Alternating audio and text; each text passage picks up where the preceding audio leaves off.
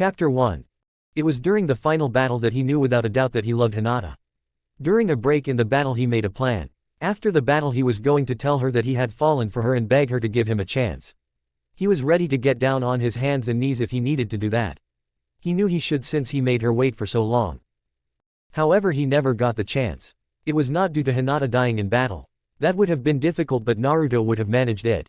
No, it was far worse what happened. Hinata was always so sweet and kind, however something happened during the battle. No one knows what it was, but she changed. No one really wanted to figure it out. Some were too scared of the new her. The rest of her clan on the other hand were happy that she became the perfect heiress, so they never cared to figure it out. Flashback. The battle was over. The death toll was high for all villages. At least 50 people from each of the 5 major villages were killed. Many minor villages also lost troops, but not enough to really do anything. Waterfall and Star were the 2 minor hidden villages that were hit the softest. They would recover the quickest. The Leaf village had been hit the hardest from all the attacks against it. However, no one in the Leaf was worried. Their strongest all survived the battle and they would see to it that the village would survive. Suan thought that the village would not only survive but it would come back stronger than ever. Naruto was helping with getting the bodies ready for transport back to each ninja's village. It was a hard task for all involved. It was one that no one liked doing. This was one of the few times that Naruto did not have a smile on his face, either fake or real. He knew in the coming months he would smile again, but at this point he could not smile. He spent 3 days non-stop helping with the bodies. After the 3 days he was done and all the bodies had been transported to their home villages for burial. Naruto returned to camp and waiting for him where his friends formed the Rookie 12. Sasuke was back with the group. Since he was never decaled a missing ninja, he was cleared of all crimes. That and he helped in the final battle. Without his help Naruto would not have been able to deliver the final blow. Naruto noticed that Sakura was using him as a pillow. A year ago that would have hurt, but now it did not. He realized that he no longer loved Sakura in a romantic way. He loved her like a little sister. He was glad to see his sister with the one she loved. He even forgave her for trying to use his feelings against him in the Land of Iron. Naruto goes up to Hinata and he is about to ask her on a date. However, she beats him to it, but saying more like shouting at him. "You are a monster. I wished I had never saved you. I wish I had let you die. You are a demon and you deserve to die." Naruto said calmly, "I thank you for your honesty. If anyone needs me I will be sleeping. Good night everyone." End flashback. Naruto did not hear the conversation that happened after he left. However, he learned from Sakura that Hinata was nearly killed by Toussaint. However, Sakura stopped her master by stating that killing Hinata would only hurt Naruto more. Since that day no one would speak to Hinata unless it was needed. Today was the first day Naruto had smiled since the war ended. This day he was smiling for real. Sakura and Sasuke were getting married and Naruto was the best man. The ceremony was beautiful and Naruto was very happy for his friends. He actually cried when Sasuke and Sakura kissed for the first time as husband and wife. As the best man he was asked to give a speech at the reception. So he gave this speech. It was not rehearsed beforehand, it came straight from his heart. He said, "I have known you two a very long time. Yes, I knew Sakura longer, but we have been through a lot together, the 3 of us. I have seen that you two belong with each other." He took a pause before saying, "Now Sasuke, you are like a brother to me, but Sakura is like a sister to me. So if you hurt my sister I will hurt you 1,000 times worse." He took another pause before saying, "Now Sakura, you are like my sister and I love you, but Sasuke is like my brother. So if you hurt him I will hurt you 1,000 times worse." Once more the blonde had to take a pause. He said, "Now I am trying to say take care of each other and love each other each and every day. Love is the greatest force on this earth and nothing can beat it. I wish you two the best of luck." Naruto then sat down. He spent some time with his other friends before he left. He was promoted to the rank of Junin after the final battle. He finally got the respect he deserved. As a result of his promotion he had a mission in the morning. Sakura stopped him before he left. She said, "Naruto, I am glad to see you smiling again, you need to do it more." Naruto said, "Before today I had no reason to smile. I doubt I will anytime soon." Sakura said, "Naruto, I know you are still hurting with what that bitch did to you. I am not going to try and get you to get over it. I know that I will fail. All I ask is look for another woman. There are a lot of women that fit what you want in a wife." She took a pause and said, "I know what your real dream is. You can't give up on that." Naruto said, "I want to thank you." He took a pause before saying, "All of you." The others had all come out of the shadows. Naruto said, "I know you are right Sakura, but I am not sure I will find love. Maybe I can adopt a child if the void in my heart becomes too great." Good night everyone. Naruto with a flash of light was gone. All his friends vowed to help him find a wife. Little did the others know, but one other also made that vow. This one was a powerful being that caused many problems for Naruto. However, he was going to make it all up to Naruto. This being had a mission, and to complete it he had to go and speak with Kami. He left to do just that. Chapter 2. Kurama was the nine-tailed fox. He was the most powerful demon lord there was. With a simple shake of one of his tails he could level mountains and cause tidal waves that could wipe out nations. Yet he was not a mindless killing machine.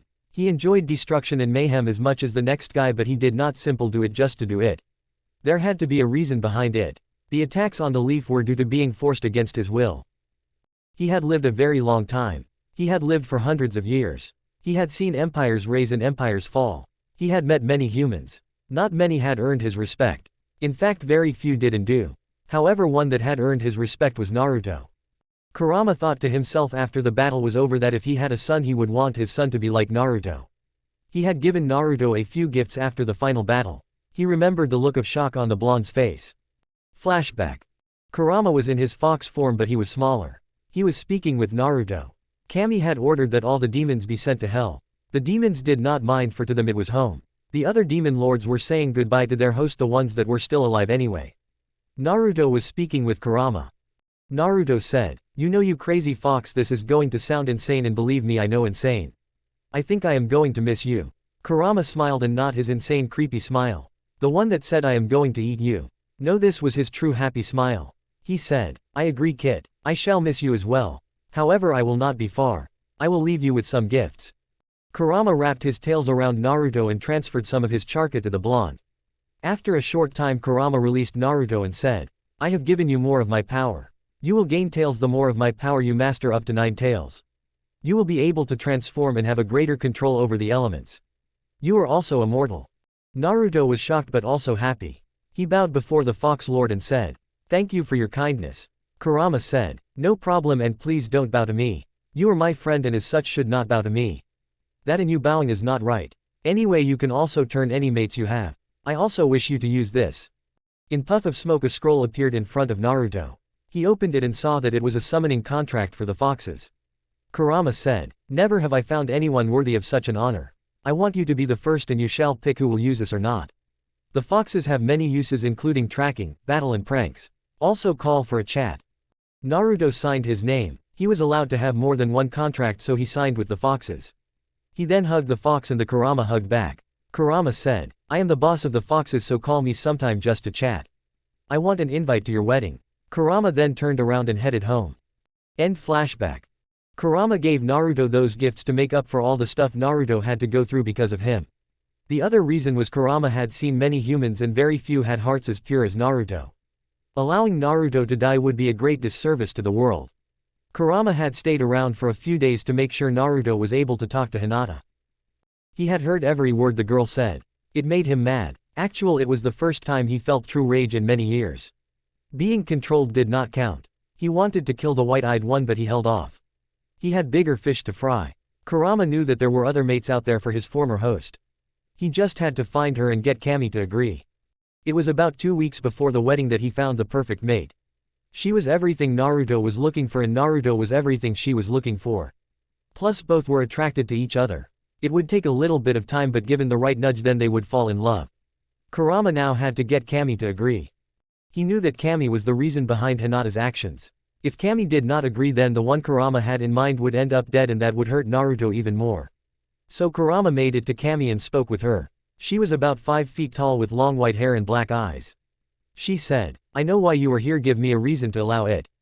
Kurama said, "He saved the world and you formed darkness.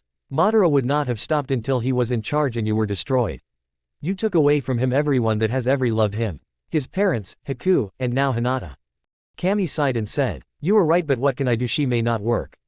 Kurama said, "I think she will work, you just need to set up the meeting, fix her problems and let me turn her daughter immortal when the time is right and let the rest go from there. I know this will work. I know Naruto better than anyone else." Kami said, "Very well, I agree. I am tired of my champion being screwed and I hated doing that, but Hinata was not right for him as his immortal mate. I hope we are right that this one is right for him." Kurama said, "She is right for him, I can feel it. I know it to be true. However, you can't force her to love him, it will only cause more problems. So with a bow the demon fox lord left to return home and start his plan. It would not be easy, but when it worked Naruto would be happy finally. Kurama thought when it worked and not if it would work, since he was sure it would work. Chapter 3. It had been a month since the wedding. Naruto was on a long mission. It took him a week longer than he expected to take. It did not bug him since he had no one to go home to.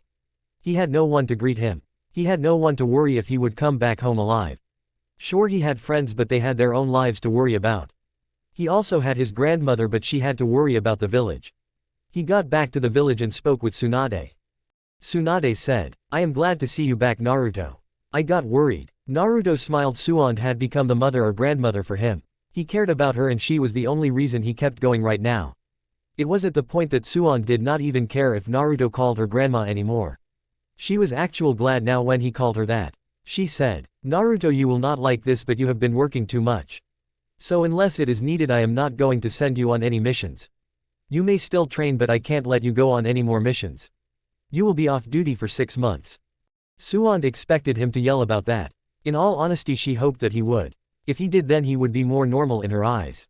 Naruto sighed and said, "It is okay, grandma. Thank you for looking out for me. I am glad someone is looking out for me. If you need me, you know how to find me." Naruto left. He went to get some ramen, and once he was done he started to walk around for a while. He walked around the village and got near the forest. He sat down and summoned a small black fox. She was named Midnight and she was the personal summons of Naruto. She was like his sister. She jumps up on his shoulders and says, "So how are you, bro?" Naruto sighs. "What is the point anymore? I don't want to be a weapon, but right now that is all I feel like." Midnight cuddled up with her brother and said, "Don't turn into one. That will not end well for you. Don't give up. I say wait till the end of the year. If you have not found someone to date, then adopt a child. There are a lot of children that need homes due to the war." Naruto softly smiled at this and said, "Thanks sis, you are right." Just as he was about to go home and get some sleep, he and Midnight hear a scream for help. The two run to the location and see a little girl running from 5 men. The girl is about 4 years old. She has long black hair and light-colored red eyes. Her name is Rose and she is the daughter of Asuma and Kurenai. Asuma died in the war, so Rose never met her birth father. However, everyone in the village including Naruto told her about her birth father. No one was going to allow her to not know. Naruto watched her a few times when Kurenai was on a mission and no one else could. The two liked each other and got along well. So when Naruto sees the 5 men chasing her, his blood starts to boil. Using the blunt part of his sword he knocks them out. The sword he has is the one his mother used in battle and the one that earned her the nickname of the Red Death. He hoped to someday surpass her, and since he was immortal that was going to happen. Rose clings to Naruto and does not let him go. Naruto had summoned a few more foxes. One comes back a few minutes later with Anko and seeing what almost happened drags the 5 away along with some shadow clones of Naruto. Naruto gently picks up Rose and Midnight shouts, "I found Kurenai, she is safe. She was not raped, she is okay, she may have a headache but she is okay." Naruto creates a shadow clone without using seals. It is a good thing since he can't use his hands. He tried twice and each time Rose clung to him tighter.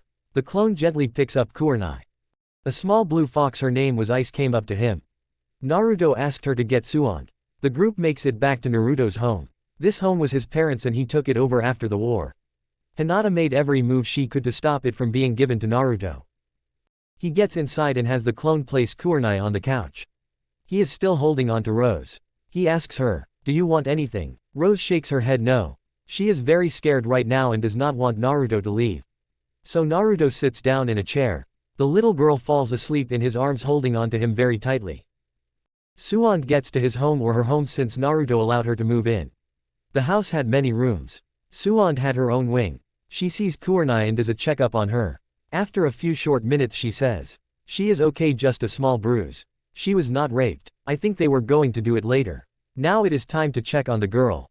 Naruto said, "That is great news. Can you check her from this spot? Whenever I try to move she starts to shake violently and clings to me tighter." Tsunade smiled. She noticed how Naruto was gently holding Rose and stroking the young girl's hair and whispering comforting words to her. She said, "Of course I can, and I think you need to adopt soon if you are not going to get married. You will make a great father." Naruto blushed and said, "Thank you, now can you look over Rose please?" So Tsunade did and said, "She is okay, no scratches on her. I would recommend to Kurenai that she sees a mind healer like Ino, but other than that she will be fine." Naruto said, "Okay, well since I can't move I am going to get some sleep, good night grandma." Suan smiled and got into a chair and fell asleep as well. Midnight gave out a soft howl and 30 other foxes appeared in a large poof of smoke. Midnight said, "Okay everyone, please portal the home and do not let anyone near it unless it is the approved people. Wake Naruto if there is trouble and get the other 3 out." The foxes all nodded and went out to do just that. All the foxes knew what happened to Rose. To them, harming a child was unforgivable. All of them wanted to rip to pieces the ones that tried to harm the girl. Midnight stood guard over her brother. She did not call him master since Naruto did not like it. He felt it was wrong and after some time she called him brother. She was told the plan by Kurama and she agreed that Kurenai would be a great mate for her brother. Plus Rose would be a great leader as well. She only hoped that a relationship did work or else her brother would be in worse shape. Chapter 4. Kurenai Yuhi was the Leaf Village's greatest master of genjutsu. She had taken part in the final battle. She was told she did not have to fight since she had a daughter, but she wanted to fight. She knew she could die, but she had to take the chance. She had to fight to protect her daughter. Rose was Kurenai's pride and joy. The mother and daughter pair were enjoying a day out just having fun when they were attacked. Kurenai saw the 5 men coming and was able to warn Rose. Rose started to run. The men hit Kurenai with something because she passed out and all she heard before blackness overcame her was Rose screaming for help. Kurenai woke up and she felt sore, very sore. It was then that she looked around and did not know where she was. She started to panic since she felt she had been kidnapped and anytime now the kidnappers were going to rape her. She gets up but feels a hand push her down gently. She hears a voice say, "Kurenai, you need to rest. Your daughter is okay, just look over there." So she does and sees her daughter sleeping on someone that looks like Naruto. She then noticed that Tsunade is the one that was talking to her. Kurenai asked these questions one after the other without a break. What happened to me? What happened to Rose? Where are we? Who is she holding on to? Why is she holding on to him with a death grip? Tsunade smiled and is amazed at the speed with which the questions were asked. The Leaf leader enjoyed working with Kurani since she was one of the level-head ninjas in her ranks. Kurani was always so calm and collected, so it amused the Leaf leader to see her like that. She said, "You are in my home. Actual Naruto's home, but since I live here I guess it is my home as well." Kurenai says, "Okay, what about the other questions?" Suan says, "Okay, Rose is sleeping on Naruto. He is the one that saved you both. He brought you here and asked me to look you and Rose over. You were not raped. Naruto was able to prevent that." She took a pause so Kurani could take in the information. The red-eyed ninja was very happy to hear that nothing had happened to her or Rose. She had to thank Naruto but she did not know how. Suan said after a few minutes, "As to why your daughter has a death grip on Naruto, every time he tried to put her down she clung to him like her life depended upon it. Naruto did not have the heart to remove her, so he sat down and fell asleep. He has been on a mission." Kurani said, "Did they touch Rose?" The two heard a voice say, "No, they came close but they did not actually touch her." Looking up they see a small black fox. Suan is used to the fox but Kurenai is a little freaked out. The fox says, "I am Midnight and the personal summons of Naruto. He calls me his sister anyway. Your daughter is fine. I had a mind healer look at her. She will be scared for a few weeks of stranger but that is normal for this type of attack." Kurenai says, "I can't thank you two enough for all that you have done." Midnight says, "Nothing needs to be done. Harming children is one crime we cannot stand. By we I mean Naruto and the rest of the foxes." Kurenai said, "Okay, but I am confused as to something. My daughter would not hug someone like that unless she knew the person. So I am guessing she knows Naruto, but how?" Suan says, "The one that I get to watch Rose when you are on a mission is Naruto." Kurenai trusted Suan's judgment, so she asked her leader to find someone to watch her daughter when she was out of the village on a mission. Kurenai asked, "I get the feeling that he has been avoiding me." Suan said, "The answer is simple, he is. He feels that you hate him for what happened to Asuma." Kurenai looked ashamed. She never did hate Naruto, not for having the fox, not for the death of her lover. When Naruto was younger she used to watch out for him. She always thought he was cute. Now lately she had noticed that he had become very handsome. Midnight said, "If you want to thank him, let him see Rose and hang out with her. The other thing is let him know you do not hate him. That will help him a lot." Naruto had woken up, he had heard everything. So he was really happy when he heard Kurani say, "I don't hate him at all. I never hated him. I wanted to strangle Hinata when she said those words to him. I still want to do it." Naruto said, "That makes me very happy to hear that, Kurani." Kurani gets up and attempts to take her daughter back. After a few minutes she was able to pry her daughter off. She then gets ready to leave. Naruto says, "I am sending a few foxes to watch over her just in case there were others." Kurani said, "Thank you, Naruto. I wish for you to come over tomorrow night and let me cook a meal for you. She took a pause and said, I am sorry that I led you to think that I hate you. I don't hate you. If you wish to see my daughter, just ask. You are always welcome. Naruto smiled and said, thank you, I will be honored to come tomorrow night. May I bring something? Kurani asked. Nothing at all, just come and be ready to have a nice time. Kurani left with her daughter and a small force of foxes that were hidden in the shadows. Suan could not resist saying, so you got a date tomorrow night? Naruto said, it is not a date, she is just being nice and thanking me for saving her daughter. Suan said, yes I know, but I can still tease you. Besides, it would be nice if it was date, I know you would not mind that. Naruto said, any guy in this village besides the married ones and the ones that are gay would like to date Kurani. San said, true, well, good night my grandson. She hugged him and gave him a kiss on the cheek. Naruto would not admit it, but he would not mind if it was in fact a date and not just a thank you. For yes, he did find Kurani to be a very beautiful woman. She was one of the most beautiful women in the village, but he knew nothing about her. Midnight, sensing her brother's thoughts, said, now is your chance to get to know her. She could be a great friend or she could be more. Naruto said, you are right sis, I will do just that and see what happens. Chapter 5. Kurenai had gotten home and she was too tired to bring her daughter to her bed. So she sat on the couch and put her daughter's head on her lap. She was about to fall asleep when she saw a small yellow fox cuddle up to Rose and a small light blue fox cover them with a blanket. The small light blue fox said, if you need anything please let us know. Kurenai said, how come that fox is cuddling with my daughter and what is her name? The light blue one said, I am called Ice and she is called Lighting. She is cuddle with your daughter because she feels a bond. It is like Kiba's clan and the dogs. If you allow her, then your daughter will have a friend for life no matter what she does. Ice took a pause and said, before you ask, no, Naruto has not been teaching Rose the ways of the ninja. He knows you do not want her to be one. So he has not taught her a thing. Lighting was playing with her one day and they two have a bond, it seems. We were not sure how you would feel about it, so Lighting has stayed away. Kurani said, I will talk with Naruto tomorrow night and we can discuss it then. Ice said, okay, good night. Kurani went to sleep and did not wake up till her daughter woke her up. Rose had gotten up that morning and she knew she was not in the same spot she fell asleep on last night. She noticed her friend Lighting was right next to her and she notices that she is near her mom. She tackled her mom in a huge hug and starts to cry. That is what wakes up Kurani, hearing her daughter cry. She pulls her close to her and says, it is okay, no one will harm you. We were saved thanks to Naruto and the foxes. I have good news, he is coming tonight for dinner. Rose stopped crying and said, that is good, I like him, he is a great person. He is so much fun to be with. Kurani said, so he has been watching you. How come you never told me? Rose said, you never asked. He told me to tell you that he was watching me. I have been lying to him and have been telling him that it is okay for him to watch me. Kurani said, it is not okay to lie, young lady. Rose said, I know mommy, but I did not want him to stop watching me. He takes care of me and helps me see that I can do anything I want. Plus he needs me. Kurani said, what do you mean by that? Rose said, he is so very sad, I can feel it. When he is playing with me he is happy, I can feel it. Why is he so sad, mom? Kurani was unsure how to answer that. She of course knew the answer, but how to explain it to a 4-year-old.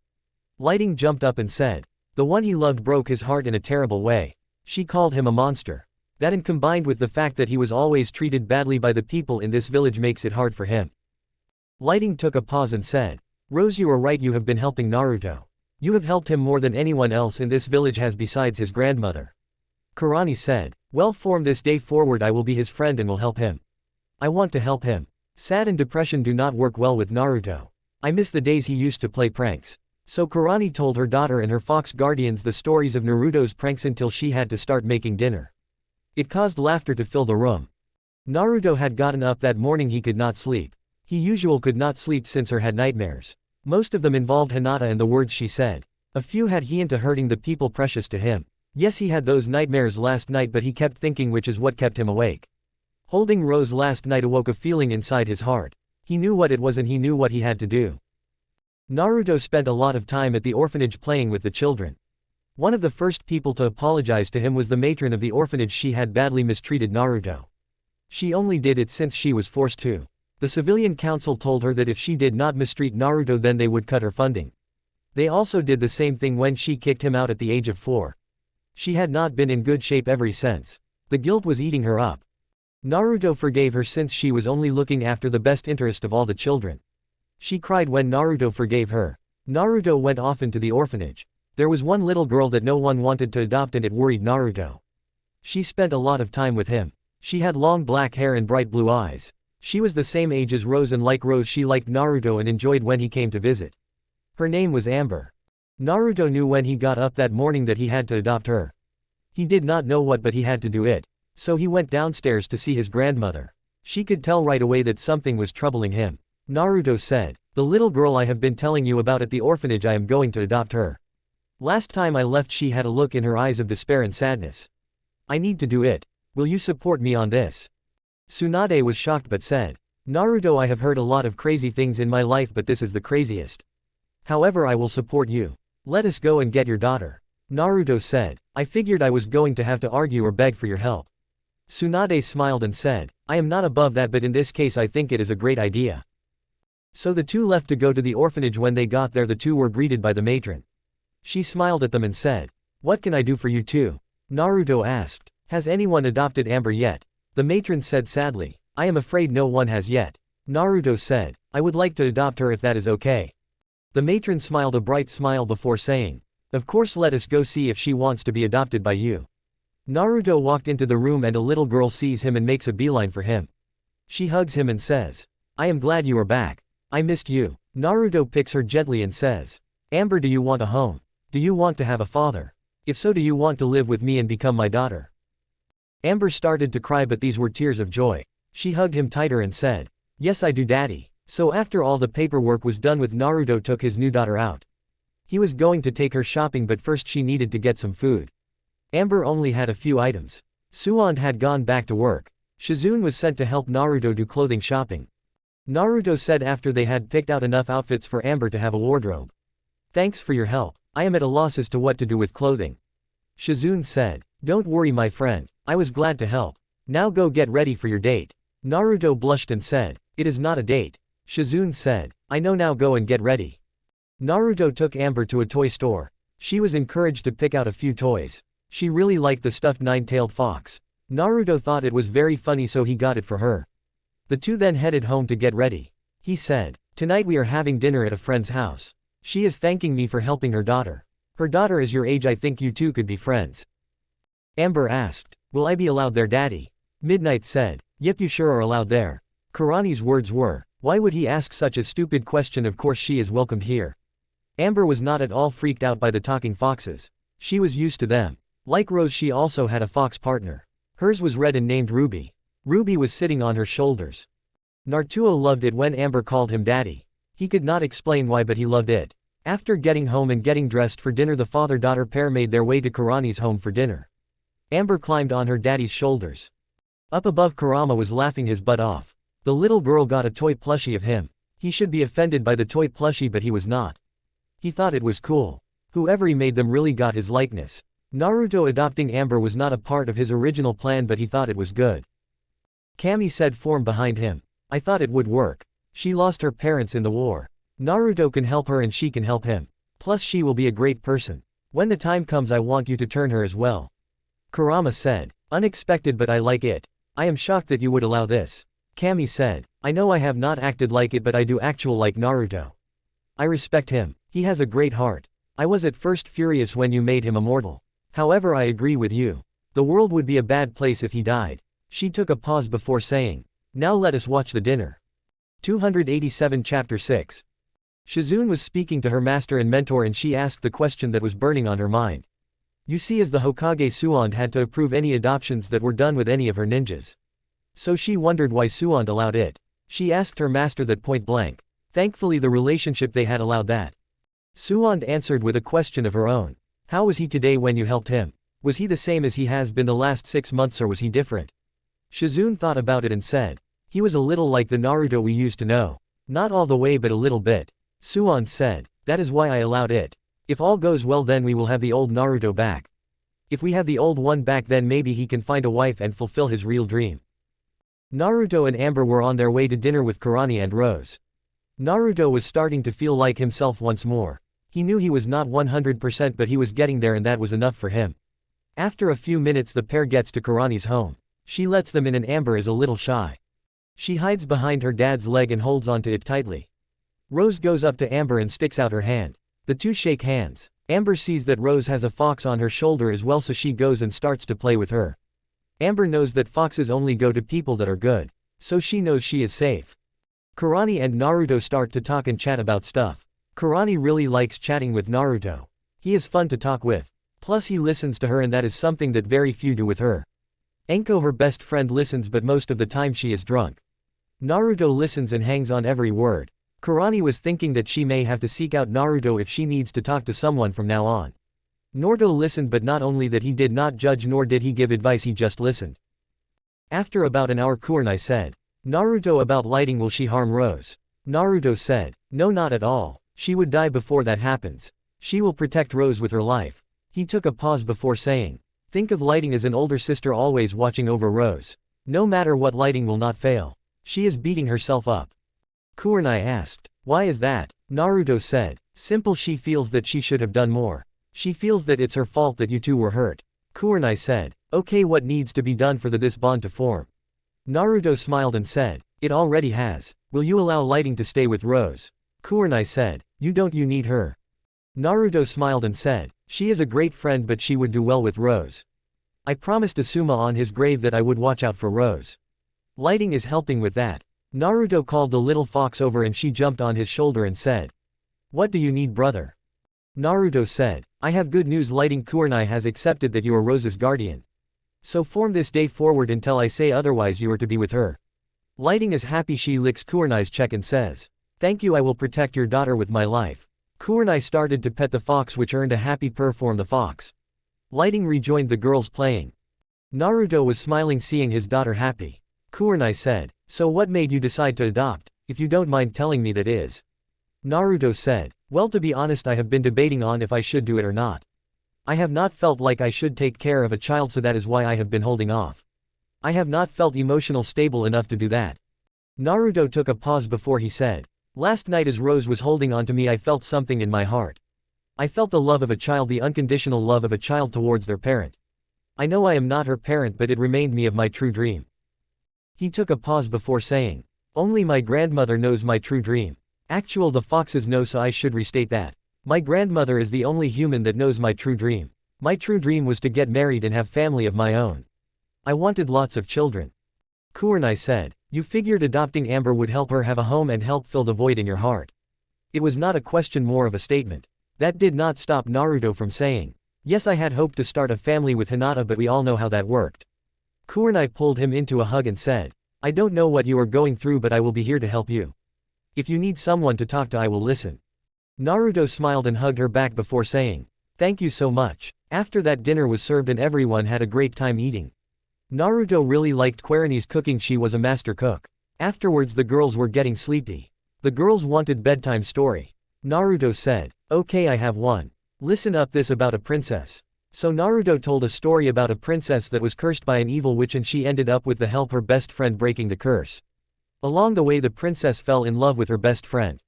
The two were married, have many hardships. The girls fell asleep after the story. Kurani gently took her daughter to her room and placed the young girl on her bed. She gets back in and sees Naruto stroking Amber's hair softly. She thinks to herself, "You will make a great father, Naruto. I hope you find a wife soon, and whoever she is will be lucky as can be."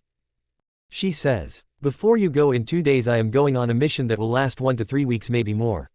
Do you know anyone that can watch Rose for me?" Naruto said, "I was told I am being forced to take some vacation for a few months. So she can stay with me.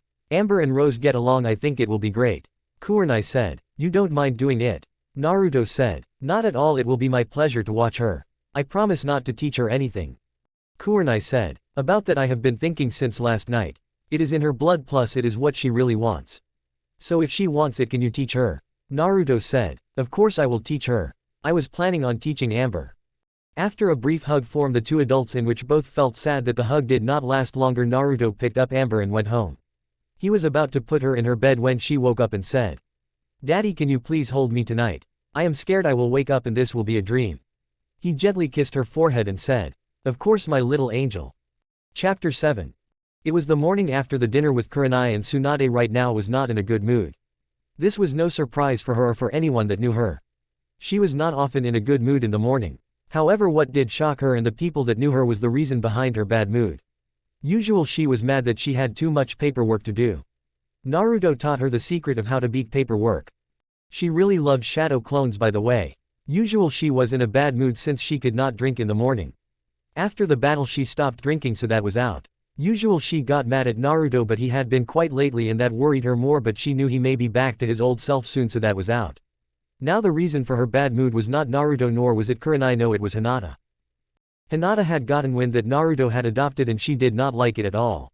She made it to Tsunade's office and demanded to speak with her. As a clan leader she had the right to do it. Hinata was not alone, she had her allies on the council. By allies I mean minions, puppets, people that still hated Naruto no matter what. Suan said, Lady Hinata and various non-important council members, to what do I owe this interruption? Before they could speak, Suan said, I know the reason. You only come in with your puppets when you want to ruin Naruto's life even more. So I am assuming you heard about the adoption. I can't wait to hear your excuse as to why he should not have been allowed to adopt. Before Hinata says anything, Suan shouts, Shizune, looks like you won the bet. She came today. I lost again. A random council woman asked. The author says random since she is not important. What bet? Suan said, I bet Shizune 100 that you lot would come in 2 days. Shizune bet today. So lost. I got rid of my alcohol problem but not my gambling problem. Oh well, one vice at a time. Hinata was not accepting this. She was expecting to be ignored or told no. She was not expecting to be laughed at and treated like a joke. This enraged her. She said, now listen, I demand respect. Suan said very calmly, but everyone knew she was not. I am not a part of your little clan. I do not need to respect you. It must be earned, not given. Now say your excuse so I may get back to work. Hinata said, he is a demon and he will hurt the child. I am going to use all my political power to get the adoption reversed. Suan said, well, it is a good thing I already saw this coming. She tossed Hinata a scroll and said, by the way, there are many copies of this one. The scroll said that every cage of all the major villages along with many federal lords all supported the adoption. In other words, if Hinata tried anything, her clan was sunk. Suan said, now that this over, please leave unless you have another stupid excuse. Hinata said, I will just have to use other ways. Suan said, Hinata, whatever you are planning, I would suggest you stop. If you try and harm his child, Naruto will hurt you 1,000 times worse. Hinata smirked and said, my clan will protect me, he would not dare attack me. Suan said, he is like his mother. His mother, if you harmed her important people, not even Kami herself could stop his mother. I am giving you this warning. Council members, remember one thing, I am in charge, you are here to advise, not order around. Now get out of my office. Up above, Kami was smiling, for Suan was right about Naruto's mother. Even Kami was scared of Naruto's mother. Hinata left, vowing to kill Naruto and his child. She would have to wait. She wanted Naruto to lower his guard. She knew it would not be easy, but she would do it. The Branch family used to love her and hoped she would be clan leader. However, now they feared her and wanted her gone. The members of the Branch family respect Naruto. They had hoped that he would marry Hinata and the two would get rid of the cage bird seal. All that hope was dashed. A Branch family member was out on a mission. She had completed it, but she had one more thing to do. She made it to Naruto's home. He was awake but his daughter was asleep. She gets him to open the door and she says, I must be quick. Hinata has discovered that you adopted a child. She plans on killing your child. I do not know when. Naruto asked, why are you telling me this? If she finds out, she will kill you and anyone else she feels like. The woman said, I know, but it is what we as the Branch family want to do. Every one of us hoped and prayed that you and Hinata would marry. We hoped and prayed that the seal would be removed from us forever. Now it is a dead dream. That was why Neji died with a smile on his face. He felt that the rest of us would be free. Naruto said, it will still happen. I promised and I never go back on my word. I will find a way so that Neji would not have died in vain. The woman said, I know and I hope to live to see that day. With that, the woman is gone. Naruto says, Midnight, do we have any seal masters in the clan? Midnight said, yes we do, but removing the seals will only cause war. Naruto said, good point, okay then please send some foxes to watch out for that person. Stop Hinata from killing her if you can and anyone else. Also keep tabs on Hinata. Midnight said, I will not allow her to harm Amber. Naruto said, I know but I don't trust her. I am scared of what she might do. Chapter 8. Naruto went to get his daughter up and ready for the day. They had a busy day today. Amber gets up and at first she was confused and a little scared. She then sees her daddy and jumps at him and starts to cry. She says, I thought it was a dream. Naruto pulls her tighter to his chest and says, it is not a dream, my little angel. You are here to stay and nothing, and I mean nothing, will make me send you back. Amber asked with a lot of fear in her voice. More fear than a child her age should have in their voice, Naruto noted. What if you find a woman you love and she wants me gone? Naruto said. Then I will tell her that she can leave. You are way too important to me. I love you and I will not let anyone take you from me. Amber said. Thank you daddy, I love you too. What are we doing today? Naruto said. We have to get you a checkup. Hopefully with one of the 3 I trust. There are also a lot of people that wish to meet you. Including the ones I see as family. Also tomorrow Rose is going to stay with us for a few weeks. I hope that is okay. Amber smiled at that. She said. I like her, she is a great friend. She is my first human friend. She started to pet Ruby. Naruto said. Well, you are going to make more friends. So the pair had breakfast that Naruto made. It was not ramen, if you can believe it. Naruto knew how to cook. He knew since he was a child. The only reason he ate ramen so much was that was all he could afford when he was a kid. After the war he ate better since stores actual sold him stuff that was not outdated. Naruto said. Time to go and get you a checkup. Amber was a little nervous, she did not like doctors. The doctor that came to the orphanage was not a nice person, but he was the only one that would come. Naruto said. Don't worry, I asked that one of 3 people give you a checkup and all 3 I trust 100%. They will not hurt you. The 2 make it to the hospital. Midnight is on Naruto's shoulder. The nurse at the front desk no longer said anything about the fox. She always respected Naruto and never treated him badly. She was one of the few at the hospital that was allowed to treat Naruto. That was one reason she did not say anything. The other was Suand would kill her, of that she had not doubt. The nurse said, so have you gotten hurt again, Naruto? Naruto said, no, I need a checkup for my daughter. The nurse said, okay, you know where to wait, and what do you mean daughter? The nurse looks down and sees the small child holding on to Naruto. The nurse smiles and says, sorry, we were told you had adopted but no one believed it. Sakura is waiting in her office. She will give the checkup, she said. She beat up the others that wanted to do it. Naruto laughed since he knew the nurse meant that Sakura beat up the others. Naruto gently picked up his daughter and held her close. He carried her up to Sakura's office. When they get there, the pink-haired one is waiting for them. She says, so you get back from your mission, save Kurani and her daughter, adopt a child and have dinner with Kurani, and you don't tell me. I am hurt. Naruto then explained what happened. Sakura said, wow, that sounds so like you. Anyway, you want your daughter to have a checkup, well, let us get to it. Sakura looks at Amber and smiles.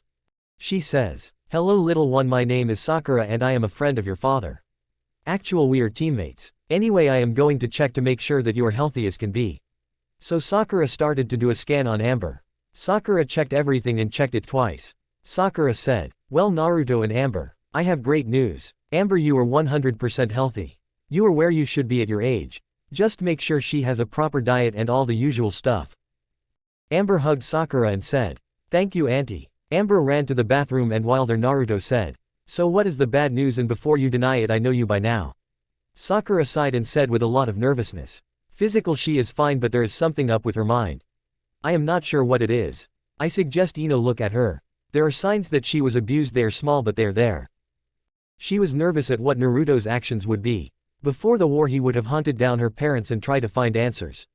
Now he said, okay, thanks for being honest with me. If her parents are alive, I shall make sure they do not come near her. If they are not alive, then I will help Amber recover, that is all I can do. Amber came back and started to play with the toys in the waiting room. Sakura said, so how did your date go? Naruto said, it was not a date, why do you 3 keep on saying that? Sakura said, okay, so it was not a date, but I bet you wish it was. Naruto said, nearly every guy in this village would wish it. I got to spend time with her and I liked it a lot. I got the chance to get to know her and I know I am falling for her, but I am scared. Naruto took a pause and said, she is everything I am looking for. Smart, funny, has a great heart and will do anything for her important people. Naruto took another pause before saying, you and I both know it will not happen even if I wanted it. She will not see me that way. Even if we do date, what could prevent her from hurting me like Hinata did? Sakura was shocked by this. Not by what he said but by how fast he said it. She figured she would have to draw it out of him. Naruto said, I figured that was your plan, so I might as well just say it quickly. Now if you excuse me, we need to go see Ino. Naruto and Amber left the hospital and went to see Ino. Ino was shocked when she sees the little girl with Naruto. She asked, so who is this Naruto? Naruto smiled and said, this is my daughter Amber. Ino did a double take and said, wow, congrats, so what can I do for you? Naruto explained what he wanted done. Ino, using her clan's techniques, went into Amber's mind. She came back 10 minutes later and she was mad. Naruto had never seen her that mad before. She then did some hand signs and touched her hands to Naruto's head and said, "Memory sharing." Naruto then saw all that Ino saw and it made his blood boil. The good news is he had the faces of Amber's birth parents so he could see if they were alive and make sure they stayed away from Amber. Ino said, "Naruto, I know about Kurani and I am going to say give it a chance if it comes up. Don't let that bitch ruin you." Naruto hugged Ino and thanked her. Amber did the same thing. Ino nearly cried when Amber called her auntie. The duo went to get some lunch and on the way they ran into Iruka, who Amber could tell was a nice guy. They ate lunch together. Iruka said, "So is it true that you are dating Kurani?" Naruto said, "Not you too." "No, I am not dating her, and to answer your next question, yes, I would love to date her, but answer my question, why would she date me? What do I have to offer one of the, if not the most beautiful woman in the village? She is not only beautiful but she is kind, smart, funny and has a great heart. She is perfect." Iruka said, "Besides the vast amounts of money you have, the large house and all the power you have a good heart as well. When people go to you with problems, you listen and try to help. You will go through the fires of hell for the important ones in your life." Iruka said after a short pause, "You also adore her daughter and that is a big plus in your favor. My advice is go for her." Naruto excused himself and went out to meet more people. Suand wanted to meet her great-granddaughter. She could not meet her the other day. She signed the paperwork and left to get to work. Little did Naruto know, but 3 other people had heard his conversation. One was Anko, one was Rose and the other was Kurani. Chapter 9. Kurani had a hard time sleeping. She really enjoyed spending time with Naruto. She knew that he was a very handsome man and one of the most sought-after men in the village. Someone once got the idea of setting up a tournament. The winner got to marry Naruto. Suand put that idea down fast. Kurani laughed at the memory, it was very funny. A few women were sent to the hospital. One was still in it. She knew that she always found Naruto to be cute, but now he was hot and she was attached to him, of that she had not doubt. After last night she knew she was falling for him, but she never figured he would go for her. He had all that she was looking for in a partner. He had a big heart and was able to forgive. He had a kind smile that could put anyone at ease. She felt that no one would want her with all the baggage she had. She had a few things she needed to take care of, so she got up and ready for the day. Rose got up and was really happy to learn that she would be staying with Naruto, or Uncle Naruto as she called him. First, Kurani made a change to her will. She made Naruto the guardian of Rose should she pass away on a mission. She knew it was a rash choice, but she knew it was the right one. In her heart it was the right choice. Kurani could not stop thinking about Naruto. She was really confused about her feelings for the blonde-haired ninja. She needed to talk to someone. Sand was out since Kurani did not want to admit to her leader that she might be falling for her son or grandson. She was downright terrified of telling her that. Shizune was out since she would tell Sand. She knew who she should ask but was afraid to ask. The person she knew she should ask saw Naruto like a little brother. She was Anko. Before the war, Anko started to date Iruka. Naruto wrote Iruka while on his training trip. In one letter he told his former teacher that he should ask Anko on a date. Iruka did and the couple hit it off very well. Before the war the two were married. Iruka saw Naruto as a little brother. Once Anko learned that it was Naruto that made Iruka ask her on a date, she became fond of him. Anko started to see the blonde one as a little brother. She became the big sister and she took the role of protective big sister very seriously. So much so that many people that insulted her little brother or had any intention of harming him meet with a lot of pain. One guy found out just how many snakes Anko could summon. Kurani wondered how Anko would act knowing she had a niece now. Kurani de-iced to find Anko later and asked for her advice. She took Rose and spent the day with her. She liked spending a lot of time with Rose before a big mission in case she did not come back. While they were out playing, Kurani told Rose, "As you know, you will be staying with Uncle Naruto.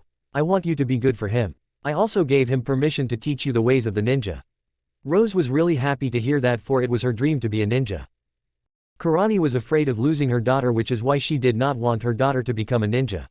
However, she realized last night talking with Naruto that it was in Rose's blood. Both of her birth parents were ninjas, so it was natural. They did not have to find Anko, for she found them instead. Anko had a look of pure joy on her face. Usual she had that look when she got to torture someone. Anko said, "I can't believe it, I have a niece. I can't wait to meet her. I also can't believe you had a date with my little brother and did not ask me first." Kurani at the last comment blushed bright red and said, "It was not a date. I was just thanking him for saving me and Rose." Anko said, "I know I am just messing with you. However, the blush on your face says to me that you are attracted to my little brother." Now as an overprotective big sister I must make sure of your intentions with my little brother. So what are they? Kurani said. That is what I want to talk to you about. The truth is you are right, I am attracted to him. What single woman is not? However, I got the chance to talk to him last night and to learn more about him. I want to date him, but Enko could tell her friend was nervous. So she said gently, more gentle than anyone would expect from her. What is troubling you? Kurani answered. I want to date him and see if anything can come from it, but why would he want to date me? Plus I am afraid of 3 people and one is dead. Enko said. Well, about me hurt my brother and you will not see the next day. Suan the same thing, expect it will hurt more. Who is the other? Kurani said. His mother, you know what she was like. If I piss her off she can hurt me from the grave. Enko said. All good points, but here is my advice, think about it while on the mission if you can. If you like the idea, then ask him on date. I would say wait for him, but even if he does want to date you he will not. Hinata hurt him too much. Enko took a pause before saying. I think he has given up on finding love. The trio then went to get some lunch. They ended up being near the same place that Naruto and Iruka and Amber were having lunch, so they heard everything that was said by Naruto. Kurani watched him walk out, and once he left she sat down with Enko and Iruka and rose and started to softly cry. She said in between tears. He called my beautiful. No man has ever said that about me and meant it or wanted something for me. Enko said. So does that answer your question, my friend? Kurani says. Yes it does, and I know what I need to do. Come on Rose, let us go find Uncle Naruto. The mother and daughter pair left to find the blonde-haired ninja. Iruka said. Do you think they will get together? Enko said. Yes, the question I have is will they stay together? I swear if she hurts him I will kill her. Iruka knew his wife was serious. Enko said. So tell me about our niece. Iruka did long into the afternoon. Naruto and Rose went around the village visiting people that were friends of Naruto. Ino had made sure that everyone knew of Naruto adopting Amber. All of his friends congratulated him and offered to help out if it was needed. Now it was time for Amber to meet Suan. Amber heard of the great Hokage and respected her. Both Naruto and Suan were Amber's heroes. So it made the little girl really happy to know they were her family now. She was a little nervous about meeting Suan, but her daddy put her mind at ease. Amber was really happy that she had a home now. She was scared to go to sleep last night. She was afraid she would wake up and it would all be a dream, a really good dream, but a dream nonetheless. She said to her daddy before they got to Suan's office. Thank you, Naruto said. For what? Amber hugged him tightly and said. Thank you for adopting me and making me your daughter and for giving me a home. Naruto hugged her back and said. I am only sorry I did not do it sooner. Naruto took her hand and the two walked to the tower. The two get into the Hokage's office. At once Amber bows to Tsunade. Tsunade pulls her granddaughter into a hug and says. Now I will have none of this bowing for my family. Tsunade did the scan one more time. She was paranoid when it came to her family. Tsunade said. Amber, should you need help and your daddy can't help you, I will always be glad to help you, little one. After talking for a while, Amber hugged her and said. I will see you later, grandma. I love you. The two then left and Tsunade cried. She finally had family. She only wished she had not wasted so much time. However, she vowed she would be there for her granddaughter.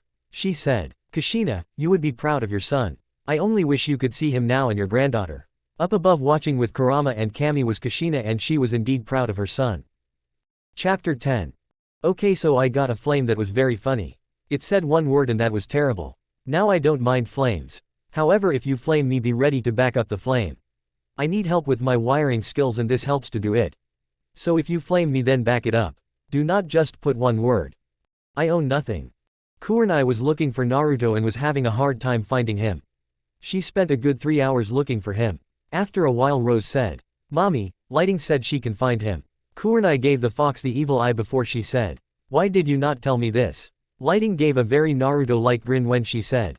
You never asked. Kurenai said. You are sounding and looking like Naruto. Lighting said. I will take that as a compliment. We foxes like to have fun and play pranks. Even in our world, Naruto's pranks are legendary. Now he has just left the Hokage Tower and is heading to his house. The three made it to Naruto's house just as he and Amber got home. Naruto said. Hello Kurenai, is everything okay? Do you need to leave sooner? Kurenai said. No, I am still leaving. At the same time I need to talk to you. It is a little personal. Naruto said. Well, I am about to make dinner. The girls can play if they want and you two can stay for dinner if you want. The two said girls ran inside the house. Amber led Rose to her room and they started to play with the toys.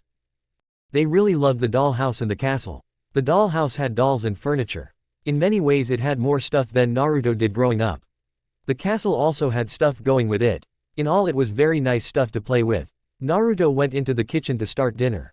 Kurenai was watching him cook and was amazed at it. Naruto seemed so natural at it. After a few minutes Naruto said, "So what do you need to talk about?" Kurenai said, "I heard what you said at the restaurant. Did you mean it?" Naruto blushed and said, "Yes, I meant every word of it." Kurenai said, "So you think I am beautiful?" Naruto said, "No, I know you are beautiful inside and out. Talking with you last night I saw that." Kurenai asked, "Were you ever going to ask me on a date?" Naruto said, "I am not sure. I am scared about dating right now. I like you and want to see if anything can form between us, but I am scared." Kurenai took his hands and said, "You are not the only one that is scared. I am scared as well. Let us be scared together." Naruto smiled and said, "After you get back will you go on a date with me?" Kurenai smiled and said, "That would make me happy." Naruto said with a lot of nervousness in his voice, "May I please kiss you now?" Kurenai was shocked but she got over it really fast. She said with a bright smile on her face, "Yes please." So Naruto pulled her into a kiss. It was short but both felt a spark. Both felt wonderful after getting the kiss. The two adults did not know that Amber and Rose had seen the kiss. Right now they were in Amber's room. Rose said, "I hope it means what I think it means." Amber said, "Only time will tell. Who knows, maybe we will be sisters someday." Rose said, "Yes maybe, but I think for now we should keep it a secret that we saw them kissing." Amber said, "I agree, and if they need help we should help them. Daddy needs a wife." Rose said, "I want mommy to be happy." So the two little girls agreed that they would not interfere with the relationship of the parents. Dinner was served and everyone loved it. Kurenai already had her mission gear ready. She also had Rose's stuff ready and brought it over to Naruto's house. She did not want to leave Naruto right now. After dinner the girls went to play before bedtime. Kurenai tucked Rose into bed. She said, "I will be gone when you wake up. So be good and I will be back. I love you, my little flower." Kurenai knew the nickname was lame but she still used it. Rose hugged her mother and said, "I will be a good girl mommy. Please come back soon. I love you too." Kurenai and Naruto stayed up a little bit. Kurenai said, "Naruto, this morning I made a change to my will. I left you as Rose's guardian." Naruto said, "In the unlikely event you die I will watch out for her. I will raise her as if she is my own." Kurenai said, "I know that is why I did it. I am sorry for not asking you first. It just seemed like the right thing to do." Naruto pulled her into a hug.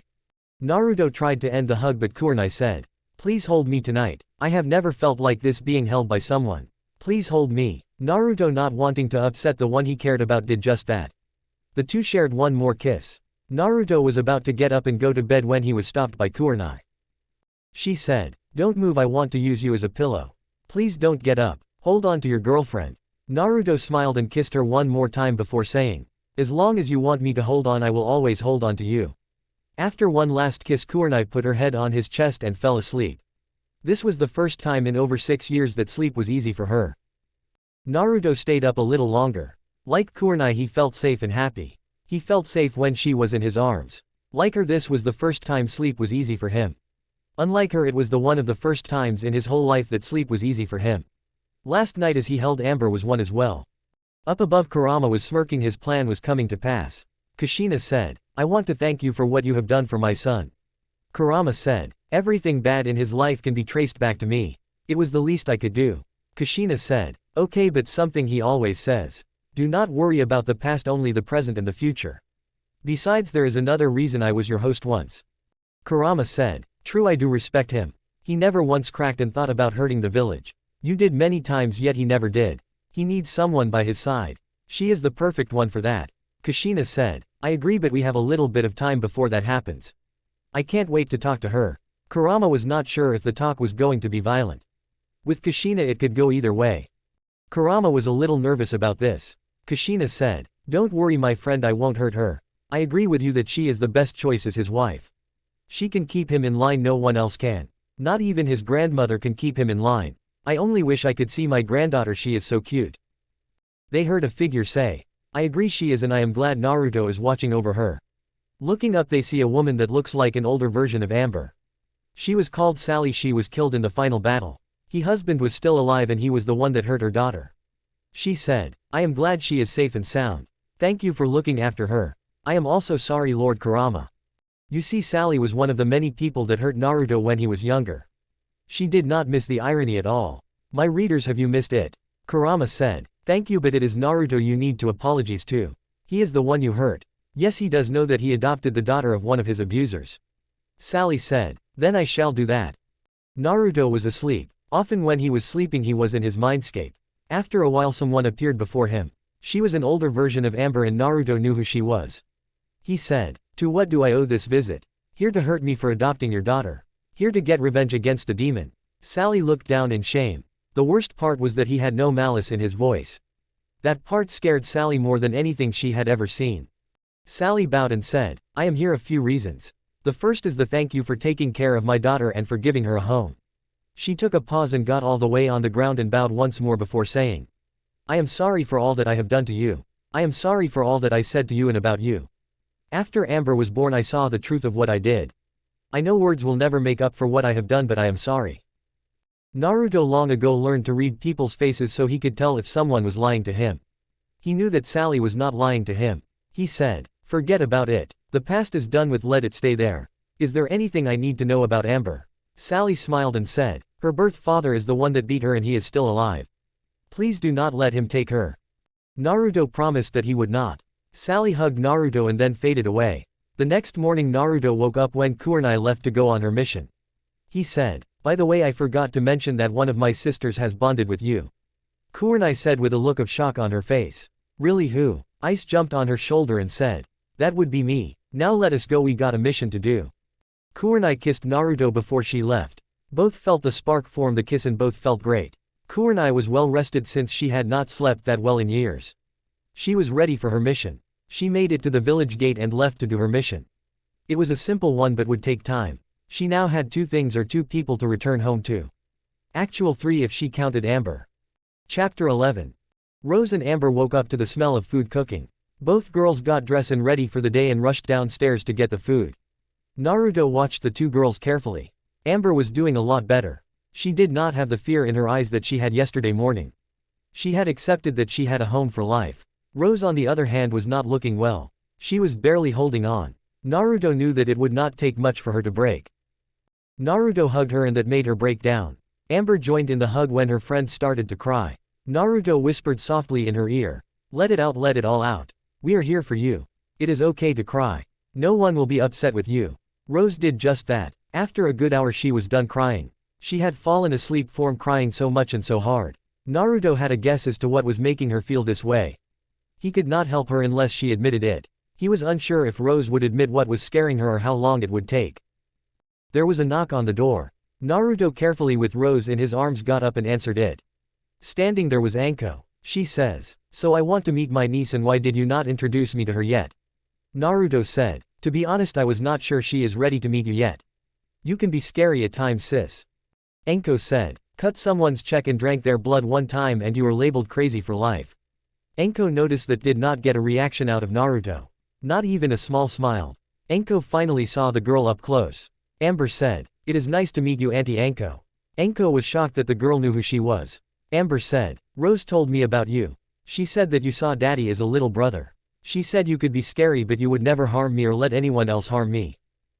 Anko smiled and said, "You are right, I will not harm you nor will I let anyone else harm you." It was then that Anko noticed for the first time the position of Rose. She beat herself up for not noticing that right away. Naruto answered the unasked question but the one he knew was going to be asked anyway. She woke up this morning and broke down crying hard for an hour. She then passed out. Anko said, "Why, what is wrong?" Naruto said, "Amber, go and play please, I will call you when we leave, okay?" Amber asked with a lot of concern on her face. "Is Rose going to be okay?" Naruto said, "It will not be easy but she will be okay. She will need your help. Be there for her and let her know you are her friend. A simple hug can help out a lot in this case." Amber hugged her father and went to play in her room. Naruto said, "I suspect that she is scared, plain and simple." Anko said, "I never noticed her being scared before." Naruto said, "Then it means that Kurenai made the right choice in allowing her to be a ninja." Anko was shocked by that and she let it be known in her voice. She allowed her daughter to be a ninja. Naruto said, "Yes, she even asked me to teach Rose." Anko said, "Wow, times have changed but you are right, if she can hide her feelings so well then she will make a great ninja." Now on to the point, why is she scared? Also, why have you not put her down on a bed? Naruto said, "I have not put her on a bed since when she wakes up she will be more scared if she is not near someone. What are all children of single parents that happen to be ninjas afraid of?" Anko thought about it before saying, She is afraid Kurenai will not come back alive. The two heard a voice say with a lot of sadness laced into. I am afraid I will be alone if mommy dies. Naruto said, you will never be alone. Your mommy made me your guardian should she die. I promise you if that happens I will adopt you and take care of you. He took a pause and pulled the younger girl into a hug before saying. Your mom is one of the strongest I know. She will not die that easily. Rose said, okay at least I won't be alone. I am still scared. Naruto said, it is okay to be scared. Rose said, I thought a ninja could not show fear or emotions. Naruto said, yes you are correct about that point. However that is on the battlefield. He had to take a pause to figure out how best to explain this. He said, at home and with friends it is okay to show fear and emotions. If you bury them then you will end up nothing more than a weapon. Naruto had called Amber down and she climbed onto his lap and cuddled with her father. He said, there is a guy the first know. His name is Sai. He used to not have any emotions at all. Everything he did was fake. After a while he started to show emotions but until he did he was not well at all. He did not fit in. He told me that he did not feel like he was a person. He felt like a sword. Naruto took a pause before saying, so the bottom line is show emotions, do not bury them. At times as a ninja we have to harden our hearts but they should not stay hardened or else we will not be human. I know that is a lot to take in. If you two still wish to be ninjas I will start to train you. The two little girls ran upstairs to Amber's room. Naruto went to check on them 10 minutes later and the two were asleep. Enko the whole time was shocked at what she heard out of Naruto's mouth. She did not know he was that deep. Enko said, Naruto I will admit I had my doubts about you being a good father. However they are all dead now. You are an amazing person and will make an even better father. Amber is lucky to have you as her father. Naruto smiled a true smile, one he had not had since the wedding. He said, no I am lucky to have her as a daughter. I sense there is something else you want to ask, so what is it? Enko said, I was with Kurenai yesterday when we heard what you said. She then went looking for you. So how did it go? Naruto then told Enko what had happened and all that he felt. Enko smiled and said, I am happy for you. She is the right one for you. Just don't hurt her. Naruto said, I would never hurt her, I care about her too much. She called herself my girlfriend. I will never hurt my girlfriend. I am not saying I won't do something stupid. I am a guy after all. Enko hugged him and said, she will not do what the white-eyed bitch did. Give Kurenai a chance and you both will be happy. Naruto said, I know, I look forward to our date. Enko said, if you need someone to watch Amber I am all for it. Enko said, I don't want to ruin the happy moment. How come you have not talked with Sasuke much? Naruto said, once a thief always a thief. I don't trust him at all. If he hurts my sister I will rip his eyes out. If he hurts my daughter I will let the foxes rip him apart. Enko said, so I was right, you really don't want him around. Naruto said, I should have guessed you would have seen through my mask. My so-called friends did not. It gets me mad. After all he did and all the people he hurt and killed he got off without even a slap on wrist. He took a pause to control his anger before saying, if anyone else did that they would be put to death. If I even thought about leaving this village the hunter ninja would be sent after me before I could make it to the gate. Enko said, if it makes you feel better Kurenai saw through the mask as well. I think on some level Amber sees through it as well. Naruto says, why is it after all the good I have done I still feel like I am struggling to have just a small piece of happiness? Is it so wrong for me to want to be happy? Enko asked, what about Sakura? Naruto said, she is too loyal to Sasuke. I don't trust her or him. Enko said, well you got me, Ruruka, your grandmother and Kurenai on your side plus all your friends and allies out of the village. Naruto said, it is wrong that all my friends are outside the village. Oh well. The girls are still asleep. I am going to let them sleep for now and I will start training tomorrow. Enko said, what are you going to teach them? Naruto answered, I am not going to teach them how to draw charcoal right now. I will teach them more of the physical stuff. I am aiming mostly right now to get them stronger and able to do it. I want them to be kids for now. Enko did not ask but she knew that Naruto wanted his daughter to have the childhood he never had. That was why he got her the toys. He never had any toys growing up. He vowed his daughter would not have that. Meanwhile in the forest on the way to her mission Kurenai had stopped for the night. Ice said, I did not say this before but I think it is best to say it now. The small fox grew to the size of a large horse and got right in Kurenai's face before saying, if you hurt him in any way shape or form then we will feast on your flesh. Kurenai was a little shaken up by that. Okay, she was very much shaken up by that. She said after her heartbeat had returned to normal, I will not hurt him. I care about him too much. I have not known him long but I feel like there is a connection with him. I think I may be in love with him. Ice said, I know you will not hurt him. It is my job as his sister to be protective. You thought Anko and I are scary. Don't piss off Midnight. When she is mad even the nine-tailed fox is scared. Now let's get this mission done. Chapter 12. This chapter will have the return of Kurenai. Also a twist or two. Once more I do not own Naruto. Naruto thought back to the last 3 weeks. Rose and Amber got up the next morning after the emotional roller coaster and they started to train. Naruto first wanted to test them out and see what he was working with. He knew they were young but he had been surprised before, so it was better to get all the details he could first. So he had the girls do some push-ups, and sit-ups and run laps. He also had them do punches, and kicks. All in all the girls did very well with the test. After that was over he had them practice throwing kunai and shuriken and senbon. They had a hard time with the throwing weapons and it took them the whole 3 weeks to get them even close to the target. As of right now they could not hit the targets all the time. They could throw them but the aim was bad. However they were 4, so for 4-year-olds they did well. As the 3 weeks went by for the other exercises the girls got better. At this point they could each do 500 sit-ups and push-ups. They could run 7 laps around Naruto's house without stopping. Each lap was a quarter of a mile. So they could almost run 2 miles non-stop. As for the punches and kicks they could each do 150 without stopping. At the end of each day the girls were exhausted. They did this routine for a week and then Naruto switched it up.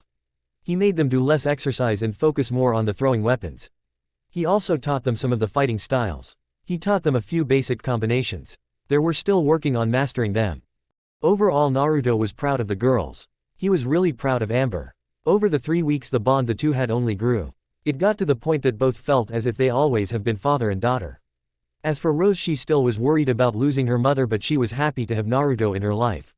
She secretly hoped that someday he would be her daddy. The other thing that was different was the talk between Tsunade and Naruto. Actually it was a shadow clone of Naruto, but that is beside the point. At first the old fire shadow was not happy about the requests. She was not happy at all. However Naruto was able to convince her. Flashback. Naruto, while he was training the girls, sent a clone to speak with Suan. San knew right away something was off with her son. She said very gently, "What is troubling you, Naruto?" Naruto sighed and said, "Boss has a few requests for you." San knew now she was speaking to a shadow clone. She asked, "Why not wait until I get home? For this part the clone will be called Naruto. Since he is Naruto." Naruto said, "It is better this way. The first is we would like information on Amber's father. We want him watched to make sure that he does not try to harm Amber." Suan expected this and was happy to do it. To be truthful, she had already started. Amber may not be her granddaughter by birth, but the little girl had already warmed her way into the old lady's heart. She would never let anyone harm Amber. So it would be a very cold day in hell before Suan allowed Amber's birth father to have any contact with the girl.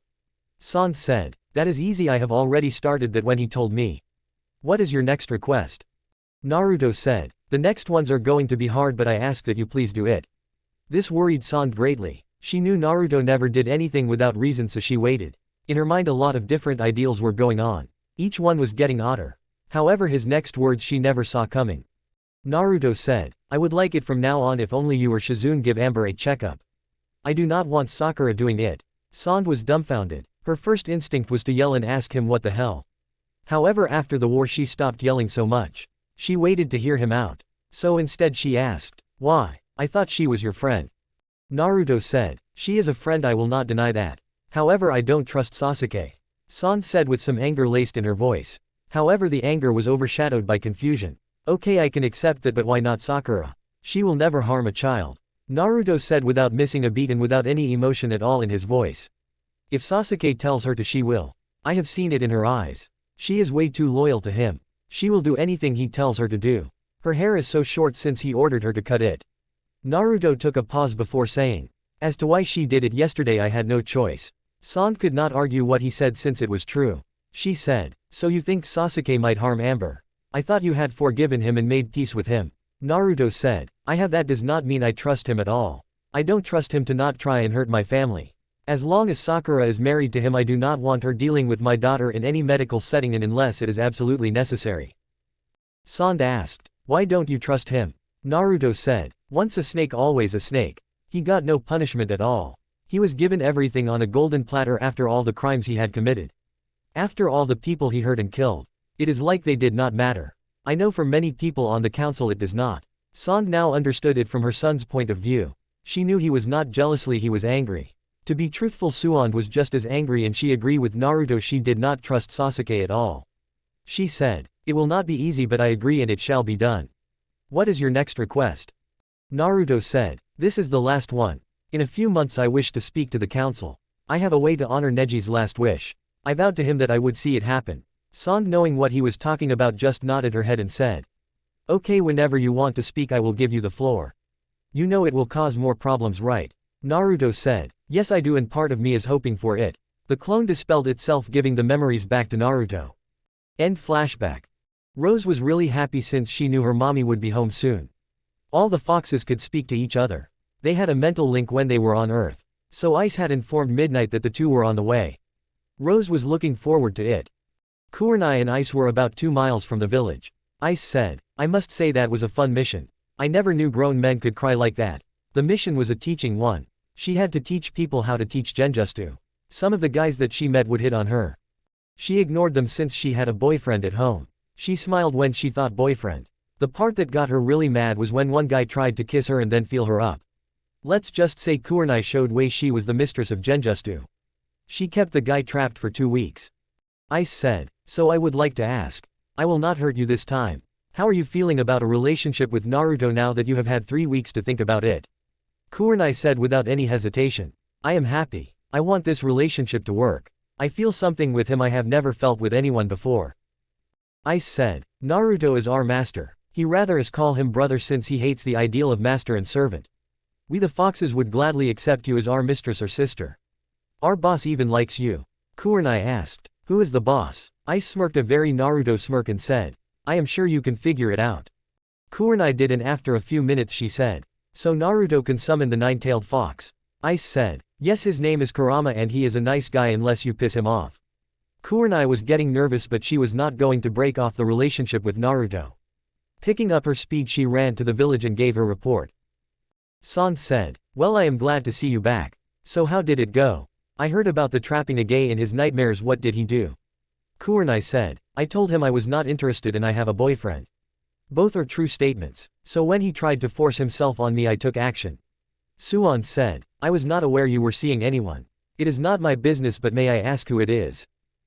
Kurenai smiled very nervously and said, "It is Naruto. Our first date is set for when I get back." She took a pause before saying, "Hopefully he will agree to have it tomorrow night since I wish to spend some time with Rose." San said, "He will agree now. I am sure you have been threatened by the foxes and Anko. To be honest, I am not sure who scares me more. Now it is time for my threat. I will see you die a most painful way if you hurt him." Kurenai said, "I do not know if the relationship will work. I promise if it does not work I will let him down gently. I will not do what my former student did." San said, "I know, but as his mother or grandmother it is my right to threaten you. Be happy it is me and not Kushina. I remember she said she was looking forward to using the right of battle." Kurenai started to get really worried. In some clans the mother had the right to battle the woman her son wished to marry or in some cases date. In Naruto's clan's case this was true. Kurenai asked, "If we were to marry would you invoke that?" San said, "Most likely not, only if I had any doubts at all. At this moment I do have doubts. I have a lot of doubts. I hope if that time comes my doubts will be put to rest." She took a pause before saying, "I like you, Kurenai, and I feel that Kushina would have liked you as well. However, I saw him after Hinata's words and it was not pretty. That was why I allowed the adoption to occur. Being with Amber has brought him out. I do not want to lose him again." The old fire shadow said after a short pause, "Amber has made him the Naruto he is without the stupid mask we have all seen." She took a pause before saying, "I know this is somewhat selfish on my side, but I already lost most of the people I care about. I won't lose the last few I have." Kurenai nodded her head that she understood. Suan changed from her serious and slightly depressed tone to her happy one as she said, "Now go, your daughter misses you and will be happy to see you back. Naruto is happy as well. You are all he has talked about besides Amber." The last statement caused the former Ice Queen to blush. Suan said, "Oh, by the way, in case he forgets to tell you, Naruto made your Amber's guardian should he pass away on a mission. If you are not okay with it, let me know and I shall change the will." Kurenai said, "No, I am okay with it. In fact, I am very okay with it. I hope it never happens, but I am okay with it." Kurenai and Ice went to Naruto's house. As Kurenai gets to the house, she is tackled by her daughter. She said, "I am really happy to see you, mommy." Rose then fell asleep in her mom's arms. She was very tired. She had been pushing herself too hard again. Kurenai asked Naruto, who had followed Rose out. Why is she so tired? Naruto said, she has been pushing herself too much, way too much. She was scared that you would not come back. Training has kept her mind off of missing you. Kurenai understood that, but she was confused. How come I never noticed her fear before? Naruto said, she was able to hide it well. I also think it only hits her when you are actually gone. She knows you are going a mission but only gets scared once the mission starts and you are gone. Naruto then explained all that had happened during the 3 weeks with Kurenai's daughter. Kurenai asked after it was done said, so it seems she has been doing pretty well for a 4-year-old. Naruto smiled and said, yes, she has. You would be proud of her. Now I am guessing you wish to get her home, so I shall let you go. Kurenai said, I really don't want to walk home tonight, I am tired. Naruto said, if you wish you can stay here and I can make you some dinner if you wish. Kurenai really liked that thought. She kissed Naruto to let him know how much she liked that ideal. That, and she wanted to kiss him once more. She went inside and gently put Rose to bed. Rose had stayed up late waiting for her mother. Amber was already in bed. Naruto made Kurenai some food and she happily ate it. Naruto then massaged her shoulders. Kurenai would have used him as a pillow again. She missed that on her mission. Sadly, there was a knock on the door. An Anbu came in and told Naruto then he was needed at the Hokage tower. Kurenai said she would stay and watch Amber. Naruto got to the tower and was met by Suon. She said, I am sorry Naruto, but you are needed. A client has asked for you and the situation is dire. A lot of children have been kidnapped from Spring or Snow Country. Their daimyo Koyuki has asked for you and you alone. Naruto said, she would never ask unless it was important, so give me an hour and I will leave. With a yellow flash he was back home. Kurenai had only known Naruto a short time, but she could tell that her boyfriend was nervous. Before she could ask, he said, in the land of Spring some children have been kidnapped and the daimyo is asking for my help. Kurenai said, I will watch Amber until you get back. Naruto smiled and gently kissed her. He then woke up Amber. He did not want to leave without telling her goodbye. Amber knew something was wrong when her daddy woke her up, she could tell. Naruto said, my angel, I have been called on a mission. Some children have been kidnapped and I need to rescue them. Amber said very calmly, okay daddy, I love you, please be safe. She picked up a bracelet she made. She took it and gave it to her daddy and said, please wear this daddy and please be safe. I made this for you for good luck on your missions. Naruto hugged her very closely and said, I promise I will come back, my angel. I love you and I will be safe. Be good for Auntie Kurenai and Auntie Anko and Grandma. With one more hug from his daughter and a kiss from his girlfriend, he was off into the night. It was a long run to Spring Country. It would take him at least 2 days to get to the port and a few more to get to the country itself. He only hoped he was not too late to save the children. Chapter 13. This chapter is going to be very sad. No one innocent will die, but it will still be a sad one. I do not own Naruto or anything related to him. I will be adding a second wife, but later in the story. By later I mean in a few chapters. You will meet her in this chapter. After Naruto left on his mission, Amber said in a voice that was both scared but also accepting, Auntie, please hold me tonight. Kurenai did not have the heart to tell the little girl no. So she picked up Amber and picked up Rose. She then went to the bed and pulled both girls to her and the two fell asleep. Kurenai was able to fall asleep so fast since she was very tired, and the bed she used was Naruto's and it had his scent on it. It brought her peace. The next morning the three got up and Kurenai made food for the girls. Sand was there. She hugged Amber and said, if you need me then come to my office and stay with me. Your daddy will come back. Sand left and once she did, Amber broke down crying and she cried hard. Kurenai did the only thing she could do, and that was to hold the girl close to her. In between sobs, Amber mentioned how she was scared that her daddy would not come back. Kurenai said after an hour and the girl had stopped crying, your daddy will come back. He has gone on many dangerous missions and each and every one he has come back alive. That was before he adopted you and he had nothing to come home to. Kurenai took a pause before saying, now he has you, which means he will fight harder. This made Amber feel a lot better. She said, can you tell me a story about daddy? Kurenai pulled Rose to her and told a few stories well into the afternoon and night. Kurenai ordered some takeout and the girls had food and went to bed. Ruby had grown to a bigger size and curled up with Amber, covering the little girl with her tail. Suon got home that night and asked how Amber was. Kurenai said, as soon as you left she started to cry. Kurenai then told everything that had happened. Swadna said, well, you have earned more points in my book. She is strong just like her dad.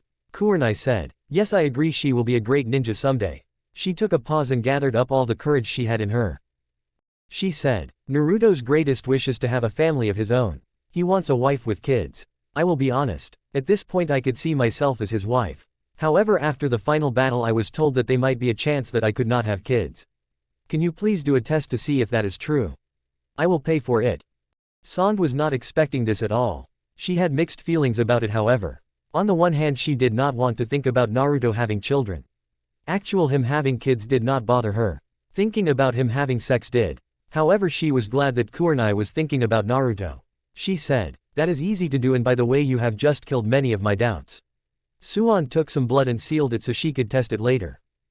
It had been 6 days since Naruto left the village and he had finally made it to Spring Country. The whole time he did not speak unless he needed to. After getting off the dock he ran with Midnight to the castle of Koyuki. She had helped the Leaf village recover after the war. She sent medics and other supplies to aid in the war effort. She had not ninja to send so she sent what she could. Koyuki was not happy. She had gotten word from a group of bandits terrorists that threatened to kill children if she did not leave the country. In all 50 children's lives were in the balance. No one in her country wanted her gone. They all wanted her as their leader. She called the one person that she knew would not fail in getting the children back. She called the man she respected and loved. She called Naruto. Yes, you read right, she loved Naruto with all her heart. She had gotten word of the adoption and was asked if she would provide support for it in case Naruto was challenged. She did not hesitate at all. She was waiting in her throne room when a guard came up to her and bowed. He said, "My Princess Naruto and a small black fox are here." Koyuki said, "Well then let him in already so he can go and help the children." Naruto came in. He did not bow since it was not needed. The last time he bowed before Koyuki she smacked him on the head and told him to never bow to her again. Koyuki said, "I am glad you are here my friend. You know what has occurred, when can you get started?" Naruto said, "I need something from one of the kids, do you have anything like that?" A guard walked up and pulled out a doll from his jacket and said, "Lord Naruto, this is my daughter's favorite doll." Midnight started to sniff it and she said, "They are 10 miles from here." Naruto then started to do hand signs and once he was done he slammed his hands on the ground and shouted, "Summoning, massive fox army." A puff of smoke was seen and about 50 foxes were all there. Without a word Naruto and his foxes ran to get the children. The same guard that gave the doll said, "My princess, I am sorry to be rude but we need an army to get the children back." Koyuki smiled and said, "I just sent one. Thanks to Omega Archer for that line." She said in her head after he left, "Be careful Naruto." Naruto and the foxes were on a mission. The foxes were what humans would call demons. However, there were some things that to them were unforgivable. Rape was one of them. If anyone in their clan had committed that crime they were put to death without any thought. The other was child abuse or hurting children in any shape or form. So for over 50 children to have been kidnapped and taken hostage was making their blood boil. After about 2 hours they got to the camp. It was set up very nicely and Naruto was a little more nervous. This was not some random weak bandits. Well, he thought many of them are most likely weak, they must have a good leader. The camp was set up in such a way that there was only one entrance and it was heavily watched and guarded. Naruto said, "Shadow, please come here, I have need of your talents." A small black fox appeared before her brother. She was lighter colored than Midnight but she was still black. She was very fast and the one that had the best stealth in the clan. If she wanted to she could hide right in front of your face and you would still not see her. She did that a few times to mess with people. She jumped on her brother's shoulder and said, "Should I do the usual?" Naruto said, "That is why I asked for your help." With a smirk she was off. Midnight said, "I think she enjoys her job a little too much." Naruto laughed and said, "There is no think sis, she does enjoy it a little too much." They heard a voice say, "So I enjoy my job, at least I am not like Enko who enjoys making grown men cry like little girls." Shadow had returned. The other foxes all gathered around. A few stood guard but were listening to what Shadow was going to say. She said, "Okay, I found all the children. They are all in a large cage, a really large cage. The good news is that I could not find any signs of any child being killed." All the others were happy to hear that news. Shadow said, "Okay, the bad news is there are over 300 bandits. 30 of them are ninjas. None of them are of any importance at all. The highest ranking is on the same level as Kiba was during your fight in the exams, brother." Naruto said, "Okay, here is what we do. Midnight, please go back and get some medics. We will await your return. Once then I want the children to go to sleep so they do not witness what will happen. Then the rest we will give the bandits time to surrender peacefully. If they do not, then we kill them." Another 4 hours went by before Midnight returned with the medics. Naruto during this time had made a plan. There were 10 medics and all of them were good. All of them knew Naruto and were at the final battle healing the wounded. All 10 respected Naruto so they all listened to what he had to say without question. Naruto had 10 foxes stay with the medics. The thought was if they needed to leave in a hurry then the foxes would be able to teleport out of the battlefield. Naruto had the other foxes go and hide. Midnight was on his shoulders and the two started to walk to the camp. Naruto said to the ones on guard duty, "I wish to speak to the leader. Now I know everyone is thinking that he has lost his mind." However, this was Naruto and he knew what he was doing. His sisters at this point did not even question his mental process anymore. They just went with whatever he said.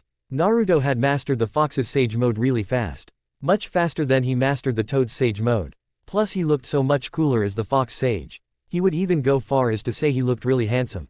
He wondered if Kurenai would think that. The leader came up to Naruto. He was a very tall man about 6 feet. He did tower over Naruto. He had long brown hair and brown eyes. He had some scars over his face. He had a headband with the Cloud Village symbol on it. This one had a scratch going through the symbol marking this guy as a missing ninja. The leader said, "Well, if it is not the war hero, what do you want?" Naruto smiled and said, "Well, I was hoping you would let the children go. If you do, I will not wipe out you and your forces." This caused the 300 bandits to laugh. Naruto said, "Did I miss a funny joke? You know it is not nice to leave people out of jokes. It is considered to be rude." The leader said, "You are outnumbered, we can kill you and then we will be famous beyond all reason." Midnight said, "Phase 1 is complete, all the children are asleep, they will not see what is about to happen." The leader was confused, so Naruto, being the nice guy he is, said, "I did not want to cause the children nightmares, so I had them take a nap. Now it is time for you all to die. I gave you fair warning." He drew his sword and made the come hither gesture. 5 guys ran up to him. He dodged all 5 of their blades and slashed them all. All 5 were dead before they hit the ground. He said, "Really, is that all you got? I am very bored." This only served to enrage the bandits. The foxes were having a great time. Some of the bandits thought they would have an easy time if they attacked the foxes. That was a big mistake. Unlike other summoned animals, these foxes knew how to battle and were very good at it. Their claws soon ended many lives. After about 5 minutes only 15 were left alive. Naruto then said to the leader, "Now since I am a nice guy and all, I will give you one more chance. Surrender and I will spare your lives." Needless to say, he wasted his time saying his words. He said to his sisters, "Get the children to the medics, this will not take long." Each of the foxes grew to the size of a horse and gently picked up a child with their tails and brought them over to the medics. The bandits tired to stop the foxes, but Naruto stopped them. He said very calmly, "Your fight is with me. If you want them, you have to get past me." The bandits all charged thinking they could get Naruto. In their minds 15 to 1 were good odds. How sad, Naruto thought. With his sword he slashed at all of them and all fell to the ground dead. He then sealed up the bodies of all the bandits. Many of them had bounties and he could use the money to get something nice for his loved ones. Naruto returned to the medics. One of them insisted that he check on Naruto. Naruto of course was fine. He said, "Okay, I am fine, my sisters are fine. Now how about the children, how are they?" The lead medic said, "They are okay, none of them have been hurt at all. They have been well fed and taken care of." Naruto said, "Okay, then let's go back and reunite all the children with their parents." It took the whole group another 3 hours to get back to the castle. Koyuki had gotten the parents to come to the castle. She had faith that Naruto would succeed. She got word from her troops that a small army of foxes were coming with the children. All the children woke up and were reunited with their parents. This made Naruto smile and made him think of Amber. He wanted to leave right away. However, he was forbidden from using the flying thunder god unless it was necessary. Koyuki told him she would have her fastest boat ready in the morning. So he was forced to stay. He was given food by Koyuki and the two just talked. She said, "So when can I meet your daughter?" Naruto said, "Well, she really wants to meet you. She is a huge fan of your movies." After that the two went to bed after talking some more about useless stuff. The morning he left, Koyuki hugged him and said, "I know you have a girlfriend right now since you talked so much about her last night." She took a pause before saying, "However, if it does not work out, I will gladly be your wife and give you what you want. Also, if you or your family ever need a home, you will always have it in spring." She hugged him and he left to go home. He made the trip home in the same time it took. The whole time he thought about Koyuki and what she offered. However, once he got home he forgot about the first offer. He only thought about the protection for his family. He had some gifts for his daughter and girlfriend's daughter. Chapter 14. A big secret will no longer be secret after this chapter is done. I do not own Naruto. If I did, then my ideals would be used in the anime and manga. That alone should make people grateful. I do not own Naruto. Kurenai thought back to the last week. She got a chance to get to know Amber a little better. She really liked the little girl and wondered what it would be like if she was Amber's mother. She also got to spend more quality time with her daughter. Ninja training was doing wonders for that. Naruto had left detailed notes on what he had done, so it was easy to continue with the training. They got word from Ice that Naruto was about 6 hours away and closing in. Kurenai thought back to a conversation she had 6 days ago. It was one that changed her life and made her very happy. It was with Tsunade and it had to do with Kurenai and her having more children of her own. Flashback. Kurenai had just put the girls to bed. They shared a room. It was not due to lack of rooms. They were in Naruto's house and there were a lot of rooms. The reason was the girls liked being in the same room. It brought them some peace that they needed. Kurenai told the girls a bedtime story. However, she was nowhere near as good as Naruto was at it. He seemed to have talent for telling stories. Kurenai went to drink some tea. She found it odd that she did not miss her old place. She liked living in Naruto's house. It felt like home. When he got back, she was going to see about moving in. She knows that it is very fast, but it just felt right. Suan came home from being in the office. She had news for Kurenai. She said, "Well, I have some news for you. I ran the test 7 times. Each time I got the same results. Kurenai, the medic that examined you after the battle, was wrong. He or she was so very wrong it is not funny." The old fire shadow took a pause to catch her breath before saying, "You are fertile. No, actual, you are very fertile. I have seen and done this test 1,000 times. However, I have never, and I mean never, seen a woman that is as fertile as you are." Kurenai smiled and bowed her head and said, "Thank you for doing this test. How much do I owe you?" Tsunade said, "You owe me nothing. If you do marry Naruto and give him kids, make sure I have access to them. By the way, if you were unable to have children, Naruto would have still married you if he loved you. You too could have adopted." Kurenai said, "I know, but I can't explain why I wanted to know. I just don't understand how it is possible. I was hurt pretty badly and was told that." Suan said, "I have only one thought. Someone up above is looking after you and Naruto." She took a pause before saying, "If you two should marry, I will not battle you. I have no more doubts, Kurenai. I see that you love him. Even if you do not know what you feel." Tsunade said, "One more thing, it is about Sakura and the others in his group." Kurenai said, "I know he does not trust them, so he does not want Amber around them if it can be prevented. He also does not want Sakura dealing with Amber in any medical way unless her life is in danger." Sand was in shock that Kurenai knew this. The red-eyed one smiled and said, "We talked about it before I left.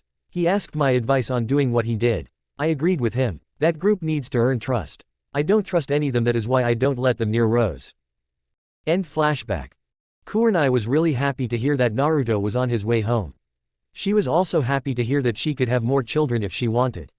The girls were tired, so she put them to bed. She stayed up to wait for her boyfriend. Up above, a few figures were watching. Kurama was also speaking to Kami and he was just told some things.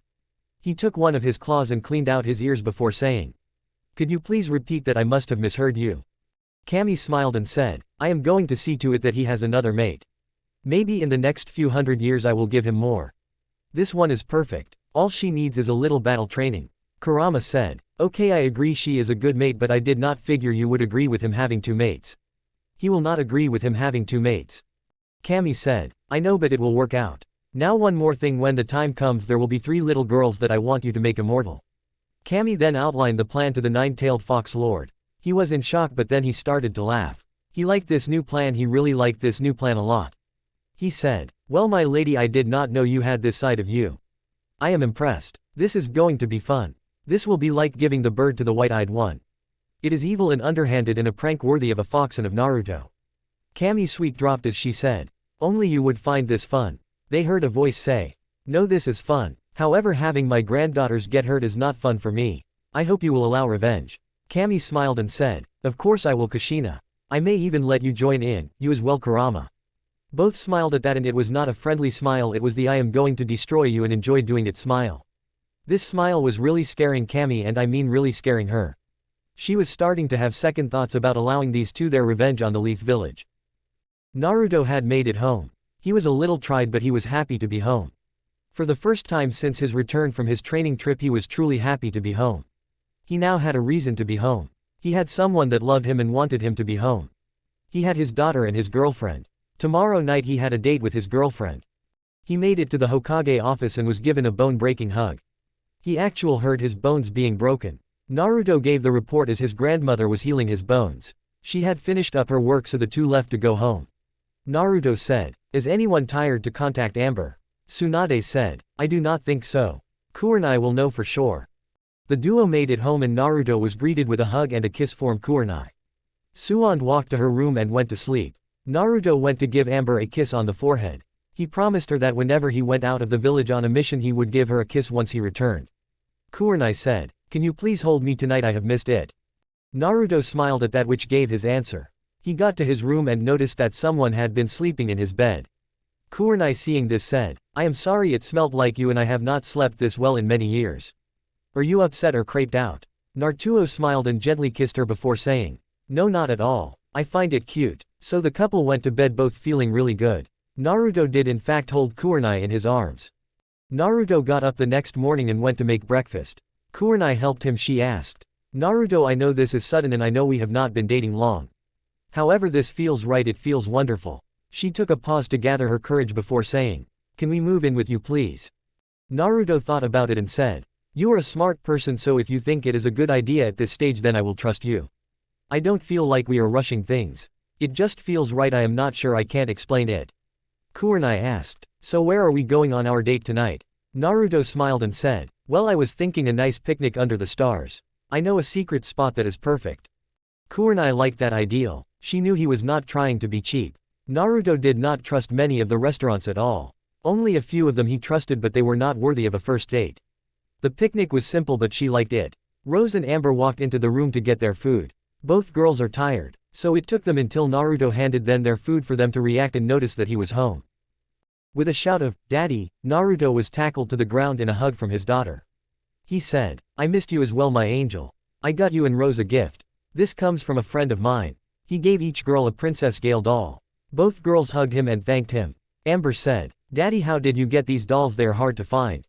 Naruto smiled and said, "Well, Princess Gale is a friend of mine. She can't wait to meet you, Amber. She helped make sure I could adopt you." Amber asked, "Why would you not be able to adopt me?" Naruto said, "When I was born my father sealed the nine-tailed fox into me. The people in this village have hated me ever since. Only a few like me and treat me like a person. The council has tried to prevent me from being happy. One person has made it her goal to see me suffer." Amber hugged her father tighter and said, "I know you are not the fox, Daddy. You are not a monster, you are too nice for that. A demon would not take care of a child. A demon would have hurt the ones that hurt it." Naruto pulled her into a very tight hug and said, "Thank you, my angel, that means a lot to me." Rose hugged him as well. She said, "I know as well that you are not a demon. Demons do not treat others with kindness. Demons only worry about themselves. You always put others first." Naruto hugged her and said, "Thank you, Rose, that means a lot to me. I promise I will always protect you both and take care of you both." Naruto sealed the house up. The girls got up and stood to the side. He said, "Grandma, Kurenai, Amber and Rose, I must show you something." Tsunade came in and Naruto got up from the floor. He said, "After the final battle Kurama, he is the nine-tailed fox, gave me a few gifts. He gave me the fox contract and these." He raised hands and muttered, "Release." In a puff of smoke Naruto appeared, but with fox ears and two fox tails, both were red. He said, "He made me a fox demon and immortal. Anyone I mate with will become like this. I understand if anyone wishes to have me gone." He was tackled with a hug from Amber and Rose. Kurenai gently hugged and kissed him. Suan gently hugged him as well. Kurenai said, "I think Amber said it so well a few minutes ago. You are not a monster and you are not dangerous. It is going to take a lot more than this to get me to break up with you." She then gave him a loving kiss. Amber just hugged her dad tighter. She said, "I love you, Dad, you have protected me and have taken care of me. You always will, nothing will make me want to be away from you forever." Rose just hugged him, not really knowing what to say that had already been said. Sans said, "Well, this is odd but not unexpected, so I am good with it." The girls promised not to tell the secret. Naruto then cried, he was so happy. Kurenai left to go and get packed and get her stuff moved to Naruto's. She was also getting ready for her date. Rose said, "Mommy, who is watching Amber and I when you are on your date?" Kurenai said, "Suand and Auntie Anko, so I want you to be good for them." Rose said, "Okay, I will be a good girl. Are we moving in with Uncle Naruto?" Kurenai said, "Yes we are. I know it is fast, it just feels right." Rose said, "Okay mommy, I trust you." Ice was nearby and helping Kurenai get ready for her date. She said, "You are dressing up too much. Wear what make you comfortable." Kurenai said, "Okay, what about makeup?" Ice said, "You don't wear it normally and that is what attracted him in the first place. It was your natural beauty." If you want some makeup, a little eyeshadow is all that you need, one that will really bring out your eye color. She paused before saying, he really likes your eyes. I said after a while. Midnight wants me to tell a little secret about Naruto that you can use to your advantage. She did not know if you were worthy yet. She feels you are worthy. If you want Naruto to relax or have him be putty in your hands, just scratch behind his ears, his fox ears. That will relax him and have him as putty in your hands. Back with Naruto, he was also getting ready for his date. He was making food. He could have had a clone do it, but he wanted to do it himself. It felt better if he did it himself. He was getting dressed in some nice cloths. Midnight said, I think you clean up nicely, bro. Ice is telling me that Kurenai is going to knock you dead with her beauty. Naruto said, I don't see how she can be even more beautiful than she already is. His sister gave a knowing smirk as if she was saying, you will see. Amber asked, Daddy, who is watching Rose and me tonight? Naruto said, besides the foxes it will be Grandma and Auntie Anko. Amber asked, are they moving in with us? Naruto said, yes they are. I know it is fast but it feels right. Amber hugged her dad. She then helped him get ready for his date. Anko arrived and said, so here is one short person that I get to watch, so where is the other short person? Kurenai arrived right then, and Midnight was right. Kurenai looked even more beautiful than she did before. She had a simple summer dress that fit her perfectly and she wore no makeup except the eyeshadow that seemed to highlight and bring more attention to her eyes. Naruto said, I thought my sister was kidding. I did not know how you could get more beautiful, but you did. This caused Kurenai to smile and blush. Sand came home and told the couple to get out and have a good time on their date. She finished by saying, that is an order. Once they have left, Sand pulled out the takeout she had ordered and gave it to everyone. She then pulled out a crystal orb. Anko said, are you really using that orb to spy on them? Sand said, you mean you don't want to watch? Anko said, oh no, I want to watch very much. Amber said, Grandma, Auntie, they will be mad if they find out. Anko said, true, but it is worth it. You are not going to tell on us, are you?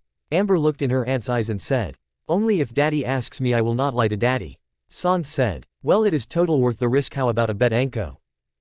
Anko said, I am sorry, but that I will draw the line on. I will not bet on my brother's and best friend's date. Sand said, okay, suit yourself. Now let us watch them, shall we? The group did just that. Chapter 15. Okay, this chapter is the date. A secret will be let loose, so watch for it. I do not own Naruto. If I did, then I would not have to worry about paying for my college tuition. Amber, Rose, Suand, Anko and the various foxes were watching the crystal ball and spying on Naruto and Kurenai. Ice said to Midnight, so what do we do? Do we warn them or let the fireworks happen? Midnight said, I think Amber has a good idea. Only tell if asked about it. Ice said, that is sneaky, underhanded and worthy of a fox. Midnight said, what can I say? That is why I am his personal summon. You see, each fox that was partnered with a human had similar personalities. So Midnight was the fox version of Naruto. Ice was the fox version of Kurenai, Lighting was for Rose and Ruby was for Amber. Sand said, so there is another that is like Naruto. I think I am scared. Midnight cuddled up with Sand and said, you do not have to worry, Grandma, we like you. Hurt our family, then you will die most painfully. That caused the two older women in the room to shake. Naruto and Kurenai were walking to the picnic spot. Naruto took his girlfriend's hand in one of his hands and held the basket with the food and blanket in the other hand. Naruto said, we are being spied on. My grandmother has the crystal ball thing and she is watching us. I am guessing Anko is as well. Kurenai says, I will deal with Anko later. Right now let us forget about them and enjoy the date. I have been looking forward to it for a month. Naruto smiled and said, then I hope I don't disappoint you. The couple walked to the top of the Hokage mountain and over into the forest. They walked for about half a mile and found a small clearing that had a pond with a large waterfall. You could see the stars. In all, it was an amazing sight. Kurenai asked, how did you find this place? Naruto said, after the war one found it and it has helped me.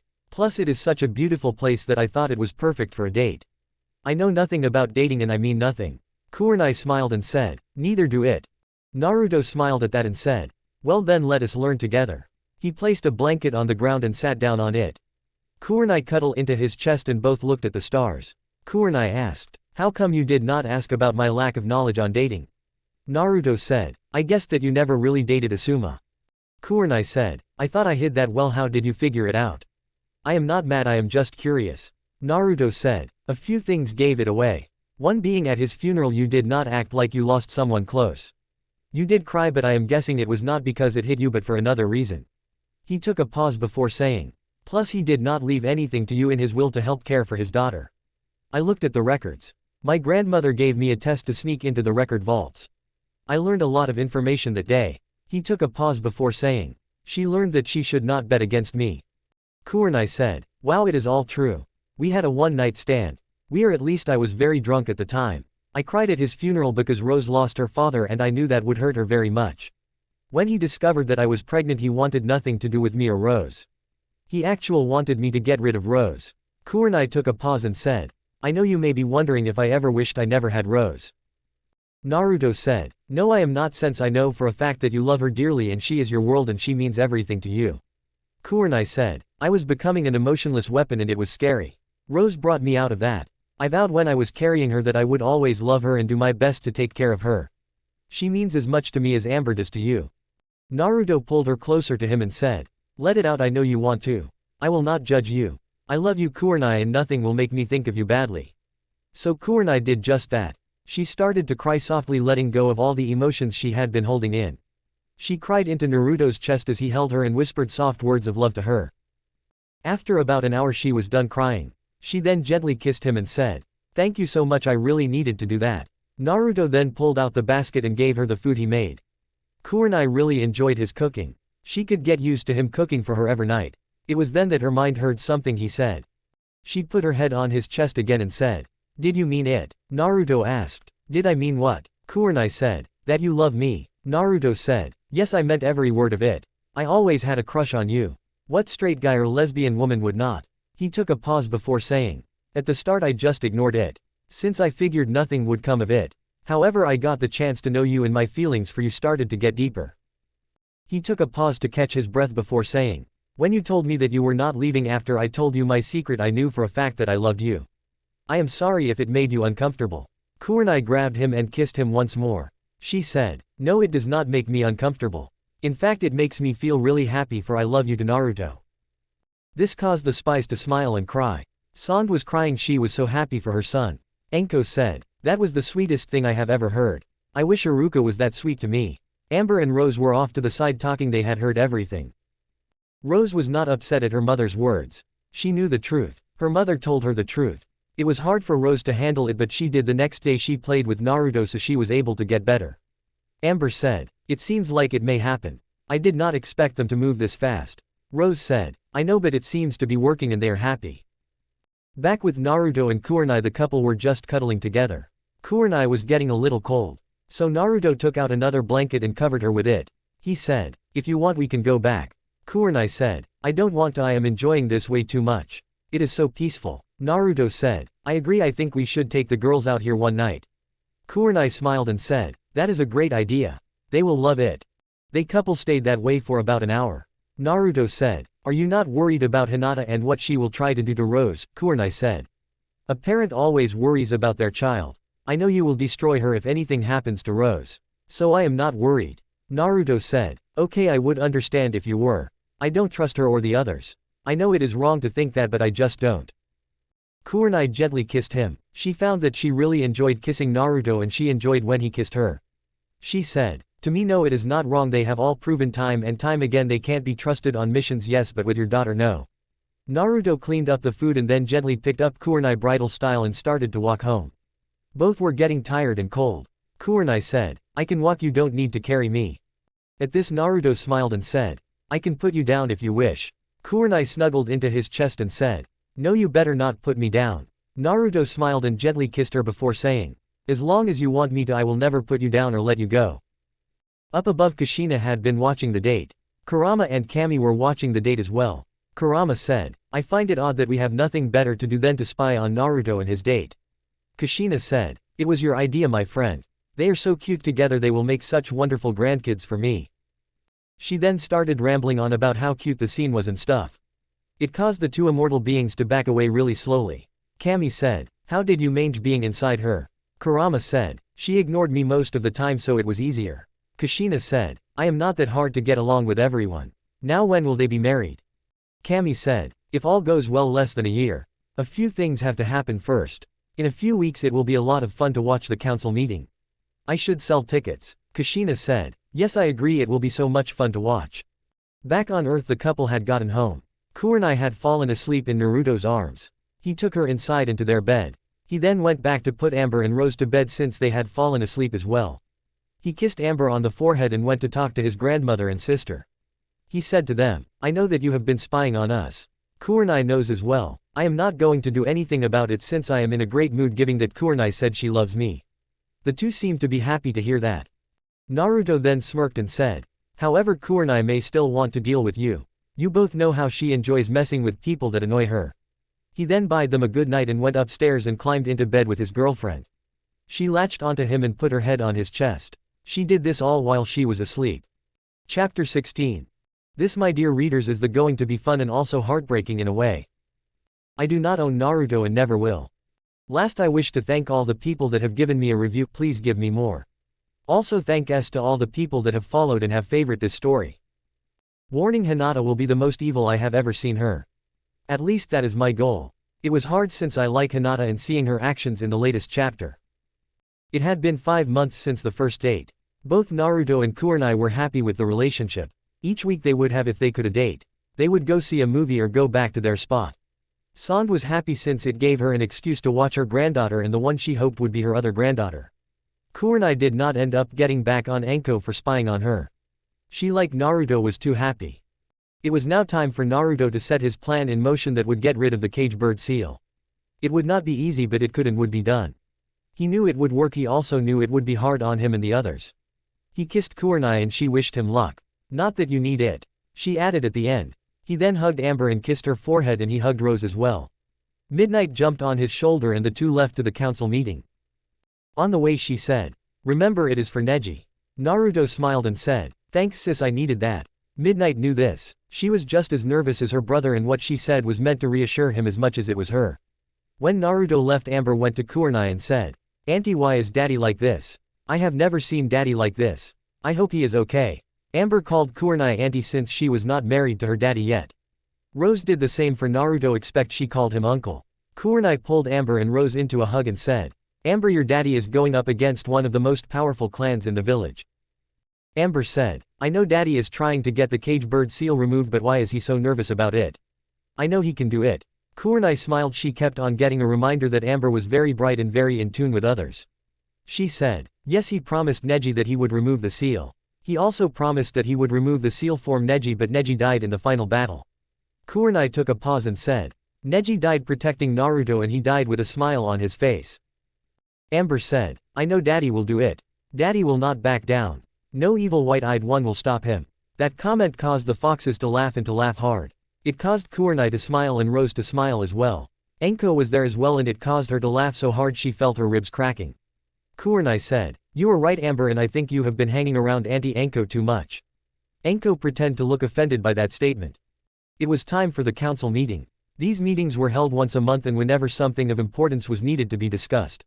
Sand hated these meetings and hated them with a passion. However, today was going to be fun and she was going to enjoy it. She was smiling and that worried everyone in the room. Sand never smiled at these meetings. Sometimes she had a pretend one, but this one was a true one. Not only that, it was one that a hunter would have before it got its next kill. After about 6 hours of the useless stuff, and by useless stuff the civilian trying to make Naruto's life miserable and get more power, she said, "Well, now that the civilians have had their chance to say the usual bullshit, let us get to the fun part. Now Hiyashi, did you bring the clan members that were asked of you?" The civilians did not like being made fun of. Hiyashi said, "Yes, Lady Hokage, 15 members were picked at your request. Now I will call them in, and could you please tell me what you are planning?"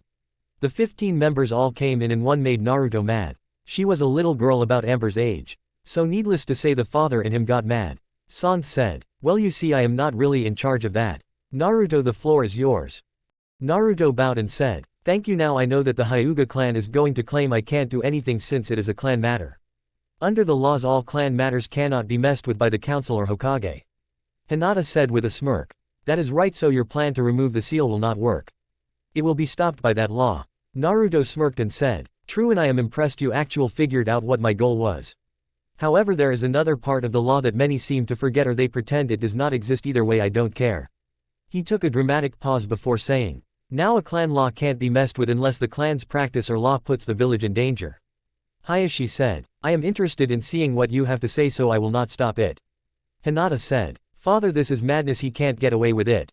Hiyashi said. No, I think we should listen. I personally do not like the seal. I have always hated it. It made me harm my brother and hurt my nephew. It has caused nothing but trouble.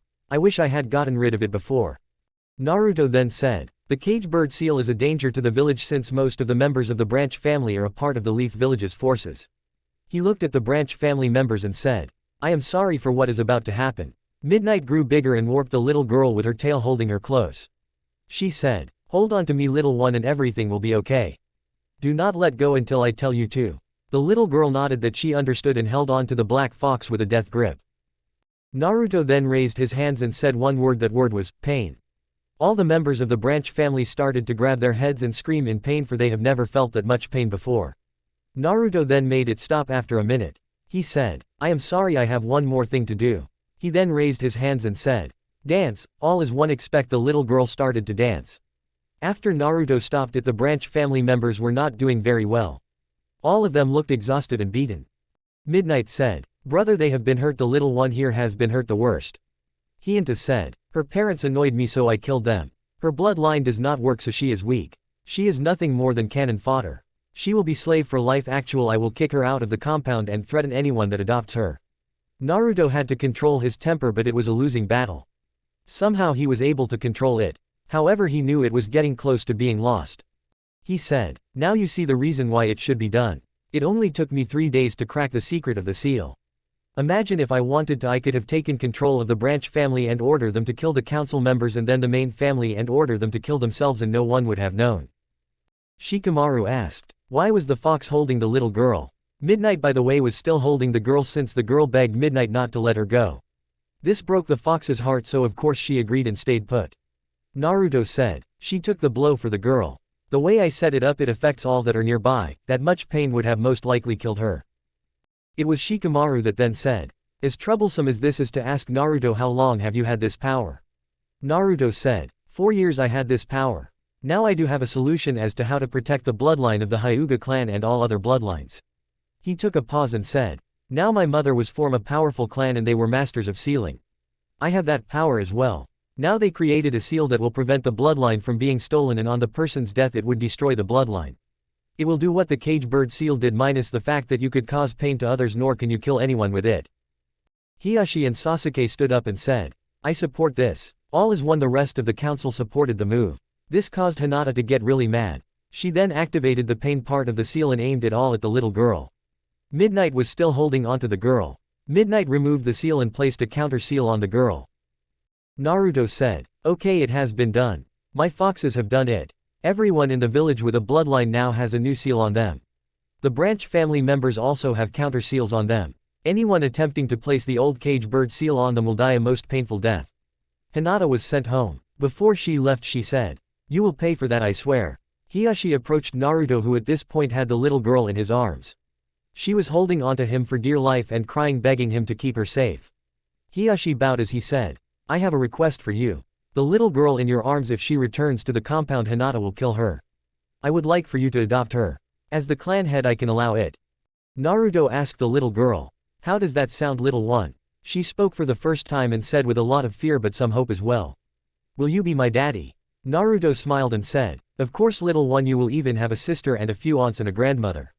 The little girl hugged him and said, yes, I want a home and place to live. Please don't send me to the streets or back there. Naruto, still looking at her, asked, what is your name? She said, I am Crystal. Naruto said, okay then Lord Hyuga lets us go. Naruto went to Suan, and as soon as she heard what needed to be done, she signed the paperwork, and Naruto was now the father of Crystal. Sans said, I am assuming the same thing applies as it does for Amber, and I will be there later to give her a checkup. Naruto said, you are correct as always, grandma. Anyway, I am going to go and take my daughter home. After what I just did, I need to hold my daughters and girlfriend. He walked out with Midnight by his side and Crystal on his shoulders. He got some food that everyone liked. He had asked Crystal what she liked. She liked ramen, and seeing the look on his face, the owners gave it to him on the house. They were glad to do it when they heard what happened.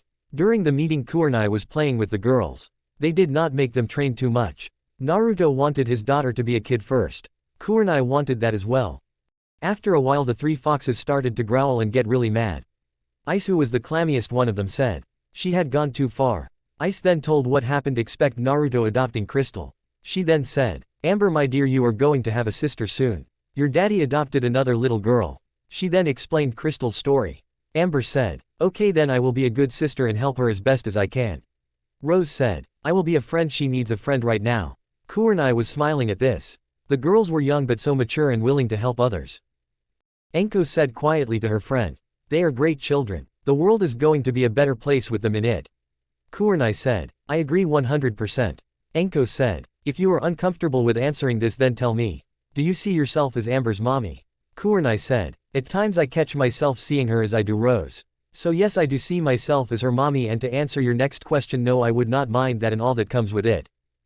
Enko said, so if he asked you to marry him you would say yes? Kurenai said, in a heartbeat I would. I love him and I never thought I would. I never thought I would feel this way about any man. I am so happy, Enko. Enko hugged her best friend and said, I know, and he is just as happy with you. They stopped talking since Naruto came home carrying ramen and a little girl on his shoulders. Naruto gently puts her down and she clings to his leg, afraid to leave him. Naruto says, Amber, this is Crystal, she is your sister now. Amber pulls her new sister into a hug and says, it is nice to meet you. I am glad I have a sister now. I will be here for you to help you if you need it. Rose hugged Crystal as well and said, I am not your sister, at least not yet, but I will be your friend as well.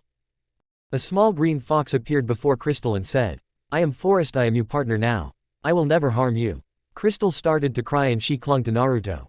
Naruto said, no one will harm you, little one. She can't harm you anymore. The whole group ate and Naruto then held all three girls. After Anko left, Naruto unleashed his tails. Crystal was okay with her daddy being a fox demon. Naruto warped the girls in his tails. He had three now, by the way. Kurenai rested on his chest. He did something that went against his nature and it hurt a lot. So holding the girls helped him feel better. The little ones had fallen asleep, so Naruto gently took them to the beds. The foxes cuddled up with their human friends. Kurenai and Naruto went to bed and Kurenai held Naruto as he cried. He hated himself for what he had to do. He knew it needed to be done, but it still hurt. It still hurt a lot, and it would always. Naruto may have been a ninja and he had hurt people, however this was different. Kurenai understood it, she understood it very well. So she hugged him and told him to let it out. After a while Naruto kissed her, letting her know how much her actions meant to him and how much he loved her. She got the message loud and clear. She kissed him back, letting him know she understood. Crystal came in and asked if she could sleep with them. Crystal was unsure of Kurenai, but her daddy trusted her, so that was enough for the little girl. The adults pulled her to them and hugged her tightly and the three fell asleep. Naruto was holding his new daughter and his girlfriend. Up above, Kushina was being held back by both Kami and Kurama. It was not an easy task at all. She may be dead and a human, but the two immortal beings were having a hard time controlling her. She kept saying, let me at the bitch, I won't hurt her too much. They had been watching the meeting and it was getting all of them mad. All of heaven was watching since they had nothing better to do. Kami said after they were able to clamp Kushina down, which took them 3 hours and about 17 angels to stop her. All of them, by the way, were in really bad shape. You can have your revenge soon. Plus soon Naruto will bring her down some more. It will be fun, a lot of fun. Also soon you can speak to your daughter-in-law. Kushina was okay after hearing this. She then went on about how cute her new granddaughter was. This caused everyone in heaven to sweet drop at the oddness of Kushina. They were scared of her even more. Suand had gotten home and it was late. She wanted to do a checkup on her new granddaughter. However, she saw that her granddaughter was asleep in the arms of her son and maybe future daughter-in-law. Sand had been watching Kurenai the last few months and she knew that Kurenai was the right one for Naruto. She only hoped that Naruto would ask Kurenai to marry him. Little did she know, but Naruto had been thinking on just that very topic. He had a plan which was odd for him since he did not make many plans. It was a part of his upbringing. If he planned anything it was often stopped and or would cause him a lot of trouble. So he never made plans except pranks. Now he had a plan, a good plan. He wanted everything to be perfect or as close to perfect as possible, so he was waiting.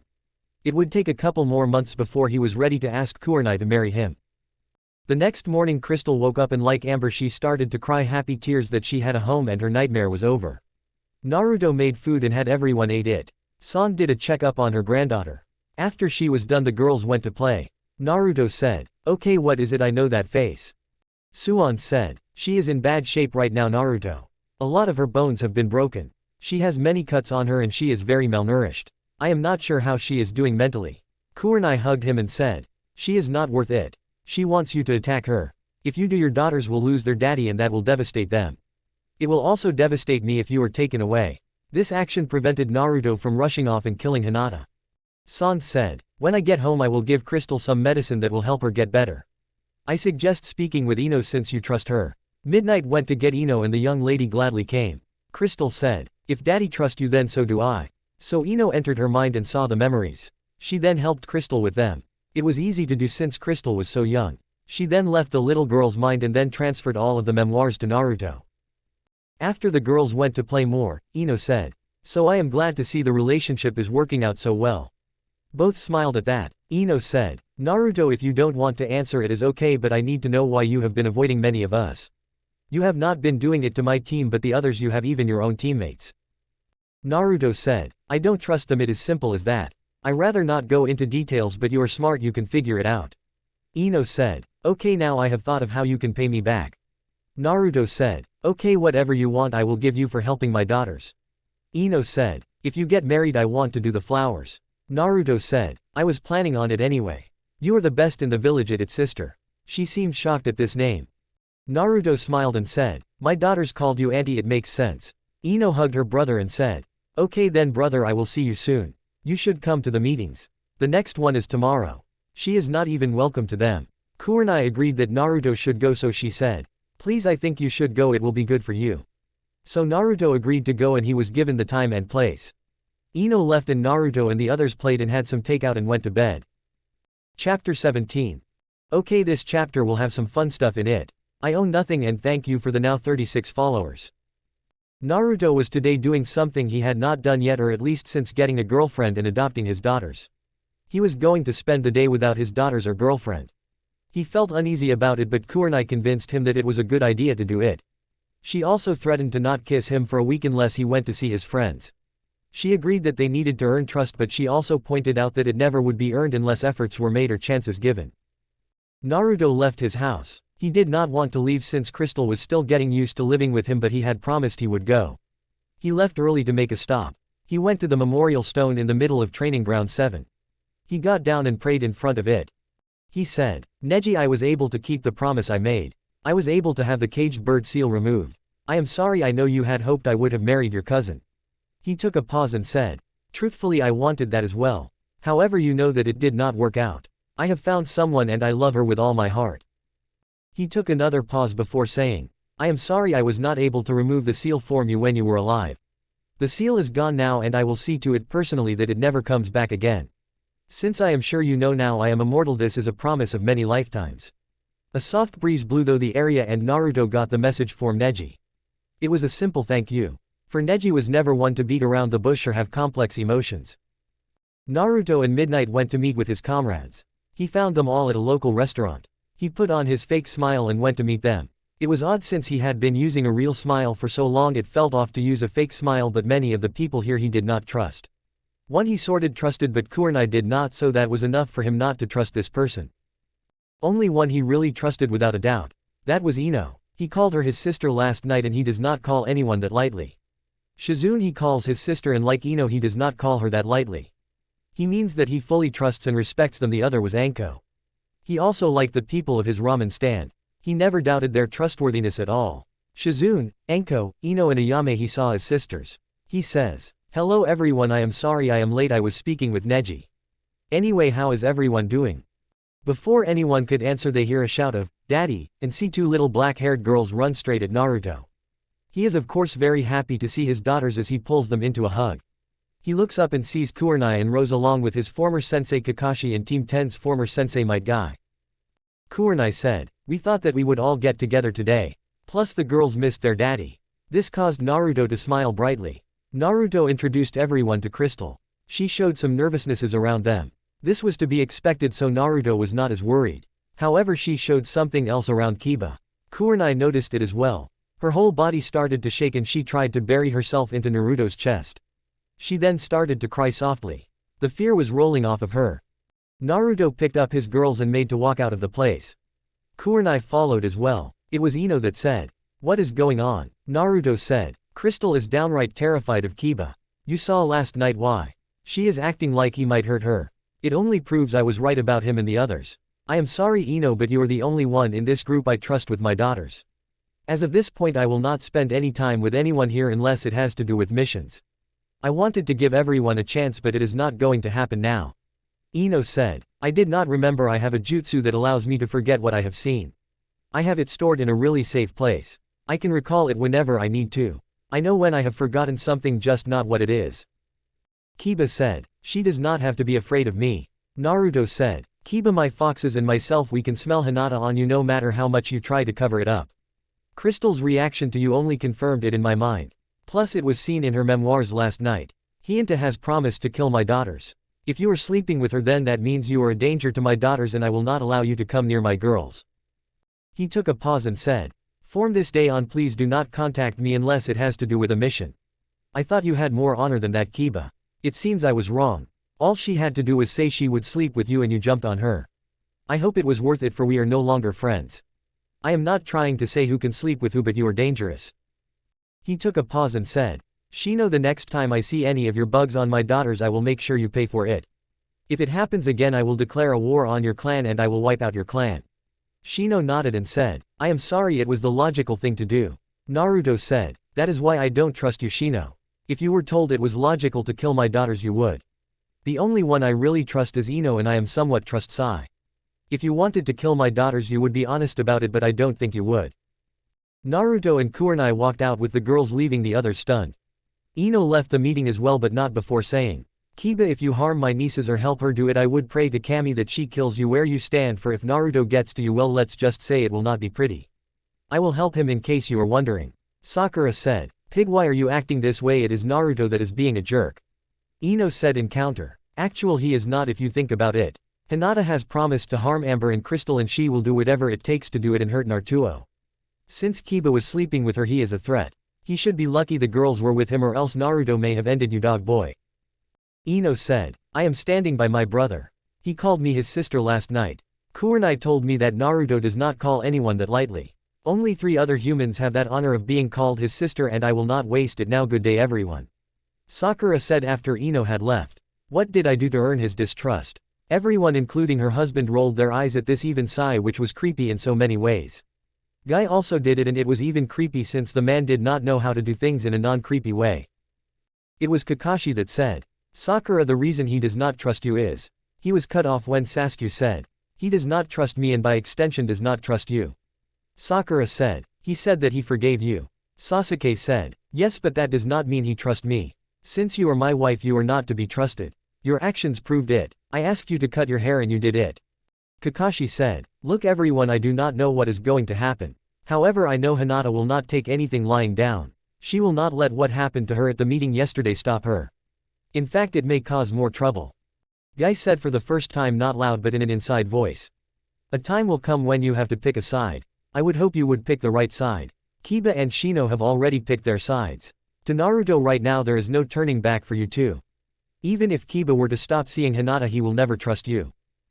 Sakura asked, is that why I have been told I am not allowed to do anything medical with Amber unless it is necessary?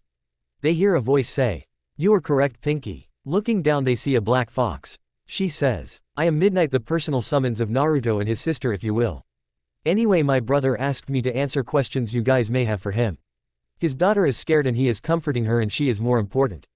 So what questions do you have? By the way, I don't like any of you at all. Sai said. I would say he is being a little irrational, but giving his history I think he is being perfectly rational. Please let Naruto know that if it comes to battle I will support him 100%. Sai was freed during the war thanks to Naruto, so that meant that Sai would support Naruto 100%. Plus Sai knew that Hinata was in the wrong, it was as simple as that. The other thing was Naruto was Sai's first friend and his best friend.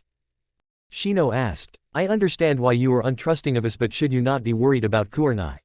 It is logical after all. Midnight said. For starters, Kurenai has publicly denounced Hinata and has made it clear she wants nothing to do with her former student.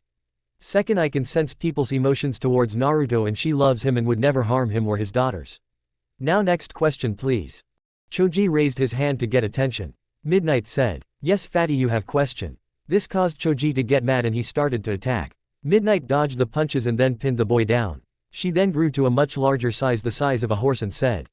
I would suggest you stop or I will crush you. You do not like being called fat, do you? She laughed and said. Well, guess what, Fatty? It is true, you are fat. Now imagine what Naruto went through daily with the village. She took a pause before saying. He was called a monster, a demon, a loser, a dead last. Those by the way were the nicest names that he was called.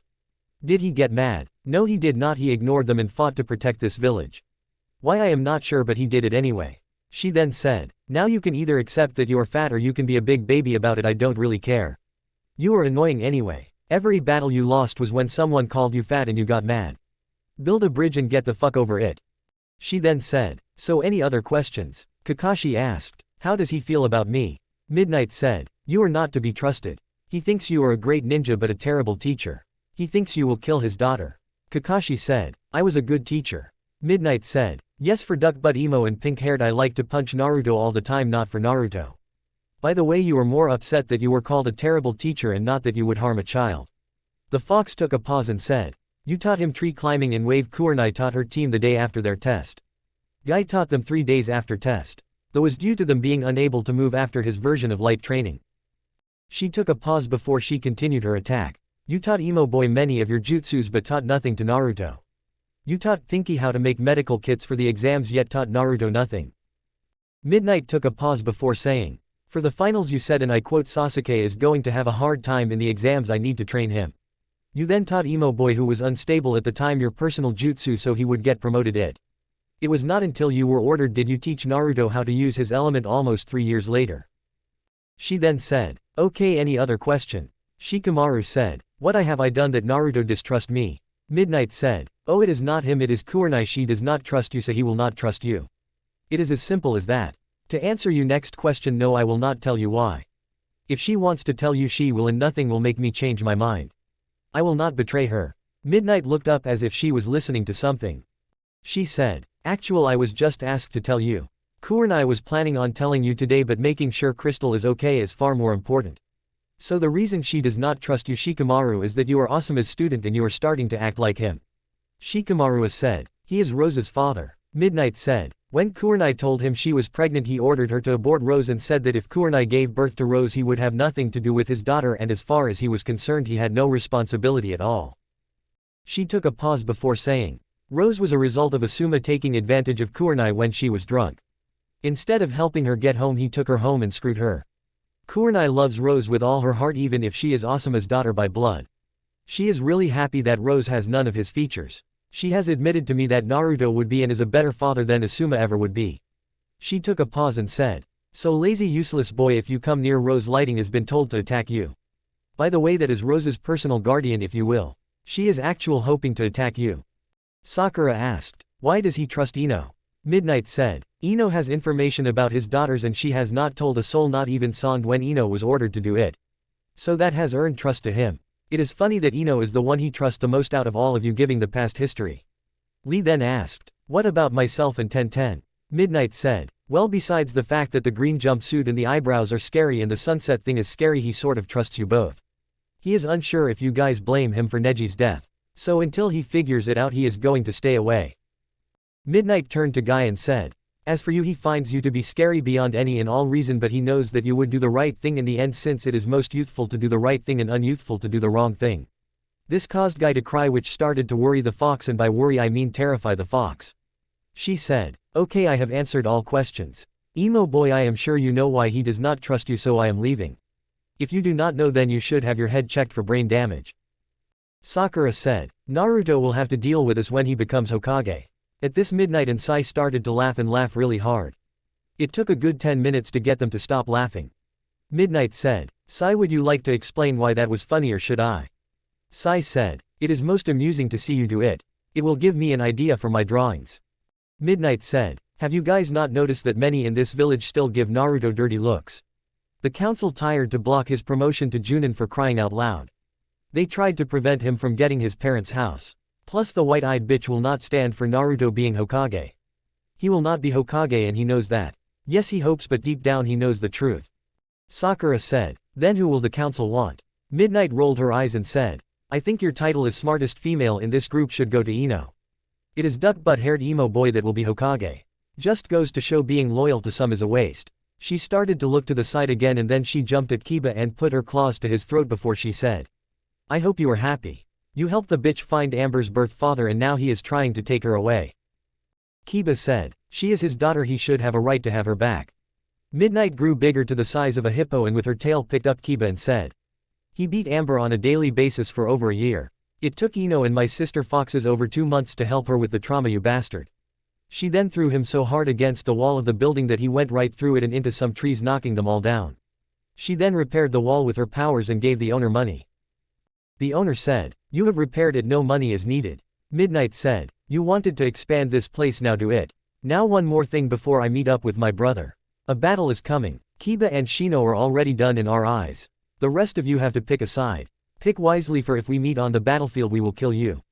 We will not kill Kiba or Shino if they choose to not fight on her side, but from this day forward you are dead to us. Still big, she ran off to help her family. During all this, Naruto, Kurenai, Rose, Amber, Crystal and the various foxes were walking home. Crystal was holding on tightly, afraid to let go. Naruto whispered in his daughter's ear. He will not harm you. Forest will protect you if I can't. The group went to the park since it was so nice out. They had lunch that they picked up on the way. Crystal had fallen asleep. Amber and Rose ran off to play to let their friend/sister rest. Kurenai used Naruto's shoulder as a pillow. They heard a voice an hour later said, I am sorry guys to ruin this happy moment. Looking up they see an Anbu with a cat mask on, knowing that it was Yugao Azuki, who happened to be one of Kurenai's best friends and one of the few that threatened Naruto if he hurt Kurenai. However, since Anbu cannot remove their mask when on duty, they could not call her by her name. Amber and Rose called her Auntie Cat even when she was off duty, and Naruto was starting to see her as a sister as well. He was not there yet with her, but he was getting close. Naruto said, you seem nervous, as if you have to tell us some really bad news. Yugao said, I am still freaked out that you can do that, Naruto, but you are right, it is bad, really bad. Hinata has made her move and Amber's birth father is in Suon's office right now. I am off duty after this. She removed her mask. Amber and Rose, seeing Auntie Cat, ran up to hug her. So Amber heard what was said and she starts to cry. Kurenai gently takes Crystal and says, go and fight for Amber. I will take Crystal and Rose home. She then gently kissed Naruto and hugged Amber. Yugao hugged Amber and Naruto and said, I will help watch out for Kurenai and Rose and Crystal. Now go and show them that messing with you is a bad idea, a very bad idea. The foxes teleported them home. Once there, Kurenai locked down the home. Naruto showed her how to do it. She then said, you are still on duty, aren't you? It sounded like a question, but it was not. Yugao smiled and said, yes, I was ordered to protect you guys. Sand asked me to watch her family. She considers you her family. Kurenai asked, is that not a misuse of power? Yugao said, no, I think it is a wise move. If you or Crystal were hurt, then the village might be in danger. So no, it is protecting the village, at least that is what she told me. So tell me about Crystal, and has she met Anko yet? So Kurenai told her friend and informed her that Anko had not met Crystal yet. Crystal was still too scared at this point to meet more people. Naruto had picked up Amber and was holding her close to him.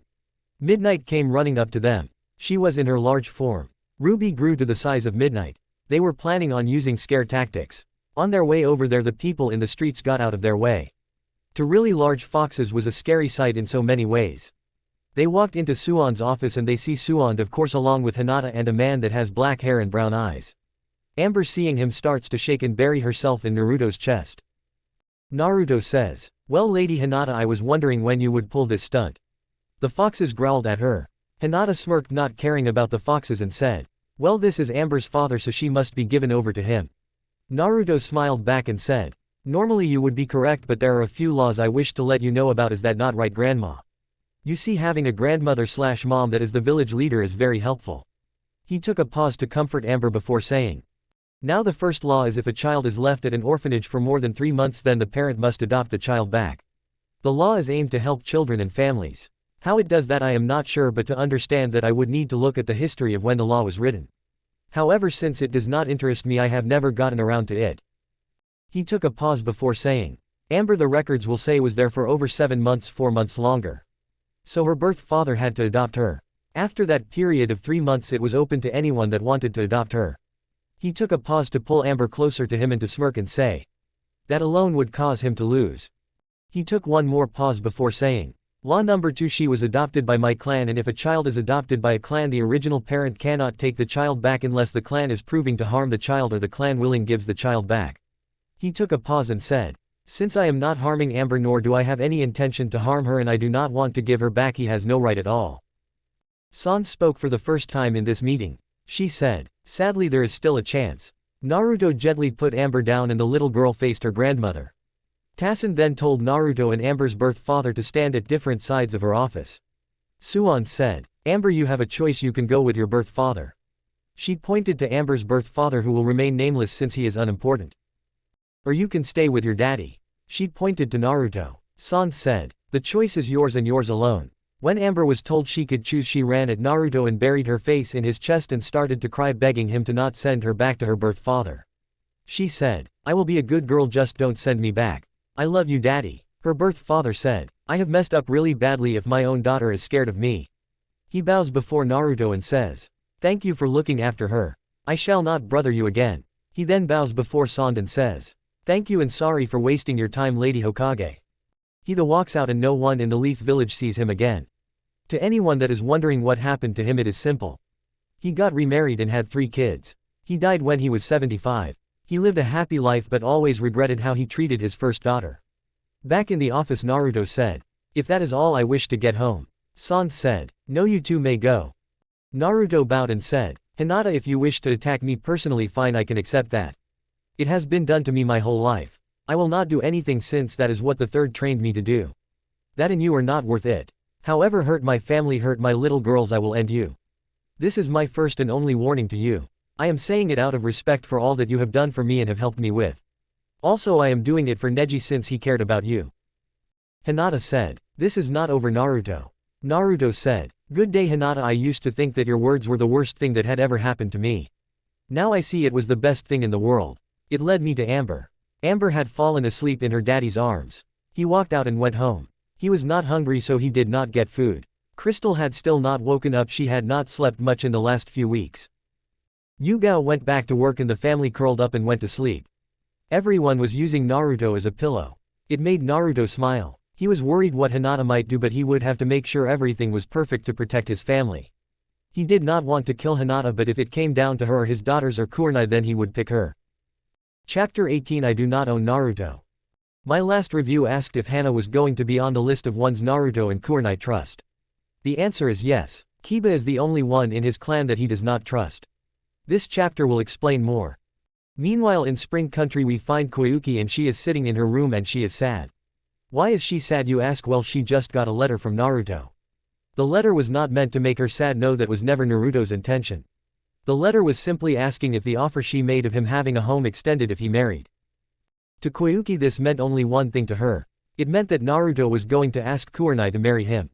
She was cursing herself now. She had over 7 months to confess to Naruto. She wanted to hire Naruto for a mission for a few months after the war.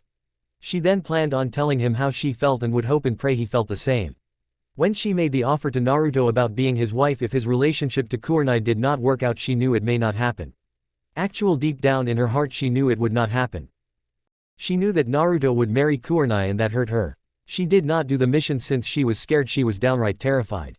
She did cheer when she heard what Hinata had said to Naruto. That was another reason she did not do the mission. She felt ashamed of herself for being happy that he was shattered.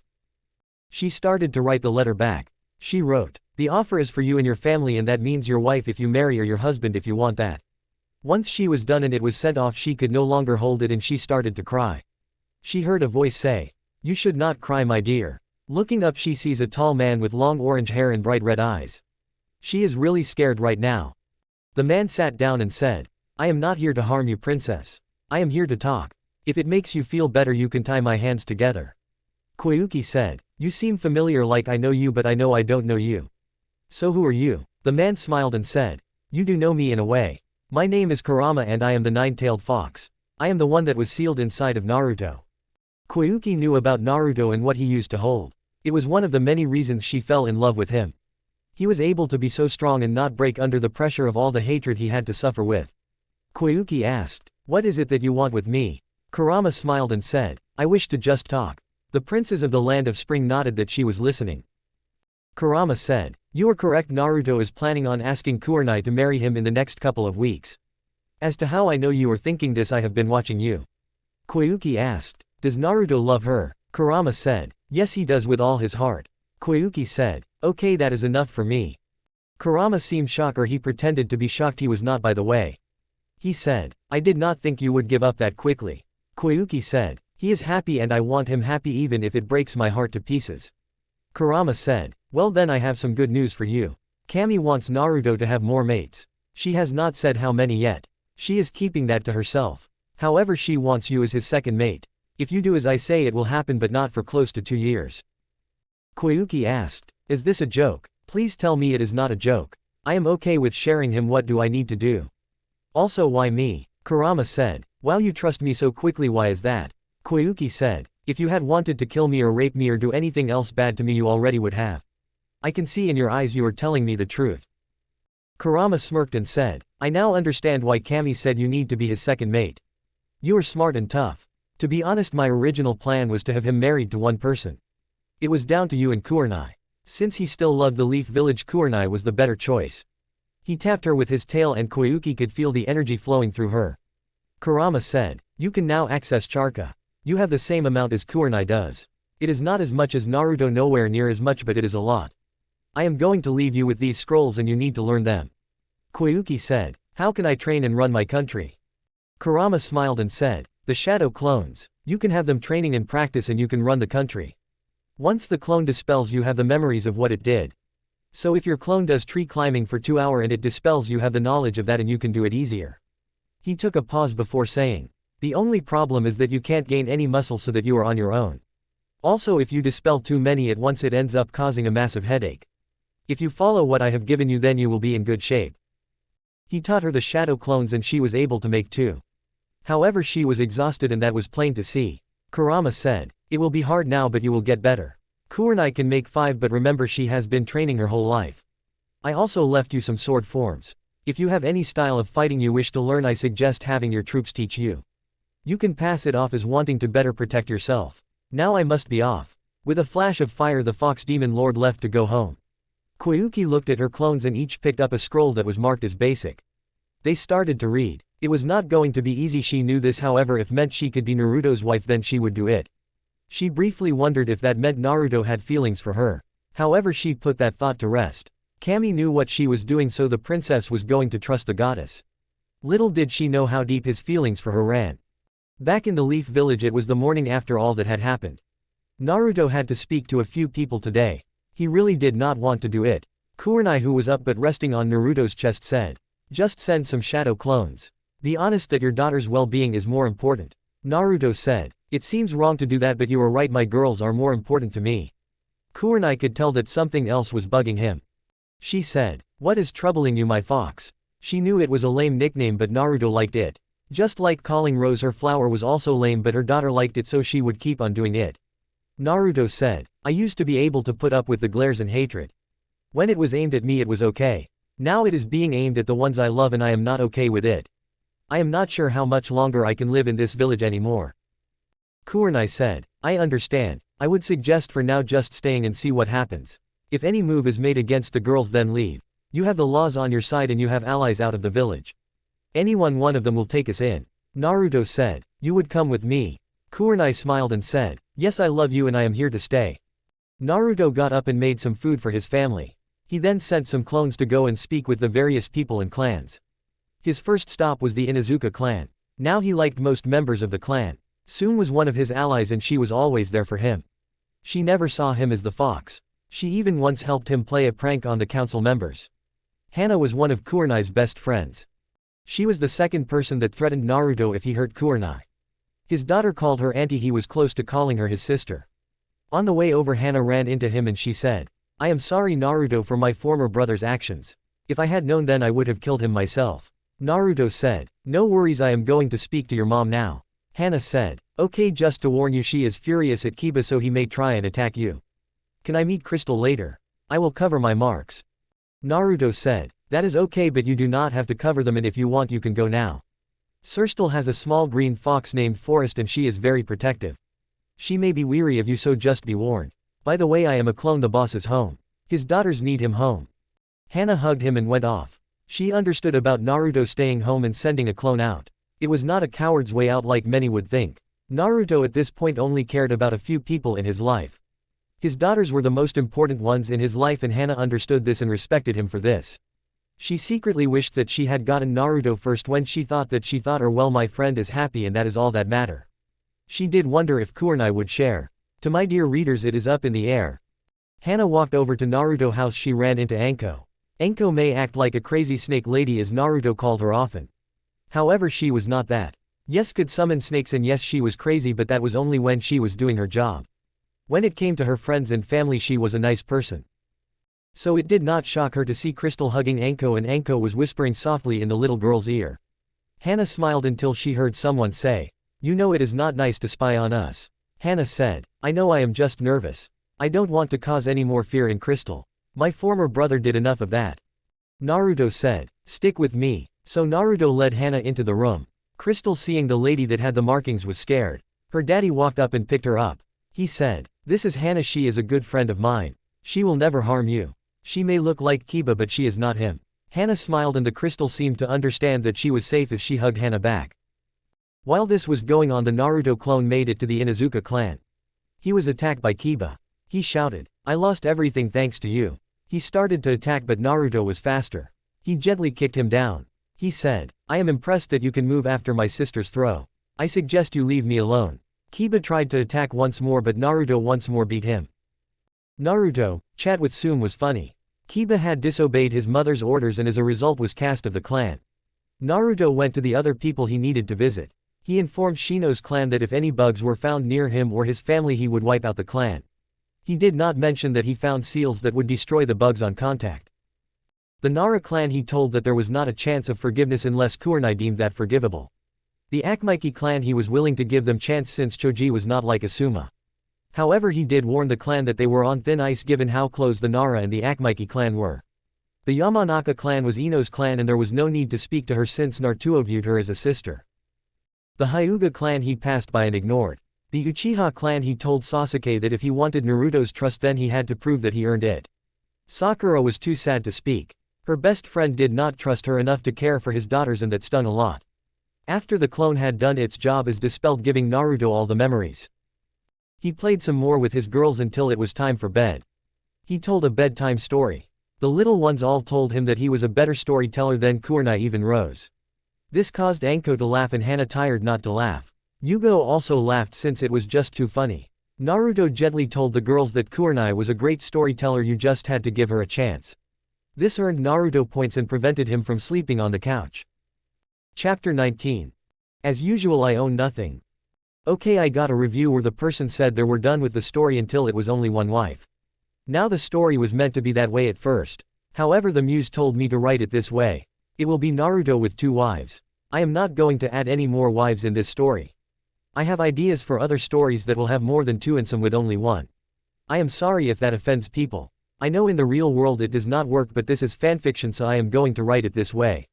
I am not going to change my ways right now. I have been doing that too much in my life. If you don't like it, then stop reading. I am also sorry that people will stop after getting this far into it. In this chapter, what many have been waiting for. It had been a few months. Crystal had done a lot better in the last few months. She was now a happy little girl. Thanks to Suon's medicine, she was where she should be. The 1-year anniversary for Naruto and Kurenai was coming up. Kurenai would be back from her mission then. Kurenai knew Naruto was planning something. He had told her that when she asked him point blank if he was planning something. Naruto, never wanting to lie to the one he loved, told her, "Yes, I am planning something, but I will not tell you. It will ruin what I have planned. All I will say is you will like it. At least I hope you will like it. If you don't like, well, I don't want to know what will happen." Other good things had happened. Amber and Crystal had birthdays. Their first birthdays with their daddy. Naruto also had a good birthday with the ones he loved. People still tried to attack him on that day. The only difference was he took care of them, since there was no way he was going to allow his loved ones to be targeted. Anko had so much fun for a few weeks afterwards. It was the day before Kurenai was to get back in their anniversary. Naruto and the 3 girls were enjoying some time at the park. The girls were playing and having fun. The 3 acted like sisters. They were a team. When they were older and started as ninjas, they would be unstoppable. Naruto was proud, and so was Kurenai. Once the girls had played for a while, they went to eat some food that Naruto had made. Rose said, "Uncle, you seem distracted and worried about something." Amber said, "Daddy, is everything okay?" Naruto smiled. The girls were very smart and could read people very well. Crystal said, "We are here for you, Daddy, we love you."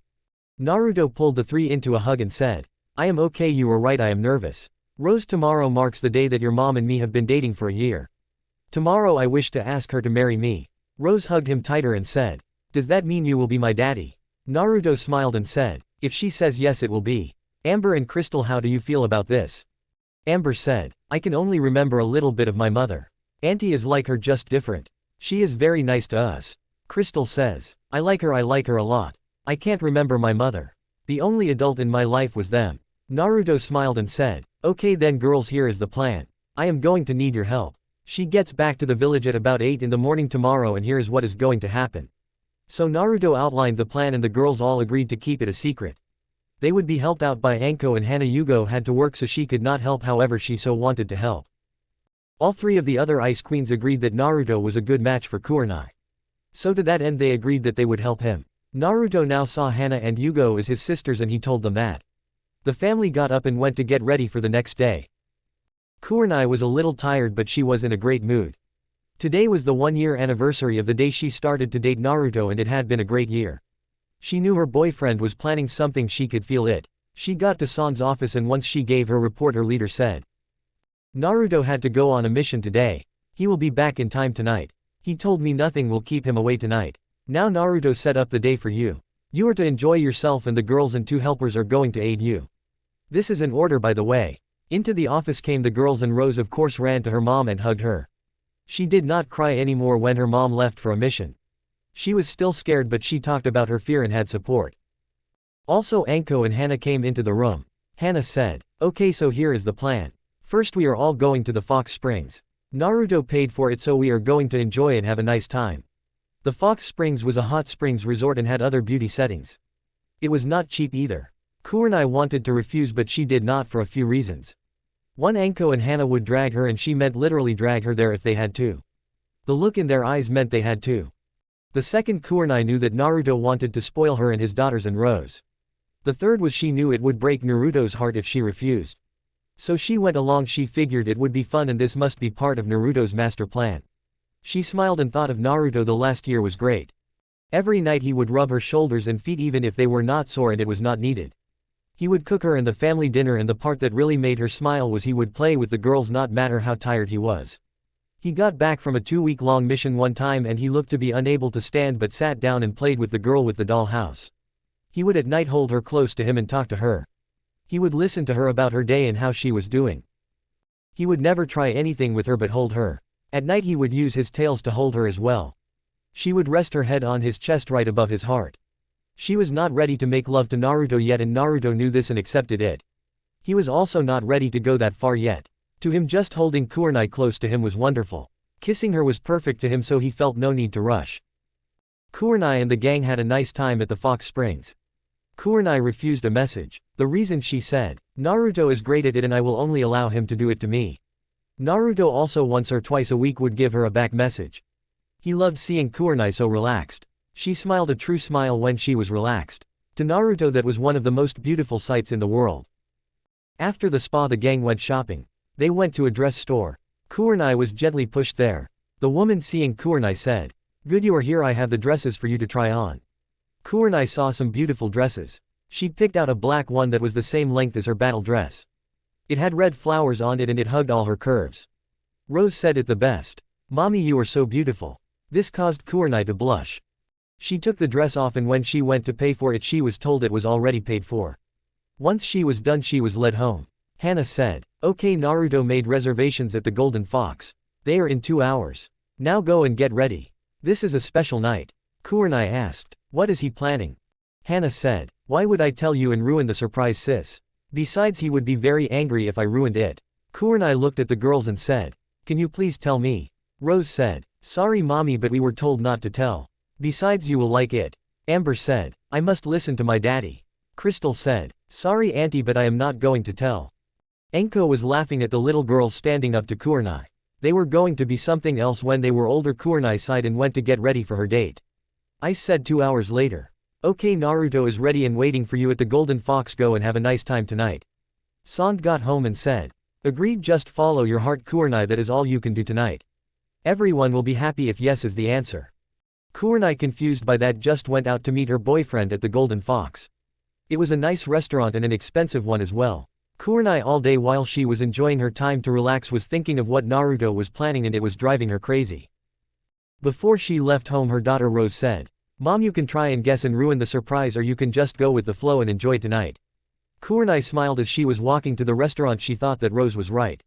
So she de-iced to just enjoy her time with Naruto and have fun. She got to the restaurant and when she sees Naruto she is taken aback. He was and will always be handsome to her. However, tonight he was beyond handsome in her eyes. He had on a nice suit that looked like it was made just for him. However, the biggest surprise was the fact that his hair was flat and did not have the spiky look it usually did. He must have worked forever to get it to stay flat, she thought. She was right, of course it took him 3 hours to fix his hair, but it would be worth it, so he did it. Naruto was taken aback. He saw the dress and the little makeup and the necklace he gave her for her birthday 2 months ago. It was a small fox necklace with a rose on the body. The fox was black and the rose was red. The fox's eyes were blue. Naruto said to her when he greeted her and kissed her, "I do not know how you do it, but each time I see you, you get more and more beautiful." Hand in hand they walk into the golden fox. Now the owner of the place was one of the few that actually liked Naruto and never treated him badly. The man was smart enough to see the difference between the jail and the jailer. Plus Naruto saved him many times. Naruto, when he was younger, after the place closed, would clean up the restaurant. The owner, seeing Naruto, escorted him to a table that was outside and was looking out under the stars. Kurenai smiled and said, "So how long did it take for you to fix your hair?" Naruto said, 3 hours. Kurenai said, "You did not have to do it. I like your hair the way it is. I like running my hands through it." Naruto smiled and kissed her before saying, "I know, but on this important night I thought I should look my absolute best." He then drew a seal on her shoulder. Kurenai asked, "What was that seal?" Naruto said, "To prevent them from spying on us. I am sorry, I should have asked you first." Kurenai smiled and said, "It is okay, next time tell me. I am just going to have to use you as a pillow right now." She moved to his side and cuddled up next to him. It was something she enjoyed greatly. When the food they ordered got there, she stayed in her spot and ate.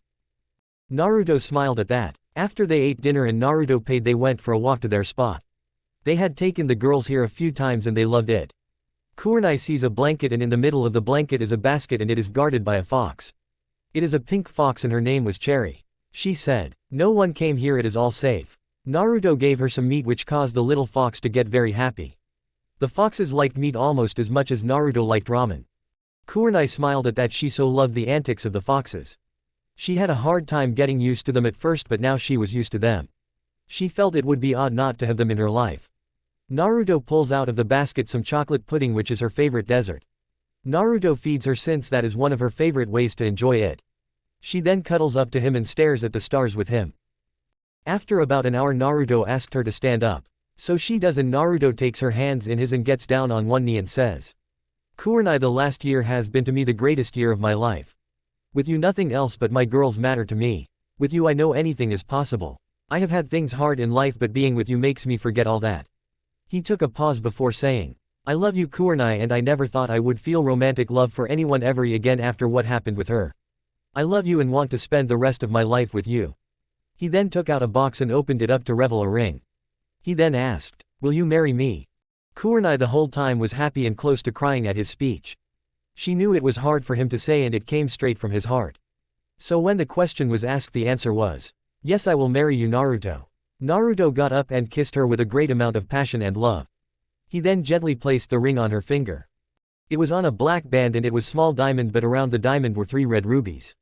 He also took out another ring. It was golden ring that had the symbol for unity and love on it. He placed that one on her finger as well. Naruto said, "I know the second one is not as fancy as the first one.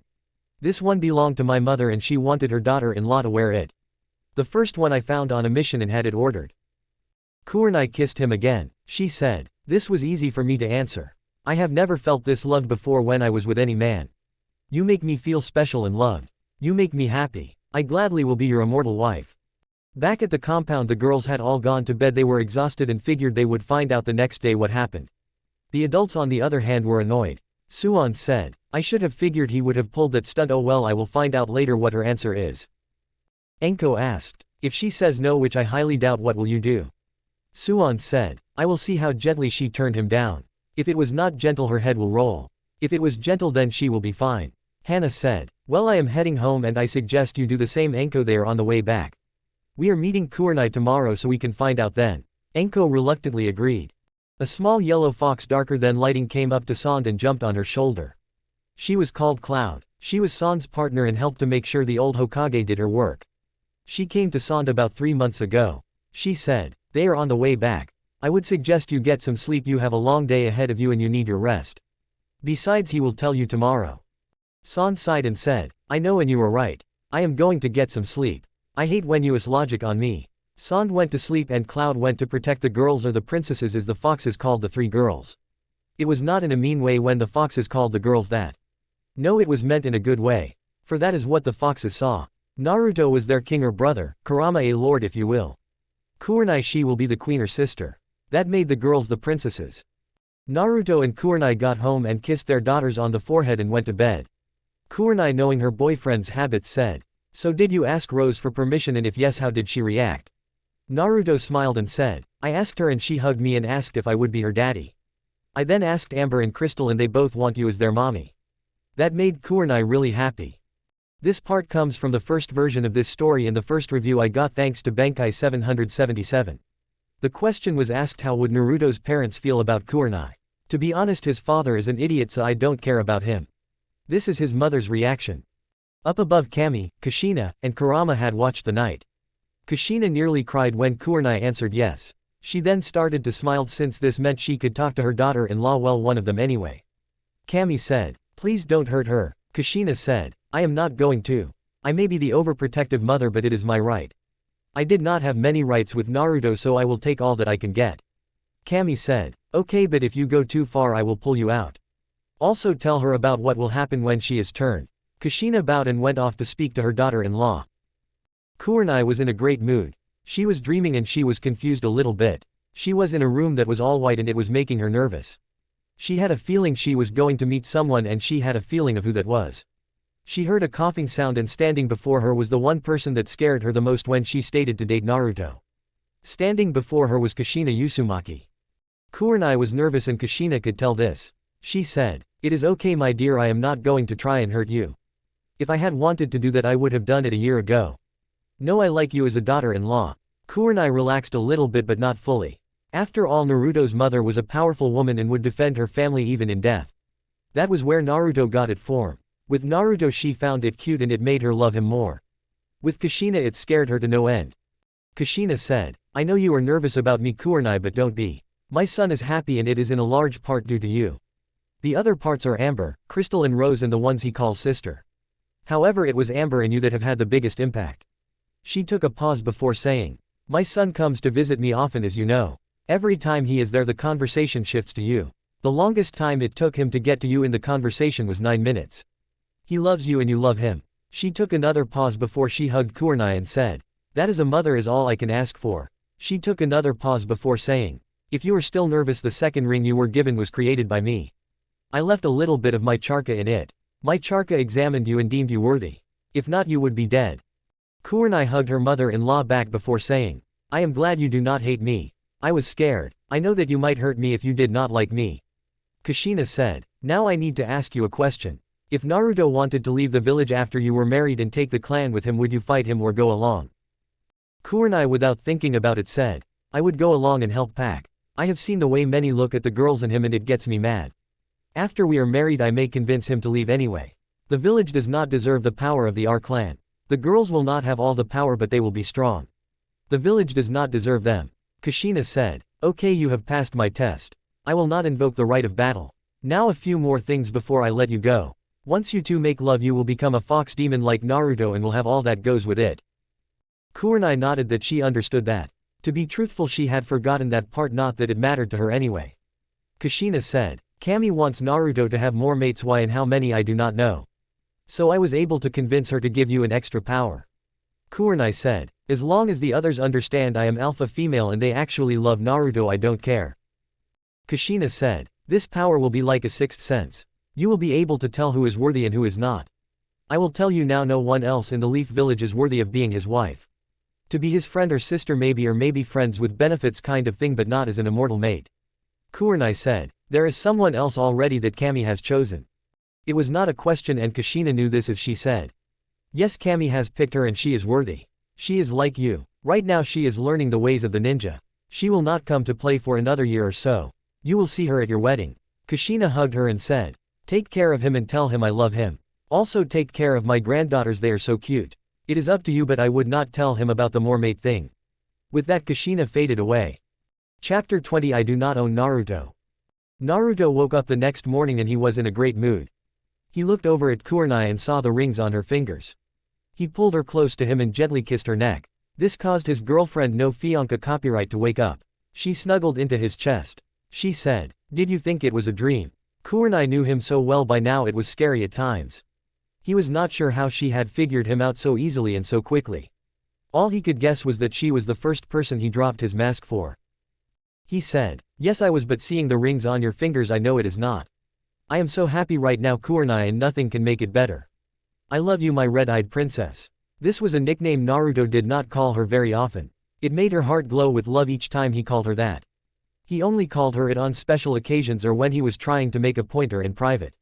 She kissed him and poured all the love she had for him into it. She said causally, "I met your mom last night." Naruto asked with panic in his voice. "Did she hurt you?" Kurenai smiled and said, "The only time she touched me was to hug me. She said I was perfect for you and she was glad I am her daughter-in-law. She also told me to tell you she loves you and will watch out for you. She also loves the girls and finds them to be cute." Naruto prayed to his mother, thanking her for all that she had done. Kurenai did the same thing. Up above, Kushina smiled. Now all she had to do was speak to Koyuki. Kushina's feelings on her to come later. Kurenai did not tell him about the other mate thing yet. She knew that would freak him out and badly. The two got up, they had much to do today. The girls got up that morning and all three wanted to know the answer form last night. Kurenai, using a simple genjutsu, was able to cover the rings. She was not planning on doing it for long. Well, today she would do it when she went to meet her friends. She wanted to make them suffer a little bit, okay, a lot. Her daughters she would not make suffer. After today she vowed she would never cover her rings again. The three girls got up that morning and went to get breakfast. If the adults were asleep they would bring them breakfast in bed.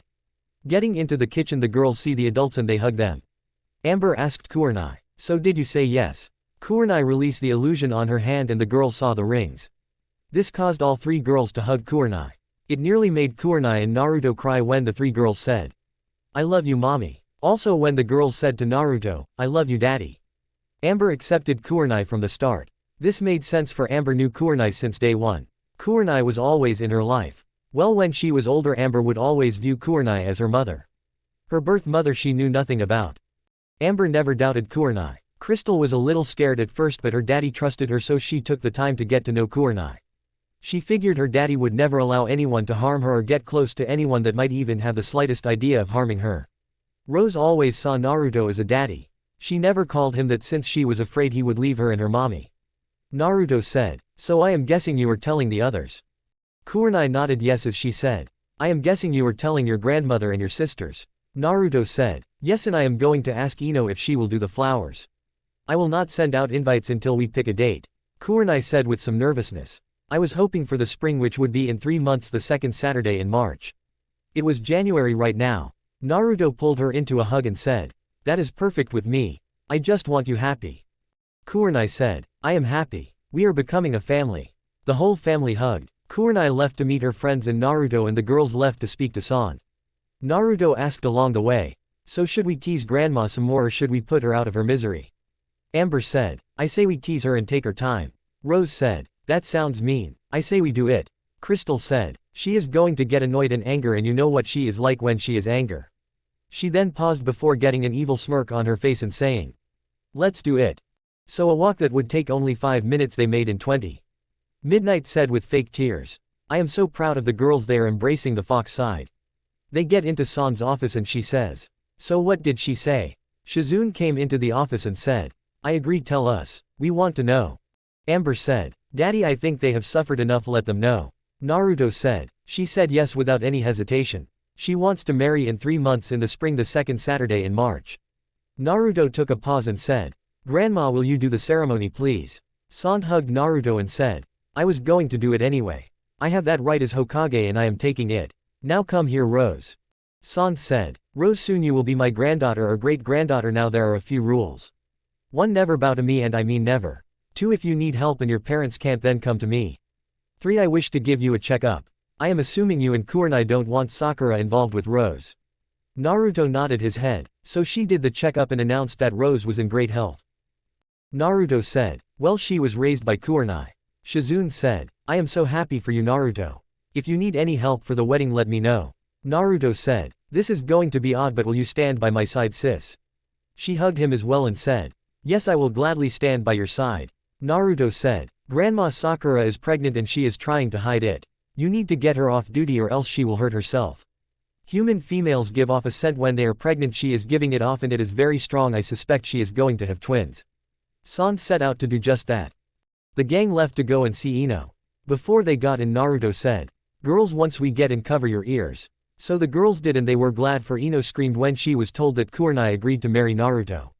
He asked, will you still do the flowers? Also, will you stand by my side? Ino put her hands on her hips and said, do you have to ask? Of course I am willing and of course I will. After that the group went home to train. Kurenai, when she left, started to walk slowly. Ice said, a snail is faster than you right now and you are going the long way. Kurenai smirked and said, I know, let them sweat it out a bit. She hid her rings once more. Ice said, wow, we have corrupted you. You are being slightly evil and playing a prank and are acting like Naruto. I am so proud, you will be a good queen. Kurenai said, he taught me to have a little fun and relax more. Plus messing with my friends is just so much fun. I never used to do it. Now I enjoy it. Naruto has allowed me to be me, or who I used to be. That is another reason I love him. Ice said, you have done the same for him. You two have each helped each other. It is a give and take relationship. All he wants is his daughters safe and happy and you safe and happy. Nothing else matters. Now come on, let us go and mess with your friends some more. Kurenai said, you are like me, it is kind of scary. Ice said, 2 Narutos and 2 Sans are scary. We are the level-headed ones in this family that is very dysfunctional. Kurenai said, yes, our family is dysfunctional. She paused and smiled before saying, however, I would have it no other way. Her partner agreed with that statement, for she would have it no other way as well. Ice said, so how are you feeling? Kurenai said, I am feeling great and hoping it is not a dream. Ice said, about the second maiden, yes I know. Kurama told us this would happen. No, I am not going to tell you who she is, but she is good.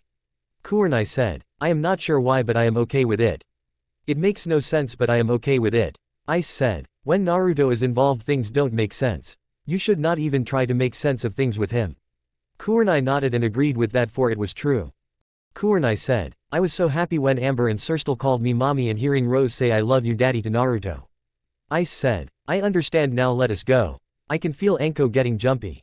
Rose has always seen him as such. She was scared to call him that. It was true about Enko. After waiting for 10 minutes, Hannah said, Enko, relax, she is messing with us. Enko started to get mad and said, no, she is avoiding me, she hurt my little brother and she knows I am going to hurt her. Besides, she would never prank us. Yugo said, a year ago, yes, that would be true, however dating Naruto has brought out her slightly evil side. She enjoys pranks now. A few minutes later, Kurenai and Ice walked into the restaurant. They were walking as if they had no cares in the world. Kurenai sat down and ordered some food and acted like her friends were not there. The friends, knowing Kurenai was not going to talk yet, just ordered food. Kurenai was having a hard time not smirking at the edginess of Enko. It was way too funny. After the food came and another 30 minutes of silence had gone by, Ice said, if you don't tell them right now, Enko is going to strangle you.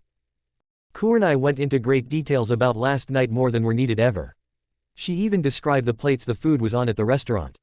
Since her friends helped plan it out, they were getting annoyed. Enko said with some anger laced into her voice. She was barely holding on to her temper. We know what happened last night. We helped Naruto plan it. We want to know if you said yes or no when he asked you to marry him. Kurenai said causally, I was not there yet. Oh yes, he feed me pudding and just held me. He gave me a beautiful speech from his heart and it made me cry.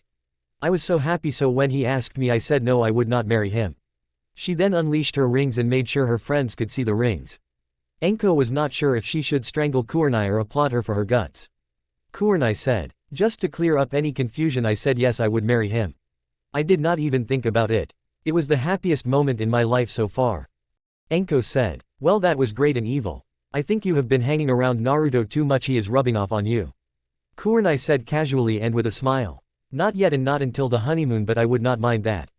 The look on her friend's face was priceless. Hannah said, I agree with Enko, but I am also happy to see the old you back. Yugo said, so when is the wedding and can we be in it? Kurenai said, the second Saturday in March, which is 3 months away, and yes, I want you 3 in it. Hannah said, There is something that I have been wanting to ask. What about Asuma? Kurenai said. I could care less what that bastard thinks. Even if he were alive I would still not care what the fuck he thought. Naruto is a better man than he ever could be. Rose is not his daughter by blood yet he still treats Rose as such. Asuma wanted me to abort Rose. Her friends were shocked by this for they did not know this information. Kurenai said after she had claimed down. I am sorry to get mad guys but I have never been able to tell anyway. The bastard promised to have Rose taken from me if I did not act like he was a perfect person and was trying to protect his daughter and girlfriend, which is what I had to say. I never dated him. Rose was a result of a one-night stand. He took advantage of me when I got drunk. I think he drugged me but I am not sure. Kurenai took a pause to claim her temper down. So to answer you I don't care, he never cared for me or Rose. Naruto has. Naruto loves me and has never once tried to have sex with me. Sure we have talked about it but I told him I am not ready yet to have sex with him and he is okay with that. Naruto loves his girls are girls. Yugo recovered and said, what about the girls, how do they feel about the upcoming marriage? Kurenai said, Amber accepted it and was happy. I have been in her life since the day Naruto adopted her. I think when she is older it will not matter to her that I was not in her life at the start of it. She took a pause before saying, Crystal was a little bit afraid of me at the start. She knew I trained Hinata and that scared her. However she trusted her daddy to protect her and she gave me a chance. Once more she took a pause before saying, Rose, well she always saw Naruto as a dad so she is happy. This morning Amber and Crystal told me that they loved me and called me mommy. Rose called Naruto daddy and told him she loved him. Enko said, so that is good, now all you have to worry about is Kushina. Kurenai said, actually she came to me last night and told me she approved of me as a daughter-in-law. No, she did not threaten me. My fear was unfounded. She knows I love Naruto and he loves me and that is all that matters to her. Up above Kushina smiled for Kurenai was right. That is why she did not attack Kurenai. Kurenai said, well I am heading to the ramen stand, I will see you guys later. Once the two made it to the ramen stand Ayame asked Kurenai. So what did you answer? Kurenai said, I told him yes I would marry him. Ayame hugged Kurenai and said, hurt him and I will find a way to kill you. Kurenai said, will you do the food for the wedding? Ayame was in complete shock by this. She said, I am not fancy enough for a wedding. Kurenai said, a normal wedding yes but this is Naruto and me. We don't like many of the other places plus your family. Naruto sees you as a sister and wants you to have the honor. He will say the same thing you just did so I am asking you to do it. It will make him happy. Plus you are one of the best. Ayame smiled and said, I would be honored to do the food. It will be the best I ever cooked. Kurenai said, you are important to Naruto and I wish to be honest with you about something. I was jealously of you. I thought you were one of the few that could steal Naruto for me. Ayame could understand why Kurenai thought that. She said, don't worry about that. I do love him but as a brother. I pick on him but will be the first to defend him if anyone else does it. Don't worry, he is yours. The two hugged and Kurenai went home to see her daughters. They had all trained and fell asleep after eating some dinner. Kurenai started to pet Naruto's ears like Ice told her. She did this often and as a thank you for when he would rub her shoulders or feet. It got him to relax, which is something that was rare for him. Kurenai told him all that had happened. He said after being told what she did to her friends, I am so proud I have taught you well my red-eyed princess. Kurenai smiled at this and the two shared a deep and loving kiss before heading to bed. Next part, thanks to Kushina Naruto for the idea. Got it from his or her review. My 20-second review for this story. I am so happy. The girls had all fallen asleep. They all were in a white room and it confused them. They never had a dream in which they were all in it. They look up to see a woman with long red hair and kind blue eyes. It was Amber that said, it is Grandma Kushina. Daddy's mommy, we have seen the pictures. Kushina smiled and said, yes you are right little one, I am your grandmother. I just wanted to meet you three one time at least. The girls ran over and hugged their grandmother, which made Kushina cry and smile. She said, I have been watching over you three and have helped you three out. I have done my best to protect you three from above. Talk to me and I will listen if you need someone to talk to. Take care my little ones. I only wish I could hold you three in real life. Kushina faded away and the girls all faded away to have their separate dreams. The next morning the family was all sitting around.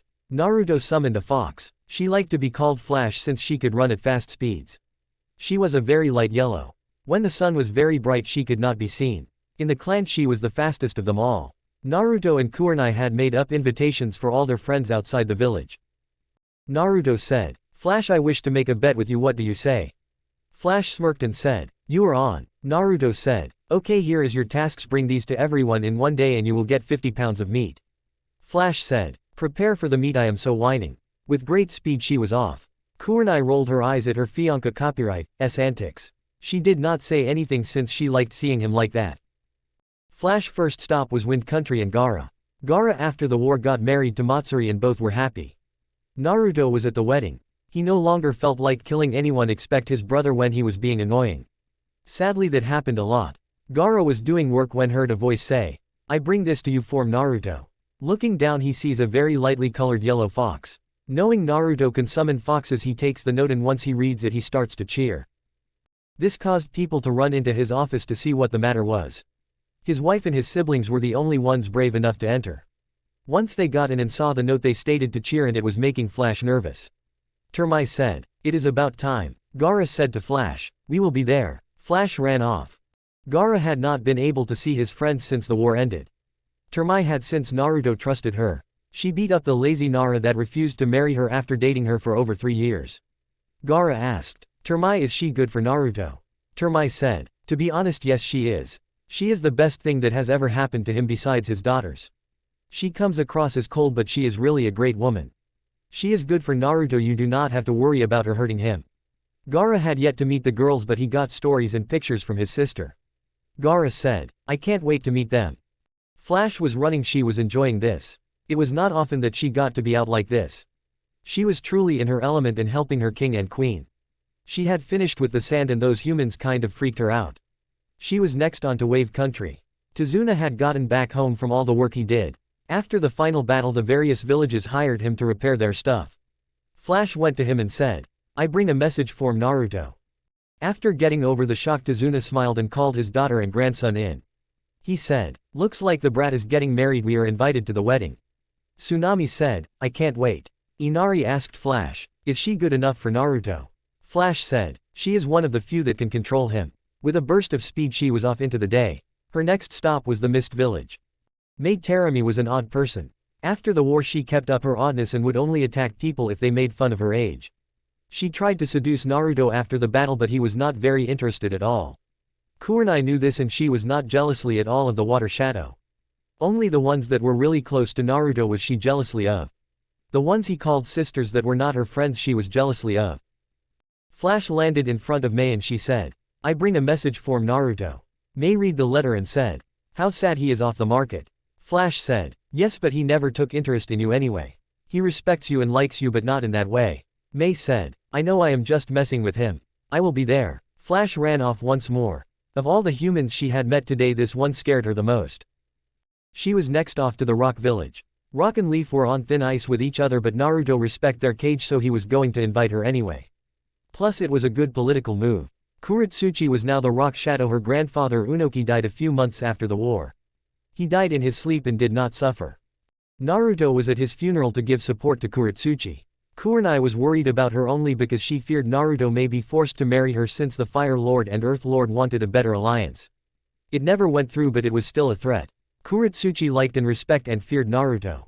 So it was a surprise to see the fox here with a message from him. She said, "I will be there. I look forward to it." Flash ran off. She had a couple more stops. The next stop was Lighting Country in the Cloud Village. O was happy to see the fox and he and the rest cheered when they got the invite. B started to rap and it was scary. A said, "We will be there." B said, "Tell Mr. 9 that is all fine. We shall show up on time." Flash was really sacred. These humans were freaking her out more than the others. The next stop was Waterfall Village. Shibuki was very happy to see that his best friend was getting married. He stated that he would be there. Flash made stops to other places and everyone said they would be there. She had one more stop and that was Spring County with Koyuki. Koyuki had taken to training very well. She had mastered half of the things she was left to learn and she had learned a few styles of swordplay and fighting. Seeing the fox the princess said, "He has asked her, hasn't he?" Flash said, "Yes, and the wedding is on the second Saturday in March. I know this is hard for you, princess, but soon you will be with him. Soon you will be his immortal mate." Koyuki said, "Kurenai will never allow it." Flash said, "She has been told that it will happen and that Kami wants Naruto to have second mate and she has already been picked out. She is okay with it as long as you understand she is the alpha female. She does not know it is you." Koyuki smiled and said, "That makes me feel better. I hope I will be able to make it through the wedding. I will be there to support me friend." Flash said, "That is good news." Naruto was wondering if you have another doll. He adopted another daughter and she does not have one and he can't find one. Flash then told the story. Koyuki smiled and handed it over. Flash ran back home and made it with 3 hours to spare. She gave the report. All of them are coming. They look forward to it. Naruto handed her the 50 pounds of meat and she went to eat it. She ate a few pounds and once she was done she went to sleep since she was so tired.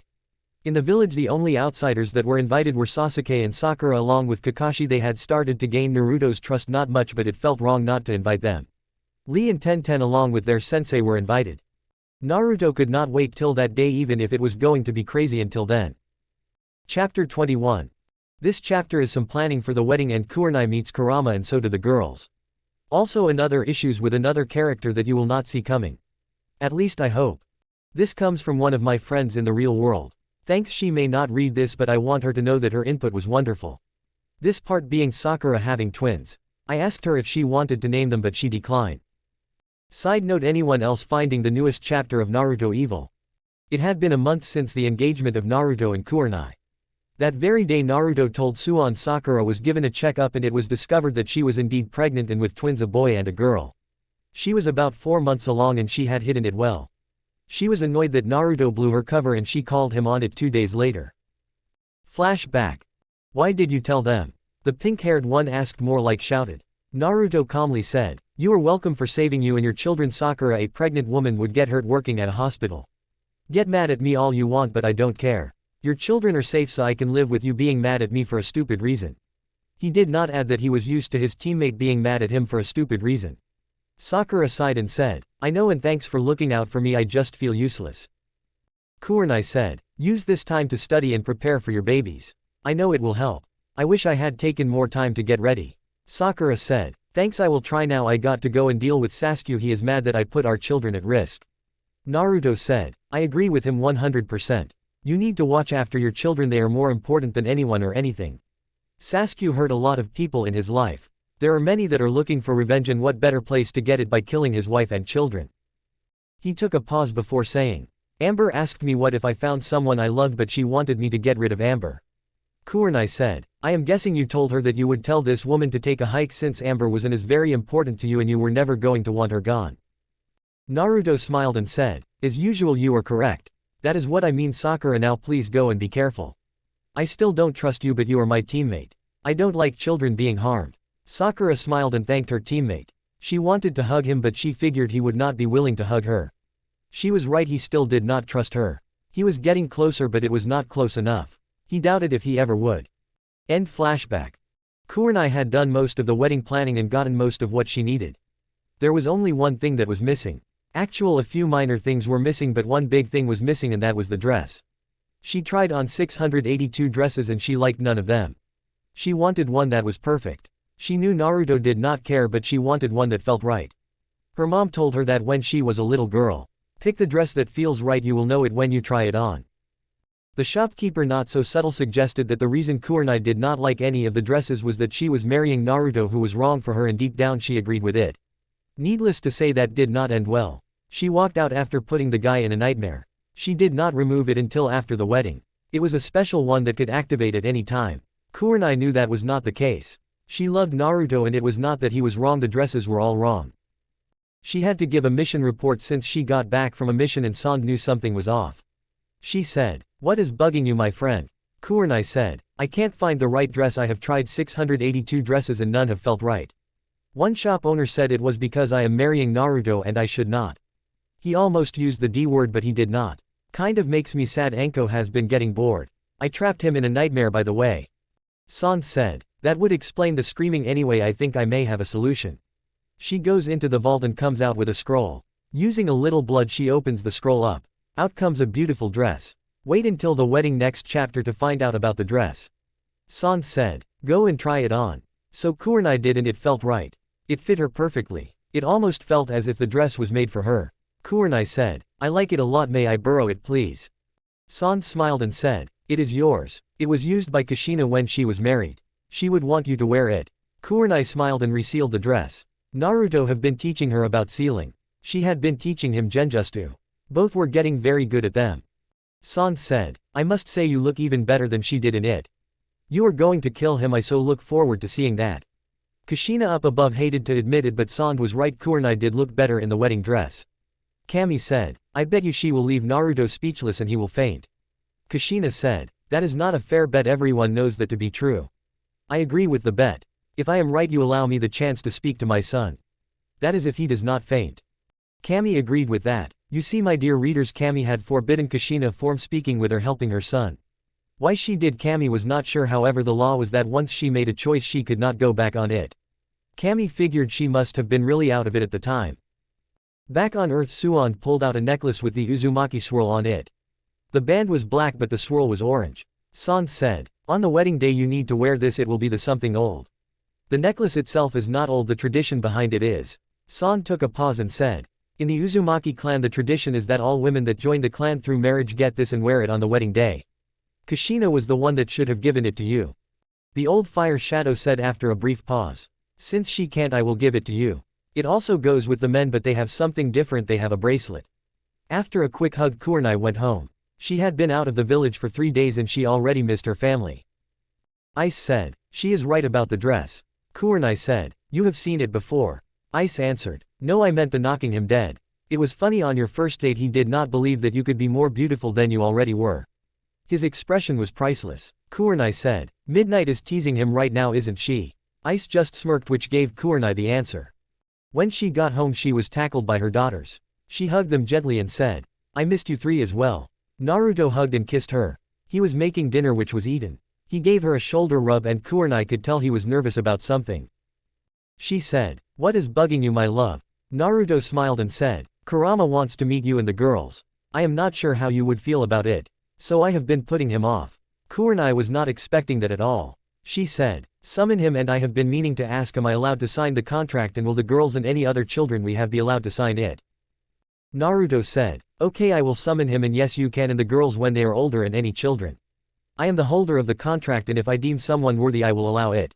Do you want to sign it now or when we are married? Kurenai said, I will wait until we are married. Naruto said, you can sign it after the honeymoon. Kurenai smiled and said, where are we going? Naruto said, we have been given permission to go out of the village. There is a new hotel in Wave and it has some pretty stuff to see. Either that or a few other places we can pick from. Kurenai said, I like Wave, I say we go there, or spring. I would like to think about it. Naruto nodded at that. He then said, okay girls, please come here and sit with me. I am going to summon Kurama. He is the nine-tailed fox and he is very powerful. He is stronger than me at this point. The girls all nodded that they would be good.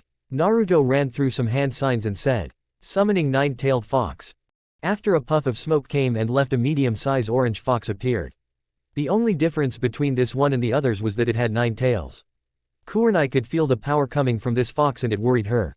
Ice had told her that the Kurama viewed Naruto as a son.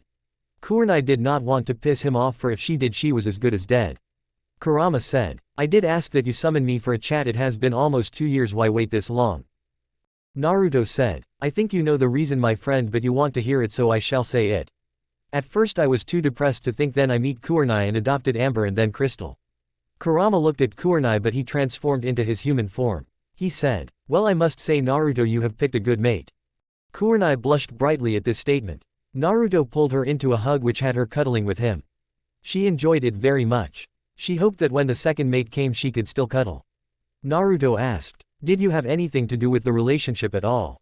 Kurama sighed and said, I set up the first meeting. Naruto with a flash of light was gone. Kurenai could see the tears on his face as he left. Kurenai walked up to Kurama and slapped him hard across the face. She said, you should have known he would have the worst. Come on girls, we need to find daddy and let him know that we love him. Amber said, he is at the family spot. Kurenai gently touched the girls and with a flash of light the 4 were gone. Naruto had taught her the flying thunder god and she learned it very quickly. Kurama smiled as the other humans left. He thought to himself, I made the right choice. He sat down and waited since he knew Naruto and the others would be back. Kurenai and the girls arrived on the site of their spot, as they often called it. Naruto was sitting on the ground and he was crying. Something that none of his family had ever seen him do before. They heard him say, I just lost her. He felt 4 sets of arms warp around him. He heard Kurenai whispered in his ear, I am not going anywhere and you can be sure of that. I love you, Naruto. Naruto was about to say something before Kurenai cut him off by saying, all he did was make sure we meet and had dinner together. Everything else was up to us. The feelings we had for each other are real. You know that and I know that. Naruto pulled his family close to him and hugged them for an hour. Since everyone was getting cold, Naruto transported everyone home. Kurama was sitting on the floor and waiting. He said, "Your mate packs a punch, you sure know how to pick them.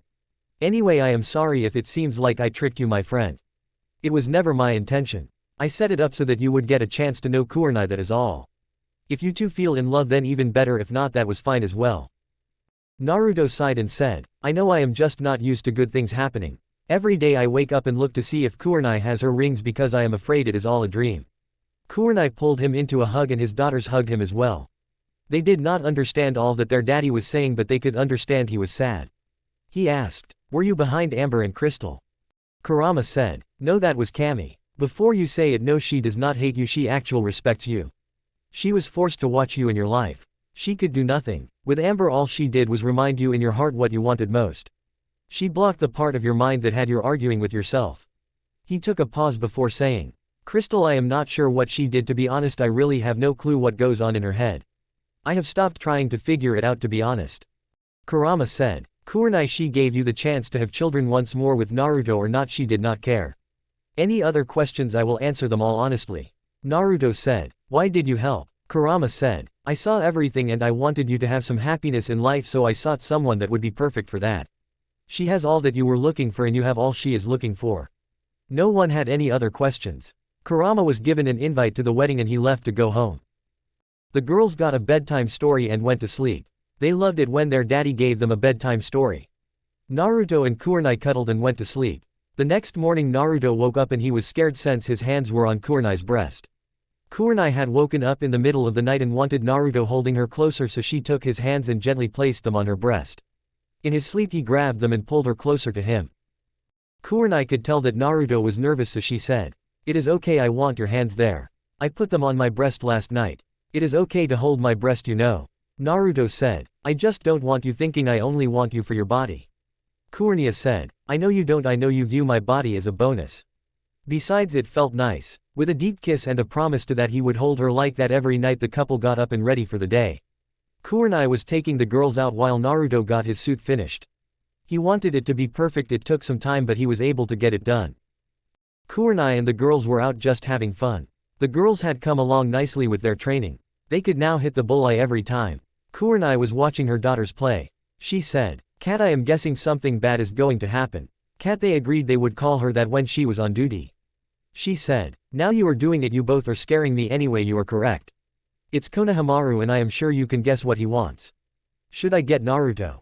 Ice said, "He is on his way, he will meet you there." The girls had heard this. Rose knew what it meant and it scared her. Her sisters hugged her and Kurenai gently picked her up.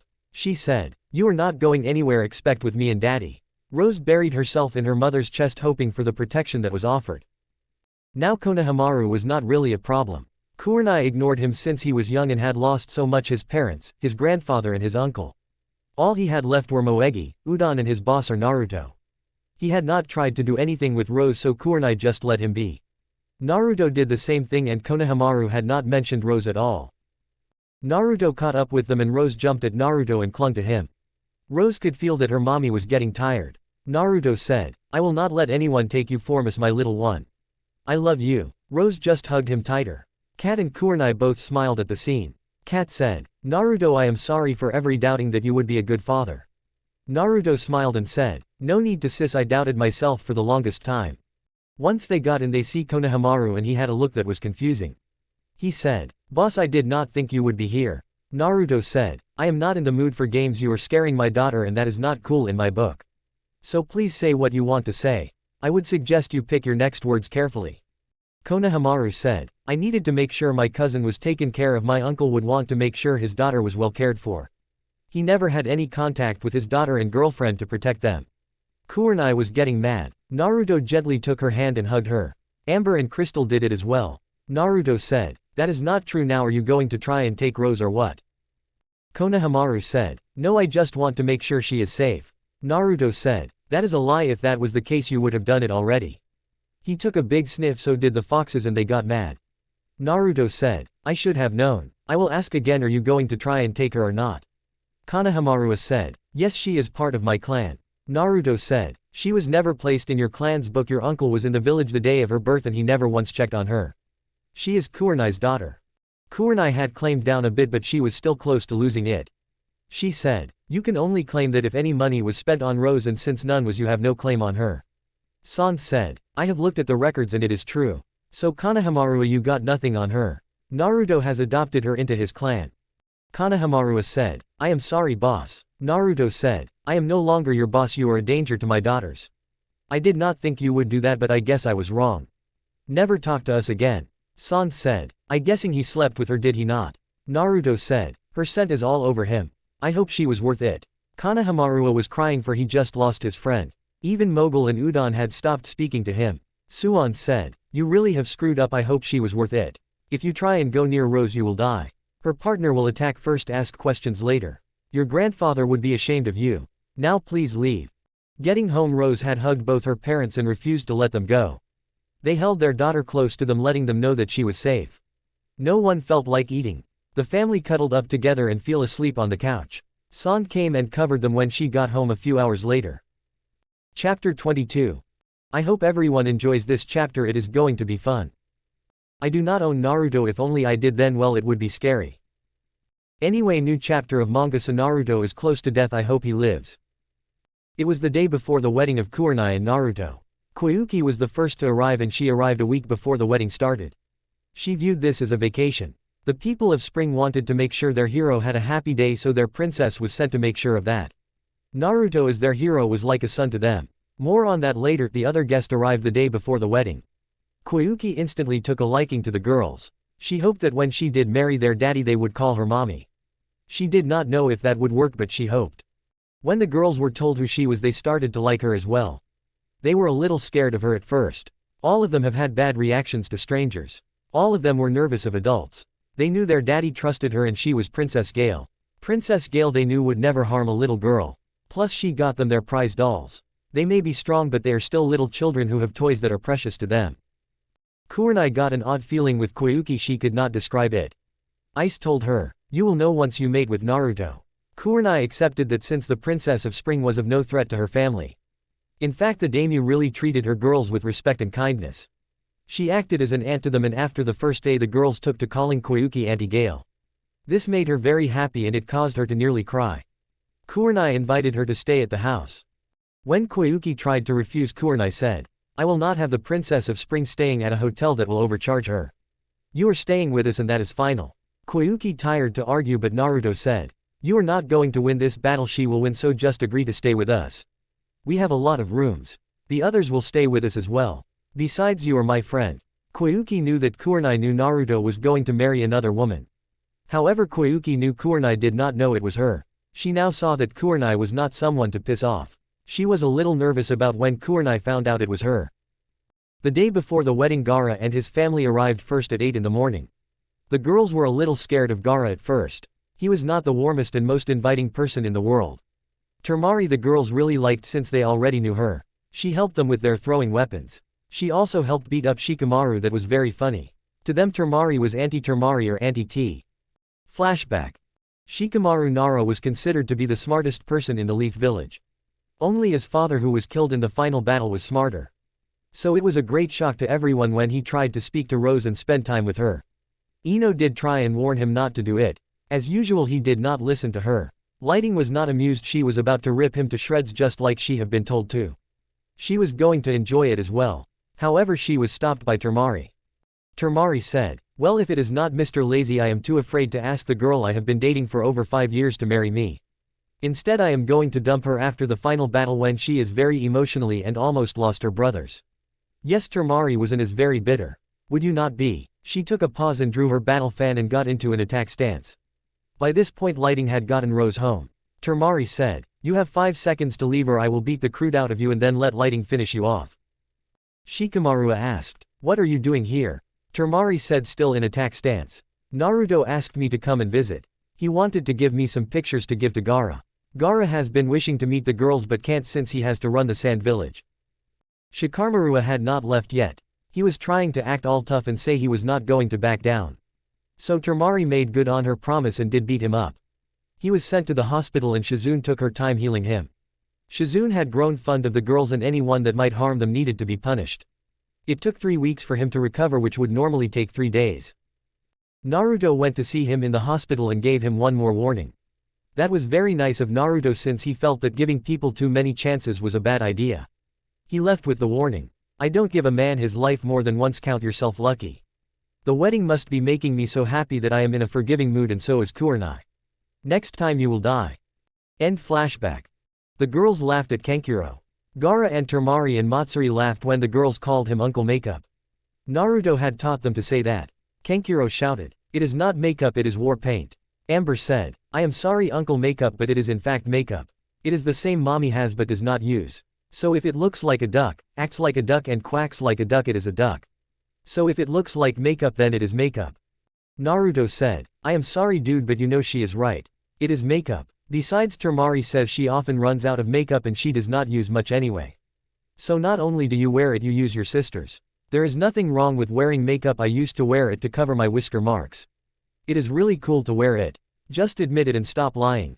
At this everyone laughed hard. Kankuro walked off muttering about people making fun of him. Gaara had been given the same deal as Naruto. He was made immortal and was able to change any mate or mates as well. He was also given the raccoon contract, as seen by the fact his wife has one on her shoulder. Matsuri was turned immortal by Gaara. Gaara said, "Well Temari, you were right. Amber is very smart and able to put people in their places. She has Naruto's personality that is scary." After Gaara started to smile, the girls warmed up to him.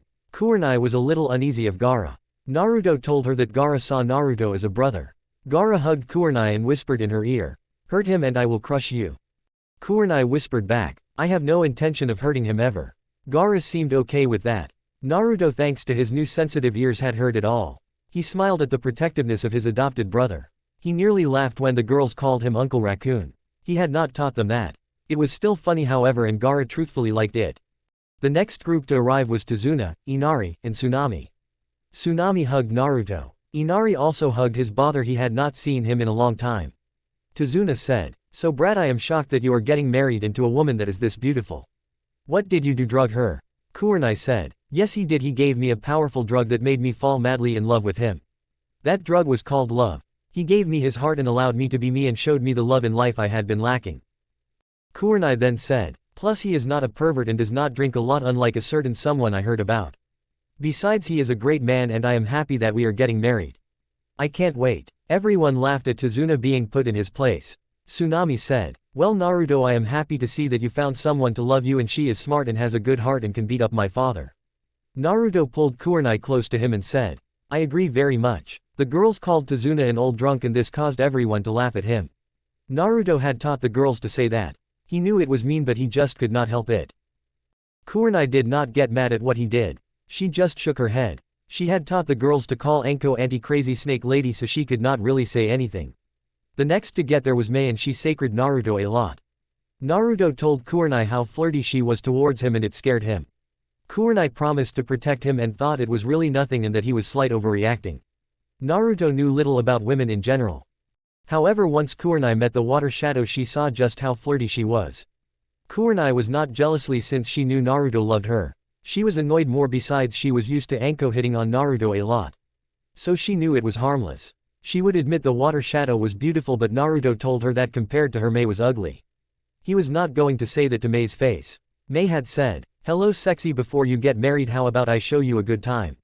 Naruto took Kurenai and kissed her passionately right in front of everyone. It caused all the adult females to get hot, even some of the adult men. Naruto then said, "No thanks, but it was a nice offer." Mei smirked and said, "I know, I am just messing with you. I will not try and ruin your relationship. If you ever need a home, as long as I am caged, you will be welcomed." Naruto smiled a true smile at that and hugged her and said, "Thanks, that means a lot to me."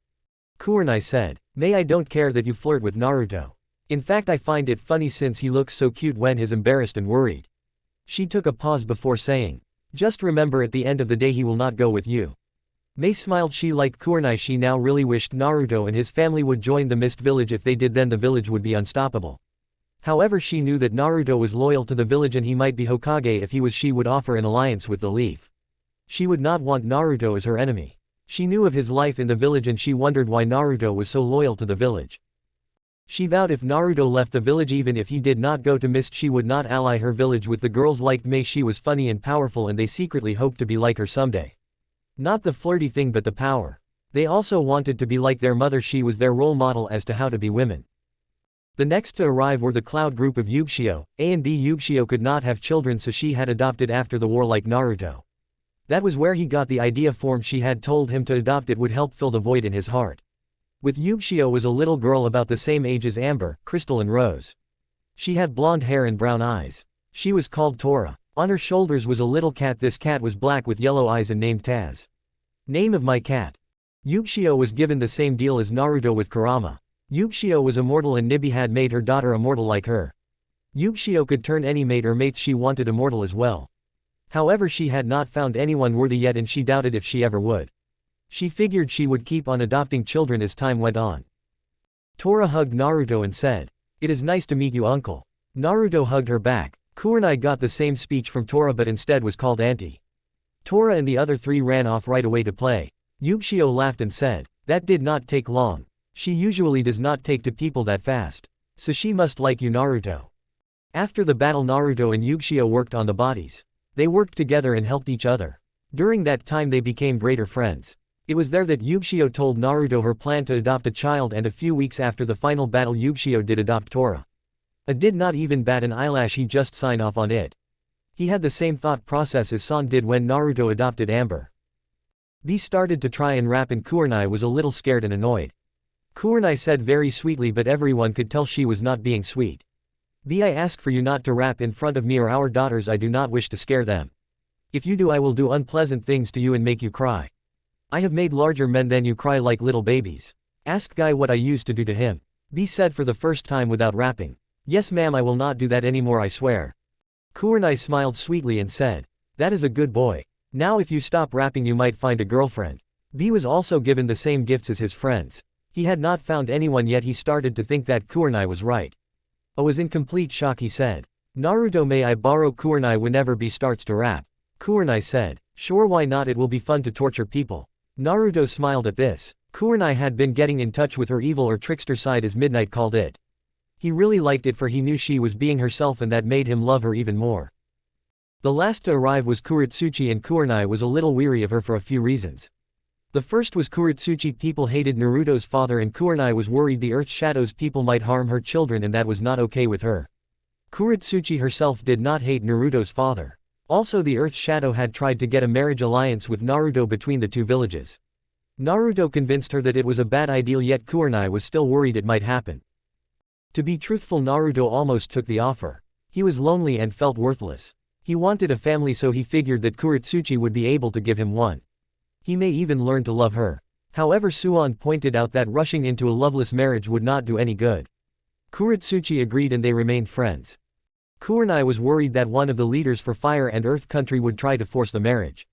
Kurenai hoped that would not happen. She knew that even if they were married they could still force it. They could force Naruto to divorce her and marry Kuretsuchi. However, she also knew rationally that Naruto would tell them to go and jump in a lake if he was in a good mood. If he was in a bad mood, well, it would not be pretty. Naruto had called all of the guests and expect the girls since they were playing and having fun. He said, "Well everyone, thanks for coming out to our wedding. It means a lot to us. All of you are my friends and I am happy that you guys could come to share this day with us."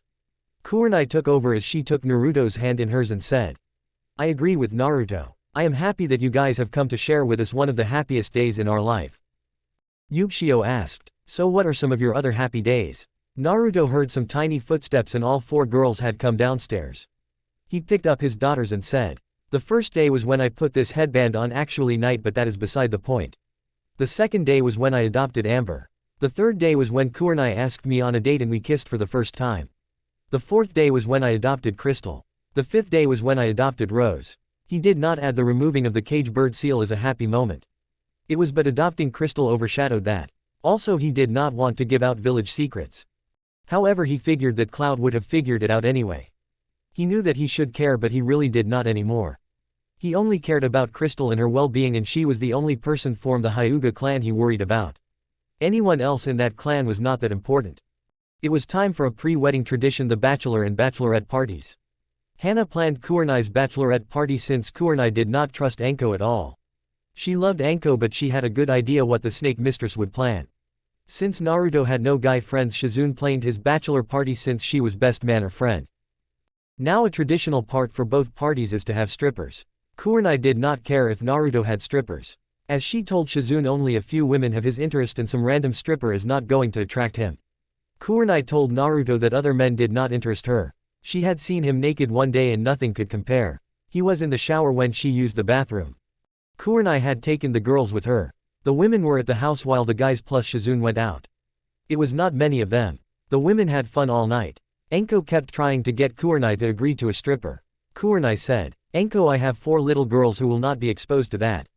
Also, no stripper is as good looking as Naruto and never will be. If you mention it one more time, I will not only trap you in the nightmare, I will get the girls to start calling you that name again." The nightmare was one that involved her former master and her acting like Guy and Lee. After Sand heard about this, she was able to convince Kurenai to let it be used for torture and interrogation. Many people have cracked after seeing it. The name is Anti-Creepy Snake Lady. Sand, wanting to have fun, said, "How do you know that non compared to Naruto?" Kurenai smirked and said, "One date Naruto and I hanged as different women and went to a strip club. We then did the same but hanged as different men and went to a strip club. It was funny as hell. We have both seen each other naked and it does not compare." No one was prepared for that. The girls were playing, so they had not heard Kurenai's answer. Henna asked, "Why did you do that?"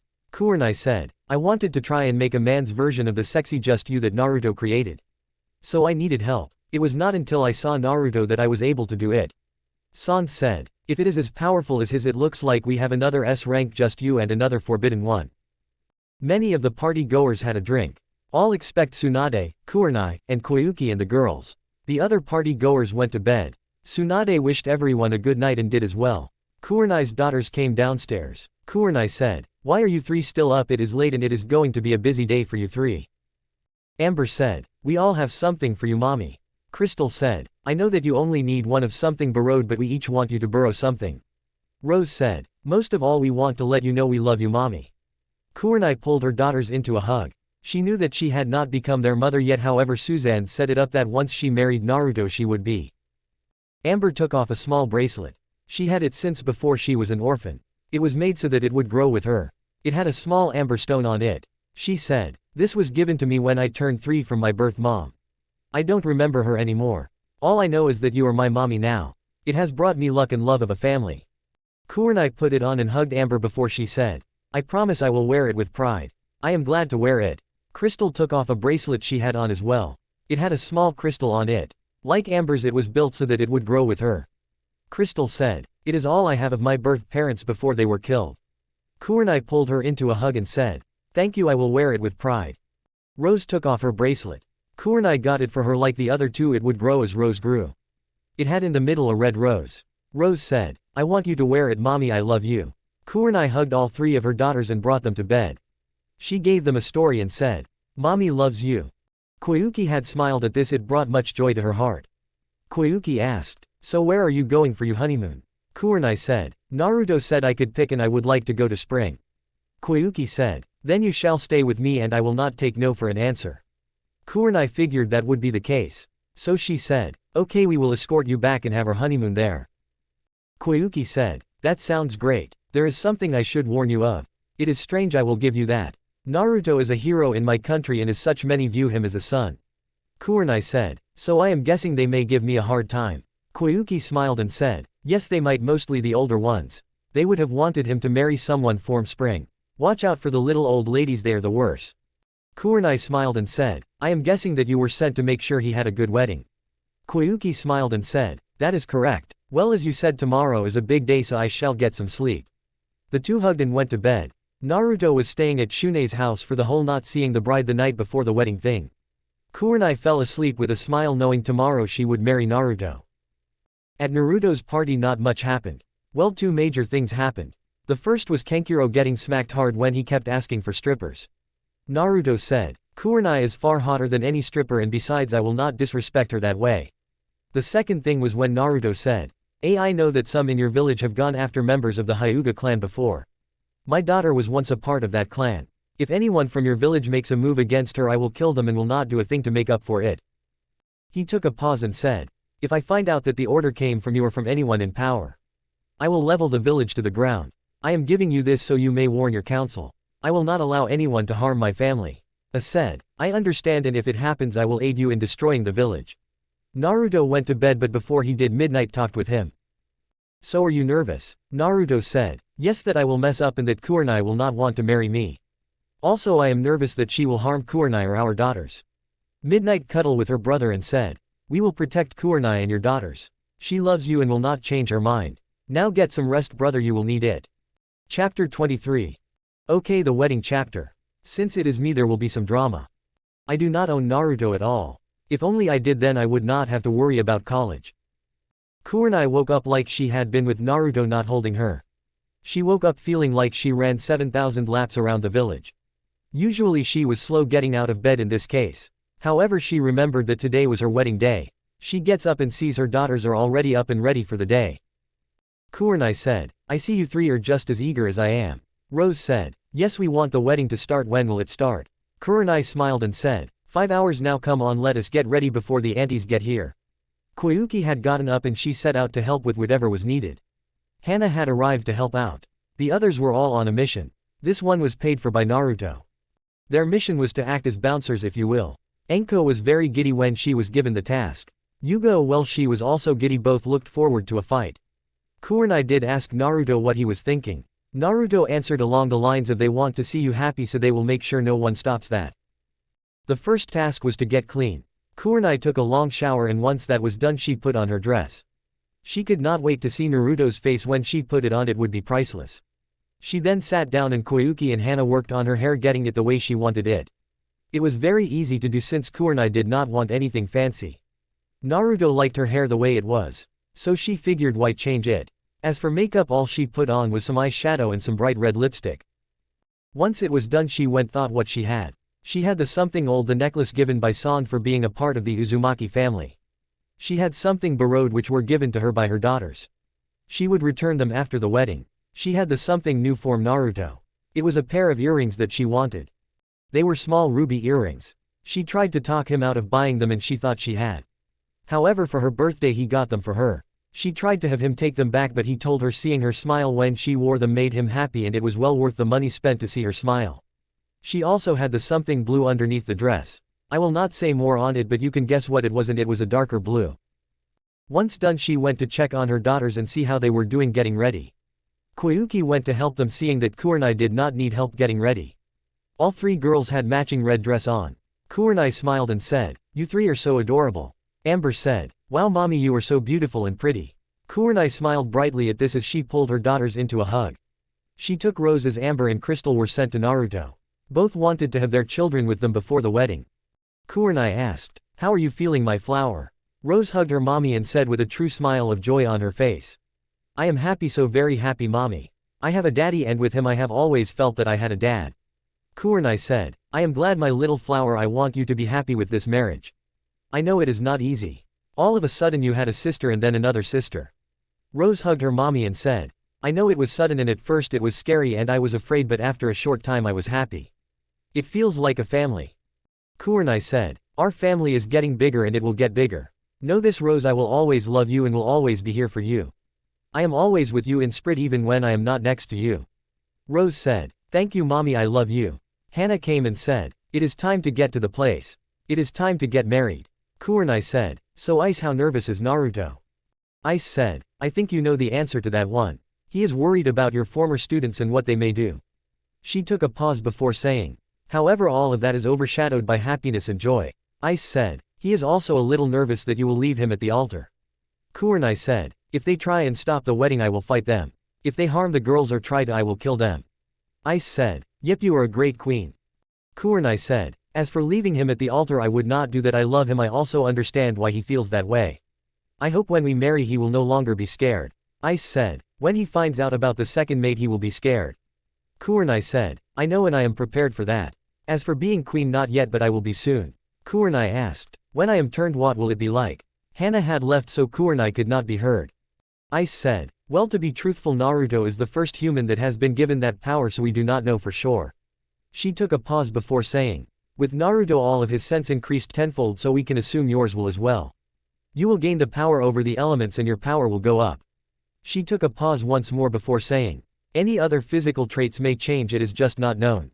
Ice said as an afterthought, "Your instincts will increase like your mothering instincts, and your instincts to protect you pack or family will go up. Your evil side, as we call it, may go up. The part that says back off from my family will go up and will cause you to rip to pieces anyone that harms your family." Kurenai said, "I am not evil, I just think of it as embracing my trickster side." Ice said, "I know that is another reason you will make a great queen. We foxes love pranks." Naruto got up that morning feeling cold. Ever since he started to sleep with Kurenai, he woke up each morning with a feeling of warmth and joy. When he was on a mission and he was not holding her, he would wake up feeling cold. He wanted to stay in bed and try and get warm. However, he knew today was his wedding day, so he got up instead and started to get ready. First he ate some food. He did not eat a lot since Kurenai told him he would want to eat at the wedding and he would be very happy at the food she picked out. Kurenai had not told him who she had gotten to do the food. All she said was it was a surprise and he would be happy. After he ate food, he went to take a shower.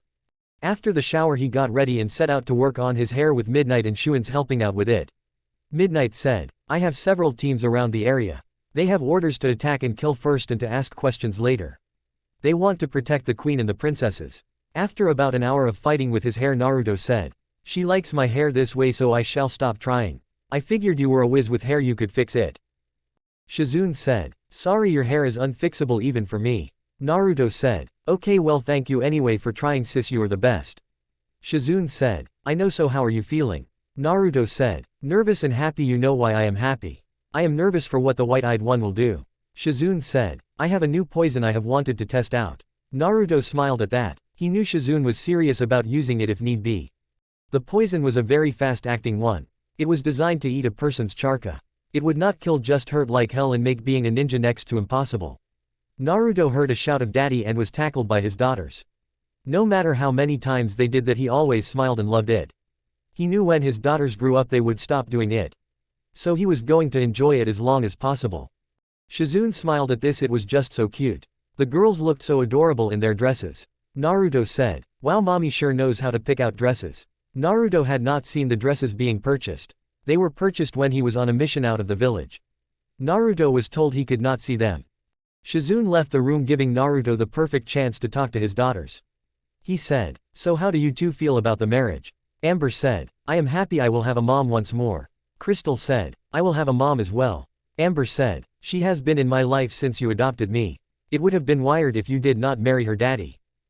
Crystal said, "She has always looked after us and taken care of us. She has made sure we are safe. She above all loves us." Amber said, "We have another sister. I hope when we became ninjas we are on the same team." Crystal said, "This is a different family, but it is a great family." Naruto said, "I am glad to hear that from you too. Soon we will be a family." Naruto said, "Things will change and we will have more children. Know this please, you two will always be important to me. I love you both and will always be here for you. Even if I am not with you physically, I am with you in spirit." Both girls hugged him and said at the same time, "Thank you, we love you daddy." Shizune came and said, "Come on, it is time to get to the wedding. It is time for you to get to your place." On the way over, Naruto was holding his daughter's hands. He said, "So how is Kurenai doing?" Midnight said, "She is nervous just like you and for the same reasons." Naruto nodded at this and knowing that his sister was not done waited. After a short few seconds she said, "However, that is all overshadowed by her joy and happiness. She will not leave you at the altar, she loves you too much." Naruto said, "I know, I am just not used to good stuff happening." Midnight said, "I know, but it has all ended. Bad things will happen, but you will not lose Kurenai or your daughters. We will see to that." The group had made it to the place where the wedding was to be held. It was near the Hokage mountain. Sand was standing at the altar and smiling at Naruto. She was very proud of him. She had thought that after Hinata's words after the final battle of the Fourth Ninja War he would never move on. However, he met Kurenai and found someone to love him unconditionally. She smiled at her two granddaughters. Both had difficult lives for one so young. They had it just as bad as their daddy. However, unlike their daddy, they both had someone that took them in and was willing to care for them. Sand did not know what the future held, but she hoped that her son did well in it. She knew that Kurenai would help him with that. Kurenai may have been older than Naruto, but it did not matter. Sand did not do the rite of battle, she did not think it was needed. That, and she knew Kurenai would beat her. Kurenai had been training hard since she started to date Naruto. Once she got engaged she trained even harder. She knew that Uzumaki clan members were strong, they had to be strong. The wives of the clan had to be strong. The Uzumaki clan was a battle clan. She was proud to be a part of that. Naruto was starting to get nervous, but he was also happy, so very happy. In a room, Kurenai was waiting for the wedding to start. Her bridesmaids were helping her get ready and to calm her nerves. Henna said, "You can do this." Kurenai said, "I know, I am just nervous. I have been looking forward to it, but I am still nervous." After a few minutes, the call was given for Kurenai to come. Taking Rose's hand, the two start to walk down the aisle. I know this is not how things are done in Japan. I do not know much about them, and the internet can't always be trusted. So I will do what I know, but will stick to Western wedding rituals and making up stuff as I go. Naruto heard the music playing and looked up to see Kurenai. She was beautiful, even more so than usual. She had a simple white dress. It was a full-length strapless dress. It had nothing fancy on it. It was just a plain white dress. It hugged Kurenai perfectly. It was as if the dress was made for her and for her alone. To Kurenai, it did not feel like she was wearing anything at all. It was wonderful. Naruto felt like fainting, but he did not. He stood tall and smiled. He smiled seeing Rose holding on to Kurenai. When the two go to the front, Rose placed her mommy's hand into her soon-to-be daddy's hand. Suan then started to speak. However, before she could say anything, a voice stopped the wedding. It was Anko. No, just kidding, it was Hinata, and with her was a blonde-hair woman. The blonde was she and the priestess of Demon Country. She said, "I am sorry I am late. Thank you, Lady Hinata, for stopping the wedding. I wanted to be here." She sat down in a seat and said, "Please start, Lady Hokage." Hinata said, "You told me you wanted to stop it." Shion smirked and said, "I needed to get to the wedding. I did not want to miss my friend's wedding. I knew you would not help me if I said I wanted to support him." Hinata walked out. She knew many had weapons aimed at her. Shion said, "We can talk later, please go on, Lady Hokage." Hinata came back and said, "Kurenai needs to get approval from a member of the Uzumaki clan, and it has to be an adult or at least 2 others. Suan smirked and said, "Well, I was made a member by Kushina many years ago and I gave my permission. The necklace Kurenai is wearing is proof of that. However, to make it more fun, Amber, Crystal, how do you feel about Kurenai marrying your daddy?" Amber smiled and said, "I want her to marry daddy." Crystal said, "I want her to marry daddy as well." San smiled and said, "Well, now that is settled. Any other attempt?" Hinata took out some pictures and handed them to Kurenai. She said, "Naruto has been cheating on you." At this, Kurenai started to laugh hard. After she was able to calm down, she said, "Yeah, nice try. Naruto would never cheat on me. Now please leave, you are ruining a happy day for me. Besides, these are fake. The person's eyes are not even the right color.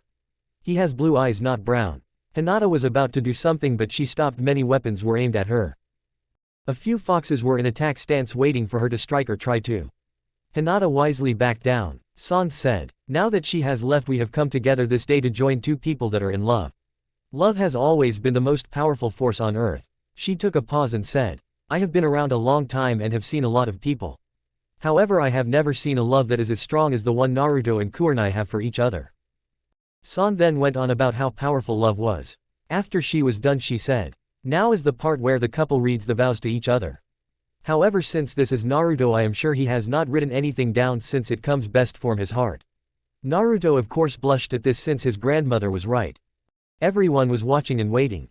Up above, Kushina was smiling and crying at the cute scene. She was also happy that she won the bet. Kurama was at the wedding as a human. He had a sword on him and he was very close to using it on Hinata. So very close. Naruto took Kurenai's hands in his. He looked her in the eyes and said, "Kurenai, I never thought I would get the chance to even date you. I never thought you would want to date me. I never even thought about the idea of dating you since I figured I was not even in your league." He took a pause to gather his thoughts before saying, "However, as we started to date, I saw that we had more in common than I thought. I got to know the woman inside of you and I fell in love with you. I am not good at expressing my emotions into words." He took a pause to stop the tears he could feel coming before saying, "So I will just say this. I love you, Kurenai. I promise that I will always love you. I am not going to promise to not do something stupid, since let's face it, I do stupid things all the time." Everyone laughed except Kurenai, since she was close to tears herself from the heartwarming speech. Naruto said, "I love you and will always love you." Not a single dry eye was in the area. Kurama was also crying. Kushina up above was smiling and crying at the cute scene. Kami was a little freaked out. The demon lord was crying. Kurenai said, "Naruto, I never thought that I would be standing here about to get married to you, since as you put it, we were in different leagues." She took a pause and said, "However, like you, I got to know you and saw the real person inside of you." Kurenai was starting to lose it, so she said, "With you I can be myself. I don't have to pretend to be someone I am not. I love you Naruto and can't wait to spend the rest of my life with you. San said after she had stopped crying from the beautiful words. Now does anyone have a reason as to why Naruto and Kurenai should not be married? I would say that if anyone does they have better not enjoy being alive. No one had the guts to speak up even if a few did not like the idea. The two then together lit a candle symbolizing the love they had for each other. San asked, Naruto, do you take Kurenai to be your wife and to honor her and all the other stuff with it? Naruto said, I do. San said, Kurenai, do you take this knucklehead Naruto to be your husband and all the other stuff with it? Kurenai smiled and said, I do. San then said, by the power I have as the Hokage of the Hidden Leaf Village, I now pronounce you husband and wife. You may kiss your wife. Naruto gently removed the veil and kissed Kurenai with all the love he had for her. San then handed some paperwork that was signed and said, I now present to you all Naruto and Kurenai Uzumaki. She then said after the crowd stopped cheering, I would like to present their daughters Amber, Crystal and Rose Uzumaki. The girls hugged their parents. They were now a family. The party was going on into the late hours. During the party Shion came up and congratulated the couple. She then asked, why was I not invited my friend? Naruto said, the promise I made when I was even dumber than I was before. Naruto had told Kurenai what he had promised and she laughed at his cluelessness. It took her a good hour to get her to stop laughing. Shion said, I am sorry about that. I did not mean to make you uncomfortable. At the time I wanted you to do it. You could have taken me right then and there and I would have been happy. If it will make you feel better I will release you from the promise. She took a pause before saying, I have not found anyone yet so I have adopted. I found a little girl and using a ritual I was able to make her my daughter by blood so she has my powers. Naruto and Kurenai were both thinking the same thing. Shion said, I can give you the ritual for your daughters. It is very painless and can be done in minutes. She handed them a scroll and said, I hope you too have a good honeymoon in spring. Should your family need a home you are welcomed in Demon Country. Both hugged her for this. The girls really liked Shion. Shino brought with her daughter whose name was Lily. She was their age and she along with the girls and Tora went to play. Naruto mingled with his friends and some of the other people that were invited but he and Kurenai did not want to come but had to invite anyway since it was the right thing to do and all that stuff. Naruto was shocked when he saw that it was a Yame and her ramen. Kurenai said, we like her food, it is the best and it made her happy. Naruto said, you are the best. Kurenai said, I know. Naruto and Kurenai fell asleep after putting their daughters to bed for the night and doing the ritual. The girls knew their parents would be gone in the morning. Sand and Kurama were watching the girls. Sand knew who he really was and it did not worry her. Naruto would never allow someone to watch his daughters he did not trust. Part of her did not care if Kurama destroyed the village. As long as her family was safe she did not care. She might even help given the right mood. After the ritual was done Kurenai felt better. Shino felt better then all of Asuma's DNA was purged from Rose. She was not Naruto's daughter in blood. Kurenai also enjoyed having Amber and Crystal as her daughters in blood now as well. Naruto found himself in the White Room again. He wondered who he would see this time. He was not ready, not even close to ready. He saw his mother and he did what anyone in his situation would do. He hugged her and the two started to cry. They did not notice Kurenai had appeared. Kushina said, I am sorry my son for not coming to you sooner. I am so happy and so proud. Naruto said, it is okay mom, I get to see you at least once. Kushina said, well thanks to you not fainting I can come and visit you tonight. I have also been allowed to give you a gift. Making a deal with Kami I have been able to give it to your daughters. I have already done that and I will give it to you Kurenai as well. Naruto pulled his wife to him and she cuddled up to him. Kushina touched both of their heads and allowed some of her energy to flow through her to them. She said, I have given you the ability to my chains and the full power of the clan. You daughters have it now as well. Be safe and I love you. She faded away. She was not allowed to see her family again until 100 years had passed. That was the deal she made with Kami. She also gave the power to Koyuki. Kurenai said, your mom is a great person. I have a lot to live up to. Naruto said, I think you already have and the girls will have to live up to you. The two then faded away and fell back asleep in each other's arms. They would wait to make love on the honeymoon when they got to spring. Chapter 24. I do not own Naruto if I only did. This chapter Kurenai figures it out and well wait and see. Kurenai and Naruto got up early in the morning. Koyuki was up and ready as well. The couple kissed their daughters goodbye and left. As one the three made the trip to Spring Country where Naruto and Kurenai were going to spend a week on their honeymoon. When they left the village Koyuki said, I have been training in the ninja arts, let us run to the dock. I wish to see how far I have come. So they did and Naruto and Kurenai were impressed the Princess of Spring was doing very well. Naruto smirked and said, "Let us pick up the speed." So the three did just that, and in about an hour they were at the docks and on a boat. It was her boat and it was specially made. It was faster than any other boat out there. It would make the trip in 3 hours instead of the few days it took Naruto the last time. Koyuki said, "So how do you think I am doing?" Kurenai said, "Your speed and endurance are very good. You were able to keep up with us, and I know Naruto was going faster than he needed to." Naruto rubbed the back of his head like he used to do when he was nervous. Kurenai smiled and kissed him for that. It was just so very cute. Koyuki smiled and said, "Well, I am sorry guys, the people want to give you a warm welcome if you will." Naruto gave her a look that said, "What do you mean?" The answer was when they got to the dock they see lots of people and a huge sign that says, "Congratulations Naruto and Kurenai." Once they see the couple, the people start to cheer. Little kids run up to Naruto and ask for an autograph. He gave all the kids one and even starts to talk to them and play with them.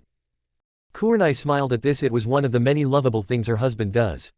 Kurenai noticed that one little girl with black hair and green eyes really liked playing with him. She was the same age as their daughters.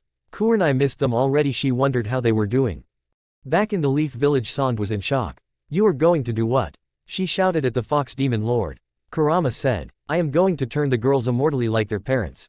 It is Kami's orders. I need you to watch and make sure they are okay. Nothing should go wrong, but being inside Naruto I have gained his paranoia with precious people." Kurama told the girls what he was going to do and they agreed to do it. He told them of all that would happen. They agreed to do it. Sand said, "Okay, why not? Only Naruto would have this happen." Kurama smiled and started to chant. He gathered demon energy into his tails and touched each girl with the tip of one of his tails. He touched them on the foreheads. He then sat down after holding the tails for about 4 hours. Sand did a scan on all the girls and everything came up as perfect.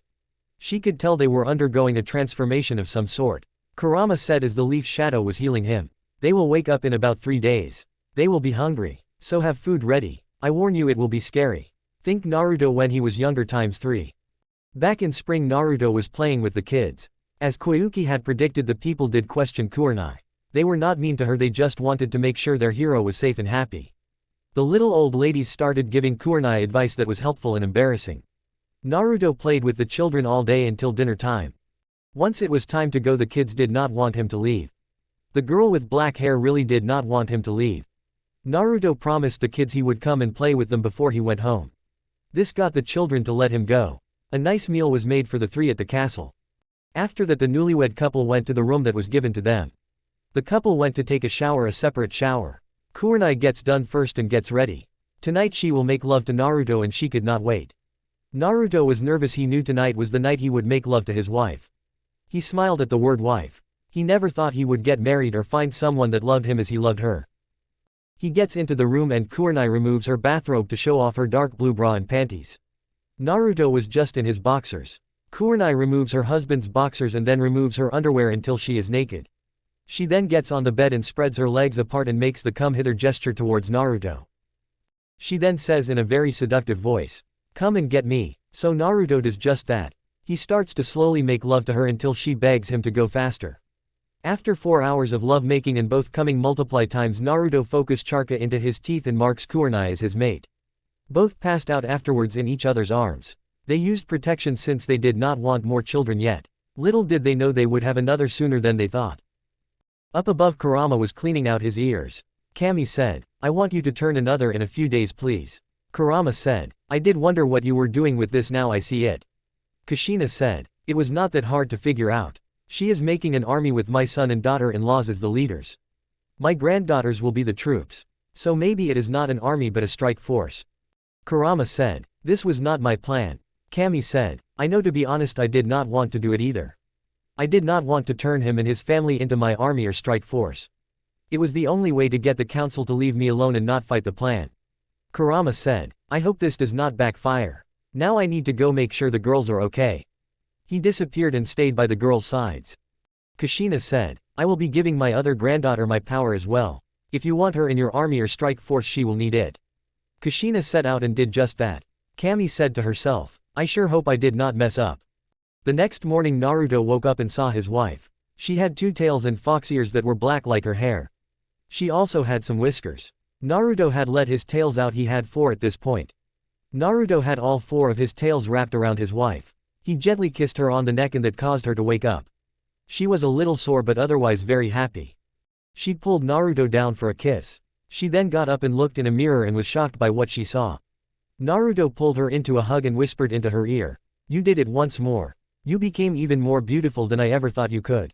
This caused Kurenai to smile. She did not know how Naruto would react to seeing her like this.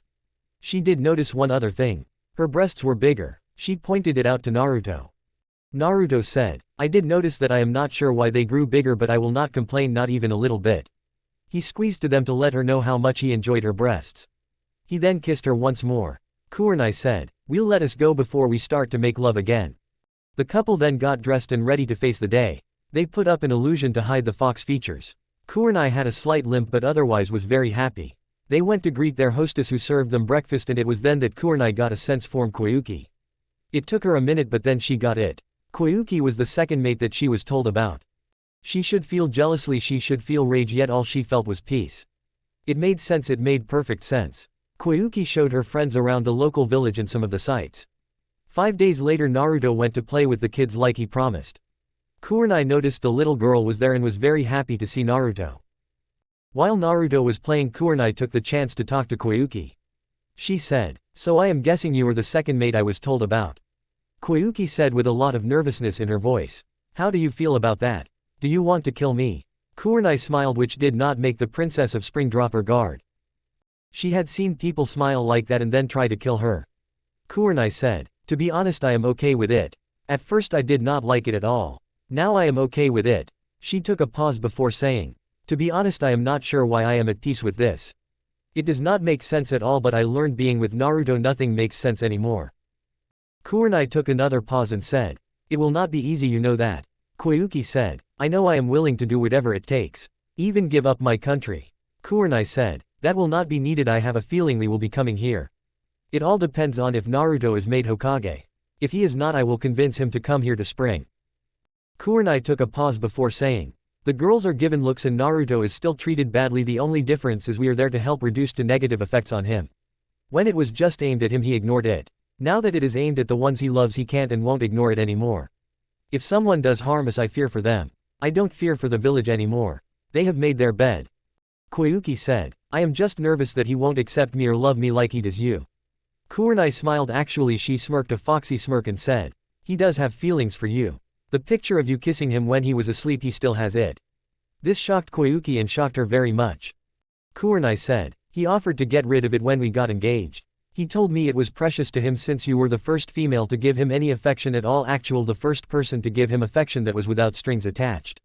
Even if it was just a friendly kiss, it still meant a lot to him. He does like you and respects you. He may even love you like me." Kurenai took a pause and said, "I told him to keep the picture since it meant a lot to him. Plus the girls think it is funny that they anti-kissed their daddy." Koyuki said, "I never knew I meant that much to him. I glad I did not do the mission I was planning on doing."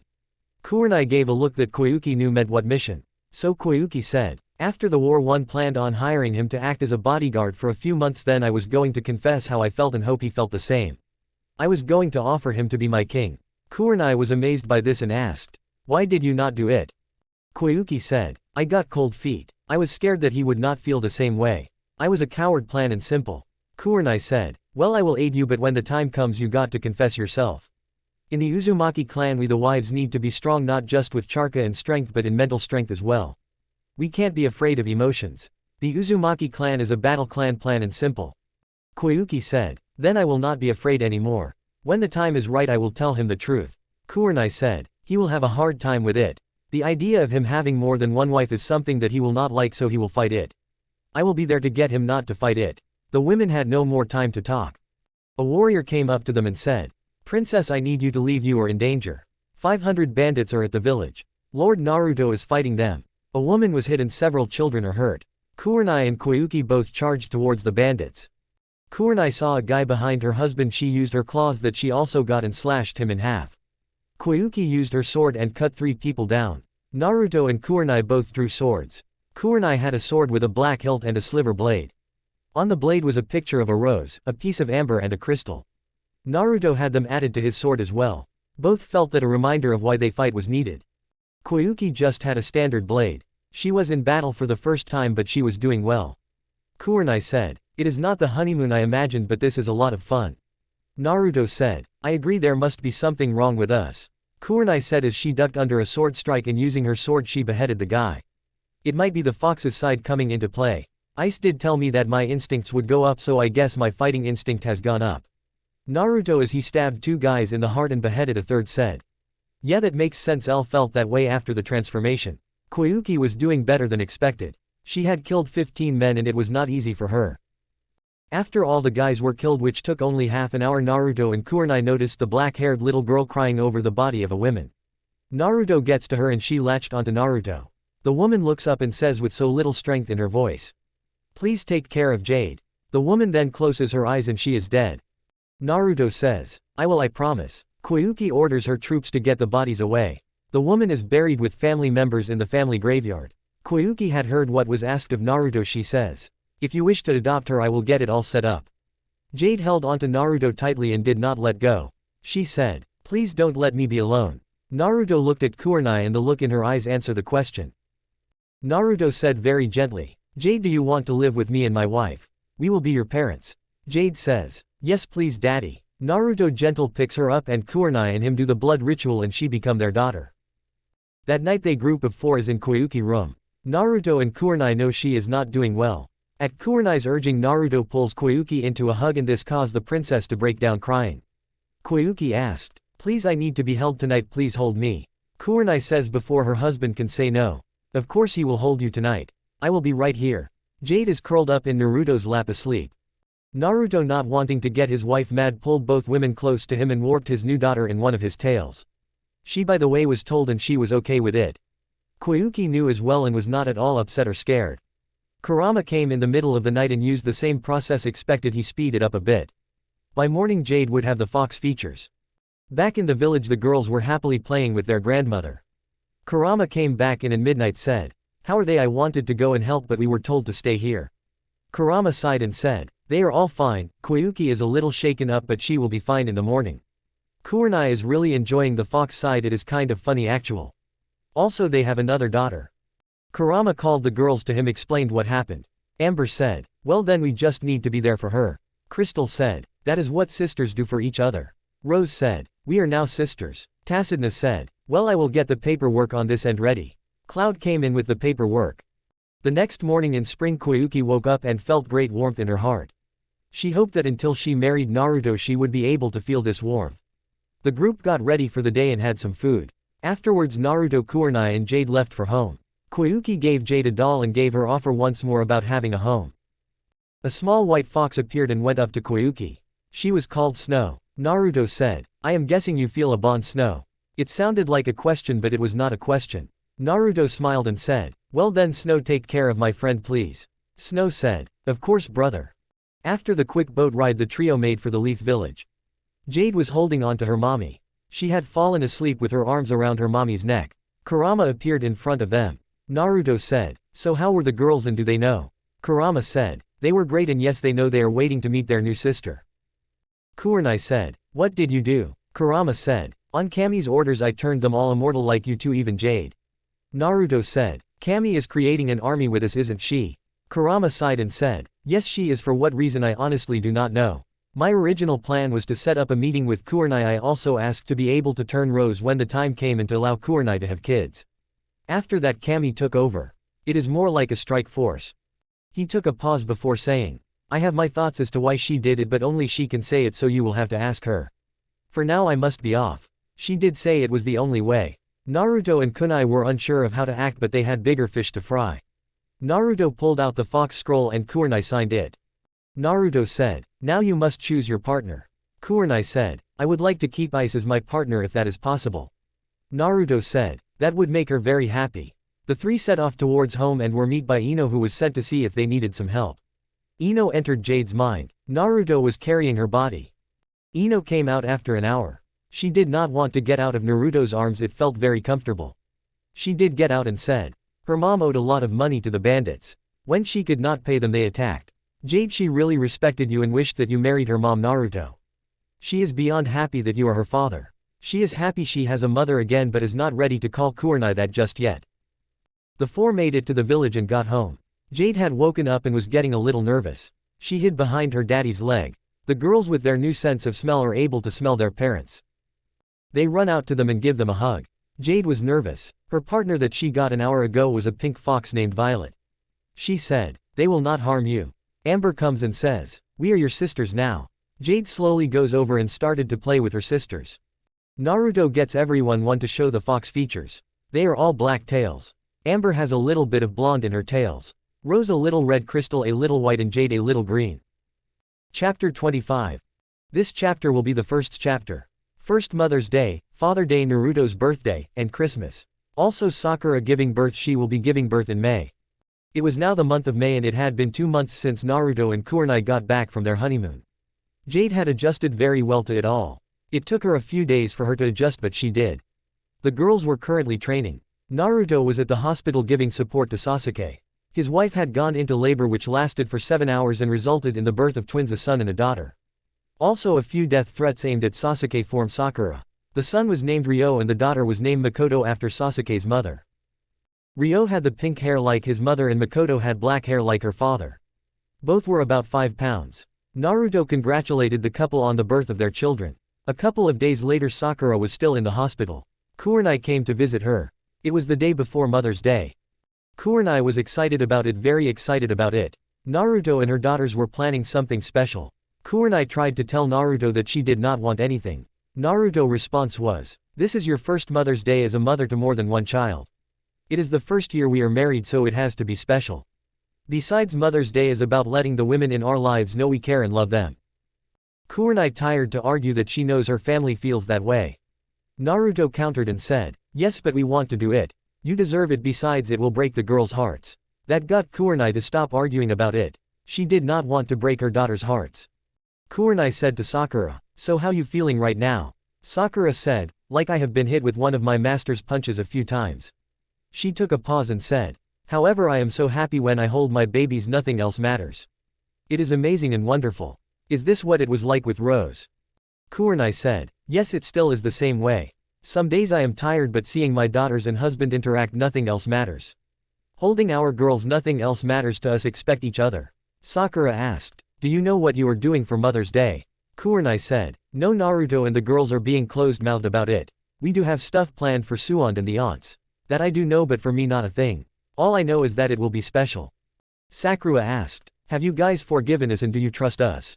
Kurenai asked, "Do you want the truth? You will not like the answer." Sakura said, "Yes, I need to hear it even if I won't like it."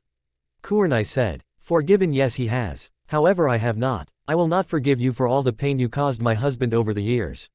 I am sorry, but that is how I feel. He is a forgiven person, I am not when it comes to my loved ones." Sakura looked down in shame. Kurenai said, "As for trusting you, no, we do not trust you and I doubt if we will ever trust you." Sakura said, "We have children now, it shows that we have changed and can be trusted."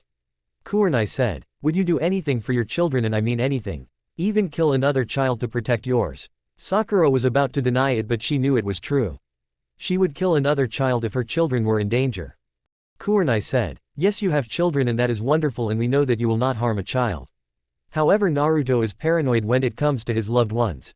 Our girls and me, we are all that are important to him. It is a part of his upbringing. The small part of him is not trusting you and that small part of him has always kept him alive. Now if you excuse me, I must be off." Kurenai said, "I know what I said was harsh, but Naruto finally has what he has wanted his whole life. He will not lose it. Even if it means cutting out the ones he once called friends if they are a danger to his family." Kurenai left the hospital and went home. Ice on the way said, "So what are you going to do?" Kurenai said, "We are going to do what we have been doing, watching the ones we don't trust. We will then kill them if need be." Ice said, "Well then, I look forward to it, the fighting that is." Kurenai rolled her eyes at her partner's antics. However, she felt the same way, she was looking forward to a fight. She knew it was her demon side talking. When she got home, her children greeted her with a hug and went back to training. All the girls could hit the bullseye 5 out of 10 times now. For 5-year-old children that was an impressive thing. They could run 3 miles without pause and they could do many sit-ups and push-ups. They were getting a lot stronger. Her husband greeted her with a kiss. Before bed that night he massaged her and rubbed her shoulders and feet. She did not care how many times he did it, she would never get tired of him doing it. She also knew she would never get tired of making love to Naruto or Naruto making love to her. After making love, the couple fell asleep. Kurenai wakes up and Naruto is not next to her. She is about to get up when she smells food cooking thanks to her new senses. Ice said, "Please stay in bed, this is a part of your Mother's Day present. I have been asked to keep you here by any means." Kurenai put her head down and just looked at the ceiling. She also started to pet Ice, who was happy. After about 10 minutes she hears footsteps coming up the stairs. Into the room walks her family. Each of them are carrying some type of food. The 5 place it on the bed. Rose said, "Part 1 is breakfast in bed made by us for you, mommy." Kurenai smiled. In front of her were her favorite foods, well, breakfast foods anyway. Kurenai said, "So this is part 1, how many parts are there?" Naruto smirked and said, "Well, what fun would that be if I told you?" Kurenai said, "You would make me happy." She then used the puppy dog eyes. Now normally this would get Naruto to do anything she wanted, and I mean anything. He wore a pink dress once when she used these eyes on him. She still could not believe that worked. Naruto said, "I am sorry, but that will not work this time." Kurenai pouted but started to eat her food. After she had eaten, Kurenai got dressed for the day. She had put on some cloths before her daughters came into the room, but it was a nightdress. She wanted to cover herself since she was naked when she woke up. The girls already gave Suon their gift. It was some flowers and a gift card to the spa. The family went to visit the aunts and give them the gifts. All of the aunts got flowers and gift cards as well. Ayame was given a few days off. Naruto agreed to watch the stand so she could take a vacation, one that was paid for by the family. It was Kurenai's ideal. Enko was given food for her snakes. She had a snake with her husband at all times with orders to get him out should it be needed. Baruka was a little freaked out by it at first. However, he knew his wife worried about him and it made her feel better. She also got flowers and a gift card for her favorite dango place. Hannah got food for her partners and gift cards to the spa for her and her partners. Kat got a cleaning kit for her sword as well as the spa gift card. When they got to Ino, the girls covered their ears. With the fox ears they were even more sensitive to loud noise. Ino nearly broke their eardrums the first time after they were turned. Ino got a gift card to the spa and a gift card to her favorite restaurant. Plus the battle staff she had been eyeing. She tried to refuse, but Kurenai said, "Take it and use it well. You have been a great auntie." Termai was sent stuff as well, a card to her favorite spa in Suna. Koyuki and Spring also got stuff for Naruto and his family. She got pictures of the girls, all of them asleep, holding the dolls she gave them. The family did not know what to get her since she was a princess and had everything, or at least had access to everything.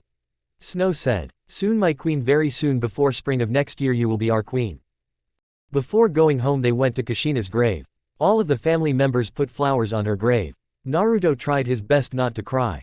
Kurenai whispered to him, "It is okay to cry, Naruto, we love you." So he did cry for a short time. He also thanked his mom for giving him the family he now had. They left for home after a few hours. Once the family got home, the girls all ran to their rooms.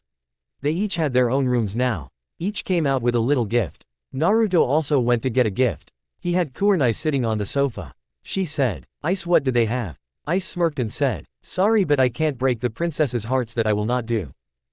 A few minutes later they came out. Amber handed her gift first. Opening it up, it was a bracelet. The same one made for Naruto. It was woven like Naruto's was. Amber said, "Now you will be safe on your missions, mommy." Rose gave her a picture she drew. It had all of the family's fox partners. Crystal gave a picture of Naruto and Kurenai on their wedding day. She drew it. Jade gave Kurenai a picture of all 4 girls that she had drawn. All 4 girls were good artists. Naruto gave her a necklace with a leaf. The leaf was a dark green color, it was made out of emeralds. Naruto said, "I saw it and thought it would be perfect for you." Kurenai smiled and kissed him for that. She then hugged her daughters and held them. That to her was what Mother's Day was about. Later that night, as Naruto was holding her, she said to him, "You know, on Father's Day it is my turn." Naruto smiled and said, "As long as I get to spend it with my family, I don't care what you do." It had been a month or so since Mother's Day. It was the day before Father's Day and Naruto was out on a mission.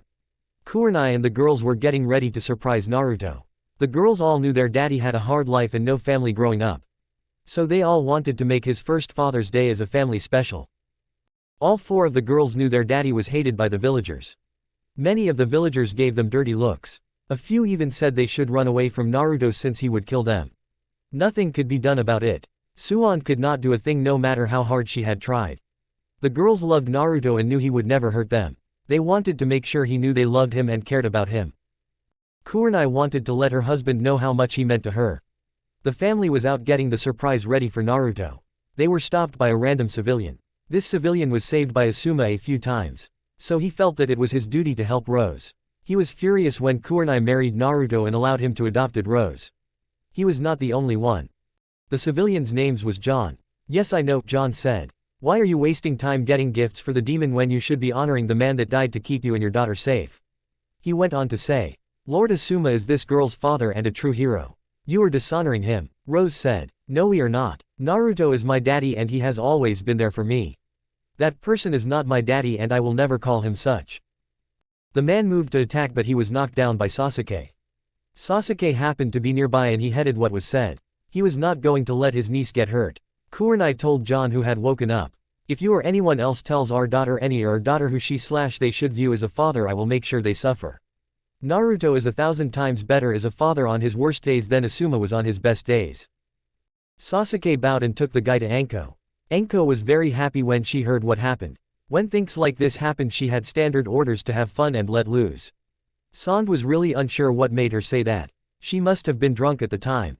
Kurenai took the girls home. They had finished their shopping. Naruto got home a few hours later and Rose tackled him. She kept muttering, I love you daddy. The others hugged him but let go. Rose had not. Kurenai mouthed, I will tell you later. So Naruto got down and hugged Rose before saying, I love you to my little flower.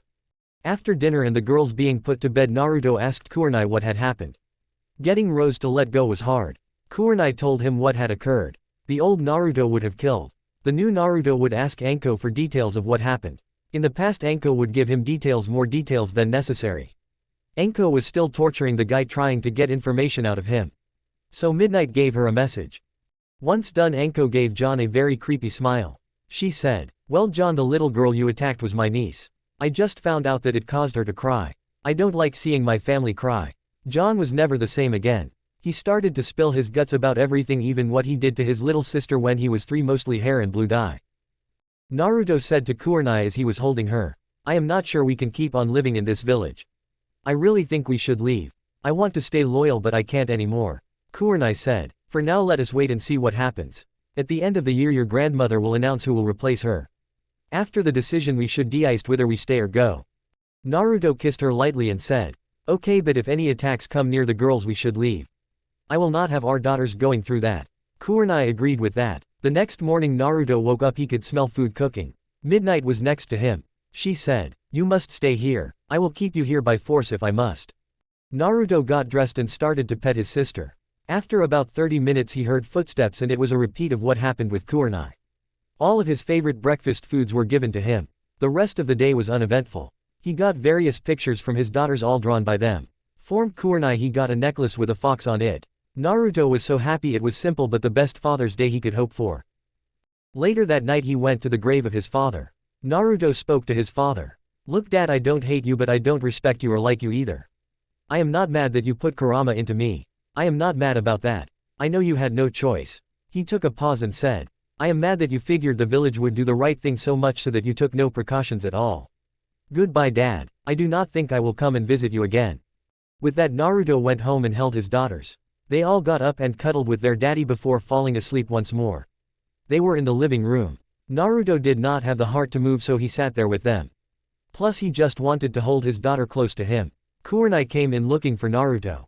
She could smell him. She saw him holding their daughters close to him. She could tell he was sad by his body language. She somehow gets it so that she is holding him and did not disturb their daughters.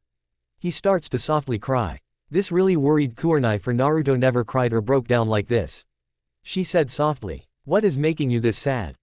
Naruto was not able to talk right away when he had this to say. I was at my father's grave marker or grave or whatever. I am not mad that he sealed Kurama into me. I am mad that he did not take care to protect me. Kurenai waits, she knows he is not done. Naruto said after he was able to think again. How can a father not take care to protect his child? I would do anything to protect our daughters, and I mean anything. It is just not right. Kurenai held him, knowing he did not want an answer. He just wanted to vent. Naruto had fallen asleep in his wife's arms and was resting his head on her breast. Kurenai started to gently stroke his hair. She vowed that she would help her husband and her daughters and would never leave them. If she had to go away on a mission and Naruto was on one as well, she would take many steps to prevent her daughters from being hurt. It had been 4 months and a sad time was approaching for Naruto. It was a time he should be thrilled about. Many on that day were happy and cheerful, but he was not. It was his birthday, the 10th of October. On his birthday he was called names and beaten and forced to deal with many other horrible things. He had hoped after the war that it would have gotten better and it would have ended, but that was not the case. In some ways it only got worse. Many people started to fear him once word got out about how much power he had. Many feared he would turn on the village given how badly it treated him. So in the wisdom of the village they figured that best course of action to prevent that would be to up the horrible treatment instead of making amends and treating him better. Today on his birthday a festival was being held. Naruto was out of the village. He would be returning later in the afternoon. He was sent on a mission and he wanted to get it done so he could get home. Not so he could enjoy the festival, no, he wanted to protect his family. He knew some idiots would try and harm his family. He told Sand that he would actually do something this time. Sand only responded that he should save some for Anko. She was not going to go to the festival either. None of the aunties were going to go either. To them it was horrible what their brother had to suffer. Kat felt the worst since she guarded him when he was younger. She was taken off duty after one time she killed 12 people who nearly killed Naruto. She felt she should have done more. Naruto had forgiven her time and time again. In the house Kurenai and the girls were putting together the final touches for the small party. Kurenai knew Naruto did not like parties or events held for him. She knew he hated this day, but she was going to change that. She was going to show him that his birthday could be a happy time. She wanted it so that in the next 100 years Naruto forgot all about the bad stuff and only focused on the good stuff. Ice said. Kurama would like to come to the party. So Kurenai summoned him and put him to work. Only Sand, the girls, Kurenai and Naruto knew who he really was. Sand was laughing very hard at that. She had more respect and fear for Kurenai now. The nine-tailed fox did what Kurenai ordered him to do without even questioning it. Sand asked Kurenai a question she had been dreading but had to ask. Are you guys planning on taking the family out of the village? Kurenai put on her poker face, or the face that meant she was hiding something but you would never figure it out. She then asked, are you asking as the Hokage or the mother/grandmother? Suan said, as Hokage I do not want to lose 2 of my strongest. I also do not want to lose 4 very strong ones either. She took a pause and said, as a grandmother I do not want to see my granddaughters or my son hurt anymore.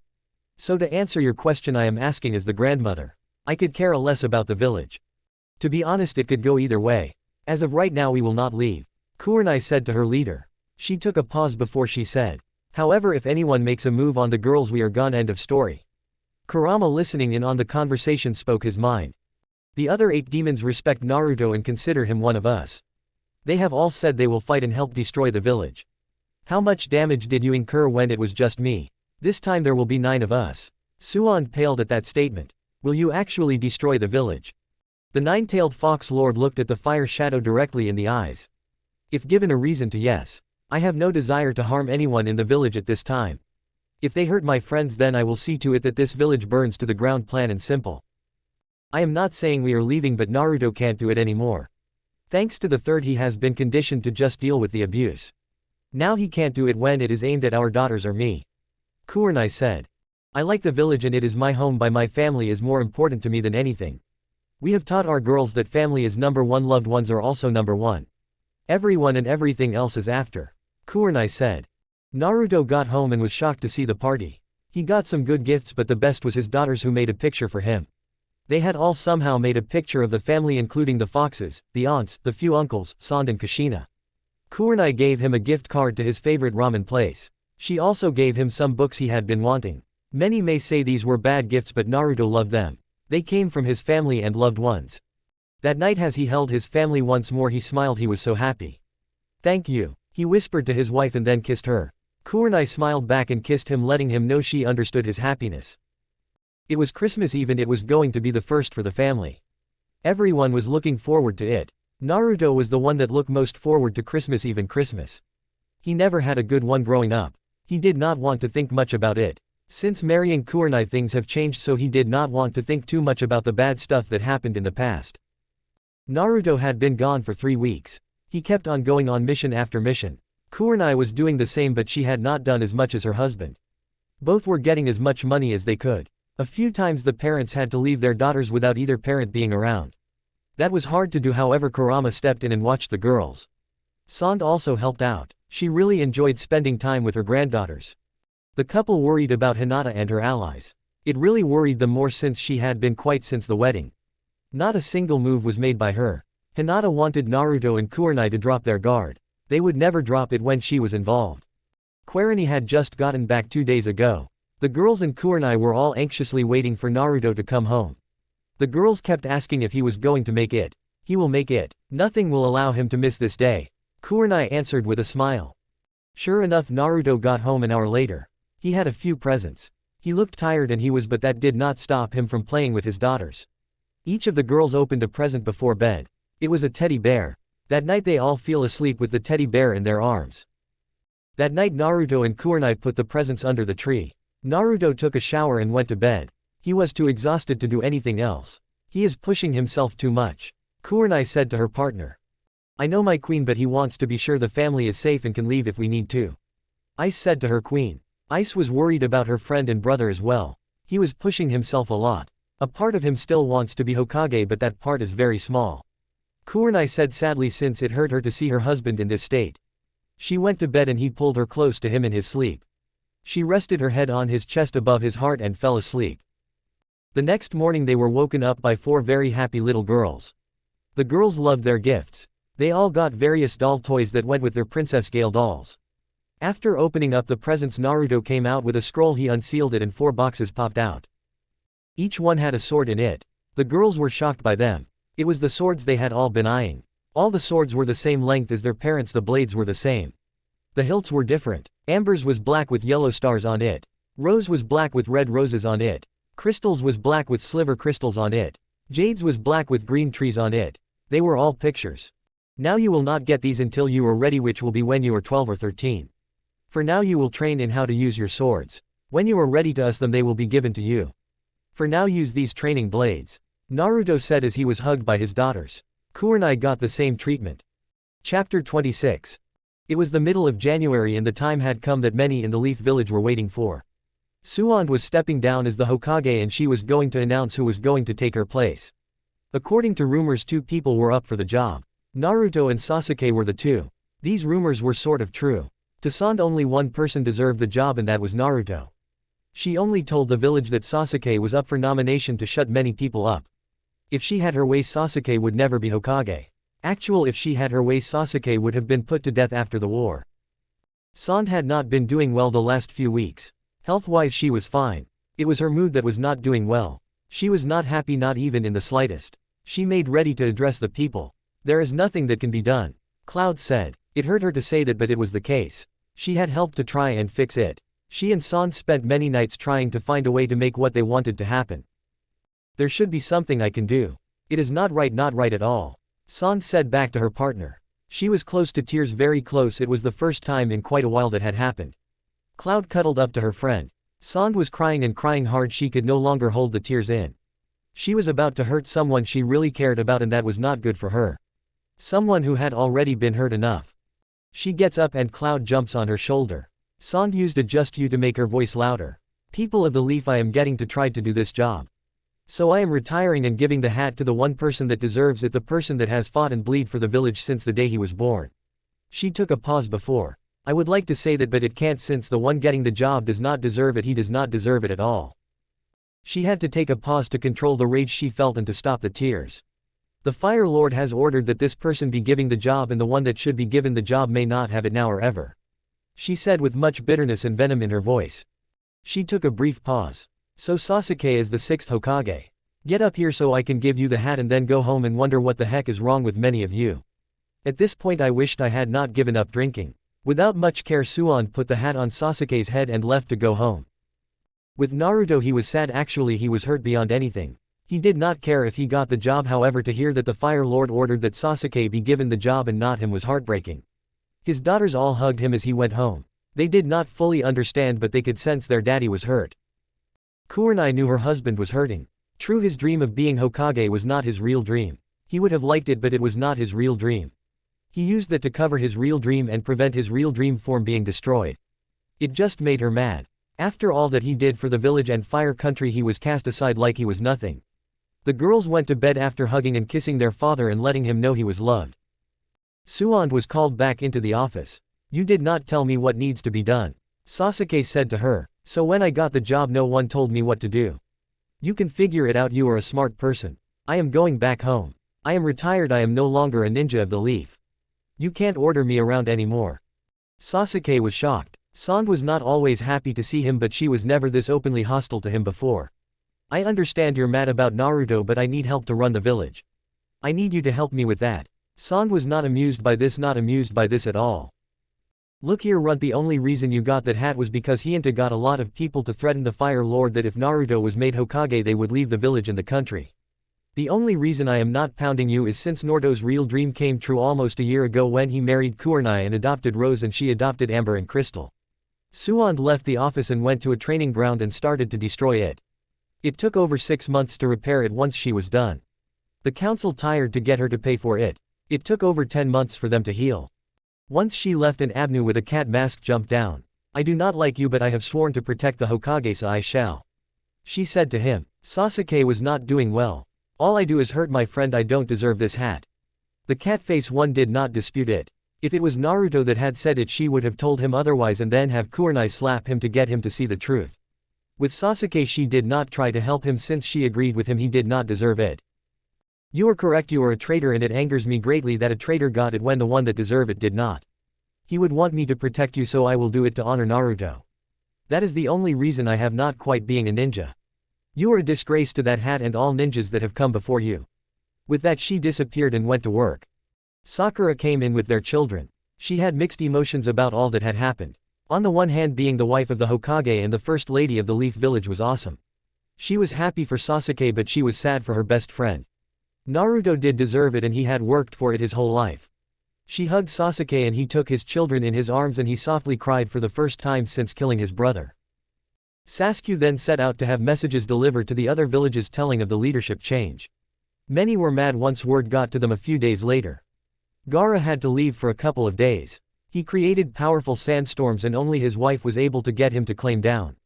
Termai and many of the sand ninjas were also mad. A and the rest of Cloud Village were mad. Killer B well he destroyed some boulders. Yugshio and Tora helped him. Iwa did not care too much. Some maid in the village made plans to attack the Leaf. Meishi was furious, she lost all respect for the Leaf. Koyuki she was the most furious about it. Many in Spring would describe the princess as a claim-leveled head person. She did not get really angry often but when she did it was to be avoided at all cost. So the guards were staying away from her. One guy his arm was broken when he tried to help the princess relax. He did not know she knew the judo throw and was able to perform it very well. My queen you must relax, it will only mean he will be here sooner. Snow said. This calmed Koyuki down a little bit. Back in the village Naruto was holding Kurenai. Kurenai gets up and holds Naruto close to her. It is okay to cry. She says to him. Naruto smiles and said, I have no need to cry. It hurts, I will not deny that, but I will not cry and let the bitch win. He took a pause. When you married me and I adopted Rose and you adopted Amber and Crystal, my real dream came true. To me it shows that the people of the Leaf will never see me as equal to them. I think it is time we start getting ready to leave. Kurenai said, okay, I think we should go to Spring. It will be good for the girls and us. So after that the couple got up and got started working to pack away their stuff. They did it every day for the next few weeks. Warning, sad stuff, no one will die but it will be hard. It had been a month since Sasuke was named Hokage. Things were okay, they were not great, they are not terrible, they were just okay. Naruto and Kurenai tripled the missions they took. Each one had done 50 missions. They wanted to get as much money from the Leaf as they could. They had a lot. Naruto from his parents and Kurenai since she saved up most of her money. It was on the 51st mission that things got bad. Suand was out for a stroll with her granddaughters. Being able to spend a lot of time with them was a wonderful thing to her. She agreed with Naruto and Kurenai and even helped them pack their stuff. Shizune and the aunts also helped out. Some even thought about going with them to Spring. Sand was going with them when they left. She was not going to lose the last members of her family. The girls agreed as well and packed their stuff. They had no friends except each other. This was not from a lack of trying. So leaving the village would not trouble them at all. Going to be near Auntie Gale was fun for them. It was on this day that the 5 were walking when they were attacked.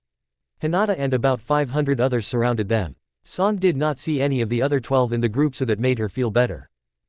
Since Hinata is an idiot and can't be talked out of it, she will die. Everyone else, I advised you to back down, she said with much menace in her voice. Everyone in the crowd shouted things like, kill the demon children, and, death to demons. The foxes grabbed the girls and teleported away. Hinata smirked at that. Cloud smirked. Did you think the 30 hiding at the house would have not been noticed? They are all dead, by the way. It was no fun. Next time picks ones that are better at hiding and fighting. Serious, the girls are better fighters right now and they are all 6. That took away Hinata's smirk. No matter, all we have to do is get by Suand and then kill the girls, we outnumber you demons. She said. On the missions, Naruto and Kurenai got the warning from the foxes. They quickly killed their targets and using the flying thunder god got home. They appeared next to Sand and seeing what had happened got mad. Not wanting to be labeled monsters, they quickly knocked out all of the people, even Hinata. No one was killed. How the two were able to not kill with their rage so high was a miracle. All of the attackers were dragged to Anko. Hinata was dragged by her hair. It did not look pleasant. The 3 rushed home. Naruto and Kurenai were embraced by their daughters. Each created shadow clones and set to packing and sealing everything, including the house. Once it was all sealed, Kurenai and Naruto worked together to create an illusion that the house was still there. To them, the final straw had been set and the camel's back was broken. Koyuki says to come over, send the girls and Kurenai there now. So with a kiss goodbye and hugs from his family Kurenai, the girls and Sand all left the Leaf Village. With several flashes they were gone. Naruto stayed behind to act as a buffer.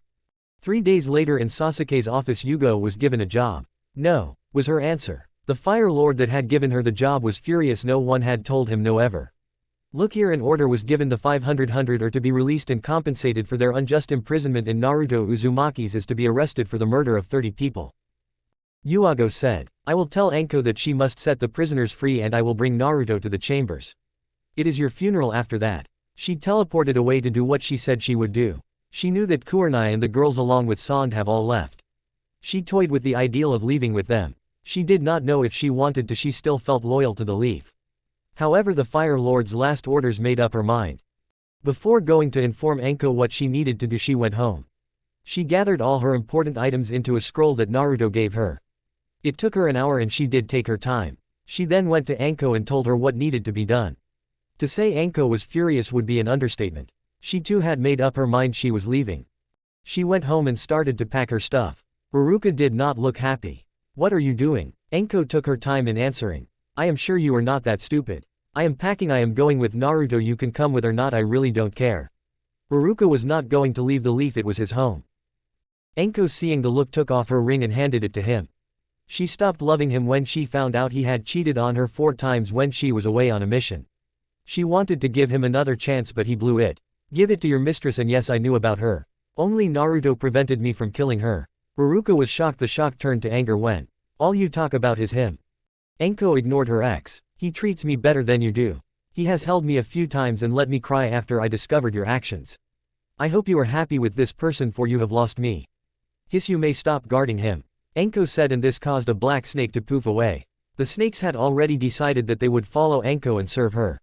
Ruruka tried to stop her by force. Let's just say his chances of finding another wife were slim. Anko joined up with Yugo. Yugo tells Naruto what was going on. He has Midnight teleport them to Spring. Ayame, Shizune, Henna and Ino had already gone ahead. By the way, they were not missing nins, they had all found loopholes that allowed them to leave. Suand adopted them into her clan. She had adopted all of Naruto's sisters into her clan. Naruto was the last one standing. During the last few days he was not lazy. He even removed his mother and father's remains and grave markers. Naruto ports to the council chambers. He sees Hinata is back in her spot. A fat minion of Hinata makes a comment. You cannot use that, just you, unless it is an emergency. Naruto, not amused, said, what are you going to do, arrest me? Actual, I know what I have been charged with. Before I speak, are the attackers going to be punished at all? Sasuke sighs and says, no Naruto, nothing will be done, in fact that ones put in jail are being paid for the injustice. Naruto looks sad and hangs his head in defeat. Many think he has surrendered and is giving up. Sasuke knows otherwise. Naruto speaks very softly but with an edge to his voice. Each word you can hear, even the ones that were hard of hearing. Thanks to Law 17, any clan can leave the village should they feel the village puts it in danger.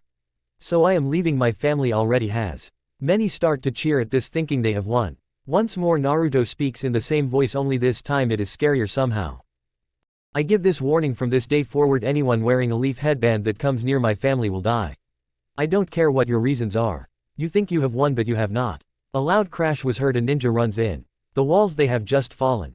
Luckily no one was hurt at all. Sasuke knows that Naruto had something to do with it. To the proof of his point, Naruto smiled. The Uzumaki clan helped to build that wall and used the seals to make it the way it was. As long as an Uzumaki called this village home, the wall would hold. I no longer do. No Uzumaki calls it home. With a flash of yellow light he was gone. Hinata starts to cheer the loudest and many others cheer since the demon was gone. Sasuke unleashes a massive amount of fire. He was not happy. Idiots all of you, all 4 of the other villages do not like us. They only liked Naruto and he was what was keeping us from being attacked. Sand won't attack since they have no need to, the same with cloud and maybe mist. Rock however will gladly attack us. He took a pause to control his temper.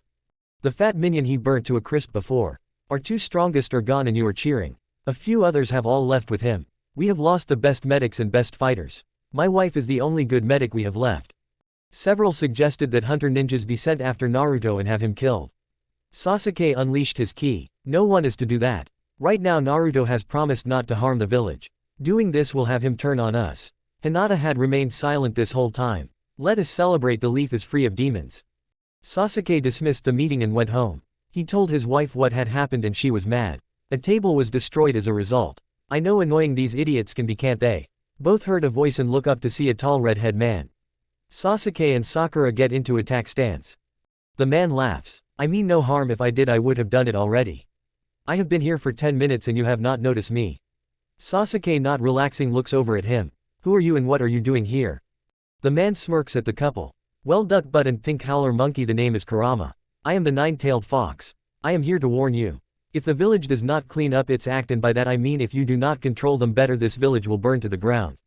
We have been promised revenge. We will hold of if you are all good. With that the Fox Lord left.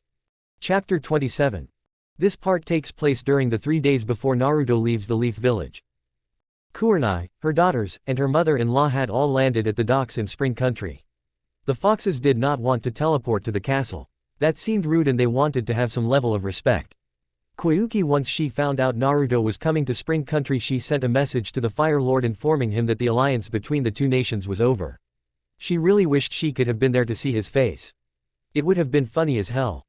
Spring traded with Fire Country and the Leaf, but not anymore. Koyuki was glad since her country got screwed in the deal. When the deal was made, she did not see the final clauses added. She trusted the Fire Lord not to cheat her. Spring did not need fire. She and her people did it to honor Naruto. Fire needed Spring in a big way. Now that some of the strongest in the world were here, Spring was safe. Even if Naruto did not move to Spring, she would have still cancelled the alliance. Koyuki had her sword, she was training with it. It was the only thing that was relaxing her and keeping her from hurting others. A guard comes up and gives her a message. He drew the short straw, and by that I mean the guards all drew straws and he drew the shortest one. With a lot of nervousness he approached the princess. Some guests are here, they all have foxes with them. Koyuki looked at her guard. Is one a woman about my age with long black hair and bright red eyes? The guard nodded his head. Koyuki smiled and ordered her guards to let them in and return any weapons that had been taken. The guard wanted to argue. Koyuki said, she is Naruto's wife, that alone should make you trust her. She will only attack if the 4 little girls with her are harmed. Warn the other guards, do not attempt to touch the girls or you will die, and I will not punish her for ending your life. Plus she does not need weapons at all. She can kill you with her hands. She is good at that. He ran off to do just that and warned the other guards. The girls were scared right now. They could still feel the eyes filled with hate aimed at them. The fear went away when they got into the castle. It was so big and nice. They get to the throne room and waiting for them was Auntie Gale. The 4 ran over to hug her. They all looked exhausted, so Koyuki suggested that she bring them to a room so they can sleep. Once in, the girls feel asleep. Their partners cuddled up to them.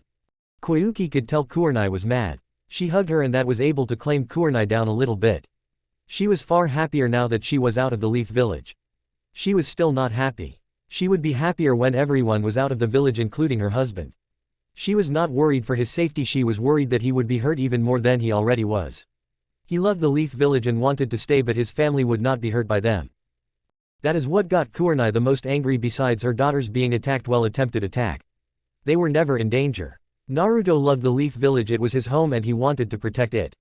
Kurenai went to find something to destroy. Those were her words. Koyuki let her go and warned her soldiers not to get involved.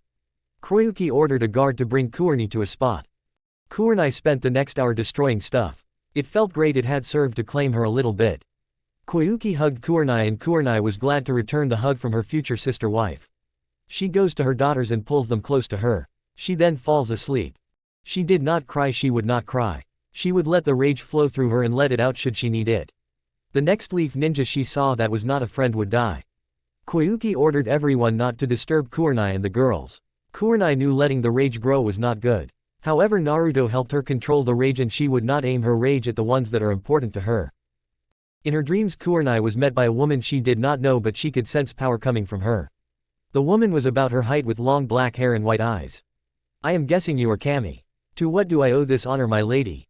Kami was impressed. This demon/human was smart. "I am here to speak with you." Kurenai smiled. Naruto is going to have more mates besides Koyuki.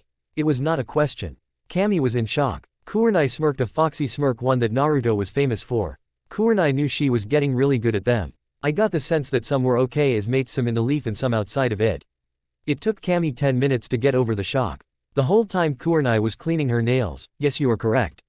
You will gain 2 more daughters before any more children are born. All of the ones at the wedding plus 1 more form. Cloud, who is a good match, will be his mates. Expect the 1 form wave. She does not see him that way, too much of a mother." Kurenai shrugged her shoulders. "As long as I get my cuddle time, I am good." Kami was confused. "You are very laid back about this." Kurenai laughed. "It is no big deal. We both want a large family, this gets us that.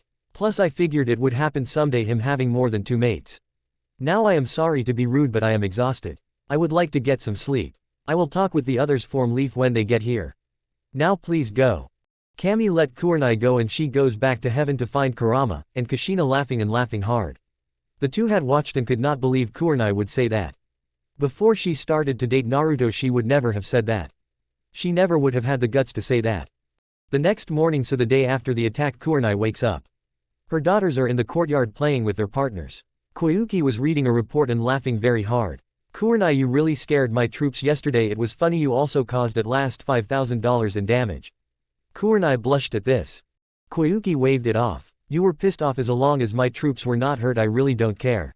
Plus it gives me something to hold over their heads." Kurenai was shocked. "So I am threat now?" After getting a nod, Kurenai started to laugh. Ice also laughed. Naruto is going to find this very funny. By the way, Ino, Shizune, Henna and Ayame are here.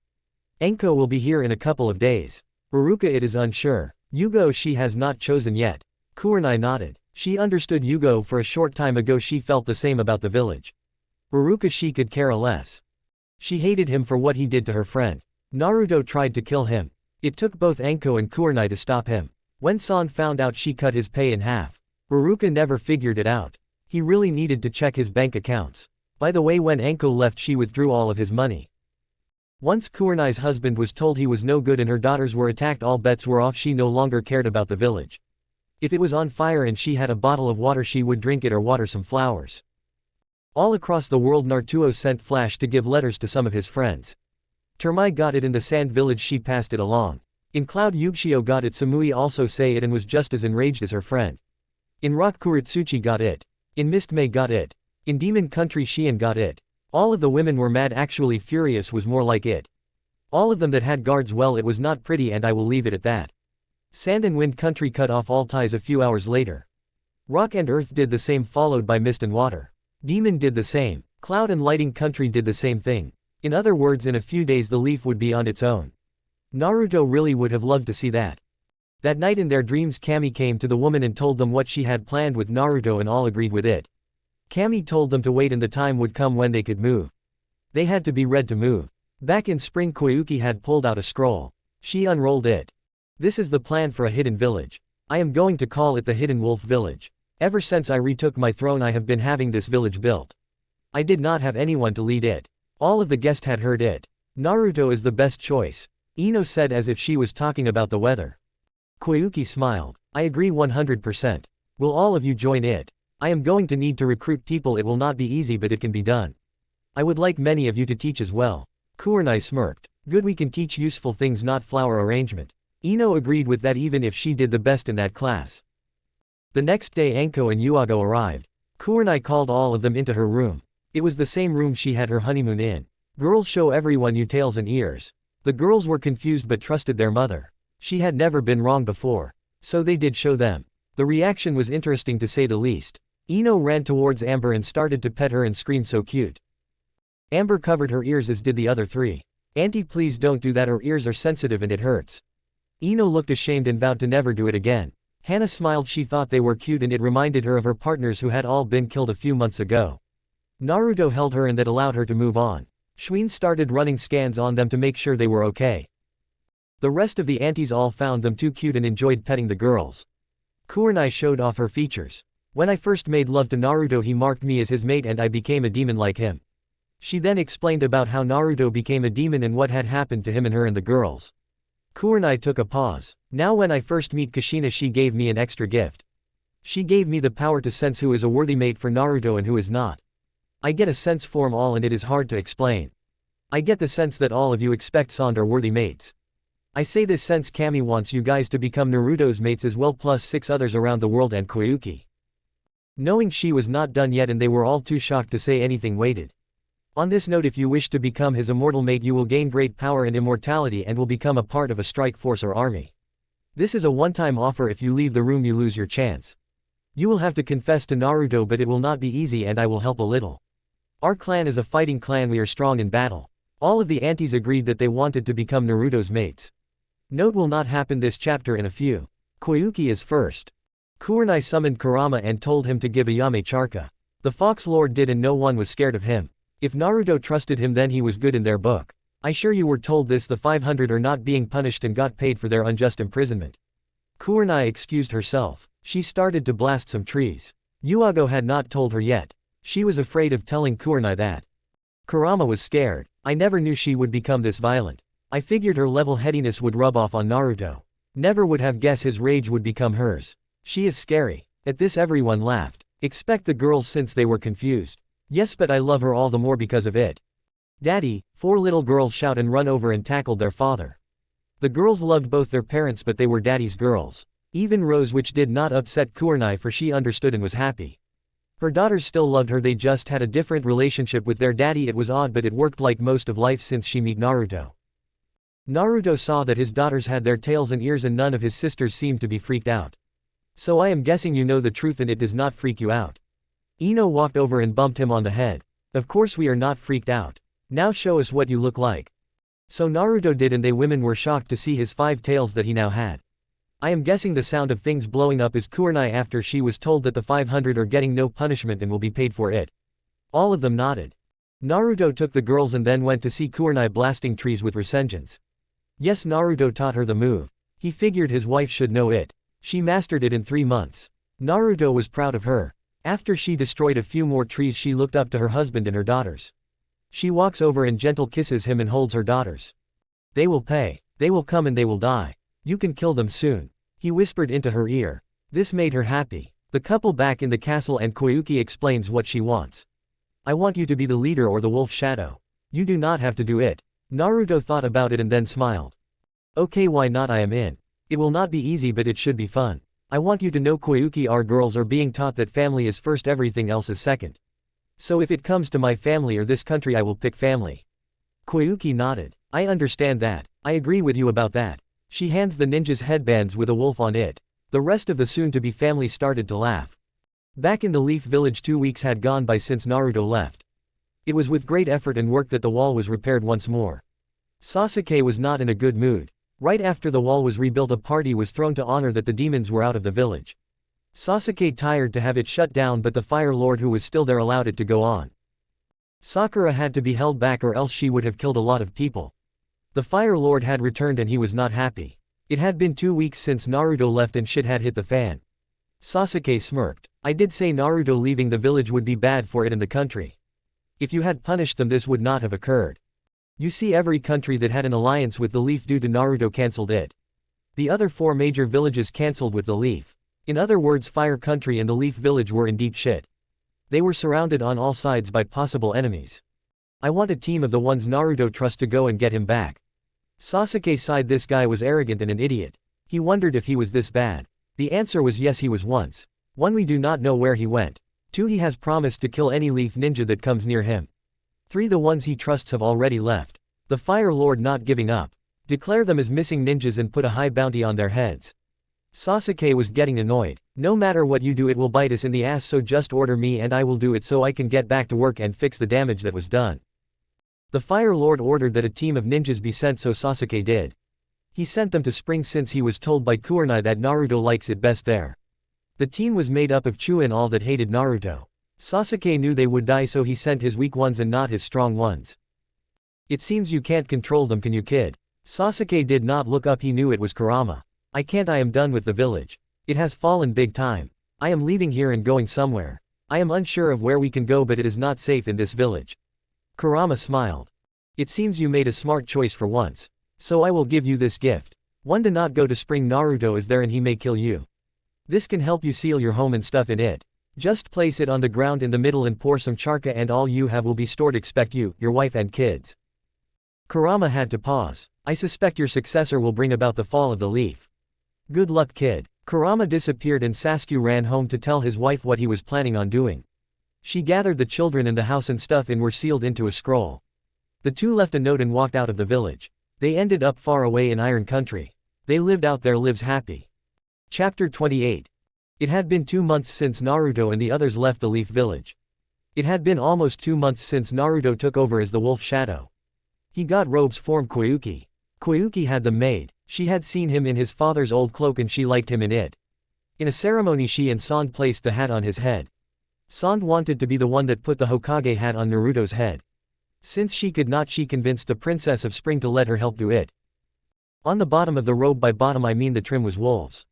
The robe was white but the wolves were black. His hat was black with the kanji for wolf in red. All in all he looked really scary with it. Kurenai liked it on him. She liked it a lot. His daughters thought he looked cool. The other females that wanted to marry him agreed with Kurenai. Word had reached him of Sasuke and Sakura's leaving the Leaf Village. The irony was not lost on him at all. He made no effort to contact them yet. The family had found peace, let them have it. He did secretly send a few foxes to protect them, but that is all. He figured someone from the Leaf might try to kidnap the kids.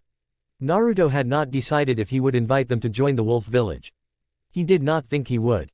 Naruto laughed when he found out more about the Wolf Village. The village was truly hidden. It was in the town near the castle. However, it was underground. There was only one way to get in and a few ways to get out. Naruto and his friends and family lived in the town above Go-Run. They did not live underground in the village. Their headbands were hidden under an illusion whenever they were out and on a mission. Right now only Naruto and the ones that came with him from the Leaf were acting as ninjas, even Ayame. She started training and had been doing well. Koyuki was also a ninja since she was good. The village did not have many, but they had some of the best. For now the village was looking for worthy people to join. Naruto had sent all but Ayame and Koyuki out. Ayame had gotten strong, she was not ready yet. She was really good at ninjutsu. She also cooked for Koyuki and was deadly with a blade. Koyuki got a taste of her ramen and after that the princess demanded that Ayame cook for her. Shizune was working at the hospital. Koyuki, while strong, was not ready for missions yet. That and sending the princess on missions would not look well. Everyone had gotten back from their missions. Their missions were to the various villages looking to recruit new members.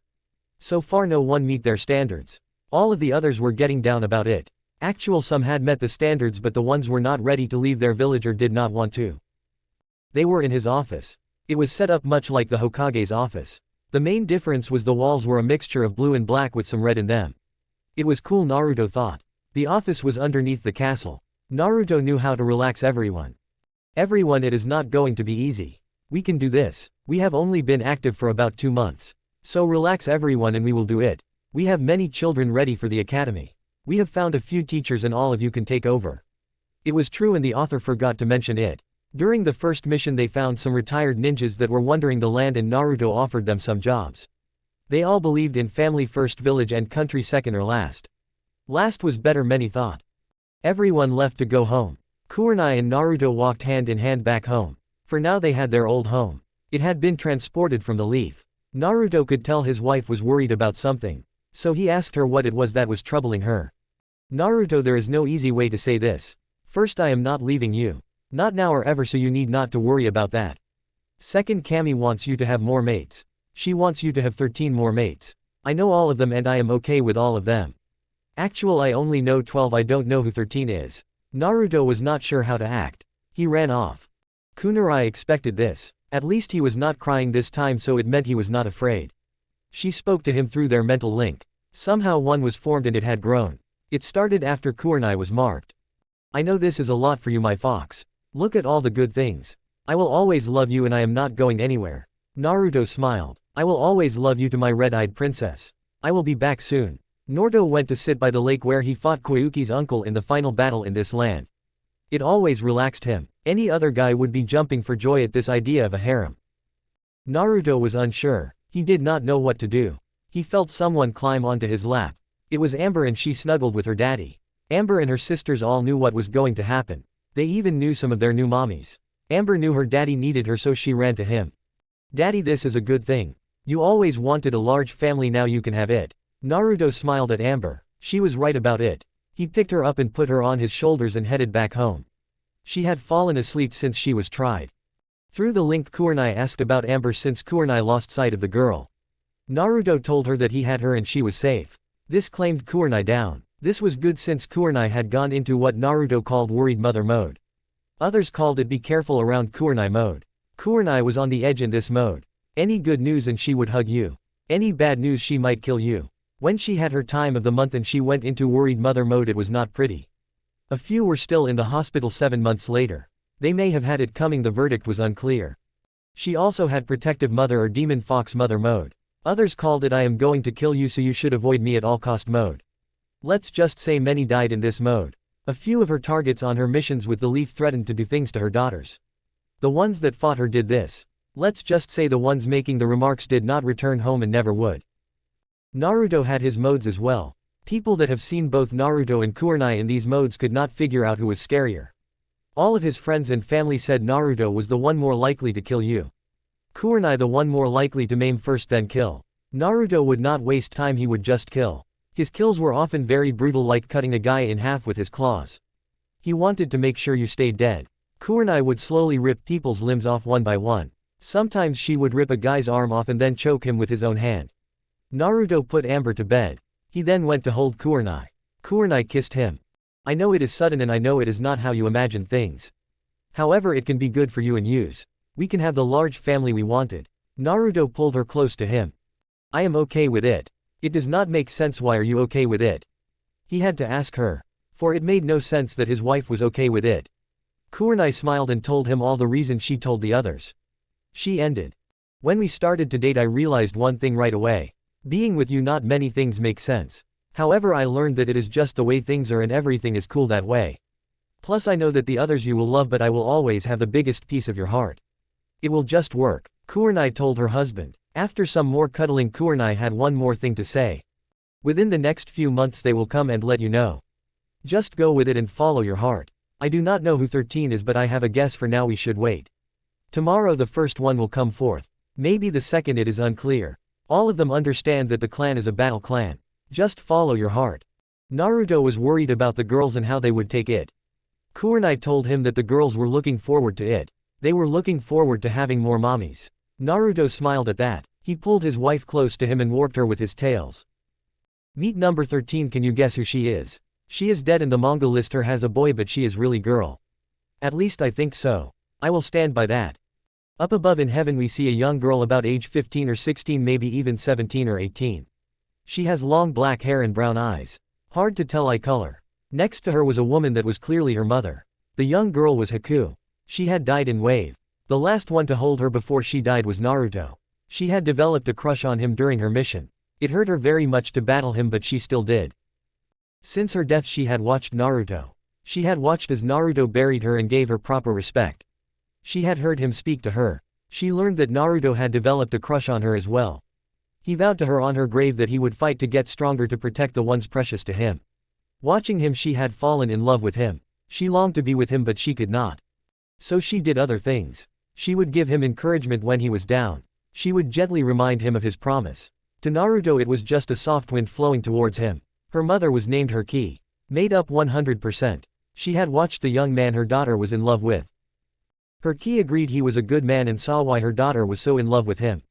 Haku was watching Naruto training. She was admiring him. She never watched him during private moments with his wife. She also never watched when he was nude. She had heard about the many-wife thing. She wished she was not dead, for she would gladly become his immortal mate. She had watched his whole life. She had fought him when she was brought back during the final battle. Naruto was able to let her move on and be at peace. Watched how Hinata treated him. She watched how he was denied what he had earned. She had watched the attack on his daughters. Haku heard a slight coughing sound. Looking up, Haku sees Kami. Kami was smiling. You see, she remembered when Kurama told her that she took Haku form Naruto, someone that did not love him at the time but cared about him and would grow to love him. Kami was now going to correct that mistake. My dear, I know that you have been spying on Naruto and have been helping him. I also know your greatest wish. I have pulled a few strings and can allow you to return. You will even keep the skills you have developed during your time here. Haku had also trained during her time in heaven. Haku's face lit up at that. However, as much as she wanted to, she needed to stay in heaven. Her ki sensed her daughter's emotions. So the mother did what all parents do when they know their child is about to mess up big time, at least the ones that care about their kids anyway. Note: author is not trying to insult parents. I am referring to the parents that have had their kids taken from them by DCF. Haku, my dear, you have wanted this and have hoped for this. I say go for it. It will be awkward at times, but it is for the best. You can still talk to me. If you have a daughter, name her after me. Now go as your mother, this is my advice. Haku smiled and hugged her mother. A red-headed woman appeared as well. Haku knew it was Kushina. She was nervous about meeting her. Kushina smiled to relax the young girl. Sadly, it did not help at all. Haku had seen the destruction caused by Kushina. I am not going to hurt you. I am going to give you some of my power and my chains. I have given it to the others as well. It will only become active when you mate with Naruto. I wish you luck. Haku thanked the redhead and bowed before Kami. I wish to take the offer. Kami smiled and started to chant. After what felt like hour, Haku faded away. Her ki smiled at this. She did not want to lose her daughter, but her daughter would be happy and would be able to help others. Thank you for granting my daughter her wish. Kami smiled. Kushina also smiled. She could not go back. The other gods would not allow her unless it involved her revenge. Soon that would occur. She knew it would occur. I am atoning for my mistake. She should not have died. I am glad I was able to fix it. My strike force will be unstoppable. Kami said. All agreed to that. Her ki helped train her daughter in combat. She had mastered her bloodline before the purge and mist. Once the purge occurred, her ki hid her power. She cried when she discovered her daughter's power, fearing that her daughter would be killed. Haku woke up and realized that she could feel the hard ground underneath her. She could smell and she could taste and she could breathe. She now had to figure out how to approach Naruto. He would be weary of seeing her come back from the dead. She did not know how to proceed. So for now she changed her appearance. She brought a mask and put it on. She then made for spring. It would be a long walk. The next day the couple gets up. Naruto had sent word to his friends about the new village. He did not tell them where it was located. Sadly, the leaf had gotten wind of the wolf village. However, no one had yet to find out anything. No one from the leaf had been able to find him. They all knew he was here in spring. They did not know he was the leader of the wolf village. They knew it was located in spring country, that is all they knew. However, the second Kurenai arrived into the country. Koyuki closed off the borders to all leaf ninjas. Any leaf ninja was to be arrested and taken for interrogation. Enko was so hoping for that. Naruto went to go and speak to Koyuki. She often gave him tasks or missions that needed to be done. Naruto was also setting up a spy network. The old one that worked for the leaf now worked for him. All members of it felt that Naruto was the rightful leader of the leaf. Naruto convinced them to stay afterwards. So when they were informed that Naruto had left after an attempt on his daughter's lives, they stopped supplying the leaf with information. Naruto approached them and they agreed to work for him. He actually paid them better. Son tired to pay them well, but the civilian council would not allow it. In Wolf there was no council at all. Naruto, as the wolf shadow or shadow wolf as he liked to be called, made all the decisions. Son did advise him from time to time. Some of the elders in the village did as well. However, the final decision was his and his alone. He would seek out advice if it was needed. Naruto got to Koyuki and he could tell she was nervous about something. Naruto warped her in a hug and this relaxed her. Koyuki took a deep breath. Nothing of importance for the village at this time, however I have something I need to tell you and I ask you not to interrupt me. It is very hard for me to say this. Naruto hugged her and nodded that he understood. Koyuki once more took a deep breath. Naruto, I love you. I am head over heels in love with you. The offer I made a few years ago, I meant it. I want to be your wife and mate. I know what will happen and I do not care. I ask that you give me a chance to be your mate. Naruto did not see that coming. He should have seen it coming, but he did not. He then started to think about Koyuki's actions over the years and about how much she meant to him. He grabs her and then starts to kiss her. Koyuki, following her instinct, starts to kiss back. I do have feelings for you. When I started to date Kurenai, I forgot about them. I ignored all other feelings I had for any other female. You were the first to kiss me, even if it was a friendly one. I would be foolish if I let you go. I am sorry for the letter that must have hurt. Koyuki smiled and held on to him. She rested her head on his chest. Yes, it did hurt a lot. I had plans of hiring you after the war and hoping to confess to you then. I got scared and I felt ashamed. I was happy that Hinata hurt you. What type of person am I to be happy that you were hurt? After I started to train. I hope tonight you will mark me as your mate. I don't want to wait. Naruto smiled. He was going to mark her tonight. He was then going to make love to Kurenai. What about the people? It might seem bad if you were in a relationship with me. Koyuki smiled at that, happy that he was looking out for her. It only proved she made the right choice in a life partner.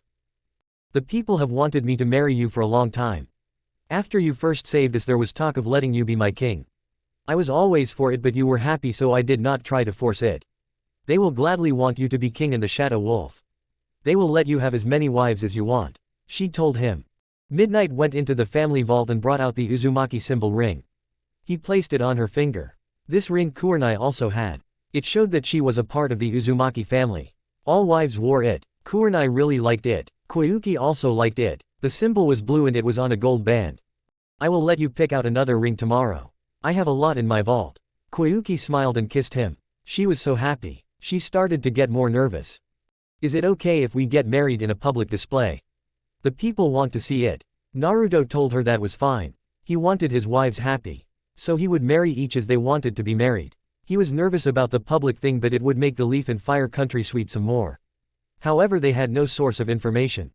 Naruto went to his office. He had no paperwork to do, so he went to train.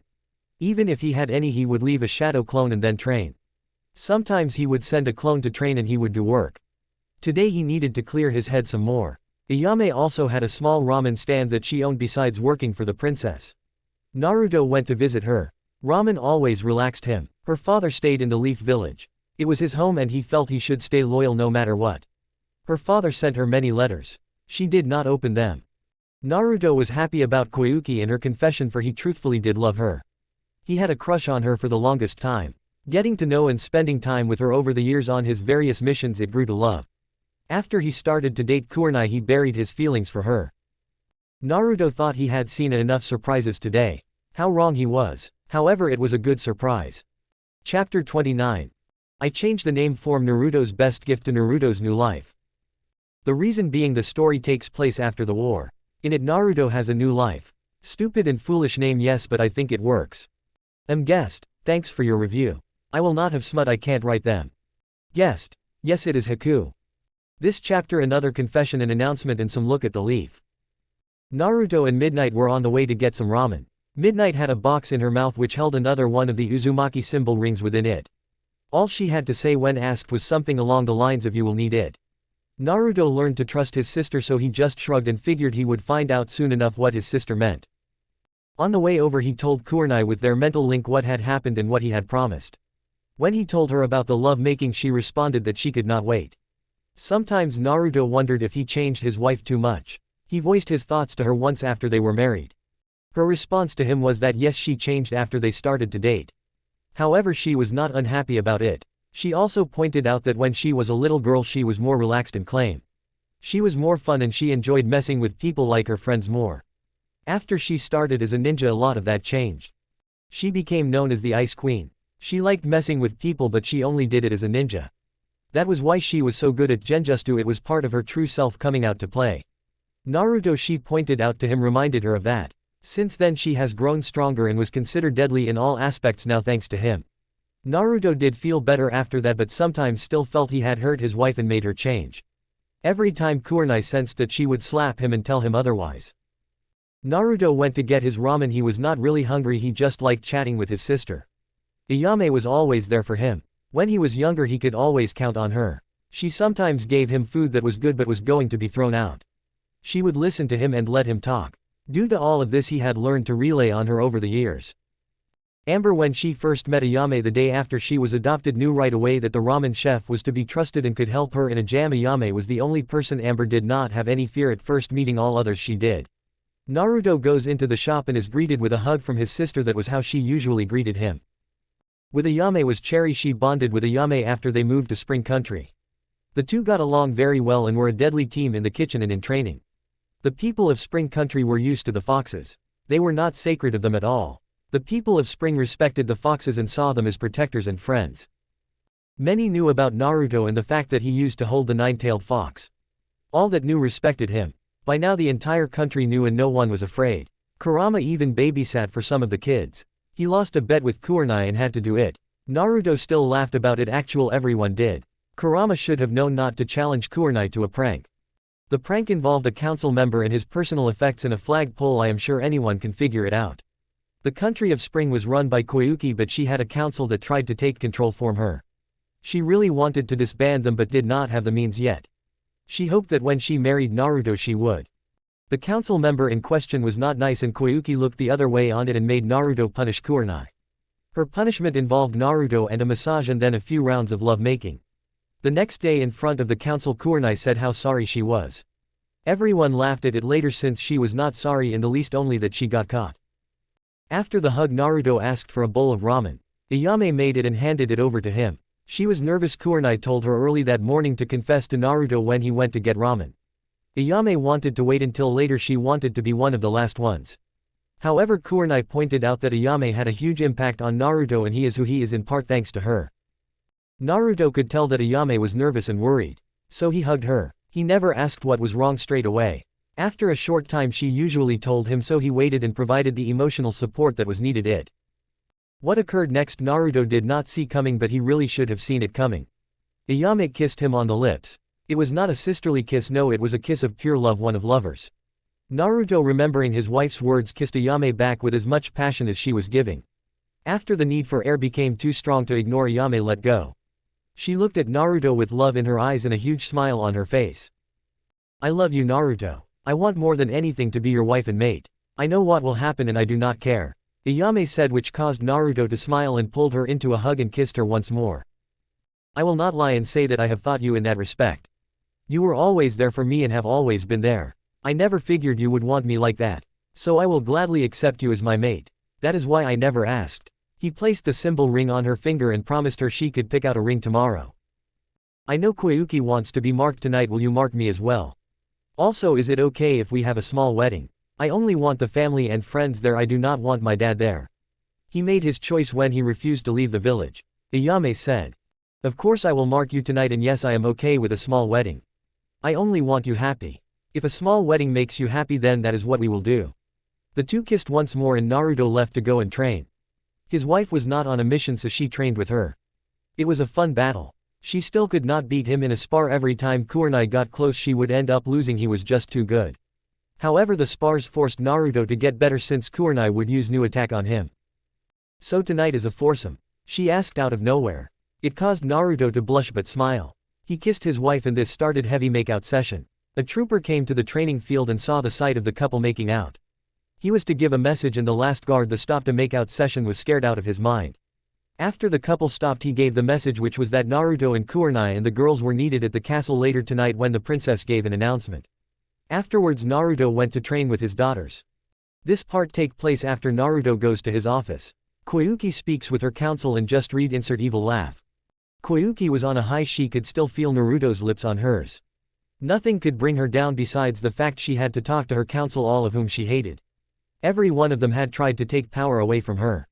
To be honest, she did not care who ruled Spring. All that mattered to her were her people and making sure they were taken care of and safe. Who ruled did not matter to her. The council members did not care about the people, they only cared about themselves. Once she married Naruto she would get rid of the council since they were useless anyway. She knew they have all committed various crimes. Once she married Naruto they would be arrested and sent to Anko. Now she did not plan to wait long to marry Naruto. The council members, all 12 of them, were in the room and they were annoyed. A random guy that no one cared about was the maddest of them all. Why do you call us here? Koyuki smiled, what many assumed was a friendly one. It was not. Koyuki was a princess, but she was also an actress and a very good one. So the smile was fake and one that meant she was going to enjoy destroying you. She had mastered that very well many times. Most of the time her foes never saw it coming. Well, I have wonderful news. I am now engaged and the wedding will be in about 2 weeks, maybe a week, since I don't want to wait that long to get married. As she figured would happen, everyone was mad. Some shouted at her. Koyuki was smiling until she unleashed a blast of wind that knocked the council back. It did not kill since it was not a strong blast of wind. Now that I have your attention, I broke no laws. You see, I do not need your approval. You 12 are here to advise me, nothing more. All I need is the support of the people. When I give the announcement of who my husband is going to be in a few hours, the people will support it. She took a pause before she raised her killer intent. She did not have it mastered yet. It was enough to scare the weaklings but not someone strong like Naruto and Kurenai. Not even the girls were scared. You guys are worried that you will be replaced once I marry. I promise you that will not happen. This made them happy for they were fearful of that. The council suspected who her chosen husband was so they were nervous but their princess promised they would not be replaced. Now Koyuki did not lie. For once the 12 were taken and a new council would not be formed. It was not needed. She went to get ready for the announcement. She did her hair and her makeup. She did not wear much makeup, only some eyeshadow and lipstick. She was naturally beautiful so it was not needed. Even during filming she did not wear much, only when it was called for, and even then she did not wear it for long. Before the announce she meet up with Naruto and the rest of his soon-to-be her family. The girls all knew and were happy to welcome her to the family. All of the ones that came with Naruto formed the leaf were there as well. Koyuki was very happy. She was greeted with a kiss from Naruto. The girls hugged her. Koyuki saw that all her people were outside the castle. Using a just you to make her voice louder she started to speak. However, it was not needed since it was so quiet you could hear a pin drop from her balcony where she stood. She actually did hear one drop. A dress marker had a pin on her when she left her shop and it must have fallen. My people, everyone has wondered at some point why I have not married and if I ever intended to marry. The truth was after the war one had no intention to marry. There was only one man I loved and he was happily in a relationship. She had to take a pause. Snow was on her shoulder and licked her cheek. Well, the one I loved got married. All of you sent me to his wedding. Well, it turns out his wife is okay with sharing, so I would like you to meet my future husband and king of spring, Naruto. Naruto stepped out with his robes on. At once everyone started to clap and cheer. Well, the people did, the council members did not. Naruto then made a speech promising to protect the people of spring. Well, it was longer but that was the most important part. Back in the leaf the last 2 months it had not been easy, not by a long shot. Kakashi had been named the Hokage after Sasuke left. To be honest, Kakashi did not blame Sasuke for leaving the leaf. Kakashi stayed since he was loyal to the leaf above all other things. The leaf was in bad shape, very few missions were coming to them. The ones that did come were low-ranking ones. About a week ago they were forced to start charging less for the missions. So an S-ranked mission was the same as what an A-ranked mission was, and an A rank was the same as B rank used to be, and C the same as AD, and D was so cheap that it was not even funny. Many of the council people stopped doing chores since it was so cheap to hire ninjas to do them. Right now Kakashi was annoyed. The Fire Lord, does anyone else think of Avatar when I say that? Was making things more challenging than should be. I want an invasion force ready. The Fire Lord ordered. Okay, give me a few days so everyone can say goodbye since no one will return alive. Naruto is very powerful and so his wife, the two alone could wipe all of the Leaf Village forces. Kakashi said. That stopped the Fire Lord for the moment. He offered other orders but all of them were shot down. In the end Kakashi suggested other ideals and the Fire Lord agreed. So Kakashi ordered some people to be sent to the Land of Iron and convinced Sasuke to return. He also sent a messenger to Spring to pass it along to Naruto. He sent it to Iruka. Iruka, after Anko left, was not doing well. In fact, he became an absolute bastard. He was drunk most of the time and would often beat the children at the academy. His mistress left him since he became violent towards her. She left the village and started to head towards Spring, hoping she could beg forgiveness from Anko. More on that in a few. So Kakashi was hoping Iruka would do something stupid and then he would be out of Kakashi's hair. Iruka was very happy to get the mission, for it meant he could get back at Anko and Naruto. It was the last time anyone in the leaf saw him. You know, that was evil and worthy of a fox. Kakashi heard the voice and knew it was Kurama. Kurama came to him after he became Hokage. Naruto sent a message to his former teacher. It first made fun of him for becoming Hokage and then it warned him that Naruto would not attack the leaf unless his family was harmed. Yes, he was getting annoying. I know Anko would like some revenge. The one-eyed one said.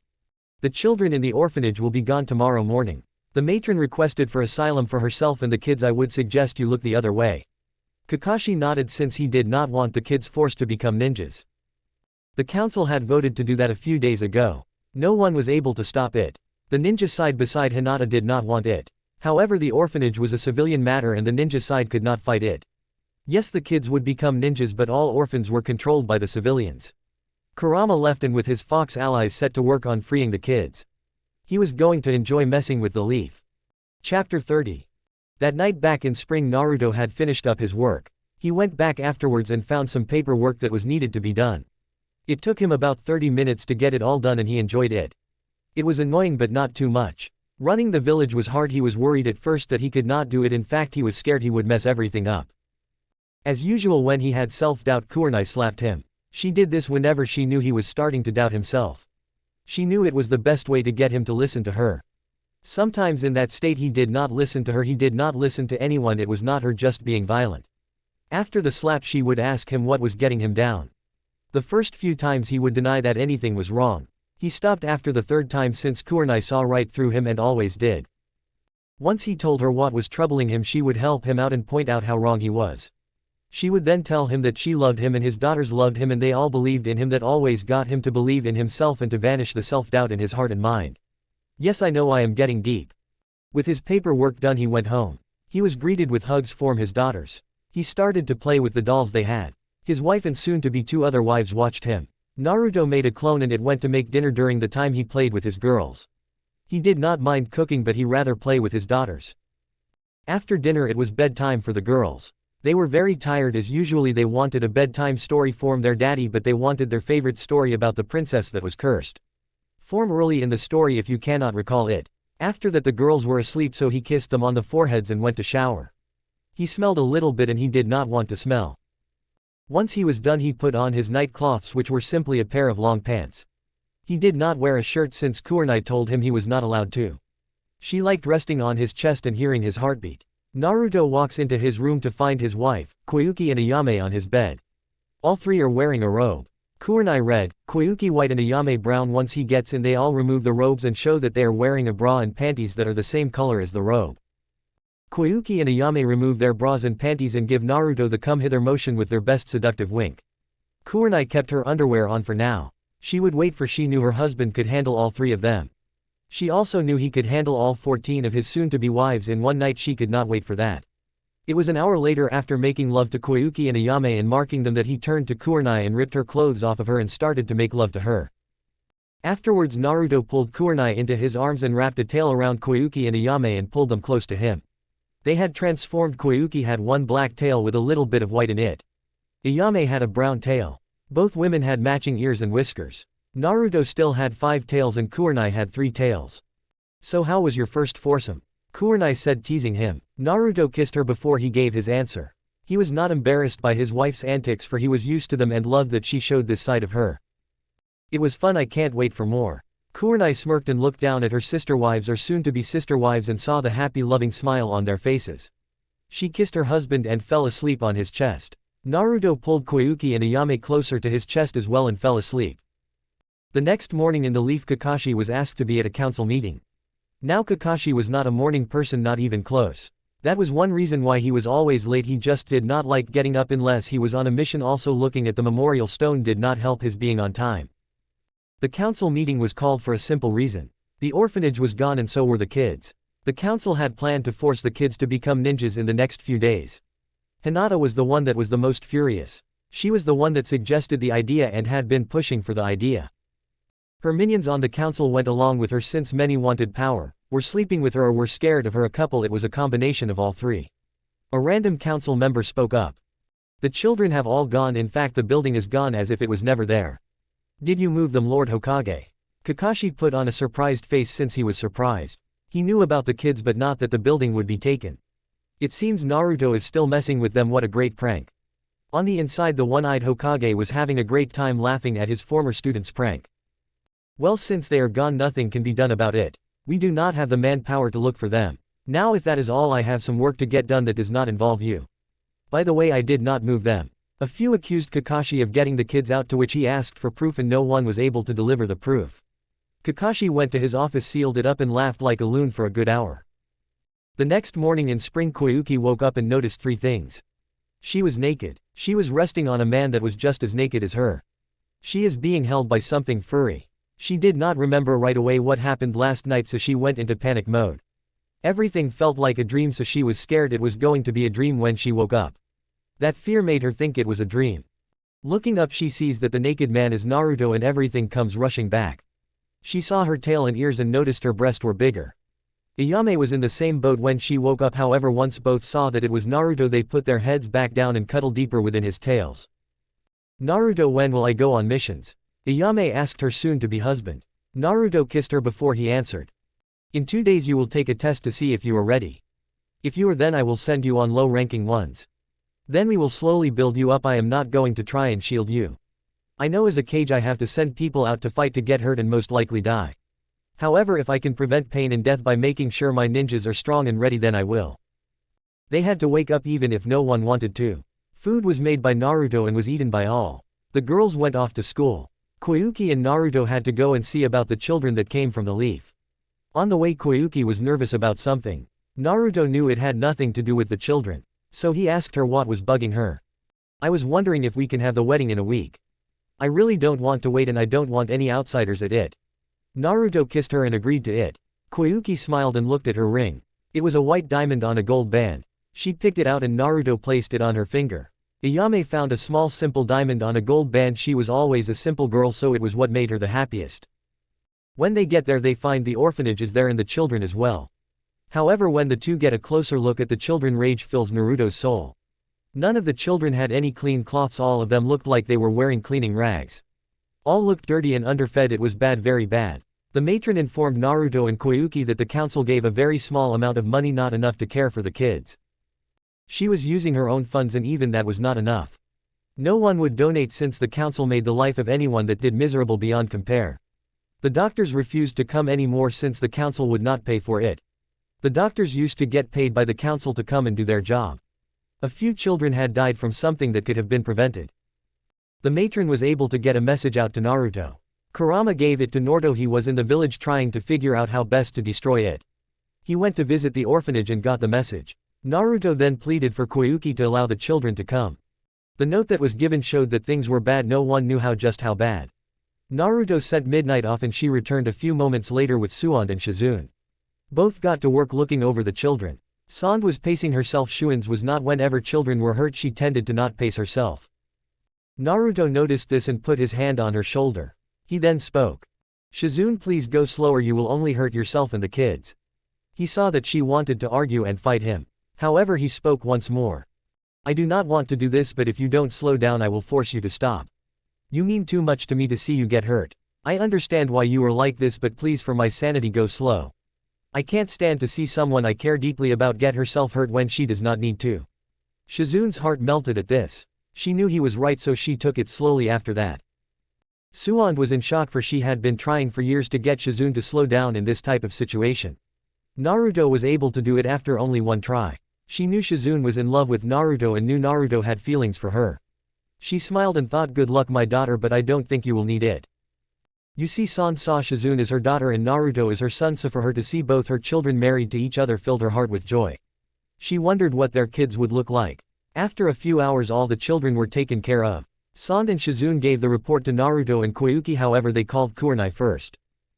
They thought it would help to control Naruto, however they forgot that Kurenai was just as bad as Naruto in this type of situation. They forgot that Amber was adopted from the orphanage and it got Naruto thinking what could have happened to her.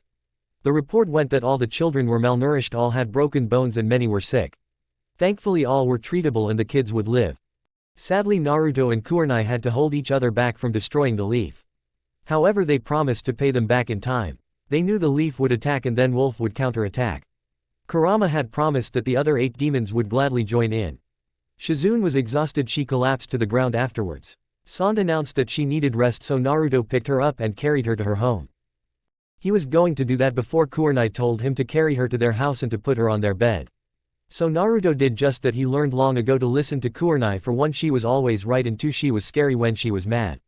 On a side now, Naruto loved when Kurenai got mad at other people, it was very sexy to him. Aimed at him it was scary beyond any doubt.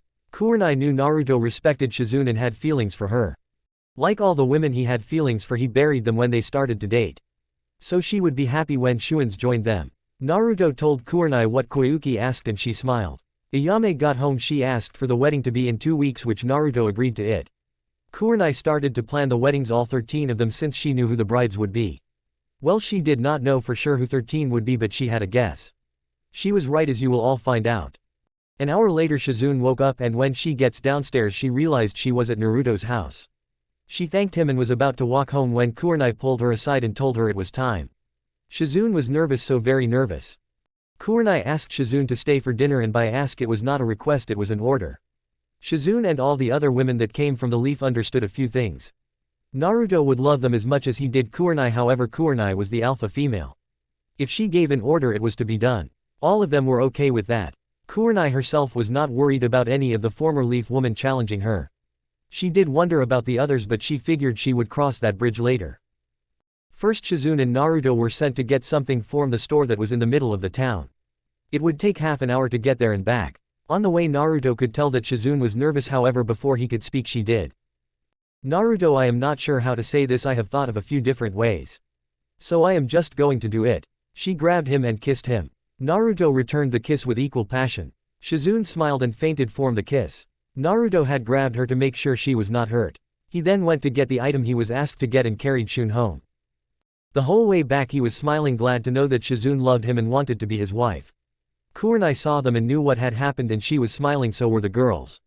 Naruto brought up to his bed and put her in it. He placed the symbol ring on her finger and a small black fox appeared. She was darker than midnight in shadow and her name was Ankh, ancient Egyptian symbol for life. She cuddled up with Shizune for she was Shizune's partner now. Naruto smiled at this and wondered what Shun's actions were going to be when she woke up soon.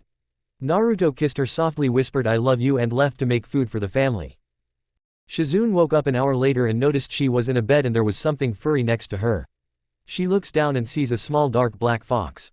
Ankh looks up and starts to wave her tail, almost waging it. She then smiles. I am your partner Ankh. It makes me happy to know I am bonded with you, my future queen. Shun knows the foxes consider Kurenai to be their queen since she is married to their king. However she is not yet. I am not a queen, he does not know I love him. Shizune said sadly. Ankh smirked before she said. Look at your finger. You did confess you then fainted when he kissed you back. He brought you to his home and put you in the bed. He kissed you and said he loved you and I cuddled up with you. True, you are not a queen yet, not until he marks you when you make love. Kurenai, Koyuki and Ayame are queens, you will be soon. It does not matter about marriage stats in this world. Shizune sees the Uzumaki symbol ring and starts to smile, knowing that she was accepted and that Naruto loved her. Shun always thought of herself as a plain Jane kind of woman. She never considered herself to be pretty in any way, shape or form. She knew she was not like Kurenai when it came to beauty. So for anyone to show any interest in her in a romantic sense thrilled her. It thrilled her even more to know it came from the one she loved. You see, she started to fall for him after seeing him fight when she first met him. She figured he would never go for her, so to hear that he returned her love made her smile. She looked at Ankh and asked a question. So you are my partner, and if the others are any indication, you are like me. So I am guessing you are a very good medic, if not the best in the Fox clan. Ankh smirked, which gave the answer that yes, she was in fact the best. Shizune got up and followed the smell of the food. She was greeted with a kiss from Naruto and a smile from the others. Shizune quietly asked if Naruto would mark her that night and if the wedding could be in a few weeks and if it could be small. Naruto agreed on all points. Shizune went to get her ring, which was a green diamond on a black band. She liked representing that she had the power of life and death in her hands. That night after the girls were put to bed, Naruto made good on his promise and marked Shuins after intense love-making, which was followed by love-making with his wife and soon-to-be wives. The next morning Shizune noticed her tail and ears, which were brown like her hair color. She noticed that she had larger breast as well. Naruto wondered why all of them noticed that right away. He noticed that Shizune's hair was longer, as was Kurenai's and Koyuki's and Ayame's. That was the first thing he noticed, was the longer hair than the tail and the ears. He did not notice the breast enlargement till it was pointed out to him. Later that day Ayame was being tested to see if she was ready to be a ninja or not. She was not nervous, not even slightly. That was until Naruto told her that her tester was Anko. Anko put Ayame through the ringer, and to Anko's surprise the ramen waitress did very well and took everything that was thrown at her. Well, my friend, I think all of her skills are very good, at least Chunin. So I think she is ready for to start just no D-ranked missions. She has proven she can work well with others. Naruto did change that any D-ranked missions that were like chores were dismissed unless it was deemed that it would help the students, so no more painting fences. To Naruto that was pointless. Everyone was happy that a Catch Tora mission did not exist. Just as Naruto was about to present Ayame with her headband, she was not given one yet. She felt she had not earned it. They were interpreted by a guard. He bows and speaks. There is a woman here, she says she needs to speak to Anko and Naruto. Naruto nods and tells the guard to bring the woman to his office, he will be there shortly. Naruto looks at Ayame and smiles a bright smile. Ayame, I am proud to give you this headband. I know you will do well for the Wolf Village and for our family. He tied the headband on her and gently kissed her with a great amount of love. Ayame smiled, glad she could be a ninja. Her father never allowed her to be one. In fact, she discovered that when she was born he had seals placed on her, making it so she could not be one. She did not care about that at this point. The reason is getting mad would do nothing to help, and she was happy now. She had a great life and she got to know Naruto working as a waitress. She would not trade her past for anything or her life now. I promise you, Naruto, I will do my very best. I will fight for our family and only our family. Enko the whole time was smiling. She was hoping for her chance. She was nervous, very nervous, but she would not back down. She knew Naruto would treat her better than Iruka. With a goodbye, the two left to go to Naruto's office, not at all prepared for what and who was going to be there. Chapter 31. Enko and Naruto were on their way to Naruto's office, and Naruto could tell that Enko was starting to get nervous. He knew that Enko was not nervous about the meeting. He had a guess about what was troubling her. He was proven correct when Enko kissed him right there in the middle of the street. Now the people of Spring saw but did not care. Many were able to figure out that Naruto was going to have more than one wife, if not mistresses, and no one really cared. Naruto and his family protected them and were good to them, so it did not matter. I love you, Naruto, and I think, to be honest, I always have. You have always looked after me after we met. If not for you I would have cracked, so I ask for a chance. I would like to wait to be marked, if that is okay. Naruto kissed her back with the same passion she gave. Yes, I am willing to wait. I care about you, Enko, for you are one of my best friends. I love you as well. I think I have loved you since the time you cut my check. That moment is special to me. It was the first time a female touched me that did not involve me almost dying. He kissed her and put the symbol ring on her finger. The two walked hand in hand to the office. They see a woman they did not expect. It was the woman that Iruka cheated on Enko with. Now Enko could care less about the woman, for she was happy right now, so she would not kill the woman. Enko and Naruto were more concerned about what she was doing here. She had long black curly hair and she wore glasses that were tinted so you could not see her eye color. Her name was Suzume Namida and she was a teacher at the academy.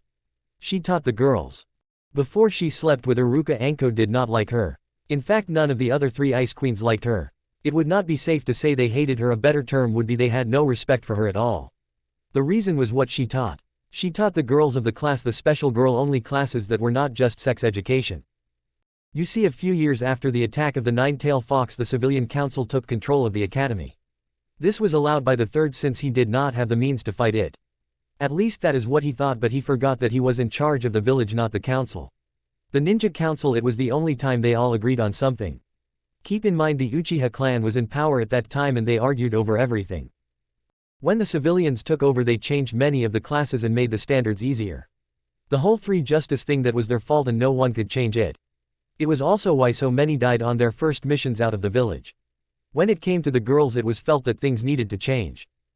When Kurenai, Enko, Yuago and Henna were in the academy, standards were tougher. They were taught useful things like seduction and how to prevent being raped even if your hands were tied.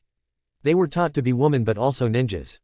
After the civilians, that changed. No longer did the girls learn how to prevent rape, instead they were made to be weaker and taught it was okay to relay upon the boys. It disgusted the Ice Queens and a few others. Suzume taught many things, but the worst was flower arrangement. So the Ice Queens had no respect for her. To them she had betrayed what it meant to be a female ninja. So they did not care for her one way or the other.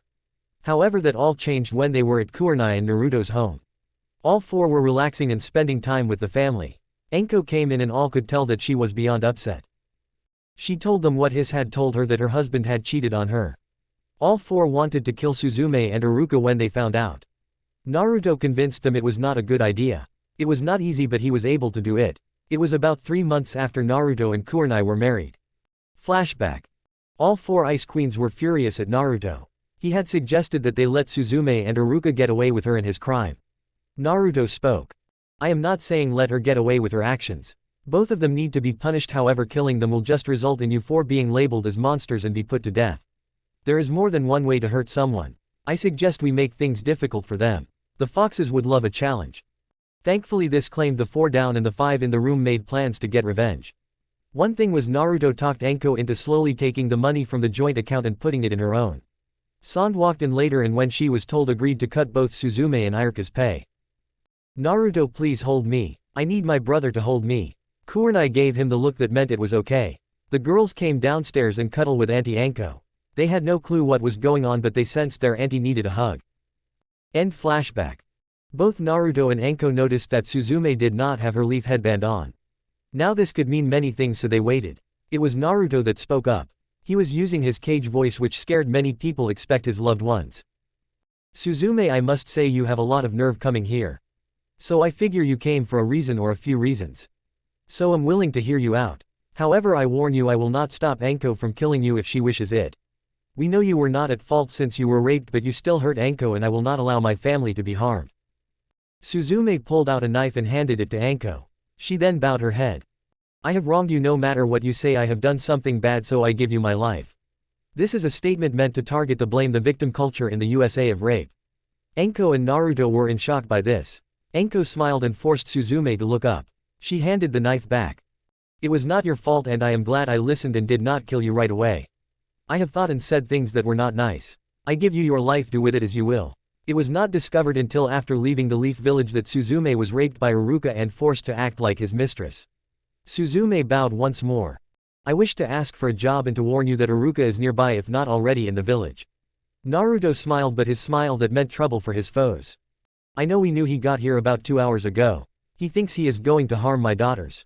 Kurenai is with them and she is in overprotective mother mode. It should be fun. Anko, Kurenai, Henna and Yuago get to have fun with him later. As for your request, I will have you teaching, however what you taught in the Leaf will not be allowed. He took a pause before he spoke once more. You will teach the girls useful things, not flower arrangement that is useless in the field. The only good females in my group were 10-10, Ino and Sakura. The last two were not until years later. Suzume smiled and bowed. Some guards took her to an apartment that was set up for her. Anko kissed Naruto before she went to get the integration room set up. Meanwhile, Quarini was with her daughters just playing. It was not a training day, the girls had been working hard, they needed a rest. Ice had warned her about Iruka. She continued to play with the girls. After about an hour and that same time that Suzume was getting to her new home, Kurenai sent the girls inside. They went to their room and seals were placed to protect them. Kurenai knew she could win, but like Naruto, when it came to family and the girls in particular, she was paranoid about them being targets. Once they were safely inside, she quickly ran through some hand signs and shot a large wind dragon at the trees. Iruka, who was in the trees, was able to avoid the attack. He jumped down and looked mad. Kurenai started to laugh. We knew the second you entered our home and country. Plus I could sense you. The girls sensed you about 59 minutes ago. You are weak, it is sad. Iruka was annoyed, but he covered that up with a smirk. I am going to kill you, then the girls I will be rewarded. Actually, I think I will have my way with you while Naruto watches. He never got to finish his thoughts, for he was knocked out. All he saw was a blur and a glowing pair of red eyes. Kurenai had knocked him out. She heard a clapping sound and looked up to see her husband. She accepts his hug and kiss and leans into his chest. A few foxes dragged Iruka to Anko for the fun to start. Kurenai and the other former ice queens wanted to help Anko, so after Kurenai hugged her girls, she, Henna and Yuago left to the integration department. The four ice queens had a strange bond, they were like sisters. That was one reason why Kurenai was relaxed about sharing Naruto with them. Their bond was such that if one was in trouble, the others would help her. Naruto understood this, it was something Kurenai told him when they started to date and moved in together. Naruto helped out as well, but the dear readers know this. So Iruka was high on their list of people to hurt. They played many pranks on him, none were lethal, but they are designed to annoy him, and boy did they ever. All four looked forward to the pain they would cause. Ice was allowed to join for the fun. Naruto almost felt sorry for his old teacher, keyword almost. Naruto did not care what happened to Iruka, at least until a few moments ago when he threatened to harm his girls and rape his wife. He gave this order, it was a simple one but one that would be enjoyed by the Ice Queens. Make him suffer, do not hold back. Iruka was tied to a chair and had Charka suppression seals all over him. He also had a few other special seals, ones that Naruto created that magnified pain so a soft breeze would feel like you were hit by a truck. He also had a seal that would prevent him from passing out due to the pain.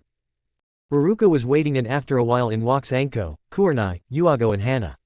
Ice is on her queen's shoulder. Iruka knew one thing, he was going to die, however he planned on making sure they suffered. So if it is not the snake whore, go back to screwing your demon. This caused the five to laugh. So is that the best you can do? This will not be much fun. By the way, you should be thankful for Naruto. When I discovered your actions I wanted to kill you and her, but he stopped me and helped me plan revenge. Anko said this caused Iruka, who was smirked, to have his face fall. The next few hours Iruka went through every attack possible from the five.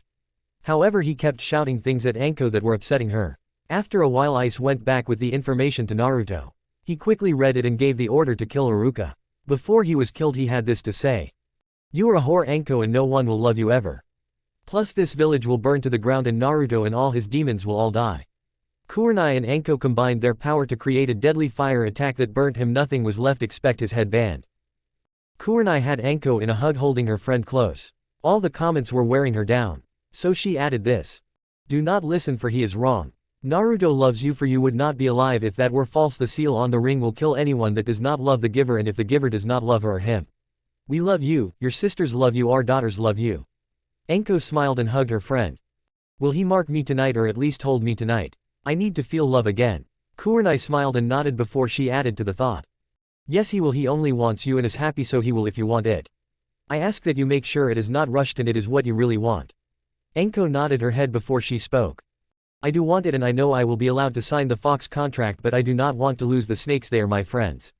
Ice was nearby happy that one of the people that harmed her family was dead. If your boss is okay with you have 2 contracts then so are we. We get along with the snakes don't really care for the toads they are sad and weak. Once the toads heard what happened they supported Naruto and went with him to spring. Sorry just kidding they cancelled the contract since they were loyal to the leaf only. Now needless to say that did not bug Naruto, he stopped using them after the war. The toads also took away his sage mode power but Naruto did not care. He was also the fox sage and he was far more powerful as the fox sage. Plus Kurenai told him he was much hotter as the fox sage. The snakes were loyal to Anko for one simple reason, she took care of them. She would feed them and make sure they were safe and happy. The snakes also respected Naruto, he was powerful and treated all life with respect. So when the snakes were told what happened the new boss Slither told Anko to get ready to leave the leaf. The snakes wanted to kill Iruka but followed Naruto with his prank so they had fun. The snakes respected Naruto and were happy when they discovered their mistress would marry him. The snakes would even allow the other members of the Uzumaki family to sign with them.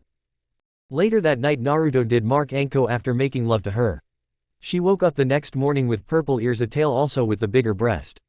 Naruto noticed that Shizune was sad so he pulled her to him in a hug. He gently asked her what was wrong. I am not beautiful unlike everyone else. I never will be. I will always be a plain Jane as every guy has called me. Naruto in response kissed her hard, pouring every ounce of love he had for the medic into the kiss. He then spoke to her gently and tenderly. The ones that called you a plain Jane are fools and I am glad they were fools for it means I got to be with you. You are beautiful, very beautiful. It is not looks that matter, it is what is in the heart that matters. I love you Shizune as I love all of your Kurenai, Koyuki, Ayame, and Anko. Please don't doubt I love you. Shizune kissed him and they both made love to each other. Afterwards Anko asked a question. Are all our breasts going to get bigger? She asked. To be honest I guess so but I never noticed that. What I first noticed were the tails and ears and that each of you your hair has grown longer. I did not notice the breast size increase until it was pointed out to me. I first noticed that somehow you all became even more beautiful than you were before. All 5 kissed him for that. It is time to look at our friend Sai who was in the Leaf Village. Now he did not want to be in the Leaf Village, not at all. He wanted to go with Naruto and his family since Naruto was his friend. However Naruto convinced Sai to stay and act as a spy. The reason being no one would suspect Sai who had the most loyalty to the village to betray them. Sai was really happy the day he got his wolf headband and could not wait to put it on for real. He had been giving Naruto information via a fox. It was Sai that tipped Kurama off about the children. Sai may have been an emotionless person but harming children to him was something that he never and I mean never could stand. Danzo was never able to break him of that no matter how much he had attempted to do it. Now Sai was in a meeting with the Leaf 8 made up of the rest of Naruto's generation of ninjas. Sai did not like these meetings, not at all. The reason being was simple, oh so very simple. Hinata was the leader of the group now. The Fire Lord made her the leader of this group. He tried to make her Hokage but everyone pointed out she lacked the experience needed to do that job. Hinata was coming up with ways to kill Naruto and his daughters. After about 2 hours Sai had enough and spoke with anger in his voice, something he could not recall ever having experienced, and by the way neither could the others. Should you even put a scratch on one of his daughters this village will be attacked. You are really an idiot. Hinata, Naruto could and would destroy us all. If he attacks the village I would pray that death is quick. Sai then left since he had a mission and he wanted to get away from Hinata. He also sent off the information to Naruto. Termai was getting ready. She got word last night that it was time to start moving to be with Naruto. Gaara did not bat an eyelash when Termari asked to leave the village. He had these words to say. Tell him if you hurts you will I shall crush him. Please don't be a stranger. A hug goodbye and Termai was off to be with Naruto, the only man that had earned her respect in her heart and did not misuse it. The other lazy idiot did not count in her mind. She so hoped she got to fight him later. She held back in the Leaf Village since she did not want to start a war. With a smile on her face she ran to spring where she knew Naruto would be. Termai was scared Naruto would not accept her. However, she knew she had an advantage. His daughters liked her and respected her, so that helped her out. Since if Naruto's daughters liked someone, then they were okay in his book. That is part of the reason Ino got so close to him. Mei was in her office and doing her very best to control her temper. The council, the ninjas and the people of the village were pushing her to the edge. Everyone wanted to form an alliance with Rock to attack the Leaf. Mei knew her forces would be slaughtered and the village could not afford to do it. Naruto and Kurenai and many of their strong ninjas may have left, but the Leaf was still very powerful. She did her best to explain it to everyone, but no one would listen. Plus they wanted her to find a husband and to have kids so the village could have more people with her bloodline. Now she was not against marrying and she came close to picking a husband until she was told by Kami she could be with Naruto. She just had to wait until she was told it was okay to go. She hoped it happened soon or else she would lose it or burn the village to the ground. Thankfully that night she was visited by Kami and told it was okay to go. That night she packed her things and left a note, and under the cover of darkness left. The note was simple and to the point. You are all morons and I will have nothing more to do. I quite good luck being destroyed. Mei was happy and hoped that Naruto would accept her. He had made it clear he liked and respected her but saw her as a friend. She was not going to give up. She was a powerful ninja and had won the bloodline civil war, so she could and would do this. In Rock Kuretsuchi she was having the same issues as Mei had. The people wanted to attack the Leaf. They council wanted her to marry. Unlike Mei, she was not going to marry. She would adopt a child and use the ritual Naruto and Kurenai showed her. To her the only man worthy of her and the only man she loved was Naruto, so she would not marry anyone else. She made that clear to her people. The people in council also suggested to use Naruto's daughters as hostages to get him to serve the village. Kuretsuchi burnt the guy who suggested that right in front of the village. She then explained what would happen if anyone tried that. So you can guess that it made her very happy to hear from Kami that she could be his wife. The marriage alliance was her idea, not the Earth Lord's idea. He liked the idea but Kuretsuchi suggested it. She did it since she had fallen in love with Naruto. She was very sad when he turned her down, but she understood his reasons behind it. That same night she was given the okay to leave. She left a note that was nicely telling them to go to hell. Okay, she was not being nice, not even close to it. She hoped that Naruto did not turn her down this time. That thought scared her more than the war. In Cloud, Yugshio was with her daughter Tora just relaxing. Yugshio had gotten the message and was happy about it. The truth was she had fallen for Naruto as well. She wanted to tell him during the time they were burying the fallen, but she did not. She knew he was in love with Hinata and wanted to try and be with her. When she saw what happened she nearly went cat demon on the white-eyed one. She wanted to tell Naruto how she felt, but he was too hurt and she knew he wanted a family and she could not give that to him. Besides telling Yugshio that she could marry Naruto, Kami made it so Yugshio could have children once more. Tora had been told the truth and she was very happy. She was hoping for a daddy and she would have 4 sisters. What could be better? Samui was in a similar boat. She never figured Naruto would want anything to do with her. She wanted to be at his wedding, but she was on a mission that went longer than it should have. She was very mad. It took her a few weeks for her to claim down. She was also given the message by Kami. Since the war, Naruto and Samui had become friends. The girls called her Auntie Cool due to her cool attitude all the time. She even watched the girls once while Naruto and Kurenai went on a date. Samui would gladly be his wife even if she had to share. Samui and Yugshio were with Tora watching her play. Kami came before them and told them that it was time. So the 3 got their stuff and told her what was going on.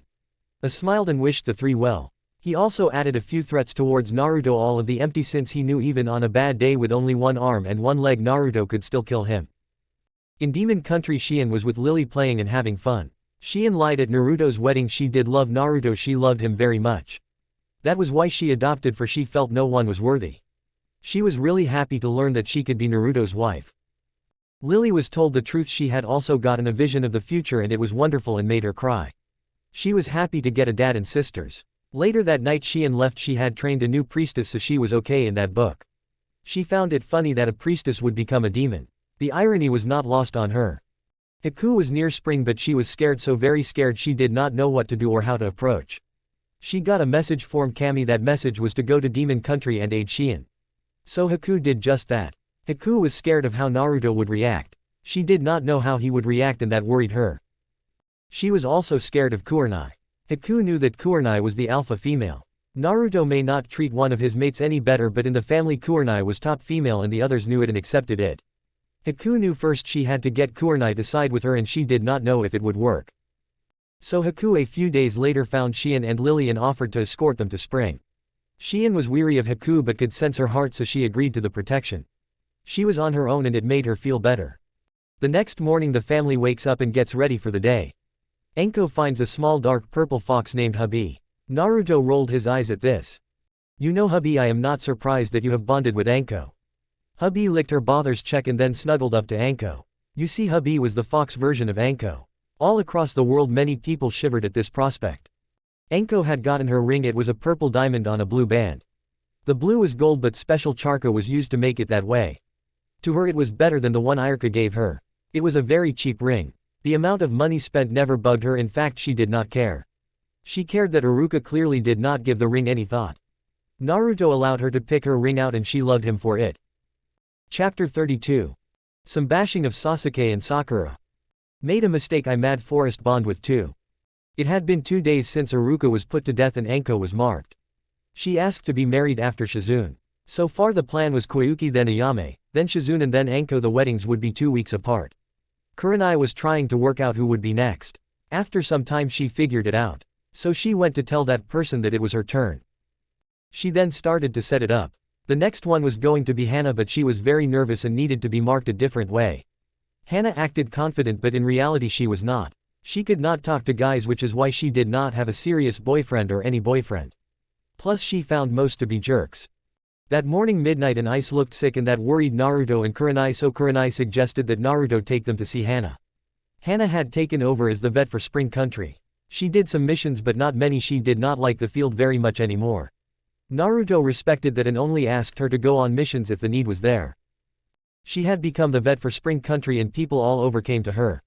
She was the best at caring for animals and she did not care what she healed. Once she healed a bear that was injured. So Naruto carried his sisters in his arms to get treated. Now to clear things up, Midnight and Ice were okay, they were pretending to be sick. It was all part of Queen Kurenai's plan. Plus they thought I would be fun, oh so very fun. Midnight had a ring with her that Naruto did not see. She could hide a lot of things in her fur as another note. Henna was at her clinic doing her job and it was one she enjoyed. 2 days ago Kurenai told her it was her turn to confess to Naruto. However Henna was scared, no, she was terrified of that prospect. She did not understand why she was so scared. She knew she loved Naruto, he was there for her since they first met, yet she was scared. Neither her nor Naruto were aware of what was about to happen, however neither would complain about it. On the way Sand met up with Naruto and started to tease him about dating Shizune. She made many comments but the one that embarrassed him the most was this. So when will my 2 children give me grandchildren? She asked, but Sand knew that Kurenai would have the first child. It was the way things were going to be, she could still tease him. Shizune was no fun to tease, she would break down and withdraw into herself once she cried when she was younger. Naruto would blush and would often retort and smile in happiness. She used to tease him all the time when he was dating Kurenai. Oh, who was she kidding? She teased him all the time no matter what, and with each of his new mates the teasing went up. So the last few days had been a lot of fun for Sand at least. Naruto, it was unclear. Before we get to Henna, let us flash over to the Land of Iron. We see our good friend or not good friends Sasuke and his wife Sakura with their 2 little children. They are about 1 year now and both are lively children. Sasuke felt dread coming down his back, he knew something was about to happen that he would not like. A knock on his door was heard and when he opened it up it was 3 ninjas. All 3 were leaf ninjas and since none of them are important they will not be much more detail about them. The lead one spoke. The council and the Fire Lord wish for you to return to the Leaf Village. We are prepared to give you anything you want within reason. Sasuke and Sakura thought about it. Just kidding, they did not think about it at all. Not even for a microsecond. We will never return to the village. It has lost the will of fire, so fighting for it is a waste of time. Sasuke said. We hoped it did not come to this, but it seems we must use plan B. The 3 attacked and a flash appeared blinding Sasuke and Sakura. They were blind but they could hear perfectly well. They heard their kids crying. It was then they knew what had happened. Running up to their rooms they find their kids gone. The 2 set out to chase after the ninjas, however they are stopped when they see a black fox the size of a horse and on its back were their kids. Both were asleep. The fox walked casually up to the kids' room and placed them gently with its tail into the cribs. It then made sure the kids were safe and secure. They are long gone by now, thinking they have your kids. Many humans are weak and foolish and fall for simple tricks. Your kids are safe, the event has been wiped from their minds. Now if you excuse me I must get back to my task. The fox spoke. Who are you and what are you doing here? Sakura shouted. Wow, brother was right, you are loud and ungrateful. I think your voice is a bloodline since no human or demon has a voice that can reach that leave. I just saved your son from becoming an emotionless weapons and your daughter from becoming a breeding factory and you shout at me. The name is Shadow, I am a master of stealth and information gathering. Sasuke knew the fox was with Naruto and so he knew his kids were safe. Naruto did not like him nor did he trust him, but Sasuke knew Naruto did not like kids being hurt. It was something that got him really mad. So he bowed before the fox. Thank you Shadow, and thank Naruto for asking you to protect my kids. Shadow smiled. At least one is grateful of my actions. He figured this would happen. Now Naruto has formed a new hidden village, one that is not ready to come out yet but will be soon. As much as he does not trust you two right now, he can't spare me and the others. So you are invited to join the village. Pinky, you will work at the hospital and duck, but unsure at this time. Sasuke started to set the seal up to seal everything away. He knew it was wise. The leaf would not stop no matter what. So he knew it was the right idea. Sakura was not happy about it, but he really did not care what she thought anyway. Sakura just had her pride wounded, but she would get over it. With a flash they were gone. Naruto was busy so he would deal with them later. Back with Naruto, now that he had talked with his grandmother he was getting worried his sisters were sick. This to him was odd since he thought they could not get sick in the human world. So he had to make sure they were okay. He was not going to lose his sisters if he could help it, and he would help it. He was stubborn, one of the traits his mates loved about him. Henna was in the vet's office, no one had come in yet and it looked like no one would. So she was bored and instead of sitting around doing nothing she chose to do a little chakra control. She wanted to get stronger, she had to get stronger. She wanted to be with Naruto but she was scared, so very scared. Naruto and her friends had been the only ones that had keep her going after her last big mission with the leaf. It was an A-rank mission and still under Suon's rule. It was 4 months after Kurenai and Naruto's wedding. The mission was to track down some dangerous missing ninjas that had been working with bandits. These ninjas were organizing the bandits and making them stronger. Henna and her partners were sent to watch them and kill them. However, they were hard to find. Luckily someone had gotten a shirt with the leader's scent, allowing her and her partners to track him down. They did. Sadly a huge fight broke out. Henna and her partners were able to kill the targets. Henna started to get stronger once Kurenai started to date Naruto. She did not want to be left behind, so she got stronger. Sadly her partners were killed in the battle. She burnt their bodies and scattered their ashes over her home. Flashback. She was found 3 days later by Naruto, who had just returned from a mission. He could tell she was not doing well. So he hugged her. This resulted in Henna breaking down and crying hard into his arms. After crying she had passed out, so he carried her home. Kurenai did not even bat an eyelash when she saw this. Naruto had told her through their link what was going on. She asked Ice to get Anko and Yuago and bring them to the house. So no one was shocked to see Naruto carrying Henna bridal style. Henna looked really comfortable in that spot. She woke up and buried her face in his chest and started to cry once more. She feels many pairs of arms hugging her. She knows it is her friends and nieces. She finally gets out what happened, which caused her friends and family to hug her tighter. They were my first friends, they were always there for me. We have been through so much together. I know death is part of the life of a ninja, but it still hurts a lot. Please just hold me, guys. Kurenai gives Naruto the look that means do it and it is okay to do it. It was both a commanding look and a reassuring look. Naruto just held her. He did not offer any words like it would be okay. He knew that would not work, nor would that help. Henna just wanted someone to be there for her. She fell asleep on Naruto once more and this time she stayed there. Kurenai held her as well. The entire family was there for her. She woke up the next morning and kissed Naruto on the cheek as a thank you all he did for her. Kurenai did not bat an eyelash. At this point Kurenai was not a jealously woman. In fact she never was, for she knew who owned Naruto's heart. She knew Koyuki was going to be marrying Naruto soon, but she was not jealously. It made no sense at times, but Kurenai never cared about that. End flashback. Henna was thinking about that day. She remembered the warm feeling she got from being next to Naruto like that. It brought so much joy and happiness to her heart. Henna's instincts have been telling her that Naruto is the one for her. They have been telling her to mate with him. She had been able to ignore them, but it was getting harder. She stayed away from Naruto when she was in heat, for she feared she would do something that would cause Kurenai to hate her and or kill her painfully. She never told that to anyone except her mother when Henna asked for help to avoid that issue. Sadly her mom told her nothing could be done. Henna was thrilled when she was told that she could be Naruto's wife or mate. The day after Kurenai made the announcement, Hana told Kurenai what had been going on with her and what she had done. Kurenai, to Hana's relief, did not get mad. She actually hugged her friend and told her she understood. That made Hana feel a lot better since she now knew her friend would not kill her. She had seen Kurenai kill and it was scary. However, Hana was still nervous about confessing to Naruto. She did not understand it at all. She had no more time to think on the subject since Naruto walked in and his arms were midnight and ice. Hana could tell the foxes were not doing well. She could see the worried look on his face and that made her go into healer mode. She takes the 2 foxes and puts them on the table. She does a scan over them and does it again. Once more she does it again. She was about to tell Naruto that she can see nothing wrong with either midnight or ice. However, they both jumped up and slammed the door on both Naruto and Hana. Hana was confused, very confused. Naruto was not, he figured it out. I am sorry brother for tricking you like that. It was Kurenai's request. We hope you can forgive us. Midnight said. I am not mad at you guys. Kurenai always has a reason for things, so if she asked you to do it then I will not get mad at you. Next time please don't pretend you guys are sick. I got scared I was going to lose my sisters. We promise brother. Both Midnight and Ice said at the same time. Hana, you need to do it. Kurenai told us we can't let you out until you do and you have been marked.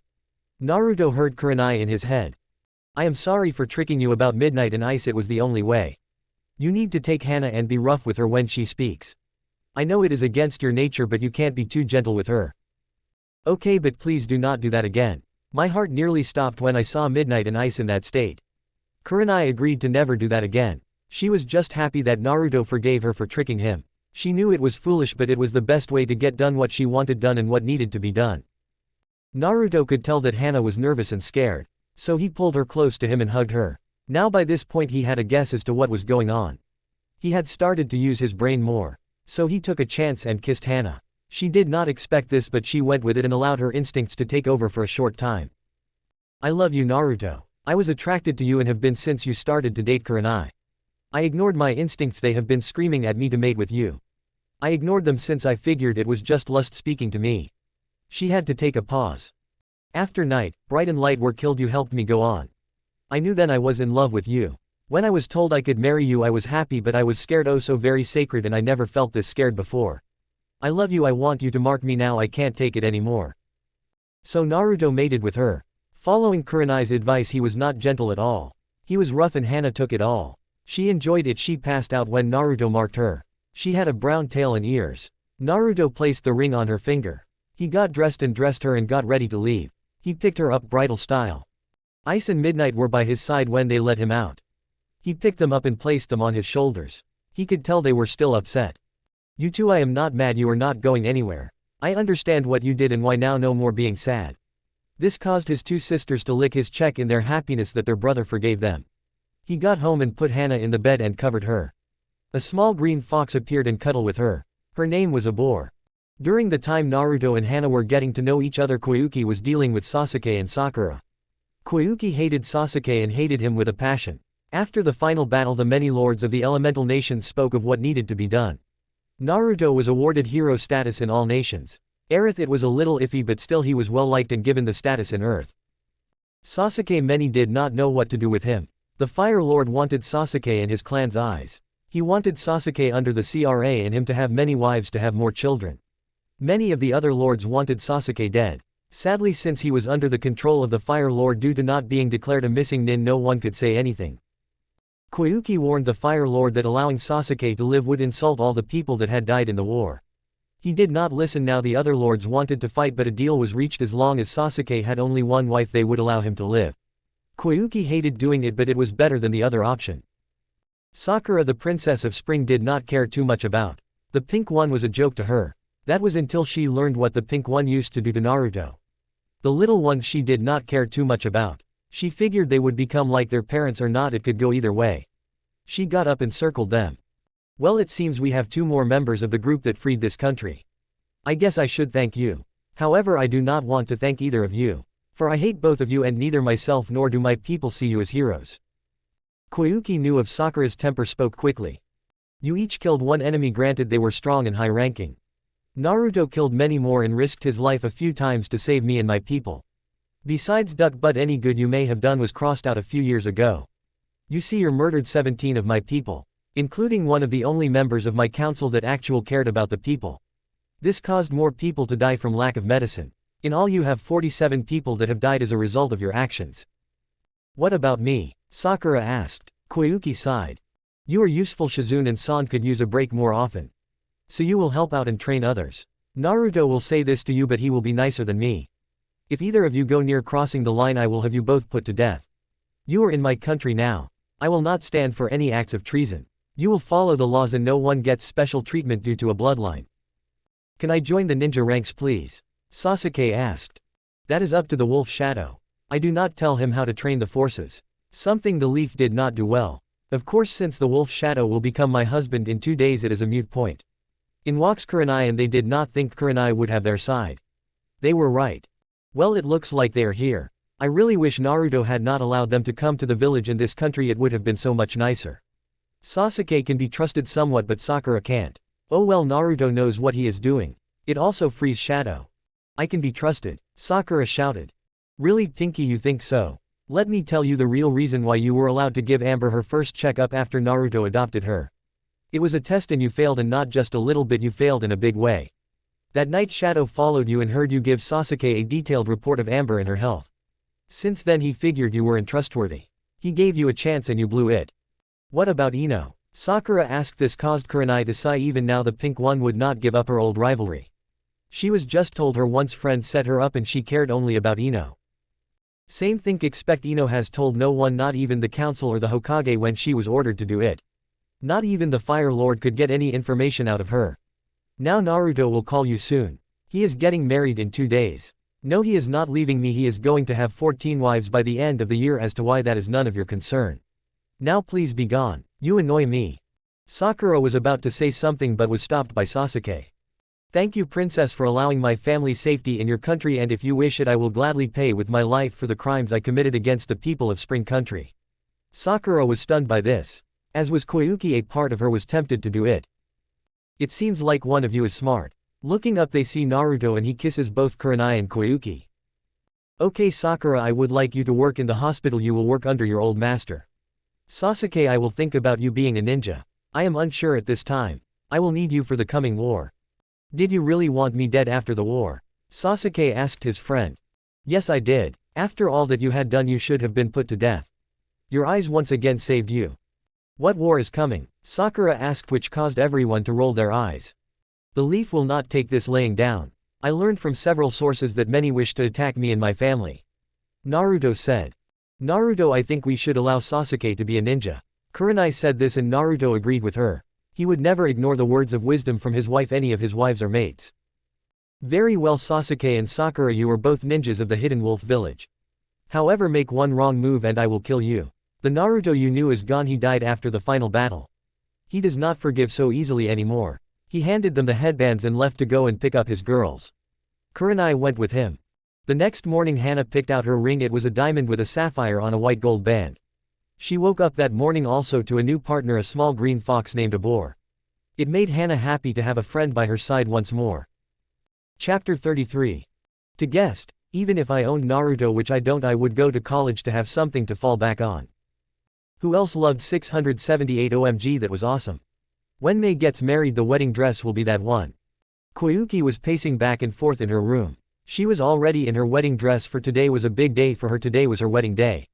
Today she would become Naruto's wife and sign the fox contract and official in all eyes become the second queen of the foxes. She was already a demon and she enjoyed that greatly. She enjoyed the demon side far more than she thought she would. She also looked forward to having 4 daughters. She looked forward tonight when she had Naruto all to herself. She also looked forward to getting rid of her council members in a day or 2. Now despite all of this she was nervous beyond anything she has ever felt before. She did not know why she felt that way but she did. Snow was with her and watching her pace back and forth and the small fox was laughing and laughing hard. This of course caused Koyuki to get mad. Now instead of getting Snow to stop it only made the fox laugh harder. This in turn caused Koyuki to get madder which caused Snow to laugh harder and you the reader can see where this is going. You need to relax he is not going to leave you at the altar. Kurenai is not going to kill you she already would have. Once she de-iced someone must die they are dead expect Duck Butt and Pinky but that is not important. The girls are happy about having another mom soon so relax. Plus the people are thrilled so relax and have fun. Expect the council but they do not count. Snow said this to her partner. Snow loved Koyuki but sometimes the princess got nervous about things that one did not need to be nervous about. Of course Snow was the same way, which is why they were bonded and partners in the first place. I know Snow, but it is my wedding day and I am allowed to be nervous on my wedding day. It is a law, people are allowed to be nervous on their wedding day. Okay, maybe not a law but it is normal. Snow started to laugh and laugh hard. Koyuki was confused by this. Her partner sensed this. You said normal. Koyuki was still confused by that. Snow sensed still that her partner did not get it. You do not do normal, you are marrying a fox demon who will have 14 wives. There is nothing normal about us. You are fox demon, by the way. Koyuki finally got it and she started to laugh and laughed hard. Since she met Naruto, her life was not normal anymore. Since she got engaged, her life stopped having any sense of normalcy. However, she would have it no other way, for she was very happy. You are right my friend, I will relax now. I can't wait to sign the contract and have you as my partner, unless you don't want to be my partner. Snow licked Koyuki's cheek and snuggled into it. She also gave a slight purring sound. Of course I want to be your partner. I would fight anyone else for that honor. Snow actually meant that. When Kami told the Fox clan that Naruto was going to have more mates and who they would be, there was a huge argument amongst the clan members. Kurama allowed all the foxes to go out into the world and see which one would bond with each of the mates. With Kurenai there were about 17 foxes that were like her and all of them fought for the honor of being her partner. Ice felt the strongest connection and Kurama felt it was the right choice. Ice also scared him to no end. He also pointed out that out of the 17 she was the strongest. A strong fox should be with the head queen. With Amber only a few, but at the time she was not his daughter. When Amber became his daughter a recount was requested but it was quickly shot down. With Naruto every fox fought to be his partner but Kurama picked Midnight. He picked Midnight since she was Naruto down to the ramen obsession. Kurama at times wondered what made him think partnering up Midnight and Naruto was a good idea. Koyuki had two that fought over her. Snow in the end won out. Her foe will let us not worry about it, her foe was fine. After the fight with Snow, Kurama stepped in and declared he would pick out the partners from now on. Meanwhile Naruto was also nervous but he also found this odd. Kurenai was with him helping him get ready and making sure he looked his best. After the ceremony she had a mission. Shion had sent a letter asking for someone to meet her and bring her to the village. Kurenai asked to do it and she was bringing Ayame so the new ninja could get more experience in the field. You know, my whole life can be classified as strange, yet I think this is the strangest thing ever to happen. I am about to get married and my wife is not even close to being a little bit angry. It was Amber that said it best afterwards. Daddy, we are all strange but that is what makes us a good family. At this he smiled and hugged his little girl. Kurenai smiled for she could not have said it any better herself. She had taught her daughters well, very well. Sand came in and announced that it was time to get married. She was the one doing the wedding.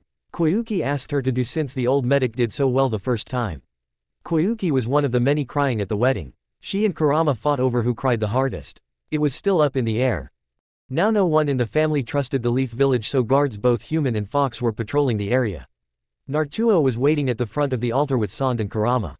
Kurama was acting as the best man since he was the only male that Naruto actually talked to or got along with. The irony was not lost on any of the adults. The ceremony was very beautiful. Koyuki wore the traditional wedding robes of a princess. In short, she was very beautiful. The dress fit her perfectly. Once the dressmaker was told of the princess's plan to marry, she worked non-stop to get it perfect. Sand once again gave a great speech on the power of love that moved everyone to tears, all the adults anyway. The kids did not understand it, any of it. All of Spring Country was at the wedding. All wanted to see their princess marry the one she loved. Many of the women and some of the men swooned at how handsome Naruto was. He wore a different tuxedo than he did when he married Kurenai. He was going to wear a different one for each wedding based on what each of his wives wanted. Koyuki asked him to wear one that was orange and looked a lot like his old mission gear. It was more fancy but still his old mission gear. Koyuki figured that was the outfit he wore when she realized she was in love with him, so it would be perfect. Plus it was the outfit he wore when he helped to save Spring Country. Naruto had become a legend in Spring Country. He knew that he was liked in Spring Country and respected somewhat in the country. He did not know how much he was liked in the country. Action figures were made of him and even some plushie toys. They even had a Naruto board game. Naruto was unsure how to react to that when he discovered it. His daughters all wanted the action figures which were given to them when asked. So when all the kids see Naruto at the wedding dressed as their action figure, all of them are really happy. There was also a Kurenai doll. The doll came with her wedding dress and her battle dress. The doll was very popular amongst the little girls. A favorite game of little girls was to have a wedding with the Naruto and Kurenai dolls. Kurama the first time after he babysat told about this and it caused everyone to laugh and it gave Sand a lot of ammo to us. The ceremony was going great. Each of the women that were going to marry Naruto imagined what their wedding would be like. It came time for the vows. It was Naruto that spoke first and his speech made everyone cry. Koyuki, I remember first meeting you after seeing your movie for the first time. I was really acting like an idiot then, well, even more of an idiot. He took a pause so everyone would stop laughing. The comment was to break the tension and the nervousness he was feeling right now. We somehow became friends after that. I am not really sure how it happened, but I am very glad it did happen. You became one of my greatest friends and someone I could count on. You allowed me to train in spring for a while during my training journey. Koyuki was smiling since she was so happy. I can say many things, but above all I love you and can't wait to marry you. I will always love you and do my best to make you happy. Not a single dry eye was seen. The wedding was being held outside in the garden of the palace since that was where Koyuki wanted it. It took Koyuki a good 5 minutes to get control of her emotions. It was a wonderful speech full of love and happiness that Naruto gave her. She was losing the battle with her tears, so she gave her vows and speech before she lost the battle. I was not the easiest person to get along with. My heart was always frozen and I was cold. I could not cry for the longest time, and for the longest time I felt dead inside. You brought me out of it and gave me my life back, Naruto. I love you and can't wait to spend my life with you. Tsunade gave the command to kiss the bride after both said I do. The entire outside cheered when the couple kissed. Tsunade was joined by a priest that crowned Koyuki as the Queen of Spring and Naruto as the King of Spring. The girls ran up to hug their new mom. I now present for the first time Naruto and Koyuki Uzumaki and the new King and Queen of Spring. I would like to present Kurenai Uzumaki and the daughters of the Uzumaki clan, Amber, Rose, Crystal and Jade. All as one. The people cheered. Only a few were unhappy, but even the unhappy ones let loose a small smile. Kurenai sadly had to go, so she hugged her girls and told Naruto and Koyuki to have fun. She also whispered something to Yugo. She got a Yame and both left with their partners. Shion was waiting for them in a safe spot along with her daughter and her guardian. That night Naruto and Koyuki made love to each other once more. This time it was only Naruto and Koyuki. The next morning Koyuki and Naruto woke up with their tails wrapped around each other. Koyuki was happy she had gotten the warmth once more. She snuggled up into the warmth and fell back asleep. She smiled as she remembered everything that happened yesterday. Sadly they had to get up since she had her royal duties to attend to and Naruto had his plus running the wolf village. So she kissed him gently and that woke him up. Kurenai had taught her that trick and she taught the same to all of the others. She had also taught the other tricks that helped to relax Naruto. Before we do anything else, it is time for you to sign the Fox contract and to pick your partner. So Koyuki signed it and smiled when she signed it as Uzumaki instead of her maiden name. She felt all giddy inside. She picked Snow as her partner, which caused a white fox to jump out of nowhere and to lick her queen. So is today the day we get rid of the council? Koyuki smiled. I was thinking let them relax a bit, let them think everything is okay, and then in a few weeks we take them out. It will be so much more fun that way, unless of course they attempt to harm the people. If they do that, I say we get rid of them sooner, but for now let them believe they are safe. Naruto really liked this side of Koyuki. She was embracing her fox side. All of the ones he had marked had started too. It was a great feeling to see that. I must say you were showing your evil side, I really like it. Koyuki smiled at that. The couple got up and were greeted with a breakfast from their daughters. Koyuki smiled at that. She really liked being called mommy. Her daughters told her they loved her last night. The rest of the family joined after that, or soon to be family. Enko was sad that she could not torture anyone. Her sadness turned to laughter when Midnight and hubby got into a fight about which was better, ramen or dango. Naruto rolled his eyes since he became their brother. Midnight and hubby would argue about that topic. Kurama told him since they could talk that had been arguing about it. Ice usually got them to stop, but she was on a mission, so it meant the two were free to battle. Naruto stopped trying to get them to not fight. It was not worth it and it was also funny. The fighting never got out of hand. Should we stop them? Enko asked. She and Naruto used to have these fights until Kurenai stopped them. She gave a very nice warning that sacred both very much. No, it is funny we can't stop them. Kurenai and Kurama have both tried and both have failed. It is harmless fun and it is funny to listen to. So the family did. The family all split apart to do their task. Naruto walked the girls to school.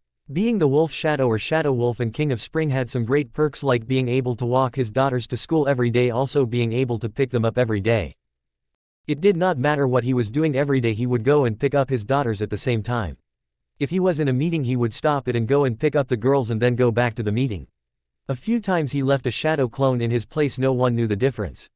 When Kurenai was not on a mission she would pick up the girls as well. Naruto got to his office and started to do the paperwork.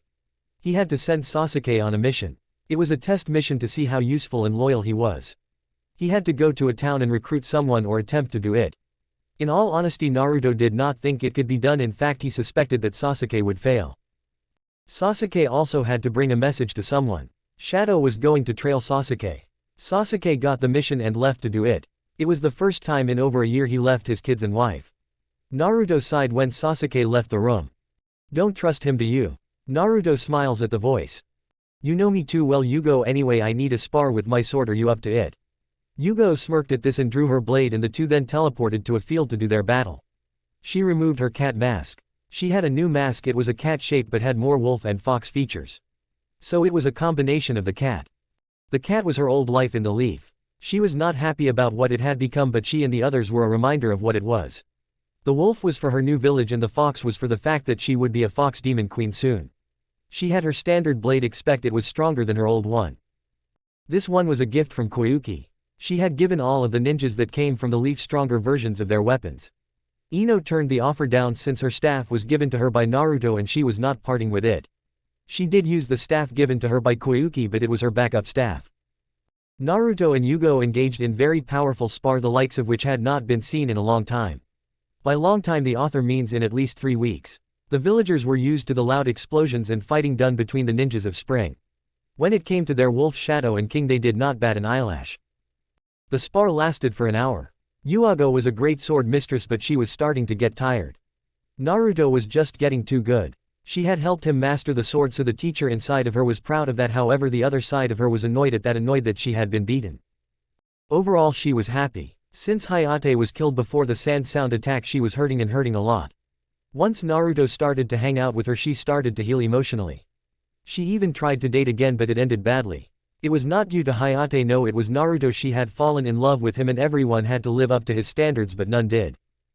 So she was thrilled when she was told she could be his wife. Right now she was resting on his shoulder since he was so comfortable and she was so out of it. She hoped when she became a fox demon she would be stronger. It was getting time for Naruto to go and pick up his daughters, so Yuago went with him. On the way she was gathering her courage. Naruto, I love you. I fell in love with you when I got to know you after you started to date my best friend. I would really like to be your wife and all that comes with it, please. Naruto, despite having heard a confession like this a few times, was still shocked. However, he smiled and pulled her into a kiss. I love you too. You are strong, smart and deadly in battle. You have an amazing heart and are one of the few people I owe my life to. I would be a fool if I did not take you as my wife.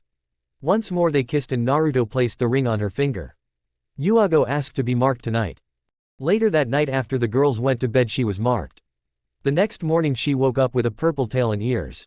Next to her was a fox that was dark purple. She gets dressed and is given food from her soon-to-be husband.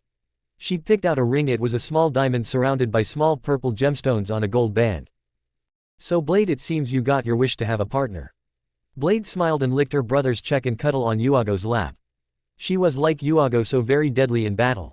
Naruto smiled. The family was getting larger. Chapter 34.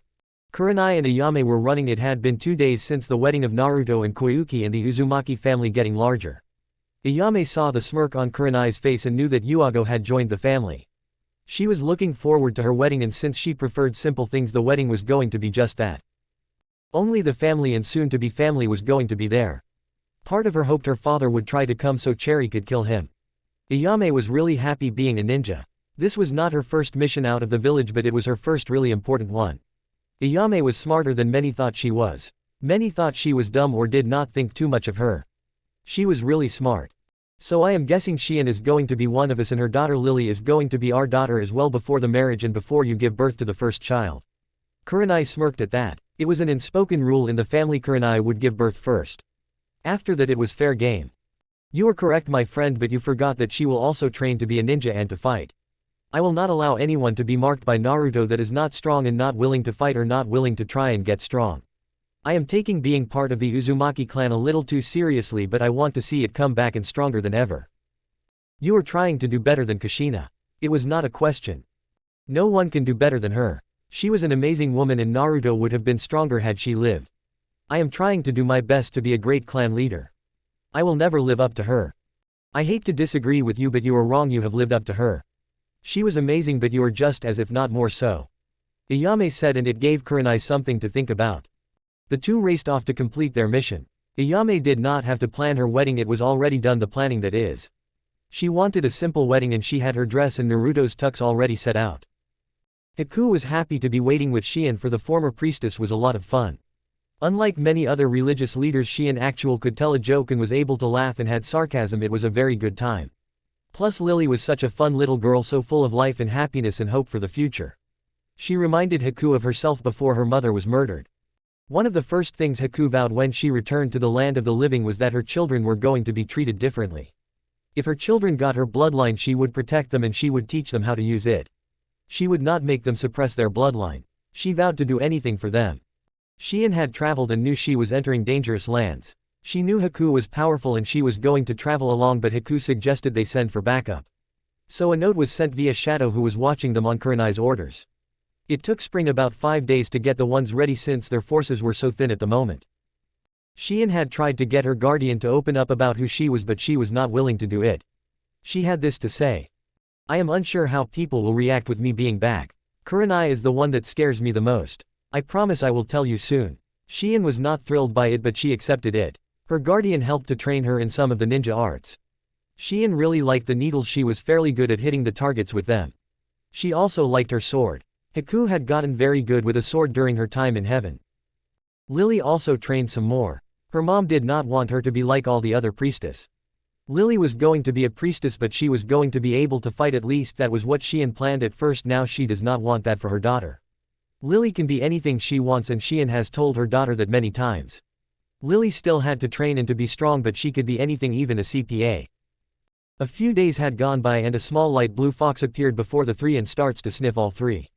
It smiled and gives a soft howl. A few minutes later Kurenai and Ayame were in front of the three. Kurenai smiled at Shion and hugged her, she did the same with Lily. The masked girl, she smiled in her mind. In her mind she said, so I was right, I can't wait to see his reaction, it is going to be good. Maybe Naruto is right, I have become more evil. I do enjoy watching people sweat too much. She spoke to the mask-wearing girl. Who are you? If you wish to come to Spring you must show us your face. Kurenai knew this would be an issue. The woman bowed before speaking. I am sorry, but I am not ready to let you know who I am. If you wish to seal my charka and take my weapons, then I will not fight you. She started to hand over her weapons. Kurenai smirked. You got guts and honor, so I will let you keep your gear and charka. She flashed right behind the woman and had her sword at her throat. However, if you make one wrong move I will kill you. I will rip out your heart and watch you die. The woman nodded at this, not even scared. Kurenai was smiling, she liked this one, no fear at all. The others, even her friends, would flinch slightly at her threats. This was going to be fun. She then reaffirmed the fact that she was becoming evil. So the five started to walk and everything seemed to be going fine. However, the three ninjas were on the edge, the forest was too quiet way to quiet. Kurenai unseen summoned a few foxes and placed them around Lily and Shion. It was a good thing that she did, for once they entered a clearing they were surrounded by at least 70 men. All 70 men were weak and useless. They also had no clue with whom they were dealing with, or else they may have run away. The author says might, since they were not very bright. The leader, a tall man with black hair and blue eyes, smirked and spoke. Well boys, look what we got here, some playmates. I beat the red-eyed one is really tight. I suggest ladies you give up or the girl will die. Kurenai closed her eyes and took a deep breath. She got a few cents that she knew. She smirked at that. Ayame had been watching her leader and saw what needed to be done. Lily fell asleep and rested her head on her mother's lap. The girl is safely asleep, my queen, the others are in position awaiting your signal. Ice was the one that spoke. The leader was a smart person and also a coward, and being smart he figured something was up, so he asked why Kurenai put the girl to sleep. I did not wish to scare my future daughter with what is about to happen. Now since I am nice I will let you walk away with your lives if you all do so now. You threatened to rape me and my friends, but I am feeling nice. The bandits laughed and Kurenai sighed. Why did they always wish to die?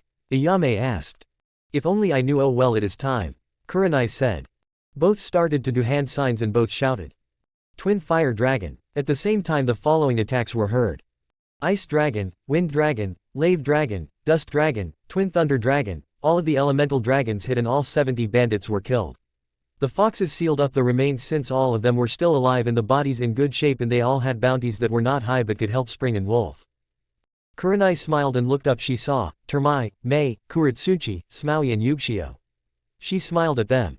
Well ladies, I assumed you all have been given the offer to be Naruto's wife and or mate. If you wish to do so, say so at this time. If you accept, you will be the one to confess and you must all train. Our clan is a battle clan, we fight, it is simple as that. This is a one-time offer. I do not have access to chakra, can it be given to me? Shion asked this. Kurenai summoned Kurama and he opened up her chakra network. Kurama bowed and left in a puff of smoke, shocking everyone. All of them minus the masked warrior spoke up saying they wanted to be with Naruto. Tora was asleep in her mom's arms. The foxes put her to sleep as well. The masked fighter moved to leave but was stopped. You know the offer applies to you as well, Haku. If you leave now you will not get a second chance. Kurenai spoke, stunning the masked fighter. What gave me away? Haku asked. I knew right away that it was you, my dear. For starters, you are wearing the same mask that Naruto said you did. I knew you would come back. Naruto told me before we got engaged that he loved you and losing you was a hard blow. Kami, it seems, is trying to make it up to Naruto, so I figured she would bring you back for both of you. She had to take pause for she was starting to run out of breath. Now please remove your mask, my dear. Do you wish to be with Naruto as his mate? Haku removed her mask and she bowed before Kurenai. Yes, if you will allow me. I was scared of meeting you. I am still scared that you will want to kill me. I have seen you after you were marked and you scare me. Kurenai smiled and hugged Haku. If not for you, Naruto would not be who he is. You gave him much to think about. You showed him that protecting the ones precious to you is the most important thing in the world. You by far have the biggest impact on him. Kurenai took a pause. Our daughters like to hear bedtime stories. They have two favorites, one about a princess that is cursed but removes her curse with the help of her best friend and falls in love with him and then married him. She took a pause once more. The other favorite story is about you. He talks about you and tells how you changed his life. The family motto is family and loved ones first, everyone and everything else is last. That is thanks to you. So no, I do not wish to kill you. Unless you harm the girls, then I will kill you and make sure it is very painful, and I mean very painful. I like causing pain to my foes. All the other women expect. Ayame shuddered at that. Ayame was used to Kurenai's words. Besides, if I wanted to kill you then you would already be dead. The only ones I have not been able to kill are Sasuke and Sakura. Naruto tells me they are not worth it. They are useful to the family, so I must keep them alive. I so want to kill the pink one so badly for what she has done to him and Amber. I do not blame you, she was so weak and useless. Why she was ordered to God the bridge builder is beyond me. If it came down to it, I would have killed her then and she would have offered no fight. I can't wait to mess with her. Haku said this. Kurenai was smiling. I like you even more, Haku, you are okay in my book. Naruto says I can't kill them and that is the only thing he has ever fought me on. If it is something I want or think needs to be done, he goes along with it. Expect this, so I figured he felt strongly about it. He however says I can mess with them. Actually Sakura I have been given free reign to mess with. Sasuke I have less reign, but he is not as annoying as his wife. He knows he fucked up and wants to make amends for his crimes. Haku nodded her head, however she did not like Sasuke, not for his traitor status. No, she had another reason. Kurenai could tell Haku was hiding something, so she called the young reborn ice ninja on it. I hate Sasuke. During our battle he saved Naruto but only did it to get his stupid eyes. He did not care about friends or anything. He may have changed but I don't trust him. I will tell him that to his face. Pinky I hate too. She was so freaking useless until she became a medic. She still is in some cases. Kurenai smiled and agreed with Haku. Meanwhile Sai was training, and by training he was blowing things up. It was the only thing that relaxed him besides drawing. Using an ink clone he started to practice his blade. He was not doing well, in fact he was starting to lose it. He hated the leaf, he wanted to leave but he had his orders. Tenten, please come out. I am not in the mood for games today. Tenten stepped out. Since the last meeting Naruto was at, the two had become friends and Sai had stated to fall in love with her. Tenten had as well. Naruto sensing this convinced them to give it a chance. Both were really happy with the results. Tenten had not de-iced where she stood with the leaf until today anyway. Let us listen to what she has to say, for it is very important. I know Naruto has asked you to be a spy and you have agreed. I know that the first chance you get you will defect. She took a pause. She had known despite Sai keeping it from her. He loved her but he was loyal to his friends. So if it came down to choosing Tenten or Naruto, he would choose Naruto since Naruto was a brother to him. Sai had taken Naruto's family's oath to heart. Family first, everyone else last. During your next report ask Naruto if I can join up with his village. I can't stand this village anymore. The way they dishonor my friends makes me sick. Sai smiled and kissed her. He then asked her to marry him and she said yes. It was a simple ring with a diamond. Sai sent the report and the next day another headband was delivered. The next day as the others were on their way back to spring we find Naruto and his girls training. He smiled and started to sniff. Ino, why do you try to sneak up on me? I can smell your perfume a mile away. Ino jumped next to him with a pouting face on. I was hoping it was an off day and I have not put that perfume on in at least 2 weeks. Your nose is too strong. Must be the flower smell, auntie. Amber was the one that said this. You smell like flowers, all types of flowers mixed together. Rose said this. Do I really smell like flowers? I have not worked in a flower shop since we moved to spring. Ino asked. Yes you do, but it is a nice smell so I would be happy about it. Anyway, I am guessing you are here for a reason besides us talking about your smell. Naruto said. Ino blushed at that in anger or embarrassment she never knew or never told. You know you are really cute when you blush, Ino. Ino only blushed more at this comment. It caused the girls to laugh. She took a deep breath. Naruto, I want to be your wife. I have fallen in love with you. I spent more time with you and got to know you. I got a chance to become a part of your life and I have been the happiest I have ever been since. I know what will happen and I want in. Naruto should have seen this coming but he did not. The little ones rolled their eyes at this. They loved their daddy but he was so clueless when it came to woman. Daddy, just kiss her and tell her you love her too. Crystal was the one that said this. It caused her sisters to laugh. So Naruto kissed Ino and both felt the spark. My daughter is right, Ino, I do love you. I never would have thought I would. You earned my trust and respect when you have kept quiet about my daughters. I got the chance to fall in love with you and I am happy. Midnight brought the ring over. Later that night the two made love to each other. Ino woke up the next morning with a blonde tail and blonde ears and a purple fox. Once the two got up and Naruto saw the fox, he groaned. Hello Flora, I really should have seen you coming. Flora licked her brother's cheek. Yes brother, you should have, but I will make a great partner for the queen. I know, but I can make fun of you, that is what siblings and family do to each other. Naruto countered to his sister. Yes, family can pick on family but outsiders can't. Flora said. Naruto, is she really like me? Ino asked, curious and confused by her new partner. Yes, in fact I would go so far to say that if she were human or you a fox, even if the two of you looked different, no one would be able to tell you apart. Brother and I are the same. I am the fox version of him and he is the human version of me. It is strange but it works. Midnight said. This family is odd, what have I gotten myself into? Ino asked. Yes, this family is odd, it has been since the day I was adopted when it was just me and daddy. Amber said this when she walked in. It never bugged you that your father was odd? Ino asked the little girl that would soon be her daughter. Noki used to play with me before he adopted me and I knew he was odd then. He gave me a home and love, so no, I never cared that he was odd. Naruto hugged his daughter. I think Naruto, the way you interact with the girls is what I love the most about you. Ino said. I can agree with that. Enko said this. All the others that were married to Naruto or were set to agreed with that. Later Ino picked out her ring, it was a small purple diamond on a black band. Chapter 35.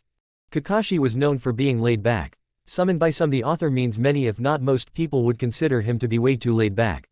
Guy often cursed his hip attitude, which on a side note confused and worried many other people, but that is getting off topic. However, on this morning he was furious, very furious.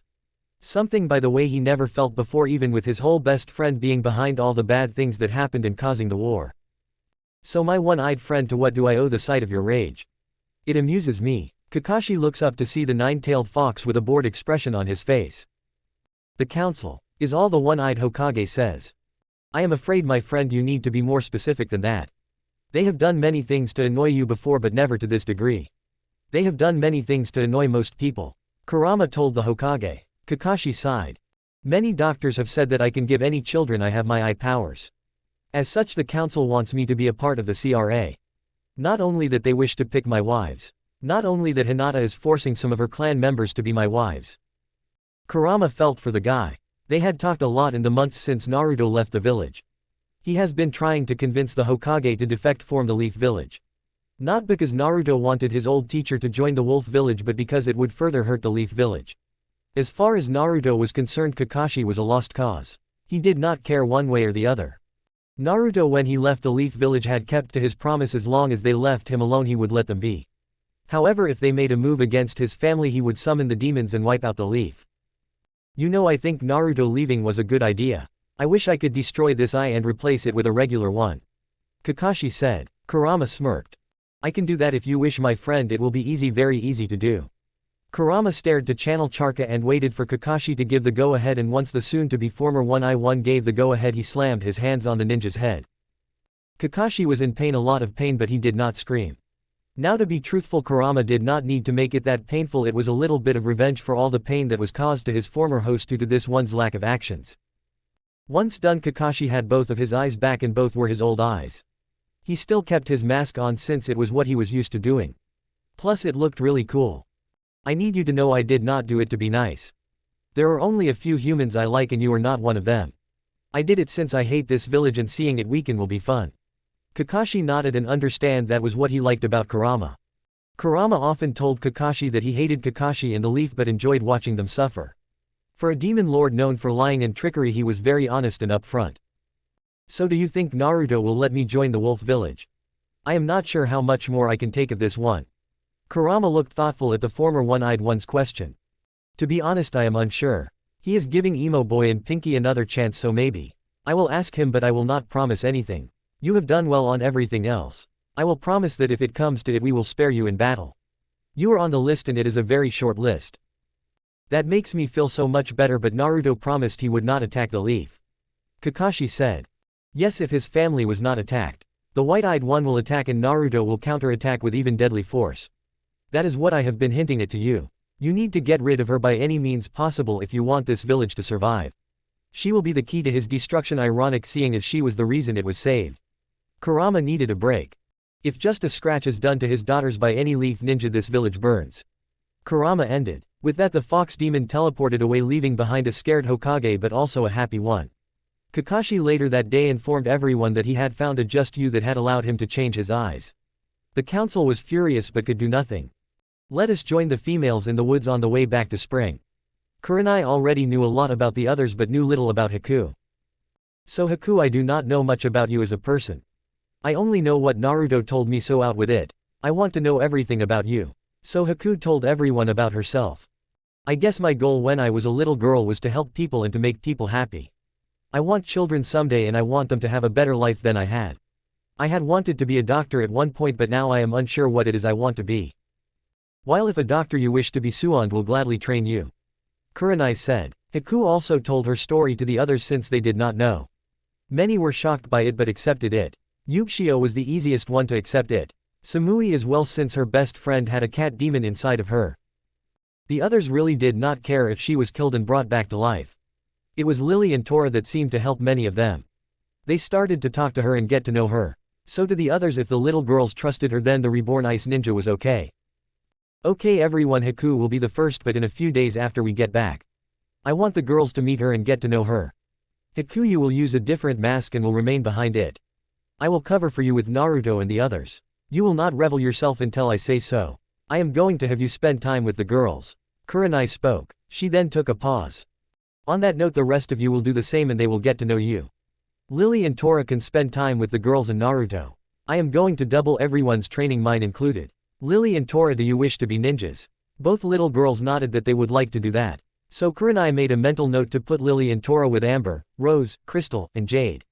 The six would be a deadly team. None of the little girls had found their specialty yet. However, all four of her daughter were very good with a sword. Yuago admitted that when they were 13 they would be better than she was at that age. The group keeps walking. They were a couple of hours away from home. In spring, Ino was on a high. She was so happy and so enjoying life right now. Her partner Flora noticed it. So did Jade. Jade and Violet were with Ino since Jade wanted to learn more about flowers. It gave her a chance to bond with Ino. All the other girls had already. Jade was happy but she started to tense up. Ino sees White coming towards them with Sakura. Flora and Violet were getting ready to take Jade away. Sakura was not to be trusted but she was useful to the village and to the family. She could take the pressure off Shizune, which was important. Sakura wanted back in her former teammate's life and she figured Ino would be able and willing to help. Ino was able to help but she was far from willing. Ino was loyal to her family and loved ones. No, Sakura, I will not betray my family, so please do not ask. Naruto does not want anything to do with you. Flora, Violet, please take Jade home. The two foxes nod and teleport Jade home. You did not need to do that. I am not going to hurt Naruto's daughters. Sakura told Ino. I know, but I am paranoid, I guess, when it comes to my family. Ino said, which caused Sakura to have a confused look on her face. It caused Ino to roll her eyes. Really, I have a fox on my shoulder. By this point Flora had returned to her queen's and partner's shoulder. I have the Uzumaki family ring on my finger and another wedding ring. I am engaged to marry Naruto. So I will say it once more now that you understand. I will not betray my family. Ino said. She turned around and started to walk away until Ino heard this. I know this is all a trick, Ino. You never would have given Naruto the time of day. Ino took a pause to control her temper. You were right. When I was younger back during the academy in my fangirl phase, one never would have given him the time of day. Now that has changed. I go to know him and I fell in love with him. After his honeymoon I met them on the way back to the leaf. I entered Jade's mind to help her, and when I woke up he was carrying me and it was comfortable and warm. It felt safe. If you wish to live, never say that again. Sakura was unsure what to say, but she never got the chance, for Ino spoke once more. You are on thin ice, Sakura. You are not liked by the family. I am sorry, but my fangirl days are over. I am happy, Sakura, the happiest I have ever been. But you are sharing Naruto with many women. It is not right. Sakura said, trying to get her friend to agree with her. Yes, it is not right, and Naruto is the first to agree with that statement, but he loves me and I love him. He loves all of us equally. It is odd, but with Naruto normal does not work. Well said, Ino, very nicely said. Looking up, the two women and one fox see Kurenai and a woman with a mask, Termai, Kuritsuchi, Mei, Yugshio, Samui, Iyame and Shion, along with two little girls. Sakura, please leave us alone. If we wish to have any contact with you, then we will let you know. The only reason you are allowed here is to take the pressure off of Shizune. She has been working too hard and is killing herself. Sand was training others and Shizune picked up the slack, so to speak, at the hospital. Shizune had been so busy and so tired that she often passed out in her office at the hospital. Naruto would have to carry her home, not that he minded at all. Sakura was about to say something when Kurenai heard Naruto in her head. Ino and Flora heard it too. The others all looked at her and knew something was bad. Without a word of goodbye, Ino and Kurenai placed their hands on the others and teleported to their home. Warning, really evil part. Now this is going on at the same time Ino was trying her best not to hurt Sakura. Naruto was training the girls. It was going well for all of them. Crystal, however, Naruto noticed, was not doing well. She looked exhausted, like she had not been sleeping very well.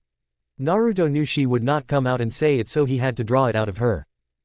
After about 3 days he finally asked her. Crystal, what is troubling you? I know something is. Crystal broke down crying in her father's arms. My nightmares, the evil white-eyed one keeps coming back. She keeps taunting me. She says she is going to kill me and make you and mommy suffer. It won't stop. Please daddy, make it stop. Naruto was unsure of what to do. Maybe Ino could help out. He would talk with her later about it. However, before he could, Crystal spoke, but it was not her voice. No, it was a voice Naruto hoped he never have to hear again.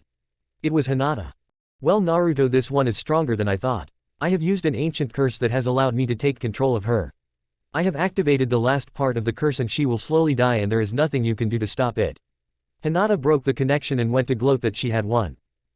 Naruto then shouted in his mind over the mental link shared with his wives and his soon-to-be wives. It was simple: Crystal needs help. Kurenai and Ino got it, and we know what they did. Koyuki was in a meeting that she left. It was the Fire Lord and he did not like being ignored. My daughter is in danger. She is more important to me than speaking to you. You can try and save your country later, Koyuki said. Shizune was in the middle of her rounds when she got the call. Needless to say, she stopped what she was doing and teleported out. Sand got the message form cloud and did the same thing. Yugo, Anko, and Henna were training and got the call. They all teleported over. Everyone had warmed up to the girls. They all saw the girls as their daughters as well. So an attack against their family would meet with trouble. In less than a minute, all of the family or soon-to-be family was there. Kurenai took her daughter into her arms and Naruto warped his arms around both of them. Naruto then summoned Kurama, since Naruto figured the Fox Lord might know what the curse was. Sadly, he did know, and it was not good. The curse is spreading over her. It needs to be removed, but removing it will be dangerous. It has to be trapped in one spot, and all of it. If just a tiny bit is left, it could spread and kill her.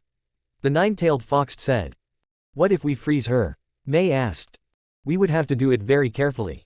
Someone with great skill in ice and cold elements could be the only one to do it.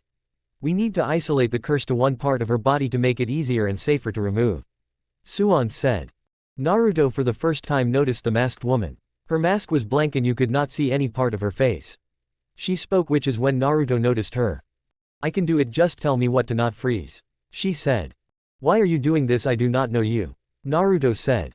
You do know me. You saved me from darkness, the least I can do is save your daughter. I am not ready to reveal myself yet. For now call me Frost. Frost said. She can be trusted, Naruto.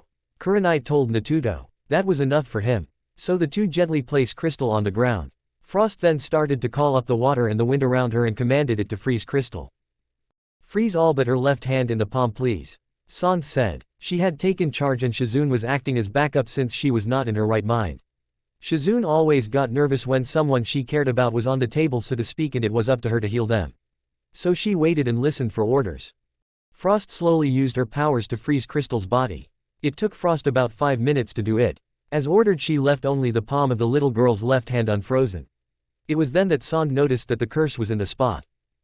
You need to cut her palm and let it bleed out. I can contain it. Kurama said this. So Sans did just that. Luckily she had gotten over her fear of blood, or else this would not have worked.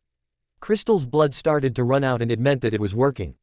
After a minute Kurama said it was enough. She should be okay now, but make sure she is watched. The former Nine-Tails Fox said. Frost slowly removed the cold form Crystal. It took 3 times as long to do it. She did not want to kill Crystal. Going that fast might have caused her to go into shock. She may be a demon, but she could still die in Cretan ways. Just like all demons. Frost, once she was done, collapsed on the ground. Sans did a scan and reported the young woman was just suffering from chakra exhaustion. So she picked up Frost and carried her to Naruto's home. Naruto gently picked up Crystal and brought her home. He told the foxes to watch her for any signs of danger. No one removed Frost mask, for Kurenai asked that no one do it. She had this to say. She is nervous and scared of how everyone will react to her, so until she is ready she wants to keep the mask on. I trust her 100%. Naruto agreed since Frost saved Crystal's life. After Crystal was put to bed, everyone went about their business. Koyuki returned to the Fire Lord. I will not agree to an alliance. I broke up the old one, in case you forgot. Spring does not need fire. Fire needs spring, especially after their best ninjas left and all their other allies broke off the alliance. The Fire Lord tried to get Koyuki to reconsider. He offered everything. You know I am not stupid. You only wish to have us as allies since Naruto is the king of spring. You figure if we allied with you, the other nations will not attack you. Once more, we do not need you. Koyuki said. My army is stronger and larger than yours. We will force you, he said, hoping scare tactics would work. Your best ninjas are all gone. You have a few right now. None of your clans are strong enough to fight us. I have less troops, but we do not fear you. If you send your army to attack us, we will do much damage to you and your country will fall to others. We may fall, but we will damage you so badly that it would have been pointless to fight. Koyuki said, which made the Fire Lord leave the country. Koyuki went to blow stuff up. It served to relax her. After she became a fox queen, she noticed violence helped to relax her. Afterwards she went home and helped put the girls to bed. Naruto then warped her in a hug since he could tell she needed it. She rested her head on his chest. Frost woke up and joined everyone. Frost, I wish to thank you, and I know that you do not wish to revile your identity. I will not push it but hurt my daughters, and I will kill you. Frost nodded that she understood. So are we going to counterattack? Ino asked this. No, not yet. She does not care about anyone, so killing someone else will do nothing. Right now it is clear that the leaf has fallen and they will keep coming after us. So I think we should get ready to destroy them, Naruto said. Koyuki, knowing he was not done but did not wish to say any more, spoke. Right now they have more troops. We need to train our troops. The queen said. Right now I am withdrawing 2 of our spies in the leaf. Sai and Tenten. They will weaken the leaf more by leaving. So Naruto sent a note. Meanwhile with Sai and Tenten, they were both furious. Hinata just bragged to everyone what she did. Sai lost all his calmness at this point. He spoke in a voice that was as hard as steel. You have doomed this village. It will not be today, or maybe not for a few years, but this village will be destroyed. He teleported away after that with Tenten following him. The two bowed before Kakashi and removed their headbands. I am retiring from the ninja forces. Hinata has crossed the line and doomed this village. I want no part of it. Tenten agreed with it. Kakashi did not believe it and made it known. No, they are right. Kurama stepped out of the shadows. She used an ancient curse and nearly killed Crystal. Thankfully it was removed and Crystal is safe. Sai and Tenten, the lone wolf, needs to return to his pack. All is forgiven. Sai and Tenten knew that was the code to go to the wolf village. So with a flash the two left to go to their old home and to pack up. Tenten did not want to leave the weapons shop. Kurama came by and sealed up the shop for her. He did not want the weapons lying around for the leaf to us. He wanted to kill Hinata, but Naruto had called dibs on that. He did not want to kill her to honor Neji but promise and respect her not. Hinata attacked his daughter for a second time. He was not going to let that go. It would be some time but it would happen. Chapter 36. Crystal woke up and remembered what happened yesterday. She could still feel the pain in her heart and her body. She could feel the white-eyed one taking control of her body and using her voice to taunt her parents. She knows she is not in heaven for she knows her grandmother would have met her at the gates. She notices after a few moments that she is in her room. She also sees her partner Forest and she pulls her into a big hug. Forest warps her tail around the princess. Crystal takes a deep breath and smells her parents in the kitchen and food. She had slept all day so it was the next morning. She got a sniff of her daddy and mommy and she ran downstairs to them. Her daddy was making breakfast and her mommy was getting her sisters ready for the day. She tackles her mommy and buries her face into her chest. Naruto stops cooking and pulls his daughter and wife into a hug. Crystal feels her sisters and other mom arms around her. She also feels her soon-to-be other mom's arms around her. She starts to cry hard into her parents. She will not harm you anymore. Naruto said. I will rip her heart out if she tries. Kurenai said very casually. Everyone knew she meant it. All the others agreed with that. Crystal thanked Frost, Suon, and Shizune. Kurama was sent the thanks that morning due to Forest. This takes place after the attack on Crystal. Up above we see heaven but not the way one would think. In fact it looked like a Category 5 hurricane hit it 3 times in a row. It was close to the truth. The hurricanes just happened to have red hair and went by the name of Kushina. All of heaven's forces had to step in and stop her and that failed badly so it took Kami making a deal for the redhead to stop her rage. Kushina wanted to tip Hinata into many and she meant many pieces after her granddaughter was attacked. Kami agreed to allow Kushina to haunt Hinata's dreams. The reason she would not allow Kushina to actually attack was the dead could not harm the living that in Naruto wanted first crack.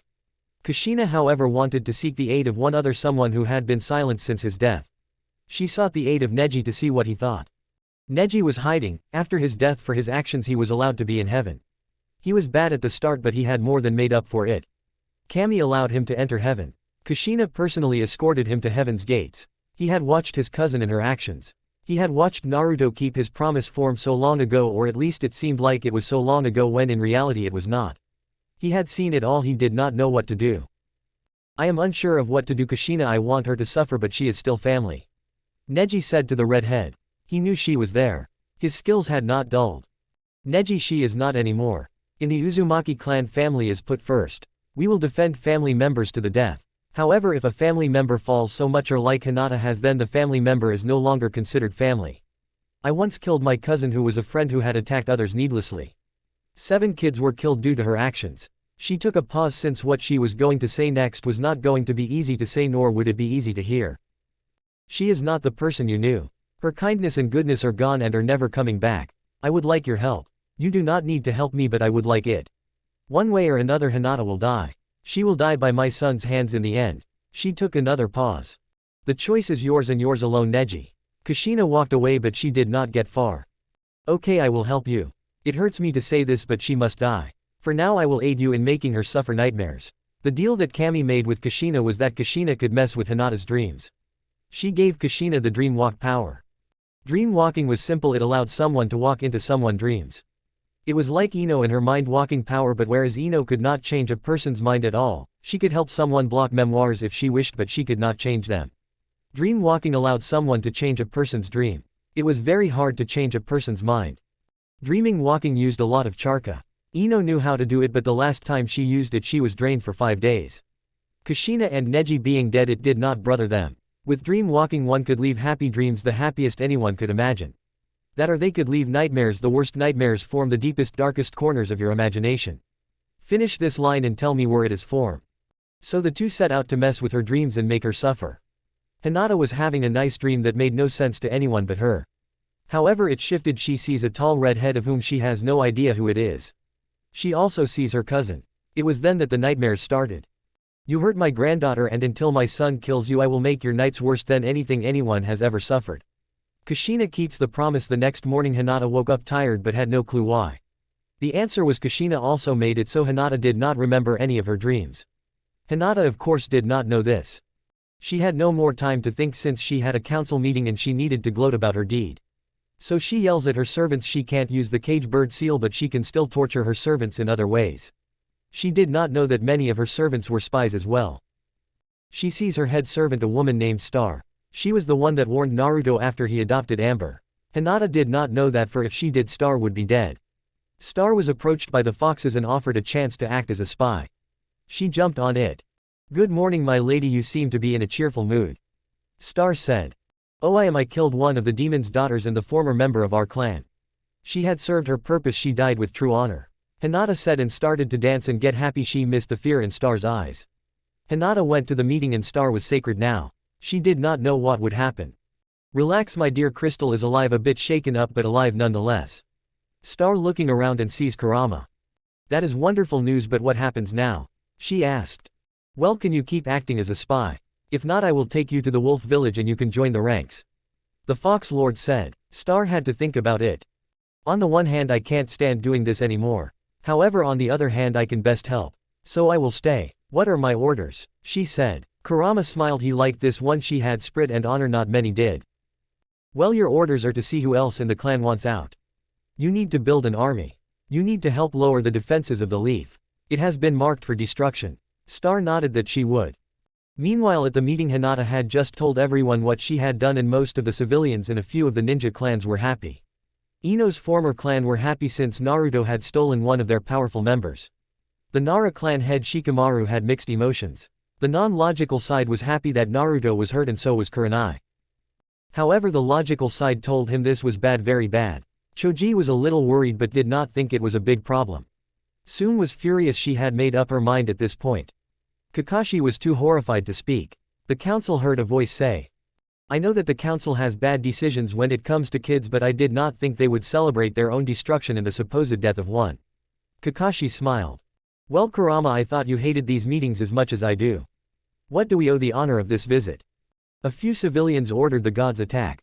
Kakashi put a stop to it. When asked why he had this to say, "He could kill us all without much effort." Kurama started to walk around and looked at everyone in the room. He was trying to figure out who was worthy and who was not. Naruto asked him to give a message. "Well, everyone, I must say I am not impressed by any of you. Hinata tells you I have killed Naruto and Kurenai's daughter. Both are more powerful than anyone in this village and both promised to leave us alone as long as their family was not harmed." He takes a pause to look at the lazy one before he spoke. "Lazy smart dude, I am sure you figured out where I am going with this. So please explain it and do it slowly since most people here are stupid and dumb. Small words are best, maybe a puppet show would be best. Puppet shows are fun, I should have one." Shikamaru deadpanned along with everyone else in the village. "Naruto has marked the village to be destroyed and he and Kurenai will do it." Kurama smiled at this. "Naruto asked me to deliver a message. Consider this a declaration of war. It may be today or the next day or the next year, but this village will burn. Naruto wants the smart ones to have time to leave. Spring has declared war on fire. Lighting, earth, water, and wind have all declared war on fire." Kurama once more took a pause. "For the slow ones, that means you are all alone. If any allies you manage to gain, we will destroy. All 9 of the tail demons are on his side and they support him. By the way, White Eye 1 Crystal is still alive, your curse failed." Kurama turned to walk away but was stopped by Tsun. "Your scent is familiar, who are you?" Kurama smirked. "I am the one that attacked this village over 20 years ago. I am the one that was sealed into Naruto.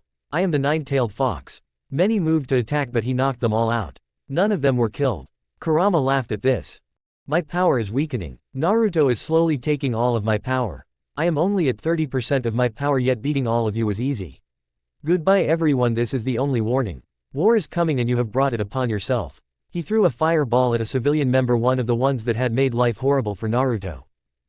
That was the first strike. He will not be missed, he was useless. With that he flashed away, leaving everyone in the council room scared. Everyone made the decision to build up their forces and to make alliances with whomever they could. Hinata was the only one not scared, she was instead furious that she was mocked. So she went home and started to use a dark ritual, a very dark ritual. It would take some time but it would be worth it. She was also happy the one killed was coming over to have sex with her and now she did not have to do it. He was a poor lover to her. It was the next day and Naruto had to go to work. He did not want to, not at all, but Crystal told him she was okay and Kurenai said that she would call him if he was needed. That got him to go. He still did not like it but he had to do it. Kurenai took the girls out to play in their backyard. "It is nice to finally meet you, Miss Haku. How did you come back from the dead?" It was Amber that asked this, shocking all of the older women. The ones that were in the village did not know who Frost really was and the others were shocked. Kurenai then started to laugh. She pulled Amber into a hug and smiled. I keep on forgetting how smart you are. What gave her away? Kurenai asked her daughter. Before I was adopted he would sometimes stay over at the orphanage until I fell asleep. He would put me to bed and tell me the story. It was my favorite. So when I see a woman with a mask and has ice powers it clicked. Do I make you proud? Kurenai smiled and pulled all 4 girls into a hug. She even used her tails, which she had 3 by this point. Naruto had 5 at this point. Yes, little ones, you have made me proud and you have made your father proud as well, she said. Haku removed her mask since she figured her secret was out. She then told how she had come back from the dead. If Amber knows it is you, Haku, then there is a good chance that Naruto knows it is you. He is far smarter and far more aware of others than he used to be. So I think tonight is the night, Haku, but for now let us play. So that is what happened. Also, Haku was getting ready for tonight. She was nervous of Naruto's reaction, I mean she came back from the dead. Naruto the whole time was thinking. He had a plan on killing Hinata. He knew his mother would be having fun and her version of fun would mostly likely be painful for the white-eyed one. The first step was to slowly move the spies in the leaf out. Everyone else he did not care about. Tenten and Sai were on their way and that was good to him. He knew who Frost really was, it was not that hard to figure out. Her voice was the same, so Naruto knew it was Haku. He did not know what she wanted or was planning. He had a guess, but that was all. He did not push the issues since Haku or Frost had saved Crystal.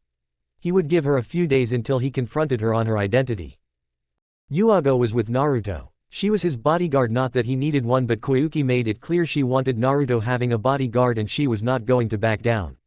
Kurenai agreed to it, so Naruto lost. My love, you are troubled. What can I do to help? Yuago asked. She starts to rub his shoulders, which allow him to relax and to remove the tension. She started to rub in his secret spot that Kurenai told her about. I want to summon the 9 demons and let them loose on the leaf, but that is too harsh. I am so mad right now. I almost lost my little girl. Yuago hugs him. Sasuke had returned. He walked into Naruto's office. He had heard the tears and offered to come back later, but Naruto insisted. You have done well. The last mission was a test mission and you passed. Now I know I can trust you more. So great work. I must ask you something. I am planning on destroying the leaf. Are you with or against? Naruto asked. Sasuke knew Naruto had made a promise, so for Naruto to want to attack the leaf it meant that the leaf had harmed his family. Plus the leaf had gone after him and his family, so the answer was clear. I am with you, my friend. I do not know what happened and I will not ask, but I would like to be with you on that day if possible. I want to help you burn it to the ground. Naruto nodded at this request. Sasuke, you need to talk to Sakura. She is getting my wives and soon-to-be wives mad. Kurenai has come close to killing her many times and I am getting tired of asking Kurenai not to kill Sakura. Pretty soon I will let my family know it is okay to hurt Sakura. My daughters are scared of her and only Hinata does that to them. Amber was always scared of her, she hid it during her checkup. Sasuke sighs and agrees to do just that. He does not know what is going on with Sakura, but he will deal with her. He also wanted to see his children, so he went home. Naruto did not make any of his ninja's bow, so Sasuke did not bow. Naruto was met on the way home by Tora and Lily. They had wanted to spend time with Naruto and to get to know him. Both knew that he would be their daddy, so they wanted to spend some time with him. Midnight sent the message that Naruto had the girls and they were on the way home. It was good since Yugshio was going into her own version of demon mother mode, however it was nowhere near as scary Kurenai's, but it was still bad for the ones on the other end of it. He showed the 2 girls a little bit of the town and got food for Miyame. Naruto was still angry, but he was going to be calm and not rush in. He was starting to think more like a fox and a ninja. Harm him, fine, harm his family, especially his daughter, then all bets were off. When they get home the girls greet their mothers, who were mad that they ran off. They were never in danger, the foxes were watching out for them, plus Taz was with them. So they were safe. If Taz is anything like my sisters, she will not let anything happen to the girls. Kurama tell me Nibi is even more protective of her family than he is. He is very protective of me and my family. This caused the 2 to relax and not get mad. Naruto passed out the food that was ordered and everyone ate it. Crystal climbed into her daddy's lap. After a short time she fell asleep. Daddy, can you tell the story of Haku please? Amber asked. Kurenai was smirking. Amber was helping out and do so very well at it. Frost or Haku was blushing and Kurenai knew it. The funny part was Amber was being so cute no one could be mad at her. Kurenai thought to herself, my dear, you are very clever and like a true fox. I am so proud of you, and even prouder I got to become your mother. Naruto was thinking along the same lines as his wife. You are getting stronger and smarter, Amber, the same with all of your sisters. I am proud to be your father. I am really happy I adopted you. He could tell that Haku was getting nervous and it was funny. Well, it started on my first mission out of the Leaf Village. I was an even bigger idiot then that I am now. At that comment everyone laughed at him. No matter how many times he told that story, everyone laughed at this part. Your mommy did not even know I existed at this point. It was sort of true.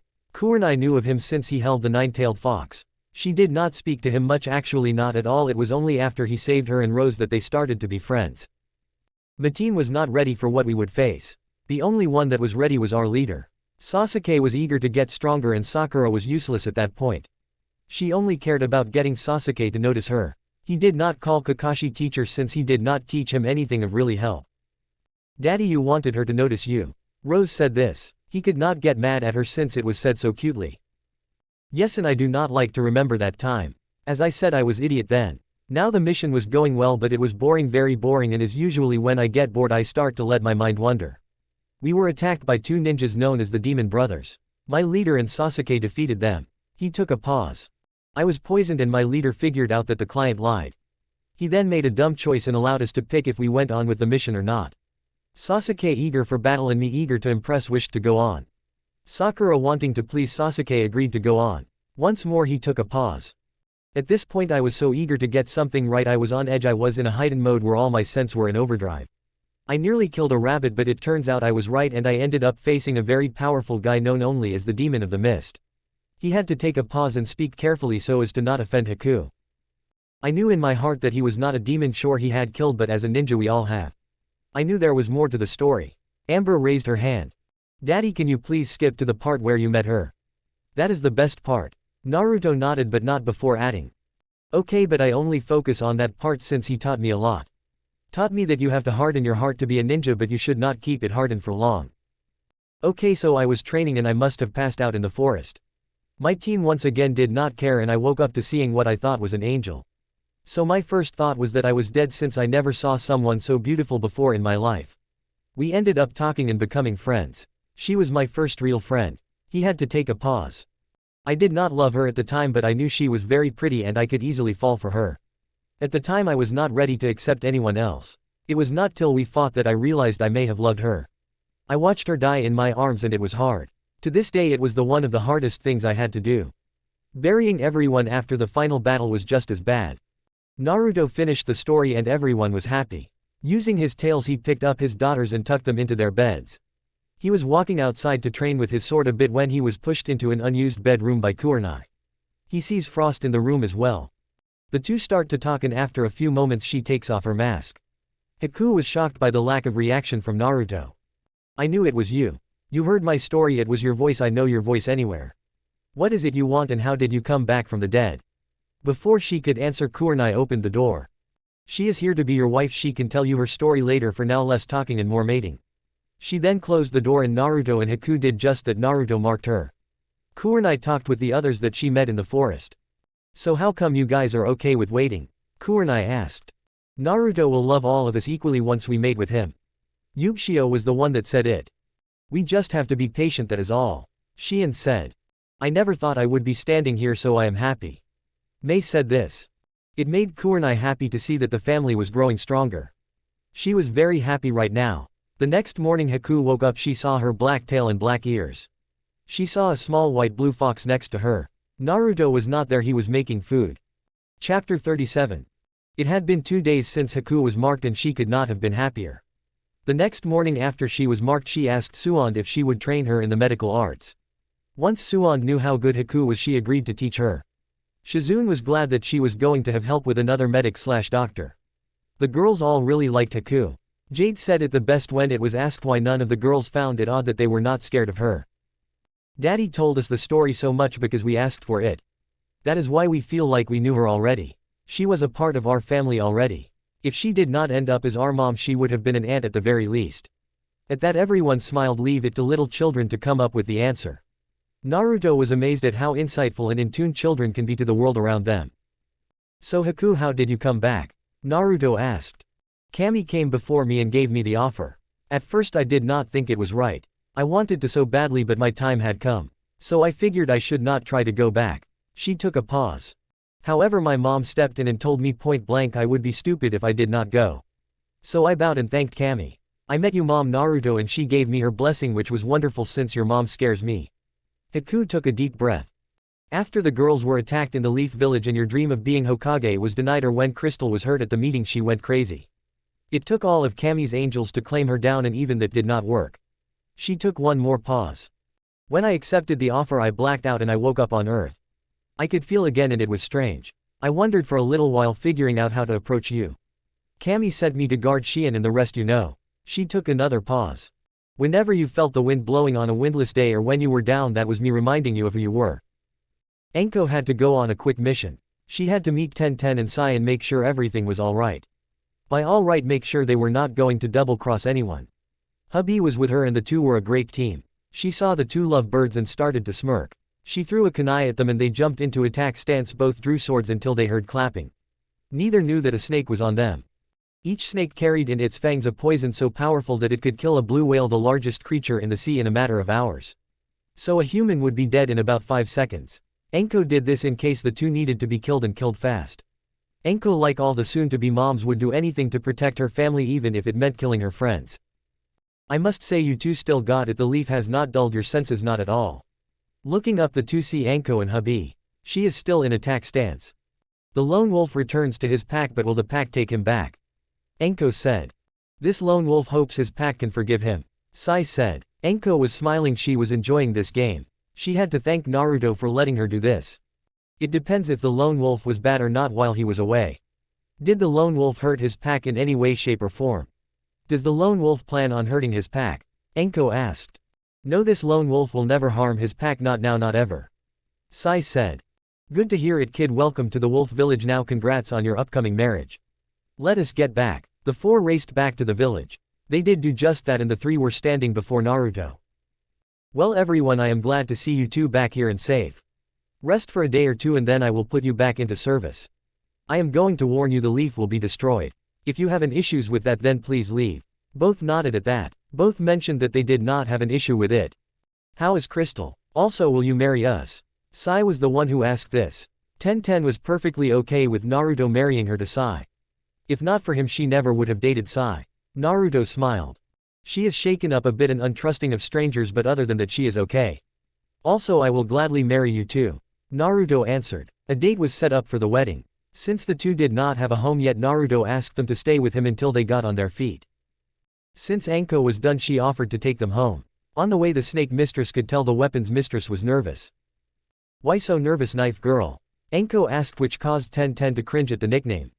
The girls they never knew me. They never got the chance to know me. I do not wish to scare them. Said knife girl spoke. Is Kurenai and her demon mother mode a factor? Enko asked with her ever famous evil smirk. Yes she is a big factor but I don't want to scare the girls. Tenten said. Look you are with me and I will be their mom soon. They trust me. If I give the okay you will be given a chance. Plus Kurenai likes you and if she likes you then you are okay. However if you blow it nothing can be done for you. Sakura even if she changes I highly doubt will get another chance. The girls are scared of her. Enko said. Of course if you are a threat you will die it is as simple as that. Kurenai will rip you apart. Enko said. This did not make Tenten feel any better. The three make it home and Tenten's fears were proven to be unfounded when the girls start to talk to her and play with her. They begged her to help them with their throwing weapons. Since it was something she was the best at she agreed. Naruto got home that night and saw Tenten still helping the girls. So it seems her fears were unfounded. She is doing very well. Naruto said. Yes I would agree. Sai said. Enko came up with her was hiss. Naruto I am not trying to insult Midnight at all but since you will be my mate soon the snakes want you to have a bodyguard if you will. Enko said. Naruto held out his hand for hiss. The snake climbed onto his shoulder. I will watch over you my lord. Hiss said. Please just Naruto or brother. I don't like the lord stuff. Naruto said. Hiss started to smirk. I like you better than Iruka already. Hiss said. Well then welcome Hiss. Midnight said. Hiss was the snake version of Naruto so he drove Iruka crazy many times. Iruka at times swore that Naruto was with him 24/7. All 6 girls got a bedtime story and were sent to bed. Meanwhile Sasuke and Sakura had just put the kids to bed. Sakura we need to talk. Sakura knew that nothing good would come of this. Kurenai, Koyuki and his other soon-to-be wives pretty much get away with a lot with Naruto. He does not ask a lot from them. If something is wanted it is given or agreed upon. All expect one thing. Do you know what that is? Sasuke asked his wife. Sakura shook her head, which caused him to sigh. It is you. Kurenai mentioned that she hates you when we got to Snow. However, you do not know just how much she hates you. She wanted to do so many things to you since she started to date Naruto. He said. Why did she not do it? Sakura asked.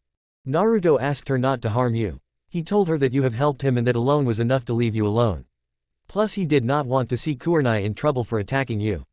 Sakura nodded but still did not understand. What is the point of this? Sakura asked. The point, Sakura, is that Naruto is getting tired of stopping it. He told me that he is no longer going to stop Kurenai from harming you if you push her. Sasuke said. I can fight her, Sakura said. Sasuke was annoyed before but now he was furious. She is the second most powerful fighter in this country. Koyuki is the queen, she can order that you be put to death. Sakura, I love you and I never try to control you. However, now I have to order you as your clan head. Sasuke said. You see, the clan head had magic or a power, if you will. He or she could force the other members to follow orders. Sasuke never used it and did not want to. There was some rules applied to it. It could only be used to ensure the survival of the clan. Also, the one using it had to be stronger than the one that was being ordered. So if Naruto was in his clan, Sasuke could not order him. Unless Naruto was so sick that he could not move, of course there would be no point for Sasuke to use that power, but you get the point. Sasuke did not want to use it on his wife, however he had to protect his wife and children. So it was with great regret that he spoke these words. You are not to approach Naruto or any member of his family or soon to be family in any way, shape or form unless you are asked or invited or it has to do with a mission. I am sorry but you left me no choice. Kurenai will kill you otherwise. I do not want the children losing their mother to something that could be avoided. Back with Naruto and the others. The adults were sitting round talking and just having fun. Yushio and Shion were told this morning by Kurenai that tomorrow they had to confess to Naruto. The little girls were already looking forward to it, so the two asked to spend some time with him tomorrow. Naruto had a meeting as King of Spring, but after he was free, so he agreed to spend the time with the four. Kurama came in and only the new people were scared of him. Everyone, this is Kurama the nine-tailed fox. Anyway, my friend, I am guessing you are here for a reason. I am also guessing it is not good. None of the new girls were scared now at meeting Kurama. Naruto trusted him and that was enough for them. You are correct, I got a report from Star and it worries me. She reports that Hinata has been doing some strange stuff the past few days. Servants go into her room and come out changed, almost like their life force is being drained. The Fox Lord said. You know what is going on or have an idea? Kurenai said. Yes, I have a thought. She is using a ritual to bring people back from the dead. They will be under her control. It is like the one used during the war, but no one needs to die for it to work. Also, they have more free will. They still are tied to the one that summoned them and must follow orders, but they are not zombies. However, a lot of life energy forms many others as needed. It also takes time. Naruto looked at the others and all gave a nod of some sort. He knew what needed to be done. Pull Star and anyone else that wants out of the clan now. I will not lose good people to Hinata. Kurama smiled and left to do just that. He got into the Leaf Village and found Star in the prearranged spot. Does anyone else wish to join? He asked. Star shook her head sadly. Her clansmen were all cowards. Okay, from what you described to me, it has me worried. I told Naruto and he wants you out. It is too dangerous for you to be in here. Star took off her headband, made a slash through it and dropped it on the ground. Kurama placed his hand on her shoulders and teleported away.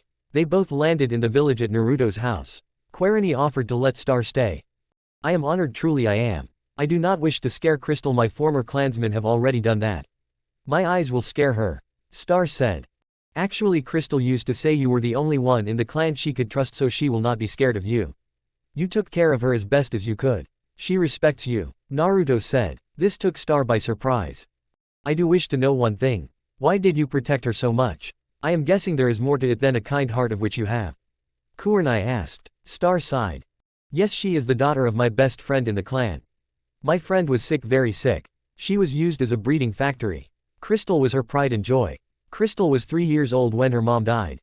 Hinata was the one that killed her with that seal. I vowed to watch Crystal as best as I could. She had to take a pause. When you adopted Crystal, I knew she was in safe hands. Star said. It is not nice to lie. Naruto said. Star sighed. She should have figured Naruto would have seen through her act. The truth is, Star is the daughter of the only person I ever loved. Her mom was my lover. She was forced to marry someone else, but we still made love to each other a lot since her husband never had anything to do with her. He died in the war, thankfully. Crystal is all that I had and I vowed to protect her. That is one reason why I volunteered to act as a spy. If I died I could be with my lover since Crystal is in great hands. Star said. How do you know she would approve of my adopting Crystal? Naruto asked. She told me before she died that she would be happy if you did. We both respected you and both wished you had married Hinata before she became a bitch. She is happy that you are taking care of Crystal, of that I am sure. Star said. There are plenty of single women that are looking for another single woman, so I suggest not giving up. Kurenai said. I can't do that, I will be dishonoring her. Star said. No, you are doing that by not moving on. She loved you and wants you to be happy. So find someone we can help you. Kurenai said. Star asked to think about it and everyone agreed. Look, I am sorry for just coming out to say that. My mom taught me since I was a little girl that life is short and as a ninja it is shorter. If you can find some happiness, grab it.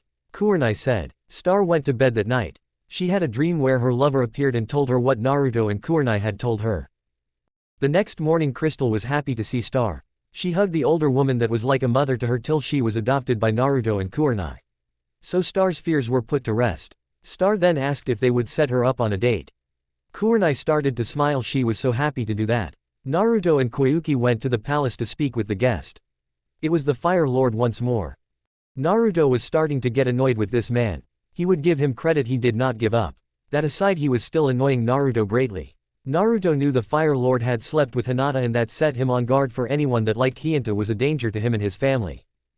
So Fire Lord, to what do I owe this visit? My wife has told you that Spring is not interested in an alliance. I am ordering you to return to the Leaf Village. You and your clan must return. Sasuke and his clan must return as well. The Fire Lord smirked and spoke. An oath of loyalty was sworn by your founding members. All family members must honor it or lose their lives. Once I activate it, the Fire Lord expected fear to be seen in Naruto's eyes. Instead he and the Spring Queen started to laugh. We know of those vows, however it only is in effect if the clans feel safe in the village and the country. We do not feel that way. My daughters were attacked with a large mob. Instead of anyone being punished they were all released. Sasuke had Leaf Ninjas attempt to kidnap his kids, if not for my sister they would have done it. Naruto said, and after a pause. So if we are unsafe the oath is ineffective. Now anything else? He asked. Yes, 1-star Hyuga, Sai and Tenten must return to the Leaf. He said. Sorry, but they are under protection from me as clan head. Sai and Tenten left legally. Star did not, I will admit it, but that is life I guess. Naruto said. They are also under protection from me as queen. Koyuki said. Go and tell Hinata that her plans have failed and have fun with the concubines she gave you. The Fire Lord was about to leave but was stopped. I have been nice to the members of the Leaf. I have left you alone like I promised. However, one of your own attacked my daughter and I have a lot of proof. The next time I see anyone with the leaf headband near my family I will kill them without question. Pass that along to everyone. I will not make up for their deaths. If you threaten war, one will destroy you. The Fire Lord ran out of the office and did not stop running till he reached the edge of spring. Naruto was mad, very mad. Koyuki grabbed him and kissed him hard and this allowed him to claim down. Remember, soon the entire country will pay. Fire country will be snuffed out very soon. This got Naruto to smile. He got one more kiss from Koyuki before he went out to meet Yugshio, Shino, Lily and Tora. Naruto had made a picnic for everyone. Naruto had a feeling of what was going to happen at the picnic. He had gotten much smarter over the years. Kurenai helped in a big way with that. So he has a guess as to what was going to happen. He was really happy with it. Lily and Tora have already warmed up to him as a father, so that was good. On the way over he was thinking. You know, Kurenai does not even hide it anymore. It is not as much fun anymore. Midnight said to her brother. True, but let her have her fun. I don't let her torture the pink-haired one. Naruto said. Why did you ever like her? She is not your type. His said this and he was not being mean, not at all was he trying to do that.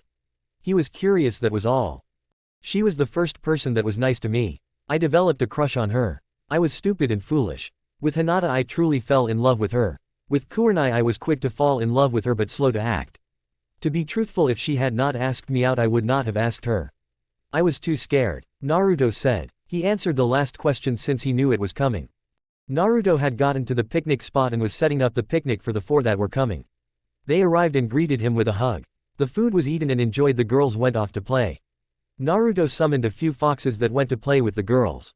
He did this since he figured the girls would not want to hear grown-up talk, and not that kind of grown-up talk, you perverts. After about an hour of talking, Yugshio spoke first. Naruto, I fell in love with you during the final battle and I have never stopped loving you. So I would very much like to be your wife. I figured you wanted to be with the white-eyed one, plus I could not have children and I knew that was your greatest wish. Yushio said. Naruto gently kissed her, causing her to feel lightheaded and happy. He gave her the symbol ring. So Shion, are you going to tell me the truth about your feelings for me, or are you going to lie like you did at my wedding? Naruto asked, and it sounded like a question but it was not a question. Shion was shocked by this. How did you know I was lying? Shion asked. I am a ninja, I know when people are lying to me. Naruto said. Okay, the truth is yes, I still loved you then and I still do. You were happy with Kurenai, so I was not going to stop it. Now I would really like to be your wife, please. I did lie to Hinata, but that was to ensure I got to the wedding on time. I adopted Lily since the only one I wanted to have children with is you. Naruto gently kissed her, which caused her to smile from great happiness. He gave her the symbol ring as well. I love both you and I will gladly marry you both, Naruto said. Later that night the three made love and were marked. Both women had blonde ears and a blonde tail in the morning. Yushio had a fox partner that was yellow named Saul. Shion had a fox partner that was dark green, almost black green, named Spirit. Kurama used the same process on Lily that he used on Jade. That morning Lily was now a fox and he did the same for Tora. Yukshin picked out a yellow diamond ring. Shion picked out a white diamond ring that had a small bit of black in the center. Chapter 38. Naruto woke up with his wives next to him. He had married everyone over the last few months. All the weddings were amazing and fun and fit what each woman wanted. The Uzumaki family was growing and Naruto could not have been happier. The day after Yushio confessed, she asked him to accept a cat partner. The cat was a brown cat with various other colors like white and such on her. She was hard to describe and she was named Koka. Named after my cat who was my friend. She always knew when I was goofing off and she would sit right in front of me till I did my work again.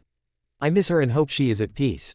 Anyway, on to the story. He thought back to the confessions from Tamari, Mei, Kuretsuchi and Samui. All the mothers and Naruto blood adopted the girls. It was confusing but it worked. Flashback: Temari's confession. It was 2 days after the confession of Yushio and Shion. Both women were very happy and the two little girls were happy as well. Tamari was told that it was her turn to confess. She knew that she had a better chance since the little girls liked their Auntie T. She really wanted to be Mommy T. Naruto took her to the top of the mountain for a nice picnic. The reason he did was the top had some of Temari's favorite flowers, which were desert tulips. No clue if that is a real flower. Why they grew there no one knew at all and no one bothered to figure it out. Tamari loved the flowers, she felt true peace here. I hope that you like this spot. I know that these are your favorite flowers. I wanted you to see the flowers and to enjoy this spot. Naruto said. I love this spot, it is so amazing. Tamari said. Naruto pulled out some food that was made and the two started to eat it. Naruto, I need to tell you something. I love you and to be honest I think I always have loved you. Tamari said. Naruto knew she was not done so he waited. It started when you saved my little brother. I knew you were special but I figured you would want nothing to do with me. So I started to date the lazy one. She had to take a pause once more and Naruto waited once more. Once we broke it off I was angry but also happy. When she hurt you I was happy as well but was still scared of approaching you. I felt my heart stop when you started to date Kurenai. I was happy for you so I said nothing. She took another pause. I love you and wish to be your wife. Naruto pulled her into his arms and kissed her. I love you to Tamari and I will be honored if you will be my wife. Naruto said. He also placed the Uzumaki ring on her finger. Later that night the couple made love. The next morning Tamari had a blonde tail and blonde ears. Her partner was a brown fox. Her name was Sand. Temari's ring was a yellow diamond on a black band. Enter Mei's flashback. Mei's flashback. Now Mei was very nervous. She did not think Naruto would accept her. He had made it clear that he saw her as a friend. He also mentioned that she had scared him a few times. The two were out walking. Mei needed to speak with Naruto about something. At least that is what she said to Naruto. Naruto did not want to be in his office anymore. That and it was getting time to pick up his daughters, or the princesses they were now being called by the people. The people of Spring had taken a real liking to the princesses. It did not matter which one took over as queen, one day all of the girls were liked. So Mei, what can I do for you? Naruto asked. In response Mei pushed Naruto up against a wall and kissed him. Naruto expected this was coming so he leaned into the kiss and kissed her back. Once after that the two adults stared to walk to pick up the girls. The truth is I love you. I know I come across as flirty and scary as you have told me but I do really love you. Mei said. I am sorry for calling you scary. At the time I was not used to physical affection or any kind of affection, to be honest. So I reacted very badly and I am sorry about that. Naruto said. It is okay Naruto, just tell me how you feel about me please. Mei. The truth is I love you to Mei. Naruto said. Mei smiled a bright and beautiful smile. I want to be your wife and mate please. Naruto grabbed her and kissed her. He placed the Uzumaki ring on her finger. The two made it to the academy to pick up the girls. As usual the six all hugged their father. They were happy when they saw the ring on Mei's finger. That night the two made love to each other. In the morning Mei had a red tail along with red ears. Her partner was the color of lava and her name was Fire. Mei picked a red diamond ring on a black band. End Mei's flashback. Kuretsuchi flashback. It was 3 days after Mei's confession. Kuretsuchi was nervous for she was told it was her turn to confess. She may act confident and tough but when it came to emotions she was anything but confident and tough. In fact she was scared and timid, not as bad as Hinata used to be but she was close. She had yet to faint around Naruto however. The two were out training since Naruto needed to see how well he could handle someone with her bloodline. Kurenai told Kuretsuchi that it was a great time to confess, so the two had a battle which Naruto ended up winning. After the battle Kuretsuchi rested her head on Naruto's lap. She felt so comfortable there. After a while she felt Naruto stroking her hair. Sorry, I have been wondering what your hair felt like so I wanted to stroke it. He stopped after he finished that statement. However Kuretsuchi did not like that idea, she did not like it at all. Please keep on doing that. It feels so nice, she said. So Naruto did. Kuretsuchi after an hour gets up and kisses Naruto. After a short pause he kisses her back with as much passion as she is giving. I love you Naruto. The arranged marriage thing was not the Earth Lord's idea, it was mine. She said, and that information took Naruto by surprise. It was getting harder and harder to surprise him, so that was a big feat for the former Earth Shadow. I wanted the marriage for I truly loved you then and I still do. I was heartbroken when you turned me down but I understood. When you married Kurenai I was happy but very sad. So I would really like to be your wife, will you accept me? She asked. Yes I will, for I love you too. I love you style and how tough you are, but I also love the fact that you have this gentle side to you. He kissed her and gave her the ring. The next morning after being marked she woke up with black hair and black ears. Her partner was a brown color and named Dust. Her ring was a diamond on a golden brown band. End Kuretsuchi's flashback. Samui's flashback. It was about a week after Kuretsuchi was marked. It would have been sooner but Smaui was out on a mission gathering data. Rumors were coming around about other nations making alliances. At this time there was nothing to confirm nor deny it. However all felt uneasy, but now is not the time to speak of that. Samui was known for being cool and calm in almost every situation. Even on the inside she was always cool and collected. Right now standing and walking next to Naruto she was cool and calm on the outside. On the inside she was anything but, for she was flipping out. She thought she had hidden it well. That was until Naruto warped her in a hug. No matter how much you hide it I can tell that you are nervous.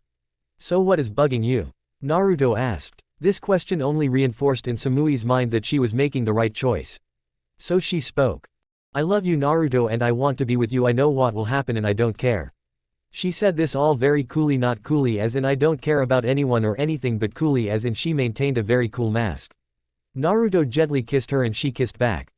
You are okay with being last? Naruto asked. Yep, it is cool, Samui said. Naruto kissed her once more and placed the symbol ring on her finger. That night the two made love and she was marked. She ended up with a purple fox nicknamed Cool. She picked a ring that was a light blue diamond. End Samui's flashback and flashbacks. After Samui was marked Kurenai said that there were no more wives. Afterwards the process of getting married was started, and once everyone was married to Naruto the family settled down and started to make plans to destroy the Leaf Village. Star found someone, a nice woman named Silver, and the two were married after a whirlwind romance and Naruto married them. The two allied themselves with the Uzumaki family. Sai and Tenten also were married by Naruto.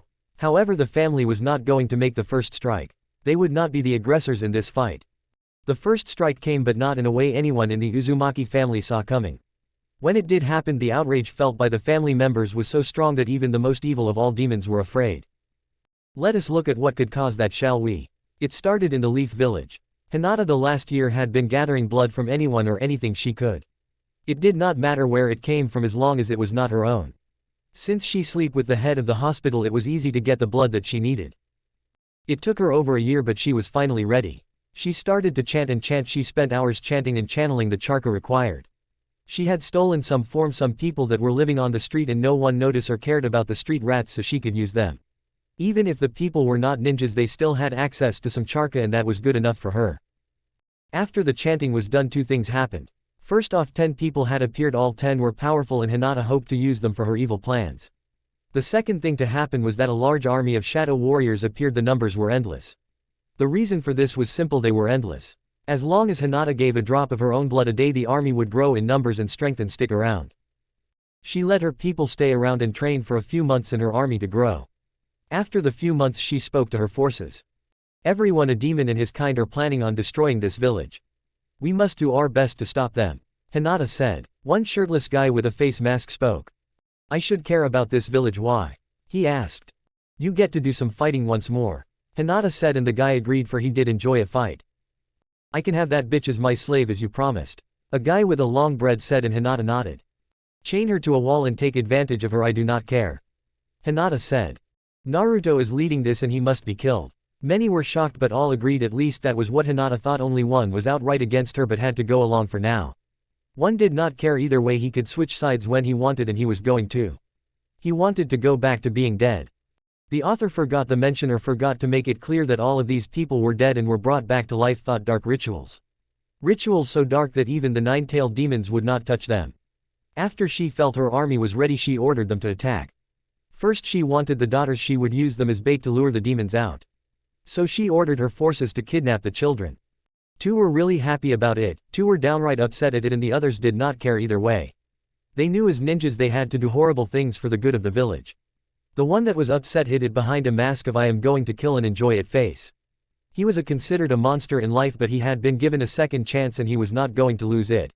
The other felt a connection but had to stay hidden for now. The strike force of 10 ran to spring to kidnap the girls. They slip in and take the girls' form the school and run back to the leaf. One person felt a sting in his heart but he needed to protect the leaf. He died for it once. Doing this was hard but he would do it. When Naruto got to the school he found the teacher Suzume nearly dead with server kunai in her. Chapter 39. They took the girls and the other children. The first 4 Hokages, Mito, Uzumaki and Asuma were some of them. The other 4 I could not tell. They left this message. Suzume said she was in bad shape and did not have the strength to say what she said but it needed to be said so she said it. Naruto moved to get her to the hospital but she stopped him. I am going to die, don't waste your time on me. Please get the children back and thank you for giving me a second chance. It has been an honor to serve you, Lord Wolf Shadow. She was losing it and Naruto could tell but he could also tell that she really wanted to say these words so he did not stop her. I always knew you would make it. I always believed that you would prove everyone wrong. I am proud to have been your teacher and even prouder to be your friend. With that she died in his arms with a smile on her face. I have called the others. Smaui, Henna and Haku are on their way back from their missions.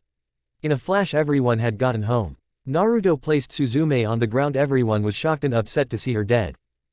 The girls have been taken along with all the other children. 10 warriors have been brought back from the dead. Only 6 are known. The girls' plan has worked and I really wish we did not agree to it, Naruto said. You see, the girls and most of the children that had been taken along with Suzume planned this. Suzume was dying of a rare cancer and had a few months to live. Swadna, Shizune, Sakura and Huka had worked hard to find a cure. They found it but sadly it was too late for Suzume, she was too far along. Suzume was going to be taken off duty and die in a bed having done nothing worthwhile. So she was thrilled for the plan. The plan allowed her to die with honor and die as a ninja in a battle. A battle she knew she had no chance of winning but she was happy nonetheless. Dying as a ninja was better for her than dying alone in a bed. All ninjas had a small dream of dying on the battlefield with true honor and she was no exception to that rule. Her death would signal the death of the Leaf and Fire country and the irony was not lost on her. The children all agreed to act as bait. You see, every day one of the mothers was always nearby watching but the girls insisted that Hinata would not make her move if she figured the girls were heavily guarded. So for the plan to work the mothers stopped watching and the spies reported this. Hinata then made her move and Naruto and the others allowed the people to come in and take the children. Naruto knew when the Leaf's forces entered his home but he let them. Once more Naruto and the mothers were not happy but it was the best plan. Now Naruto knew there were spies in his village but he let them be for now. He knew that the council were all spies. Naruto and Koyuki kept them on since they amused the family but after his girls were taken Naruto ordered the council to be brought to jail and the foxes made quick work for in a matter of minutes all of the council was in jail. They would be dealt with later. It took much persuading with their moms and a lot more with their dad before the plan went ahead. Naruto did not like the plan. His girls may be okay, but it still hurt, and it hurt a lot, and unlike other village leaders, he rather lose the village than any of his family. I am guessing it is not good, the people that have attacked. Kurenai said with some fear in her voice. When she was with her family, her ninja mask was not on, even when she was acting as a ninja. The first 4 Hokages, my ancestor Mito and Asuma, are the ones that have been confirmed. Kurenai was horrified by that last one. She did not fear him, she feared what he would do to her daughters. She feared that Asuma would try and hurt Rose. All at once everyone started to get ready to go to battle. Wait everyone, this note was left, and if we charge headlong and she would have won. We need to be claimed to get the children back. Naruto said, and it got his wives and grandmother to relax, and he read the note. Naruto said this, but he himself wanted to do the same thing. Dear demons. I have your daughters and the other children, you are turning into demons. If you want them back, come and take them. The Leaf Village is under my control now, you will never get them back, but it will be fun to see you try. Hinata. Insert an evil laugh here. The family made plans on how to get the girls back. Midnight could not contact the foxes that were with the girls. She knew they were not dead, but that was all she knew. Somehow the foxes must have been knocked out, for they did not even get a warning of danger. All they got was a 3-word sentence from Ruby, who had this to say. Help under attack. That is what got Naruto to the school so fast. Ruby only had time to get the message to Midnight before she blacked out. Naruto and Midnight ran first and called later. The plan was set until a guard came running in and bowed. Report, a large army is approaching the castle. It is made up of shadows and a combined human force from Waterfall, Rock, Mist and Leaf, as well as Star and a few other minor countries and villages I do not know. I think I saw Sound in the mix as well. Humans numbered at least a few thousand. The guard said. The shadows numbered in the millions, no one could count that high. The guard said. Get everyone out of the village. Naruto said, and he summoned some foxes to help with that. Enko summoned some snakes and Yugshio summoned some cats to aid. The guard left to do what was ordered. So that is her game. Koyuki said. It is time to go and get the girls back. Koyuki finished after a slight pause. She too would rather lose the country than her daughters. She cared about her people, but her family was more important to her. What about the people of Spring? Haku asked. She, like the others, only cared about their family, but she, like the others, did not want innocent people to die. She was the voice of reason in this case, for in some cases she was not the voice of reason. Everyone took turns depending on the situation. I rather lose every single person in this country than even one of my daughters. Koyuki said. The girls and the family could still die, it was just very hard to kill them, which is why they trained so hard. You do not have to make that choice. Looking up they see Kurama and 8 other beings. The family knows they are the 9-tailed demon lords in human form. We will aid you with the enemy army here, the rest of you can go to the Leaf and destroy it. Expect me, I am coming, I want to aid in its destruction, for I have been promised that. Naruto smirked, and so did his wives. Kurama was taken aback, all of Naruto's wives had copied his fox-like smirk, it was a little unnerving, even the other 8-tailed demons were a little freaked out. Matabi the 2-tailed cat hugged her daughter and her son-in-law. These humans will die most painfully. I look forward to ending them all, now go and get my granddaughters. Matabi said with an evil glare. Naruto had called for everyone else. Sai, Tenten, Star and Sasuke, he told them what had occurred in the plan. Sakura would remain behind, she was needed to watch her children. Plus she wanted the leaf to be destroyed, but she could not see it fall. Also Naruto trusted her only to watch over the village. He trusted her a little but more now. The level of friendship they had was gone, but he trusted her more than he used to. To Sakura it was a start and she was happy about it. One more thing, Naruto, Hinata brought an army back from the dead.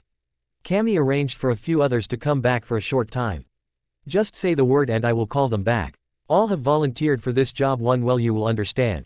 Kurenai spoke for her husband since he was too stunned at this information. Call them for us please. Kurenai said and Kurama smiled. The 9 demons started to chant and a few figures appeared out of nowhere. The first had long red hair and bright blue eyes. She was well known to everyone. She stroked fear into the hearts of her foes and brought a feeling of peace to her family and friends unless they pissed her off. She was Kushina Uzumaki. She walked up to her son and hugged him. It is so nice to be able to hug you for real, she said with tears of joy in her eyes. Naruto hugged her back also with tears in his eyes. I agree mom, it does feel nice. I wish it was under better circumstances that we were meeting like this. Dad is one of the people that we may have to fight, is that okay with you? Naruto asked. He broke the rule once more. So he dies and I will be the one to do it this time. Kushina said with an evil smirk. What do you mean? Kurenai asked with a confused voice. Kushina sees her and hugs her as well and all of her daughter-in-laws. She is thrilled to be able to hug them for real. If she could hug her granddaughters for real, she will gladly go back to the afterlife. On the night Kurama attacked the Leaf Village, after the whole thing I knew I was going to die. I told him to seal Kurama into me, that way both of us would die and Naruto would live and not have the burden of carrying the nine-tailed fox. Kushina said, and she had to stop talking or else she would lose it, seeing as her rage was so high at this point. It goes to show bottling your anger does not work. I am guessing that he ignored you in hopes of having a weapon of some sort. Naruto said. He had no emotion in his voice since he had long ago accepted he was meant to be a weapon for the leaf. I don't know for sure, but that is my guess as well. I have not spoken to him at all. I do not forgive him for his actions. Kushina said. The family looks over at the others that had been brought back to fight by their side. Haku, upon seeing that one was her mother, ran over to her and hugged her. I am so glad to see you, Mom. I wish we had better circumstances in which we were meeting, but it is nice to see you. Herky smiled and pulled her daughter into a hug. She also pulled her son-in-law into a hug. I would like to ask if you are treating my daughter right, but I have been watching you, so I know the answer is yes. She said, which caused Naruto and Haku to blush. Naruto spoke with the utmost conviction. I will never harm her, of that you have my word. He said, and it caused Herky to smile. I know, but I am allowed to mess with you as your mother-in-law. She said, and everyone laughed until they heard a voice that only one knew, and she never thought that she would hear it again. The voice belonged to a woman that had long black hair and very dark red, almost blood-red eyes. Her name was Rina, and she was the mother of Kurenai. She was killed when Kurenai was 18. The mom and daughter had a good relationship, and Kurenai was devastated when her mom died. It took Kurenai a few years to move on. Kurenai was the person she was before she met Naruto and before Rose was born due to her mother's death. Naruto reminded her of who she was, and so did Rose. Kurenai and Naruto agreed that their first daughter would be named Rina and their second daughter would be named Kushina. She runs over and hugs her mom. Rina, with tears in her eyes, spoke. I am not going to allow anyone to harm my granddaughters, she said with tears and a scary voice. She then looks at Naruto with calculating eyes. Naruto was not nervous. She walked over and hugs him and with a huge smile says, Thanks for being my little girl back. I am very happy she picked you as her husband, Rina said with tears of joy in her eyes. Naruto smiled back. I am also happy she picked me as her husband. I am happy all of you picked me, Naruto said. I hate to ruin this moment, but we have a battle to get ready for, Naruto said with all traces of tears or happiness gone from his face. The rest of the group copied him. He looked at his grandmother. Are you okay with doing this? The village will be destroyed, Naruto asked. Yes, it is not my home. I have no connection to it. I only took the job as Hokage so I could give it to you. You made me believe once more. Now I want to see it burn, Suon said. With that, the army marched to the Leaf Village and its final destruction. In the army were Naruto and his wives along with his grandmother, mother and mother-in-laws, the foxes along with Sai, Tenten, Star, Sasuke and Kurama. Meanwhile, back at the Leaf Village, the council was meeting. Hinata was smirking, and as the meeting was coming to a close she asked for the floor and it was granted. I have wonderful news, Hinata spoke. She called in her allies. When the 10 are seen, the shock was clear to all. I have even more wonderful news. My allies kidnapped Naruto's daughters, all 6 of them, and are holding them hostage. Now we can use them to get rid of Naruto and his demon hoes. Hinata had found out about the many wives from her spies. She was furious but also happy, for it gave her more ammo to us. Lord Hokages, why would you aid in the destruction of the village?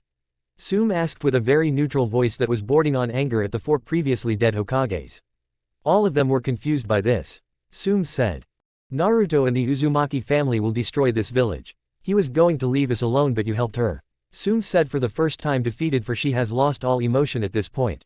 The others were shocked. She was not angry, she had nothing. The shock had turned to fear, for an angry Suum they could handle, one that was emotional confused they could not handle.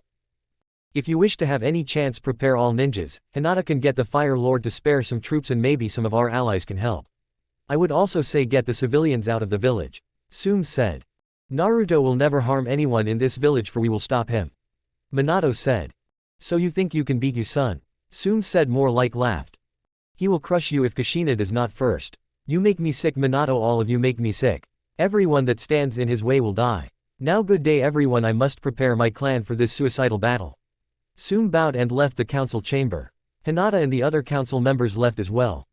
Kakashi, tell me all about Naruto and what he knows, Minato ordered. It will be a waste of time, but what do you want to know? Kakashi asked with a defeated voice. All that can be useful, Minato said. My advice is this: if it comes down to a battle between Naruto or Kurenai or any of his wives, pray for Naruto to battle.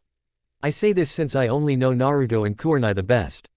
Naruto will end it quickly. Kurenai enjoys watching her foes suffer. After she married Naruto, her favorite way to kill was to rip someone's arm off and then beat them to death with said arms. Kakashi said. I can give you a lot as well, I did train him. Jiraiya said. He is not the same person you trained, he is far stronger. Kakashi said. You don't think we will win? Hashirama asked. Nope, you will not win, none of us will win. That is why I ordered that no one go near Naruto's family. He promised to leave us alone if we left him alone. Kakashi said with a pause. Even without the fox's power, Naruto could destroy any of us, is that not right, Zabuza? Kakashi asked his once foe. Zabuza chuckled. Yep, the kid has guts, which is the reason I came back in the first place. I wanted a chance to have a battle with the kid. I was killed by bandits, no honor or fun in that. I did not like the kidnapping, that is one of two things I will not stand for. Zabuza said. The rest of the cages got more information about the attackers. Meanwhile in the dungeons the girls were okay, a little scared but okay. Their fox partners were okay, and that was all that mattered to them. The girls were not scared for themselves, they were worried for their partners. Their partners were friends, so it was hard to see friends in that shape. The other children were not okay, all the other children were scared out of their minds. The girls were also worried about their friends. They may have volunteered for this, but that did not make the mission any less scary. The girls were in separate cells than the other children. The girls were together, however. The girls heard several people come in. They were not happy to see them. Why are not happy to see me? I am your grandfather. Minato said with a real happy smile. I am your father, Rose. Asuma said with what looked like a real happy smile but was not a real one. No, you are not. Amber said, and all is one. The girls turned around away from them adults. Minato was hurt and Asuma was furious. I am your father and you will give me respect. Asuma shouted at Rose. Rose turned and looked at him dead in the eyes. No, you are not. You may have been half the reason I was born, but your DNA is gone from me. I have a daddy that loves me and is on his way. She took a pause before she spoke with only love in her voice directed at her daddy. Daddy loves me and helps me. He picks me up when I fall and hugs me when I am scared. He wants me around. He never wanted me gone. When he married mommy, it was made clear that I was his daughter. She finished up and sat back down. Crystal was the most scared right now. Hinata scared her a lot. Anyone that worked with her was scary to Crystal. Amber, Rose, Jade, Lily and Toa warped their sister in their arms and held her close to them. Our grandfather would not help Hinata. He would not help kidnap us to make her happy. She has tried to kill us at least twice. If you help her, you are not our grandfather. Amber said, looking Minato dead in the eyes. Hiruzen looked at Rose and used his grandfatherly smile. He figured he could get the girls to talk to him. Don't bother, old monkey, you are not our grandfather either. Jade said. We will not help you hurt daddy or mommy or mom, any of our moms. Tora said. Now please leave, you have a village to defend, or try to defend it, since you will fail and fail very badly. Lily said. The three adults were shocked. Oh yes, if the pervert tires to talk to us, we have been taught by grandma how to hurt him. Grandma is going to destroy him. Amber said. A shirtless man with a mask on came in. The boss wants to speak to all of you, I will guard the kids. He said. They are helpless kids, they can do nothing to us, Zabuza. Asuma said. They have been trained by Naruto and Kurenai and many others, all of them powerful and deadly. Zabuza said. The other ignored him and walked out. How they cannot think your father is a threat is beyond my thought process. I used to fear those people, now I wonder why I did. Zabuza said to the girls. It is nice to meet you, Mr. Zabuza, daddy speaks highly of you. Amber said, and that took Zabuza by surprise. So I am guessing you are not our enemy. Rose said. What makes you say that? I did aid in your kidnapping. Zabuza said. Mom, Haku and daddy say you are a nice person. Crystal said, and she was not as scared as she was before. She, like her sisters, could sense he was safe. Zabuza smiled. Well, you are correct, I am on your side. I only came back in the hope I could fight your father. Zabuza said. Mito walks in and the girls all look at her. Lady Mito, why are you on her side? Tora asked, and the question took Mito by surprise. What do you mean I am fighting with my husband? Mito said. I have not been in Uzumaki long, but I know our family creed is family first. We are your blood relatives. Daddy is your family, why are you betraying us? Tora asked. Mito was unsure how to answer that, so she left, but deep in her heart she knew the girls were right. Zabuza was laughing. If anyone doubts you or six are Naruto's daughters, they are all fools. The former demon of the mist was laughing like mad. Meanwhile Sume was with her clan members now. Most of the Inuzuka clan was on Naruto's side. The clan valued loyalty and felt that Naruto was the better choice as leader. Okay my fellow clan members, I will aid Naruto in this village's destruction now. Who is with me? Sume said. Mom, you can't be serious, this is our home, plus we are loyal to the village. Kiba said. He had been allowed back into the clan, why it was unclear. Sume just spoke quietly. No, we swore to be loyal to a worthy and honorable village, this village is not. Tusmi said. Agreed, it seems some in this village are not stupid. Looking up they see Midnight. So Kiba, you are back in the clan. Now answer me this, are you with us or against us? Midnight asked and she got into attack stance. Why are you asking me this now? Kiba asked with a lot of fear. It saves time. If you are against, you will die. This village will fall today. Midnight said causally. No it will not, I will end you. Kiba shouted and tried to ram Midnight through with a kunai. He never got the chance. Midnight moved so fast she was blur. All that the rest of his clan saw was a black blur and Kiba on the ground with blood coming out of his neck. He was dead before his body hit the ground. Tusmi was not shocked or upset. She hated the person her son had become. She was just glad she did not have to kill her son. Anyone else, this is your last chance. All the innocent civilians have been moved out. Everyone else left in this village will die. Are you with us or against us? Midnight said and asked. All the other clan's members said they were with Naruto. Meanwhile some of the others were having a talk. Ozma was speaking with Kakashi and Guy. So are you with me or not? Asuma asked, for he had asked Kakashi and Guy to help him take back Kurenai. Yes, I wonder that too. Said a soft voice. Looking down they see a small blue fox. Which one are you? Kakashi asked. That was kind of rude to ask that way, but I am one of the queen's partners. I am Ice. I wish for you to answer me or will I have to rip your arms off? It was then that Kakashi paled, for he knew whose partner Ice was. Why are you so nervous, my eternal rival? Guy asked. This is Kurenai's partner, she is one of the most powerful foxes next to Naruto's partner. Kakashi said. Asuma moved into attack but he was dodged. He kept trying but kept missing. Ice was not going to kill him, Kurenai had that right only. She would aid her friend but she would not kill right now. Smokey, this fight bores me. Now answer me, Mask Boy and Creepy Guy. Ice said. Guy in response punched Asuma right in the gut and removed his headband. Kakashi removed his as well. Ice looked thoughtful. I expected you, Kakashi, but not you, Guy. Why is it you are turning on the village? If you say flames of youth I will kill you. Ice said, and Guy's expression told Ice all she needed to know. She rolled her eyes. Anyway, get ready, the attack is coming. She disappeared after that to report to her queen. Meanwhile in the council chamber the others were taking. Kurama appeared in front of everyone. He was attacked but killed the attackers. The Hokages, we meet once more. I am here to ask that you hand over the children and then we will destroy the village. If you don't we will destroy the village and get them back anyway. All Sweet dropped at this. Who are you? Mito asked, since she was the only one brave enough to ask. I am Kurama, the nine-tailed fox. Naruto and his family on the way. What is your answer? By the way, trying to seal me will not work. Kami removed that weakness for me. Hinata walked in. We will not give them up, you have to come and get them. Kurama sighed. Oh well, I did try to be nice. A sound was heard and an explosion was seen. The wall protecting the village was destroyed in a matter of seconds. Kurama smirked. You had been warned time and time again. We tried to be nice and reasonable. As much as I hate this village I did not want to destroy it.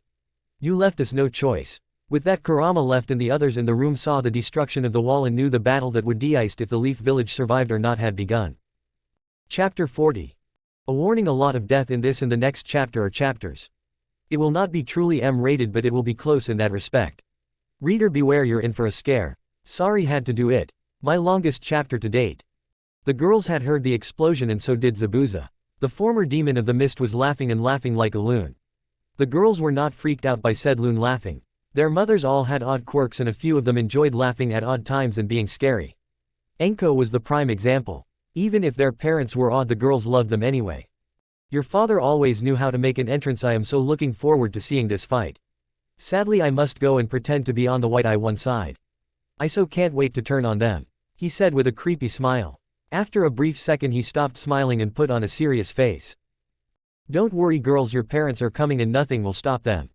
Zabuza said with the previous stated serious face on. He then bowed and left. He went to battle the one he saw as a daughter. Mito Uzumaki had been doing some thinking. The words the girls said had gotten to her and gotten to her very badly. So having a hard time fight with your husband to save a village you really don't care about, or fight with your family? Mito looked down and saw a black fox. Who are you? Mito asked. Midnight, I am Naruto's personal summons. Anyway, I think the choice is clear.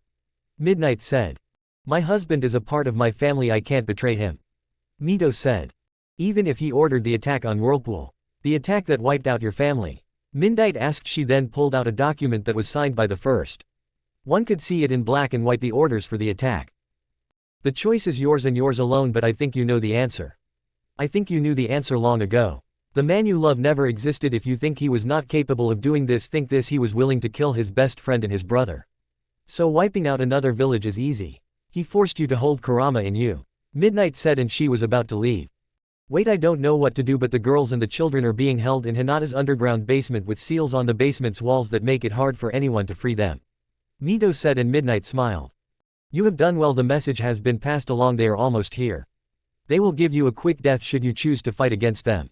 It would be foolish, but many humans are foolish. Midnight ran off. Mito ran off to get ready for battle. She had not picked what she was going to do yet, but she was going to get ready to fight. At least that is what she said in her head. Her heart she had already picked, however she was just not ready to listen. Meanwhile, the group form spring was about 5 miles from the leaf. They were waiting for more information before they attacked. Midnight and Ice appeared. Kakashi and Guy have defected, they are on our side. Ice said.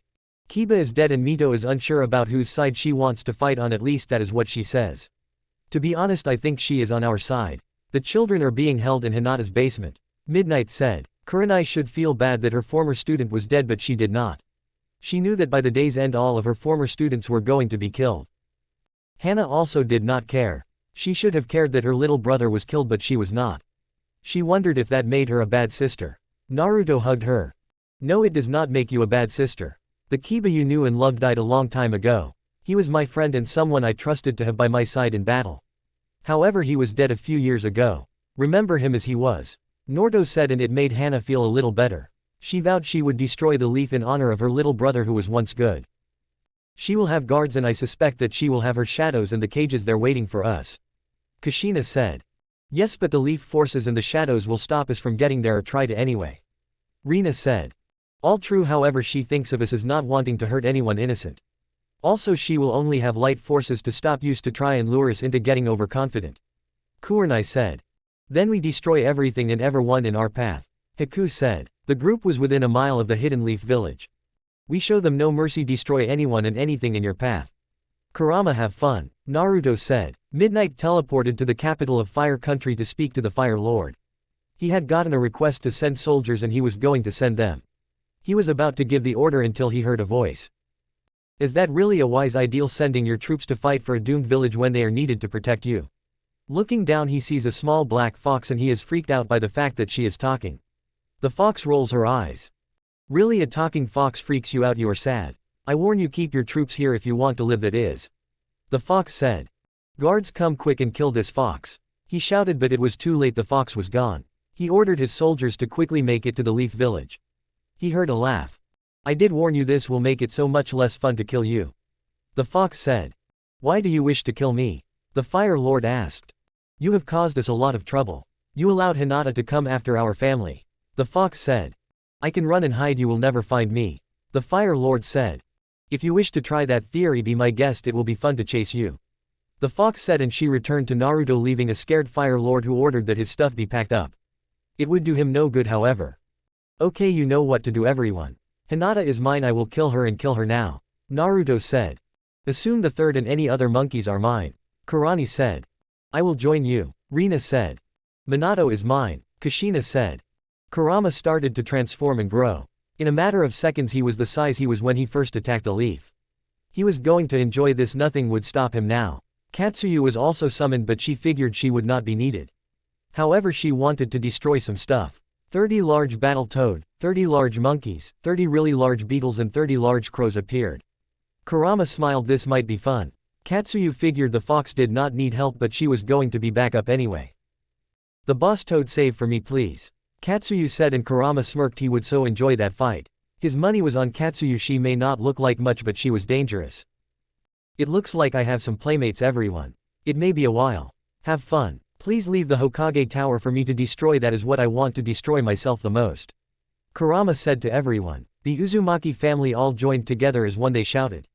Combined Uzumaki-style fire dragon barrage. Many fire dragons were launched and formed together and hit the Hokage mountain, and the first 4 Hokage's faces were destroyed. The fire symbolism was not lost on anyone in the group. You really seem to know how to make a message, Naruto. Looking up they see Kakashi and Guy. Guy was about to go into his regular rants but was stopped. Guy, I am in the wrong mood for you to do any of that. Fight with us and no flames of youth or I will kill you myself, am I understood? Kurenai said so sweetly and it freaked Kakashi and Guy out. Rina was smiling, glad to see the evil side of her daughter once more, the side that had been lost after her death. After Rina was killed, Kurenai felt that she had to be a serious ninja, no fun just work. Rose and then Naruto helped her see the truth. The group all marched into the village to be met by an army of shadows and a few humans, and since the humans were not important they will not be given names. The humans were done away with by Guy. However, before they got further they ran into more, this time leading the shadows were Shino and Lee. It would be logical if you surrender. We have you outnumbered, Shino said in his usual monotone voice. Guy-sensei, why are you turning against the leaf if it is unyouthful to betray your home? Lee said in his usual flames of youth voice that scared all little children in this author. Shino, when have I ever been logical? Naruto asked. To my knowledge you have never been logical. Shino answered and Naruto smirked. Correct, Naruto said. My student, this village has fallen too far. Kidnapping and holding hostage young children is unyouthful. Guy said. Then we must fight, sensei. Lee said and got into his attack stance. You know, Lee, as much as you freaked me out, you were the one I thought I could trust and the one I thought had honor. Naruto said, and it confused everyone until the ones that could took a deep breath. Seriously, she slept with freaky eyebrow Guy. Enko said. I did not know she was that desperate to get laid. Yuago said, more like deadpan. Tenten stepped forward and joined her former sensei. Lee, if I hear you mention the flames of youth once more I will kill you slowly and painfully. You have no honor and do not deserve to say that. As your friend I will kill you quickly and painlessly as an act of mercy. Tenten said. Go my comrades, we will deal with him. Guy said with his nice guy pose. I asked that you not do that. Kurenai said once more with her sickly sweet voice. It caused Guy to shudder. Okay, Sai, cover us and help your wife. The rest of us let's go. Naruto said. Shino and some shadows moved in to block the way. I can't let you go, I must serve the leaf, it would be illogical to do otherwise. Shino said. I am sorry you feel that way, Shino, but you must die. Kurenai said. It did truly cause her a little bit of pain, for she actually respected Shino since he was a great student who did all she asked and was eager to learn, however family was first.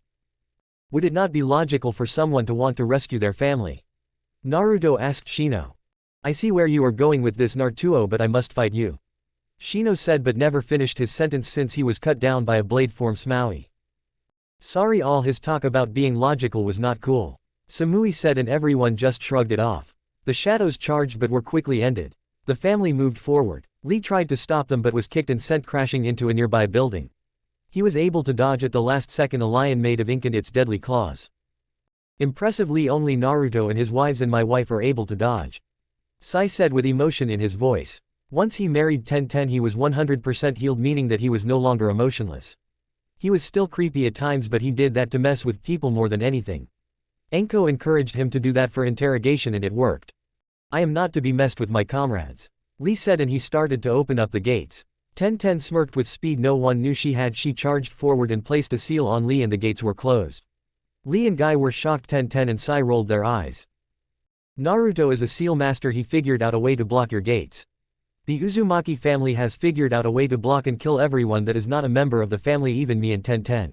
Sai said. Lee knew he was sunk without the gates, he was doomed, but he would fight on. He removed his weights and threw them at his foes, which caused them to dodge and split apart. He then charged forward and attempted to attack Sai. However, Sai dodged and stabbed Lee in the heart, or at least that was the plan. Instead, Lee was only scratched. Lee heard a hissing sound and saw an exploding tag on him. He was able to remove it but it still exploded and blinded him. Tenten had summoned a sword and she then used it and stabbed Lee right in the heart. He fell to the ground dead. Tenten and Guy knelt down over his body and prayed. Sai joined in. Goodbye my friend, I am sorry it came to this, but it is better me than Kurenai, she would not have been quick. Tenten said. Guy could not say anything. He would deal with emotions later. Naruto, Lee is dead, we are proceeding with the rest of the plan, causing as much destruction as possible. Sai said over the comm links they had. Copy you Sai and have fun. Also Tenten, I am sorry. Naruto said. It was the only way he picked his path. Tenten said. I know, I liked him, he had guts. Destroy something in his honor. Naruto said and Tenten smiled. Thanks, that is a great ideal. She said. Tenten pulled out an exploding tag and placed it on the side of building and set it to go off once they group go out of range. Naruto made the exploding tags far more powerful. Guy, Tenten and Sai stood ready to face the Shadow Warriors and the few humans that were alive. Tenten created an explosion by using 5 of the new tags Naruto gave her. Let's just say a small part of the business district was gone forever and would need to be rebuilt. At least that is what the surviving humans thought until they were killed. The rest of the group had made it further into the village. Shadows kept on attacking them. I have a feeling that Sai and them will need help, so I will aid them. Sasuke said. Kakashi agreed to go as well. Sasuke, in case we don't make it. I am glad that we have become friends once more. Come back, I do not wish to have to tell Sakura you died. Naruto said. Sasuke smiled. If I do not make it, will you help out with my kids and make sure they are okay in life? Sasuke asked and Naruto smiled. Do you even have to ask? Naruto answered. The two hugged after that. Kakashi, good luck and stay safe. Naruto said, and Kakashi knew that was as good as he would get. It was not perfect, but he would take it. He was also glad Kushina was more concerned with her granddaughter's safety to attack him. He almost felt bad for his old teacher. He was going to get killed. The family made it to Hinata's house and saw a bunch of people waiting for them. Should have figured it was too easy. Ino said. So are you going to give them a chance to surrender our daughters? Shion asked. She may have been a demon now, but she was once a kind-hearted person.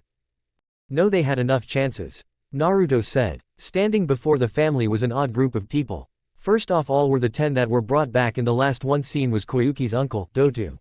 Another shock was Ayame's father Tsuki, and he was armed for battle. Ayame stared to laugh. Really, father, you are going to fight? To think I was just about to forgive you.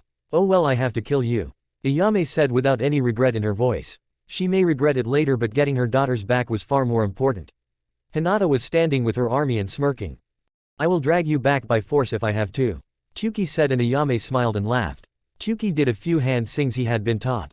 He had access to Charka, but it was so small that he could not do much but activate a seal. Nothing happened except his daughter laughing at him.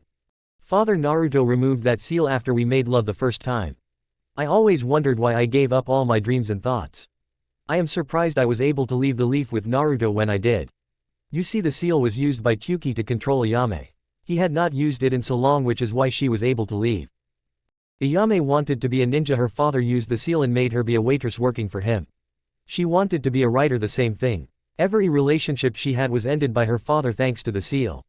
After she was marked and became a demon queen, she understood why it all happened, and it took her many days to claim down. You are surrounded, demons surrender, and I will not harm the girls.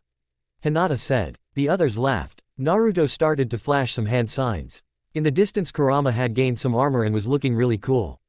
In the anime, in the flashback, the blue armor he has so awesome, am I right? What was that for? Hinata asked, and she noticed the first Hokage and his wife were nervous. On the first attack, the fox wore that when Marta used him to attack us. Mito said. Yeah, I am so glad I had an Uzumaki with me, or else I was going to die. That is why I had Whirlpool attacked. I figured they would use their skills against me. Hashirama said. So it is true. Mito said she had placed a seal on her husband that forced him to speak only the truth no matter what. It worked better than she had hoped. Using her chains, she sends them at her ex, but he blocks them with a shield made of wood. She jumps over to Naruto's side. I am sorry. I am on your side now. Once an Uzumaki, always an Uzumaki, or Creed family first. Mito said. We are glad to have you on our side. Kurenai said. I am sorry for not joining right away. Mito said, and Hashirama was annoyed, but he did not care too much. Zabuza started to chuckle and chuckle quite a bit. When Hinata demeaned to know why he was laughing, he had this to say. Did you honestly think I would join you? I came back for a few reasons. Zabuza said. You see, the ritual Hinata used, she needed to have people that would willing come back. One was to battle Naruto in a fair fight one-on-one. 2 was to see how Haku was holding up, and 3 to make sure Naruto was treating her right. Zabuza said. Well, I am okay besides my daughters being kidnapped and Naruto is treating me right. Haku said. Once this is done, we can have a one-on-one fight. Naruto said. Zabuza drew his sword and slashed some shadows and jumped over to the Uzumaki said. Hinata was shocked. I was never on your side. I may have been known as the demon of the mist, but I would never harm a child. Zabuza said. Well, Zabuza, welcome to the team. Now anyone else want to say something? Naruto asked.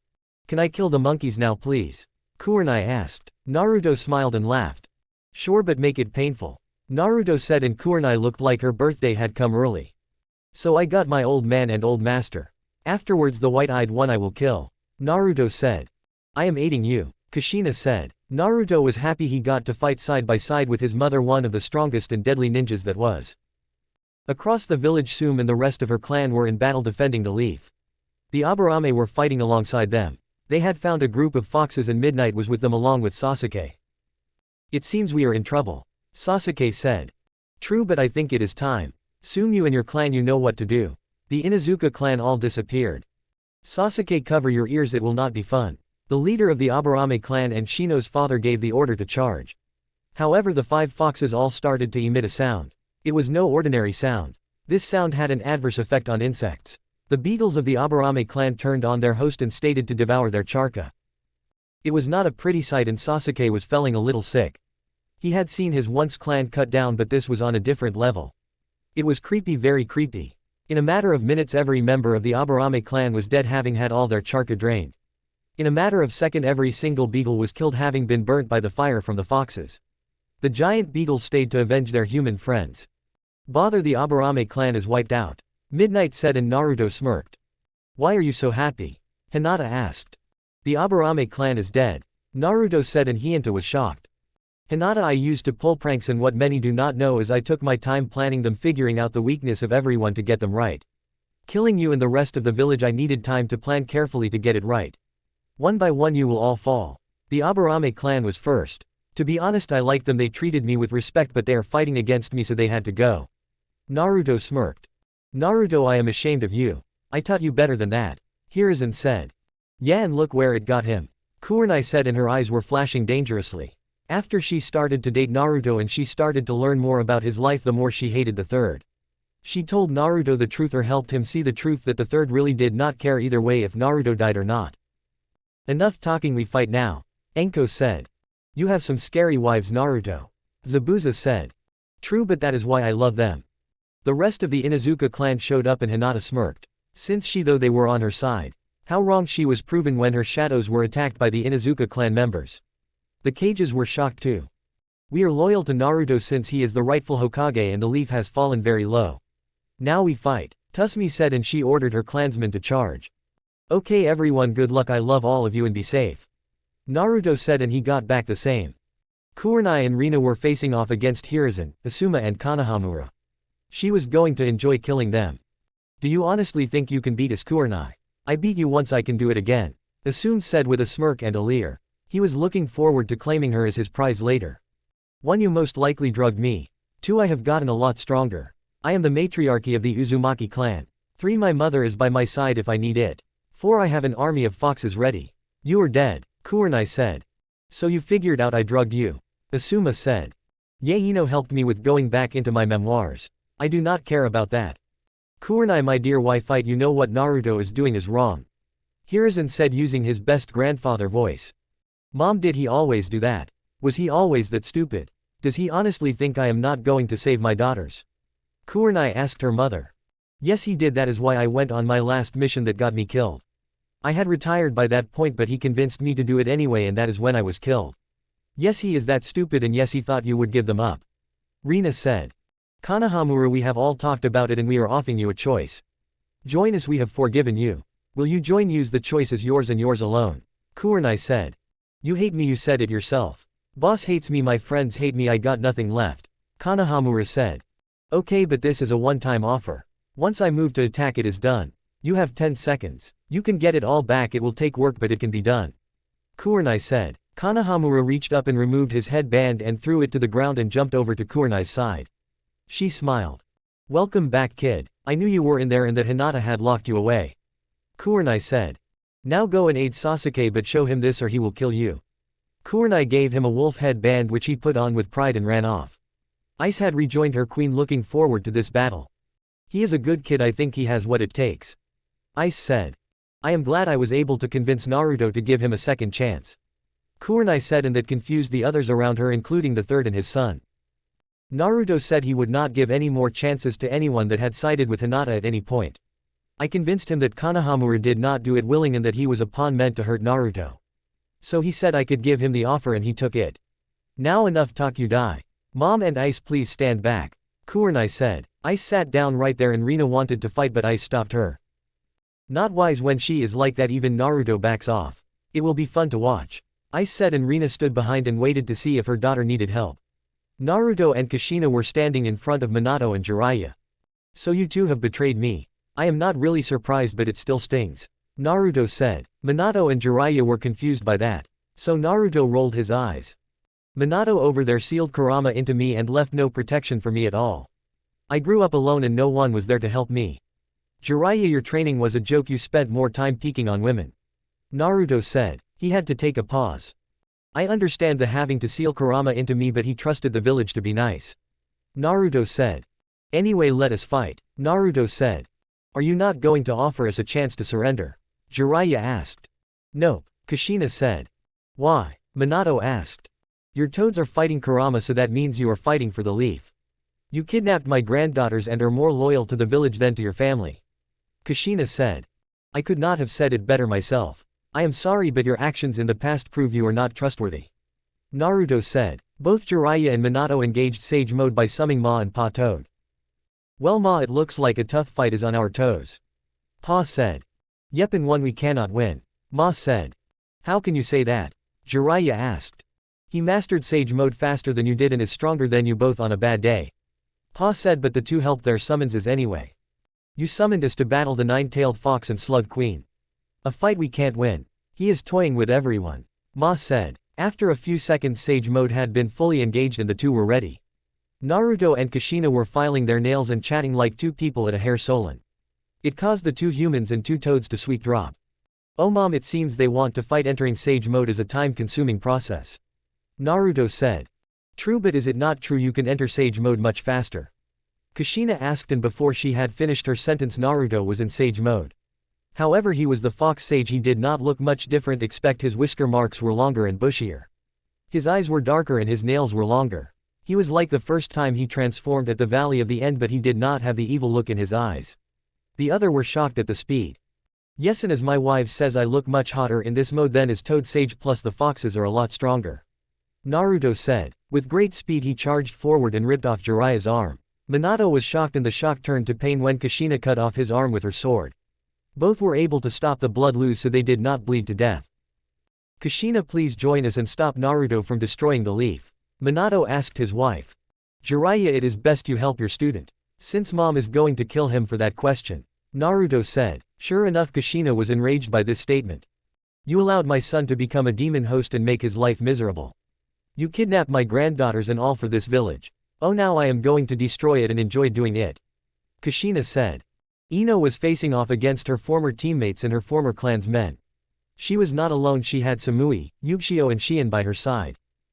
Well, my former friends, how nice to see you in battle, and the rest of my clansmen, how are you? Ino said. Ino's mom approved of her relationship and she was one of the first to leave the village. She was sitting in Wolf Village waiting patiently with the others that had fled. Mito was battling her former husband. Shizune and Kuritsuchi were fighting the second Hokage. You know, it is ironic that I am destroying the leaf. Kuritsuchi said. How so? I get all of us since we grew up here, but you. Shizune said. Well, my grandfather for years wanted to destroy it. Once I meet Naruto I vowed never to destroy it, now I am helping to destroy it. Kuritsuchi said. The real battle for the Leaf Village had started and it was going to be a long one. Chapter 41. I made a mistake, so thanks to Rebmule for pointing it out. I meant when I said the first killed his brother, I meant that he was willing to kill his brother, which is what I gathered from reading the mange when Madara challenged the first to kill his brother so he would join the Leaf. A second note, it seems I can't do math and I only reveled 9 of the 10, however Naruto Kushina gave me an idea. Suo and her role will be seen soon. Konohamaru had found Sasuke and Sasuke was about to attack and kill but stopped upon seeing the wolf headband. He smirked. This must be driving the third crazy, he thought. He loved the prank that Kurenai and Naruto were pulling. It was to date their greatest prank. He normally did not like pranks, at least on the outside, but he always liked Naruto's growing up, for they brought a great reprieve. It made Sasuke feel normal. So kid, it seems you have been given a chance, don't blow it or else Kurenai will rip you to shreds. Sasuke said. The two traveled to Sasuke's old home so he could destroy the rest of the buildings there. That is until they were stopped by Shadows and 2 other humans who happened to be Moegi and Udon. The two made quick work of the Shadows. Sasuke placed the tags and set them to go off in a few minutes. The lone wolf has been wandered and is tired. Udon said. The lone wolf wishes to return to the pack. Moegi said. We hope these 2 lone wolves can be a part of the pack. Both Moegi and Udon said at the same time, which was creepy in some ways. However, will the lone wolves harm the pack in any way, shape or form? Sasuke asked. They did not see, but he was prepared to attack. No, the lone wolves are good and would never harm the pack. Both said, and Sasuke smirked. He threw them 2 headbands. Welcome officially to the wolf village. We are glad you are aboard. Now it is time to cause some destruction. Our orders are simple. Any leaf ninja is to be killed. Destroy some but not all buildings, and do not touch the Hokage tower. We have a special plan for that one. It is evil and Naruto's finest prank. Sasuke said. A few minutes later, the rest of his old clan's buildings were in flames. The flames were slow burning, meaning they burnt slow and burnt less hot, but would burn everything at some point. We have one main mission. What I said before was the side mission. The council members are locked up in the council chambers. We are to kill them. Sasuke took a pause but was stopped from speaking again by Midnight, who had appeared. Everyone in this village that has been deemed unworthy will die today. You will kill people you lived with and grew up with. If that is not okay with you, then I will teleport you to the wolf village. Midnight said, and none of them moved, and Midnight smirked. How is the fight going? Sasuke asked. Kushina is on the warpath. Midnight said. The fourth asked her for help in killing Naruto. If he did, what made him think she would say yes? Sasuke said, since it was not meant to be a question. Midnight nodded and gave a creepy smirk, and Sasuke shuddered, since it was the same one Naruto gave before he did something slightly evil or a prank that ended badly for the target. It scares me that there are 2 Narutos out there. Sasuke said. 7 if you count the girls. They are like their father in that regard. All of them are daddy's girls. They love their mothers but are daddy's girls. Midnight said, and Sasuke paled. I am telling my son when he is older not to date any of Naruto's daughters, or if he does, make sure he is liked by the adults and seriously wants to marry her. Sasuke said. Good idea. If any boy breaks his daughter's heart, he will be killed. The same with any girl if they choose to go that way or a son is born. Midnight said. Who is more overprotective? Sasuke asked. I have no idea. All will defend the children with their lives. Midnight said. The one that scares me the most is Kurenai. When she enters demon mother mode, nothing can stop her. Only Naruto is not afraid of her in that mode. Enko has used it to inspire some of her ways of making people talk and the think guy used to do. Midnight said. Sasuke was now truly scared. So true. They heard and saw Koka and Hiss. The group made their way to the Hokage tower. Meanwhile, Suand and Cloud were on their way to the hospital. Their job was threefold. A spy was there, and Suand had to get the spy safely to the wolf village. 2 kill all injured ninjas and anyone else with the expectation of children. 3 destroy the hospital, for it would be a huge blow to the Leaf Village. It was a huge blow to any village for that matter. 10-10, Guy, Sai and Kakashi were on the way to destroy the academy, for it would be another huge blow that, and 10-10 really wanted to blow it up. She had dreams about blowing it up during her days as a student. So Naruto allowed her. He could care less who destroyed it. Suand made it into the hospital and a few ninjas tired to attack her with kunai, but she dodged and stabbed all 3 with her own kunai. She aimed for the vital points so they were dead before their bodies fell to the ground hard. It was the only act of mercy she would show, killing her foes quickly. These are the quality ninjas this village has. It is sad, so very sad. Also that only 3 are defending this building. Tsunade said. Agreed, my lady. Suand looked up and saw a woman with blonde hair and blue eyes. She was Kaori, a nurse at the hospital and one of the few that was allowed to treat Naruto when he was younger.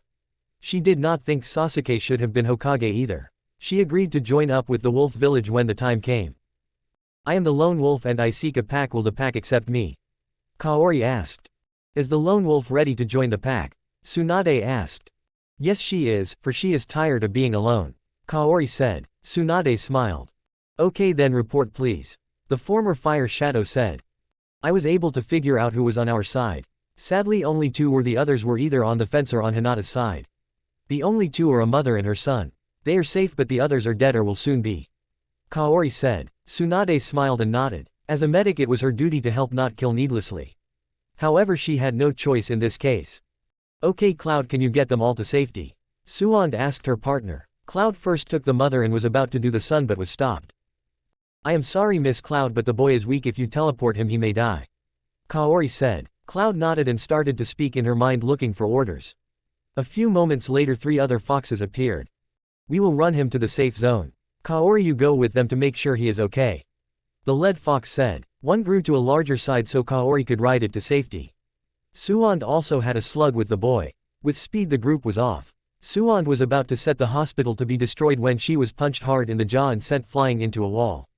Looking at her attacker not only shocks her but angers her as well. It was her lover Dawn. So she is playing that card. I should have figured it would be that way. Suan said. It looks like I owe Kurenai 10. She was right. Hinata called him back. San said over the comlink. You guys seem surprised that I was right. I tend to be right a lot. Kurenai said. She said this as she was dodging attacks, but more on that later. No, not surprised, just annoyed. I can't believe she has sunk so low. Naruto, when you face her, show her no mercy please and make sure she suffers painfully. San said. Okay grandma, but be careful please. Naruto said and dodged an attack from his old teacher. You do not seem happy to see me, my princess. Dan said with love in his voice. Suan was filled with rage. You kidnapped my granddaughters, so no, I am not happy to see you and do not call me your princess. Suan said with hatred in her voice. I assume you are fighting to defend this village. If that is the case, I will kill you. Suan said, and Dan was scared and shocked. Yes, it is my duty to the village. Dan said. I figured you would say that. I will give you one chance and one chance only. Join us, we can enjoy the rest of our years together. Suan said. Dan looked at her with sadness. I am sorry, I am a loyal ninja of the leaf. I must defend it at all cost. Even if it means I must kill you. Dan said. So be it. Suan said. I want to know why. Dan asked. After you, my brother, and Kushina were killed, I lost all hope for this village. I hated it, for it took all the people I loved for me. She took a pause. I left my grandson by himself to be beaten and abused. He had to knock some sense into me so I could see reason. Once more the former fire shadow took a pause. I took the job for one purpose and one purpose only, to hand the hat over to Naruto one day.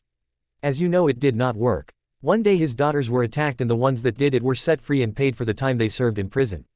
Suan took a pause once more to control her rage. So we left, and after a few years of peace my granddaughters were kidnapped and taken. I find out you aid in that. Suan said. I am a part of the Uzumaki clan and our motto is family first.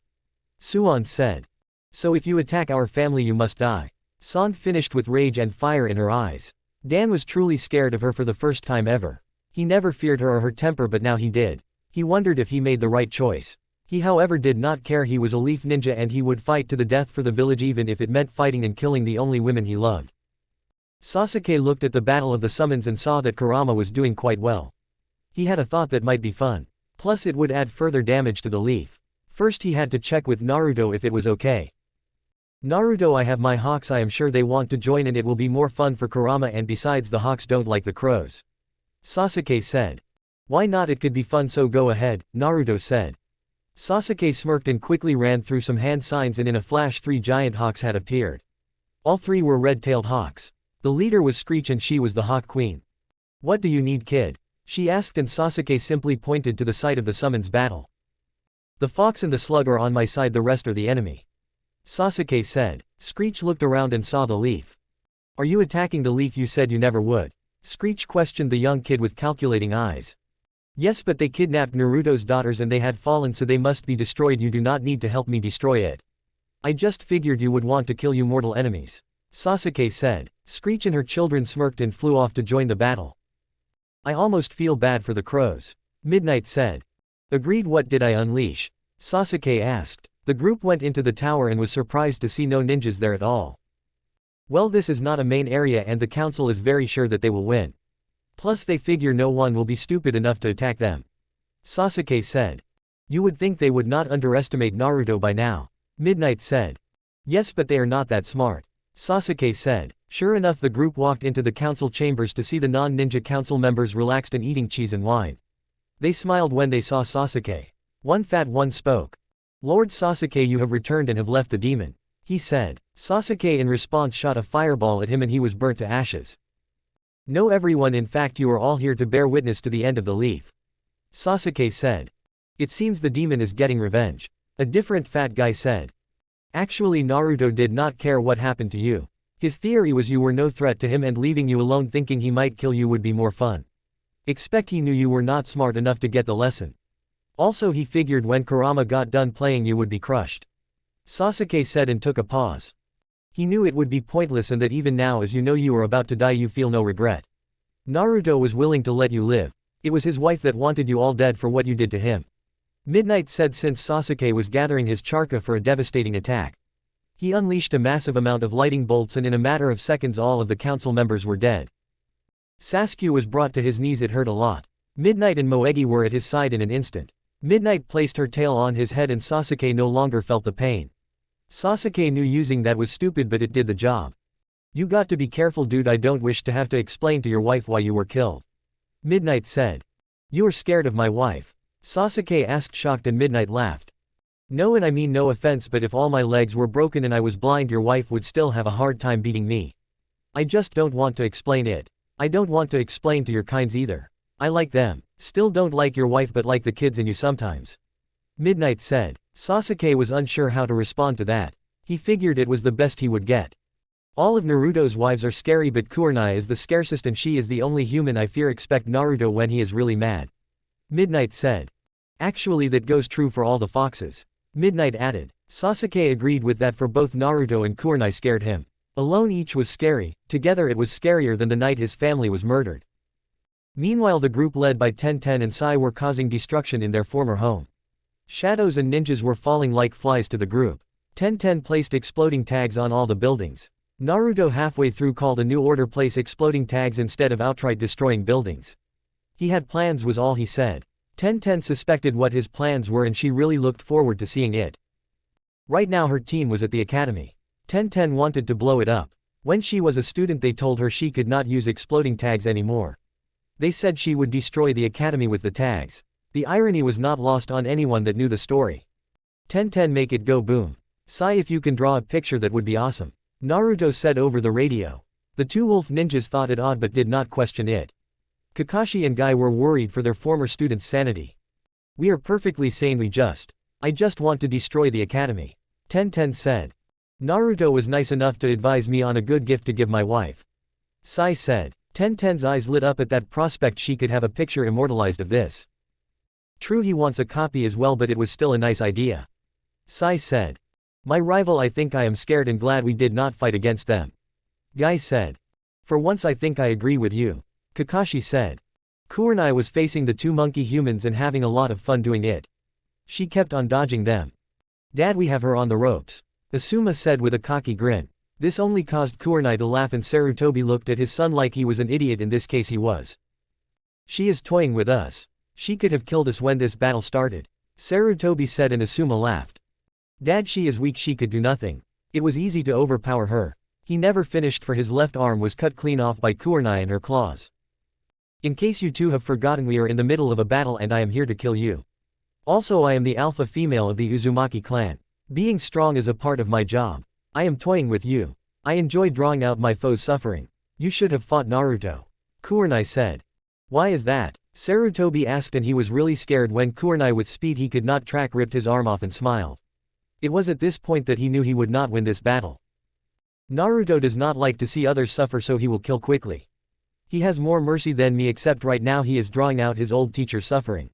Also, he does not wish to let someone have the chance of hurting his loved ones. Kurenai said. Rina was enjoying this. Mom, I am okay here, why not go and help Naruto or my sisters? They don't need it, but you came back to fight, so it would be a shame for you to not get the chance.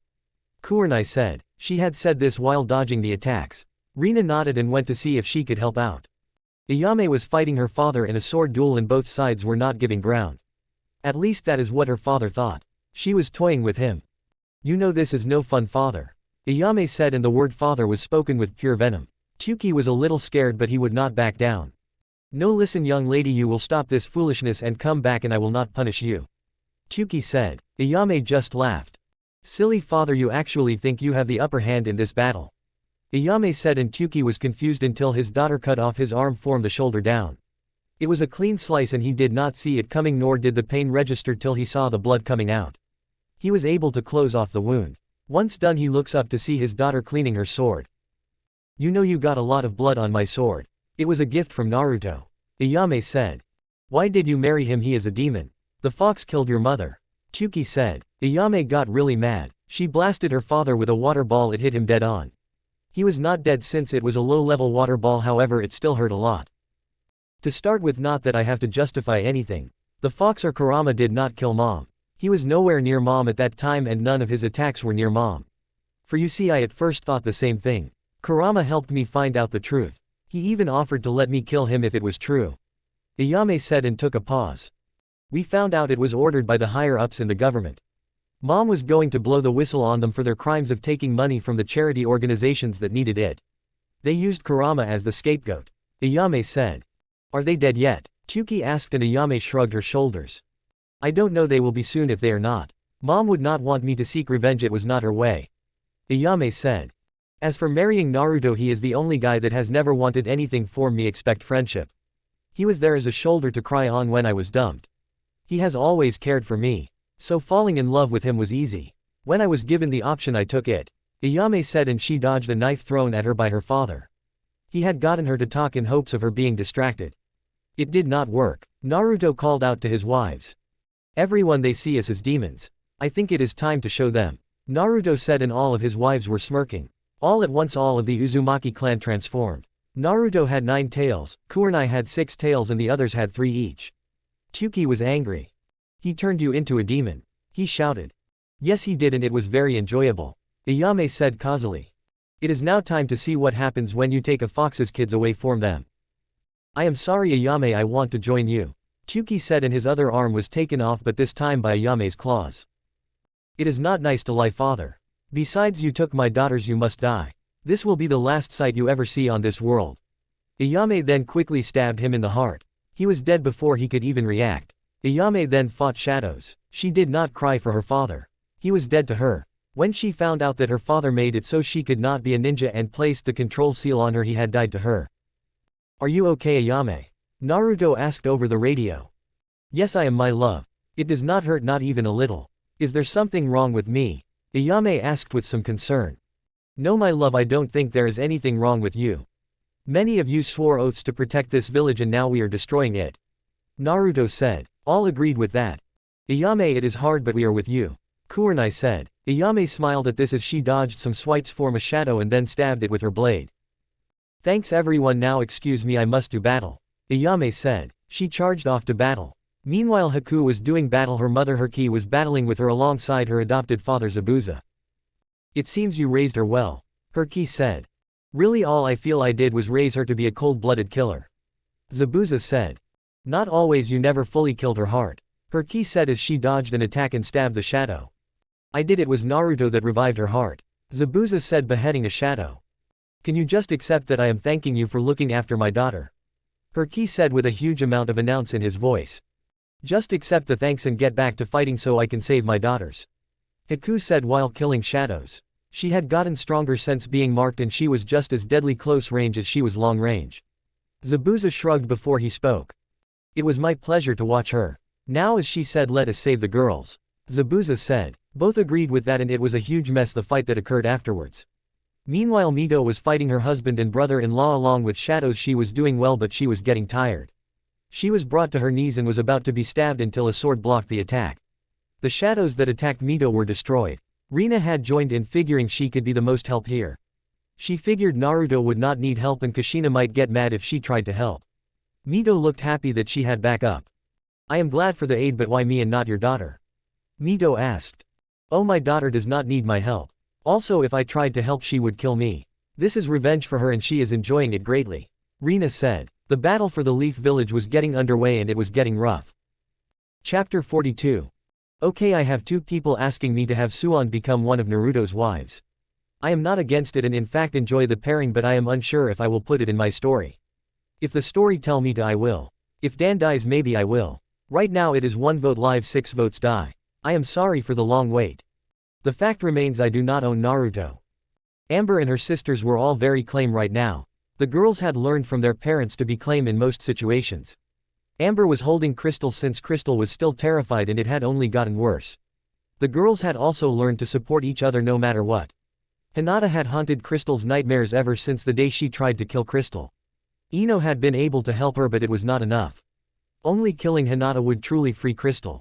It was a cure her parents were going to see get administered. Into the cell area walks Hanabi, the sister of Hinata. You guys thought I forgot about her. To be honest, I think I did for a while, but anyway I have her here now. Her fate is still unclear. I will say she will not marry Naruto, that is all I have decided and I mean it this time. Crystal buried herself in her sister's lap hoping to hide. Look, it is the sister of the white-eyed bitch. Amber said, not caring that Hanabi had the look of pain on her face by that comment. I am nothing like my sister. Hanabi said with venom in her voice, venom that did not scare Amber. Amber just smiled at that. No, you are just as bad if not worse. Amber said with no emotion in her voice. This shocked Hanabi. Seeing the look, Rose spoke for the first time. You knew what your sister was doing, yet you did not stop her. You allowed her to kill your father and use him for the rituals. You allowed us to be kidnapped. You aided her, hence you are just as bad as her. Rose said. Amber smiled at that. I could not have said it better, sis. Amber said with a smile at her sister. Amber loved all her sisters, but her and Rose and Crystal had the strongest bond since they were together the longest and were together before their parents were married. I know, Rose said. Amber pulled Crystal closer to her to show her sister that she was safe. She then turned to Hanabi and spoke with a deadly and calm voice.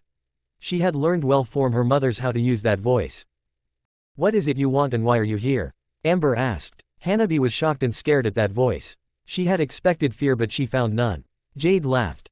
We are the daughters of Naruto, Enko and Kurenai along with others. You cannot scare us. Except for Crystal, but that is due to your eyes. It makes sense, you and your sister have caused her a lot of trouble before she was saved. Jade said. Also, if you hurt one of us, you hurt all of us. Tora said. You do not want to fight the combined might of our clan. Which you are, and it is not going well for you. Lily said. All of them were around Crystal, giving her hugs and support. All 5 of Crystal's sisters turned towards Hanabi and gave her a death glare. The girl fled the area. So sad that she is weak. Why am I scared of her? Her sister, yes, she is scary, she is not. Crystal asked for the first time. The others laughed at that. Also, I am sorry guys for being scared. Crystal was about to say more till Amber stopped her. Don't be sorry for being scared. Our parents are scared right now, we are all scared. Amber said. Soon this village will fall and will burn to the ground for what it did to us and Daddy. Amber finished. Her sisters were not freaked out by this at all, even if it was dark and creepy for the normally bright and happy little girl. Ino was annoyed her former teammates and clansmen were driving her insane. When she unleashed her demon features, they were shocked and the shock turned to anger. You are a monster. Her uncle shouted and Naruto's wives laughed. Lazy one, what happens when you take a child forms its mothers and father? Keep in mind the mothers and father are monsters as you put it. Ino asked. Shikamaru sighed. It makes them mad, he said. Is it wise to upset a monster? Ino asked. No, it is not, Shikamaru said. I know the answer to this question, but I figured I would be polite. Will anyone join us? Ino asked and no one moved at all. Ino sighed at this. Oh well, I did try and be nice. Ino said, and with quick speed she had jammed her staff through her uncle's heart, the uncle she liked growing up. No one had seen the speed. Now Shikamaru, do you understand? I am not the strongest in the family, not even close. She did not finish, for she figured her once friend would figure it out. Not to disappoint, he figured it out, as was indicated by the oh shit face. Ino smirked. Oh yes, Yugshio here had the two-tailed cat demon sealed in her. Do the math and you can see you are screwed. Ino smirked, and in a matter of seconds she had killed 3 more members of her family without anyone blinking, that same way as before. This is no fun guys, let us end them and save the girls. Ino said. Aren't you going to offer us the chance to surrender? Shikamaru asked. No, I am not. I offered it to my clansmen. We have talked about it, and well, Kurenai wants you dead, Shikamaru, and to be honest I agree with her. You helped Asuma kidnap her daughters, you gave the information to him and the others. So you will die. She took a pause. Kurenai was willing to let you leave since you left us alone. She does not like or trust you, but you left us alone since we left the village. Ino said once more with a pause. Choji, well, he never spoke up against any of the bad things happening, so he must die. He never attacked us, but he also never helped to stop it. Ino said without a care. My clansmen are my family and I promised my mom I would ask. Ino said. Wow, Ino, you are harsh, I never knew you had this side to you. Yugshio said. I guess the war changed me and made me realize what was important. They were once my friends. We did many missions together and they were once my family, but they have betrayed me, so they must die. Ino said. Did you even plead for us to live? Shikamaru asked. You know it was not worth the effort. I did help plead for 2 people to be spared, but it was a failure since one is dead now and the other was not worthy, and it was pointed out to me why. Ino said. To answer the question, it was Lee. I figured he would be outraged by the injustice and want to fight on our side. Oh well, it was worth the effort. The other was Choji, but like I said, he did not do anything. Ino said. Why? Choji asked. You did not side with us. You helped her, you voted for the attackers to be released. You lazy one even said there was no proof the girls were in any danger. No proof that over 500 people attacking 4 little girls, they were not in any danger. They were all asking them about the weather was what you said. Ino said, and she took a pause to control the rage so she could use it later. At that point Kurenai and Naruto considered you dead, and if it came to battle you would die if you fought us. You or all people should know pissing of Naruto is a bad idea. After all, we fought with him. Ino said some of her former family had tried to attack her, but she killed them with her staff, the one Naruto gave her. It was her most treasured tool and she used it on all her missions. She also carried it with her even if she did not use it.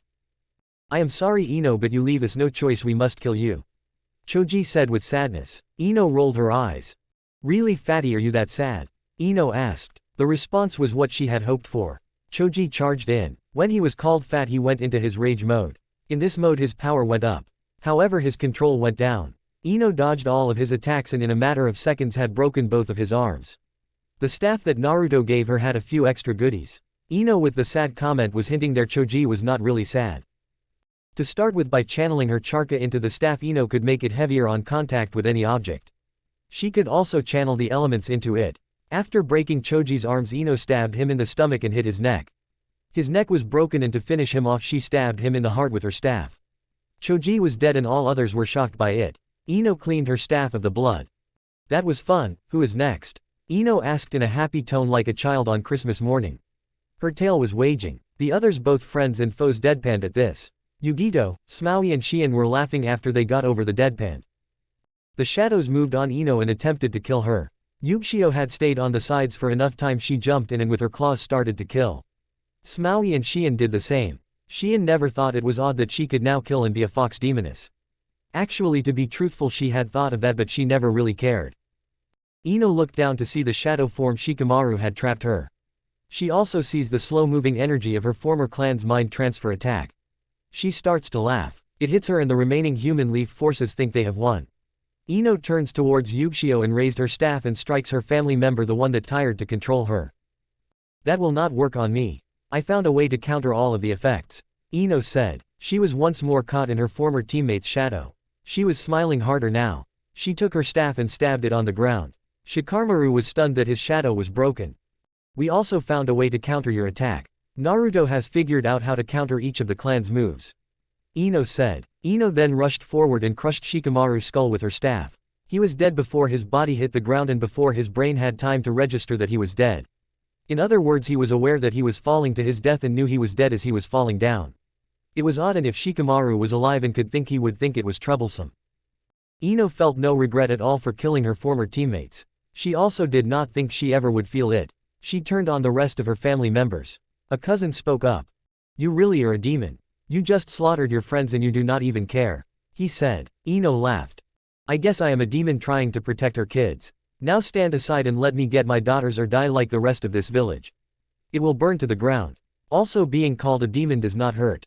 In fact, it makes me happy. I have embraced it. Ino said. Yugishio, Shien and Smaui, do not aid me in this fight please. I promised if it came to it I would kill my former family members personally. Ino said. The other blondes reluctantly agreed to do it. Ino in a few quick flashes had killed every single member of her old clan. She did not shed a single tear and she never would. The rest moved on to attack the shadows that Hinata had summoned from the underworld or wherever she had summoned them. They are dead, all of them. Ino said. I am sorry Ino. Naruto said. Ino smiled.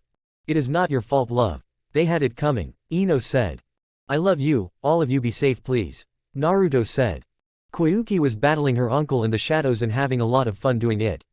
The fox demons by nature were fun-loving. Everything they did had an element of fun to it, even battling. However, that did not mean they could not be serious. They were serious at times, but only when they were enraged.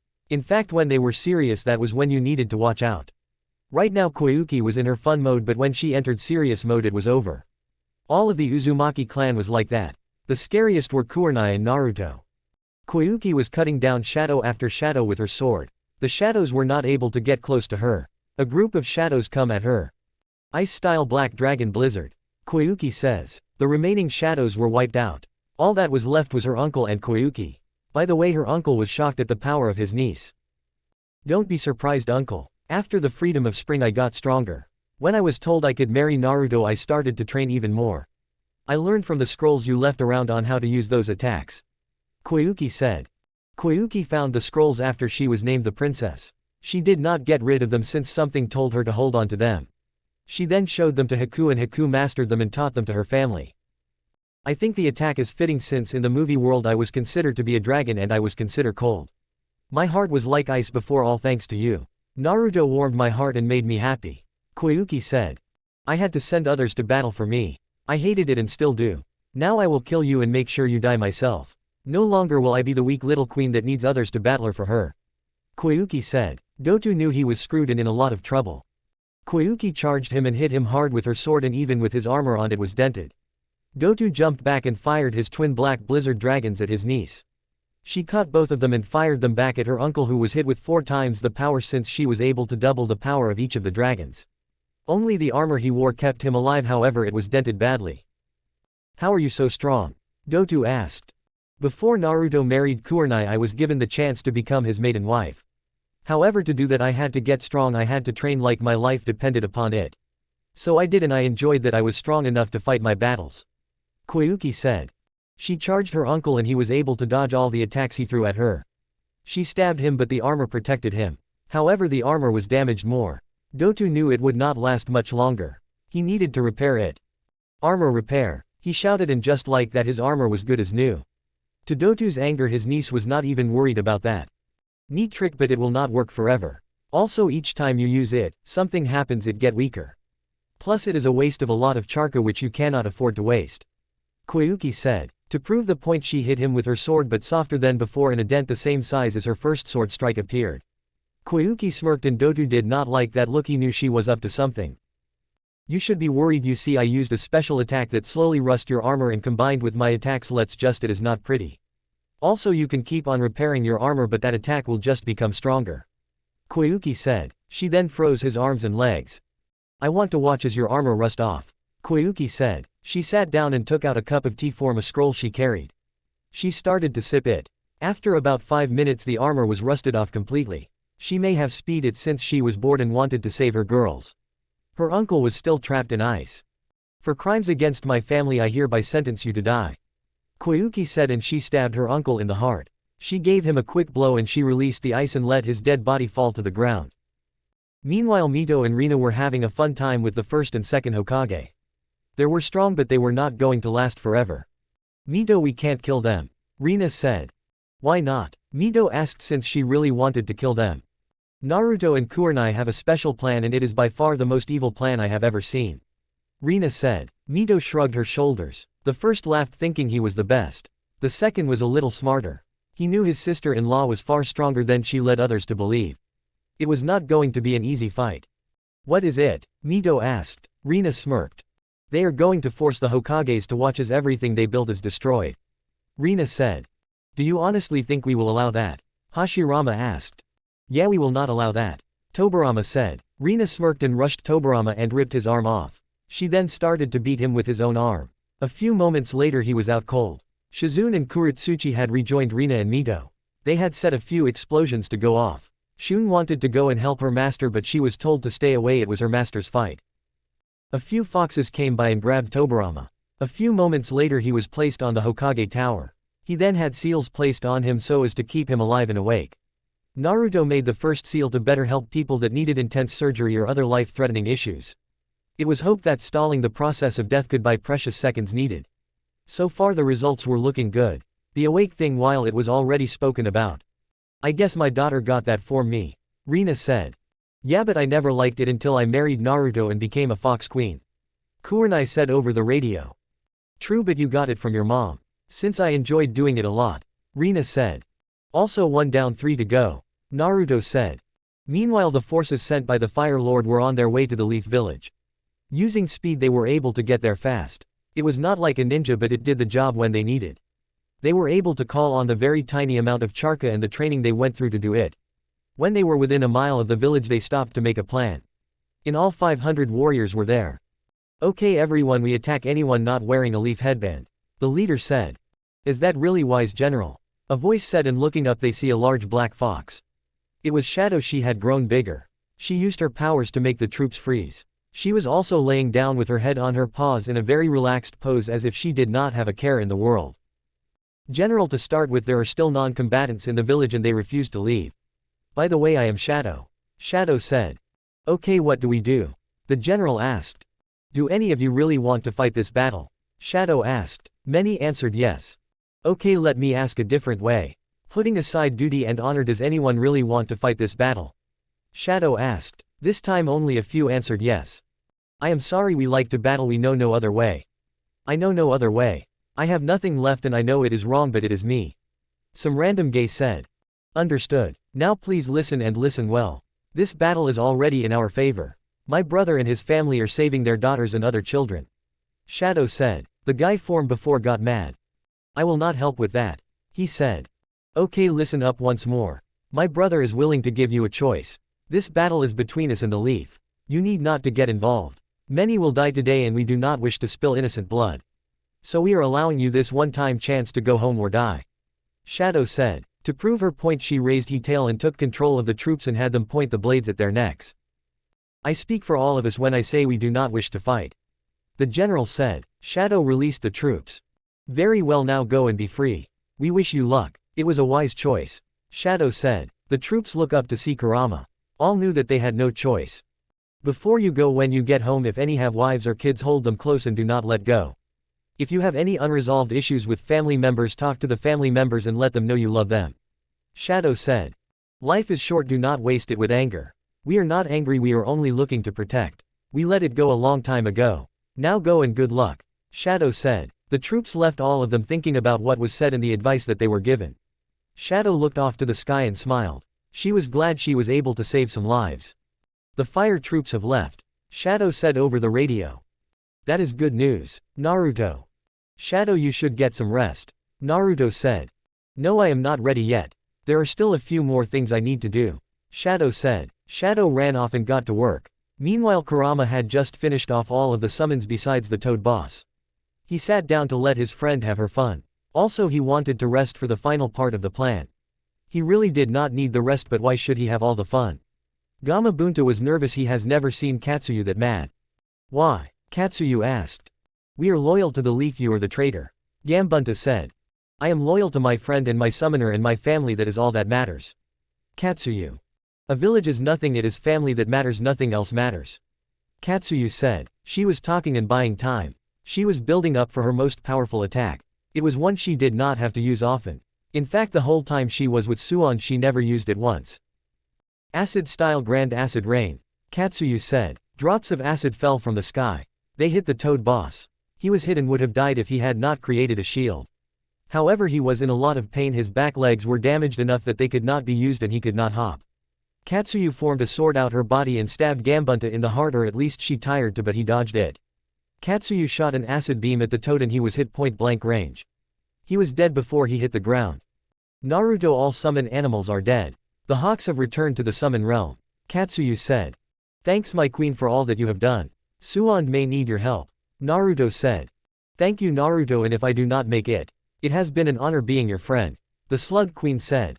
Same here. Naruto said. Chapter 43. Book Coda. Yes, it does seem that way, but that was not my intention. Quarini is powerful, but even the strongest can fall and need help once in a while. Plus keep in mind at that point her skills had rusted a little bit. Anna Lydia, thank you. That was wonderful, your review, it has made my day.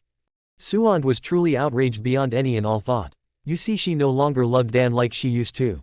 However, having to fight him like this was making her blood boil. Without her knowing it, someone else had taken his place in her heart. She loved this new person so much more than Dan. However, there were two things wrong with loving this new person. To start with, Suon was old, and despite her just you to counter the effects, she was old. The other thing was she was in love with Naruto, the boy she saw as a son. Thankfully she did not have to worry about that right now, since she was in a battle for her life and one she did not think she would live though anyway. However, if her death brought her family the time needed to save her granddaughters' lives, she would gladly die. Son, we are on a private channel, so listen to me please. Kurenai came over the radio. What is it? I am busy, Suon said as she dodged a strike that would have hurt her and badly. I know that you love Naruto the same way we do. We can de-age you so you can be with him and have the one thing you have always wanted. The choice is yours and yours alone, Kurenai said and turned off the radio. This caused Suon to curse that her secret was out and that Kurenai turned off the radio before she could yell at her. In her distracted state, she did not notice that Dan was going to kill her. The strike that Dan was trying to deliver to his ex-lover never made contact. When he attempted to stab her with the knife, it was caught by Cloud's tail. Cloud did not step in, but now it was her time to step in. I do not like that ideal, my human friend, Cloud said with a smile on her face. She grabbed the hand with the knife and threw Dan into the wall. All of this was with her tail. Suand was exhausted and confused. By the way, Cloud was in her small fox form. This only proved how powerful she was and the foxes in general. My friend, why do you think I came to you as your partner? Cloud asked with a curious expression. Naruto wanted me to have a partner, San said. Yes, but Kurama did not want me coming to you.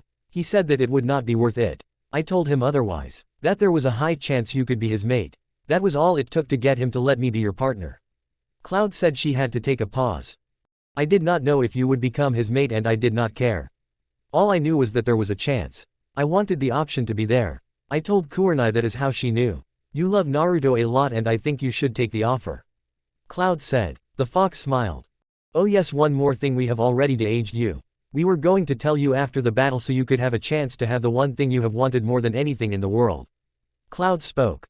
But why? And how did you convince Kami? The former fire shadow asked, stunned. By the way, Cloud had frozen Dan. He could see and hear, just not move. The conversation was enraging him to no end, as one might expect. We had convinced Kami that you had suffered and lost so much already. The chance to have happiness and love and a family of your own was something you should have, Cloud said. It took some doing, but she agreed. Cloud added. She agreed that you have suffered and you deserve some happiness. She knows she can't help all who have suffered, but she will try and make it up to people. She wants a powerful force protecting her in heaven, Cloud said. We convinced her that you would do that. Bottom line is, it is what you want and I think you should take it, Cloud said. Suand thought about it. It was what she wanted, and if Kurenai was giving the okay, then Suand would do it. Okay Cloud, I want to do it. What must I do? Suand asked. Cloud smirked and looked at Dan. You must kill him in combat to prove you're worthy, Cloud said. I was going to anyway, Suand said. Cloud gave her the "you're kidding me" look. You were going to destroy the hospital with you and him in it. Kill him and live. You must do both, Cloud said. Are you ready? Do you want to fight or just kill? Cloud asked. I want to fight him face to face, San said. She dropped the "just you" she used to wear. She would never hide behind that mask again. She looked at the mirror and she saw what she used to look like when she was 21. So she was still older than her "just you." Now she looked like a younger woman. She nodded to Cloud to unfreeze Dan so she could kill him. Cloud did just that. Afterwards she went to lay down with her head on her paws, watching her friend and partner. She was thrilled to see San this happy again, to see the fire alive in her once more. This was the fabled will of fire and it was back. Dan was outraged by this. Fighting Suand he could handle. He could even handle her reason at first. She was protecting her family and that was something he could respect. If it was his family he would do whatever it took. However, what he could not handle was that Suand was now aiming to kill him to be with another man. That was not good for him. Many can understand this part. He charged with a knife, but Suand just dodged and punched him in the gut hard. She did not use her legendary strength, no, she held back. However, it still hurt and hurt a lot. He started to violently cough. Suand was not done, for she picked him up and threw him through the wall, destroying it in the wall on the other side of the room. This damage would have and should have killed most people. If not killed, then at the very least it would have caused them to be knocked out for quite some time, and at the very least it would have caused enough broken bones to prevent moving. However, Dan in his rage did not get the memo and he jumped up and charged Suand once more. Suand dodged and punched him in the left leg with her strength. This time she did not hold back at all. Dan's left leg was useless now. If he had lived he would need to spend many months, close to a year, to heal. However, Suand was not going to give him that chance. Dan should not have been able to even move, but he charged once more. This time Suand hit him in the right leg. This time the rage in Dan was not able to help him to move. At this time both his legs were destroyed. He was down and not getting back up on his 2 feet anytime soon. He was still able to use his hands and sign an attack. He launches a wind dragon at Suand, who was able to dodge it. Suand charges him and hits him with an attack. Dan was confused, for the attack was not painful. It should have hurt and hurt a lot.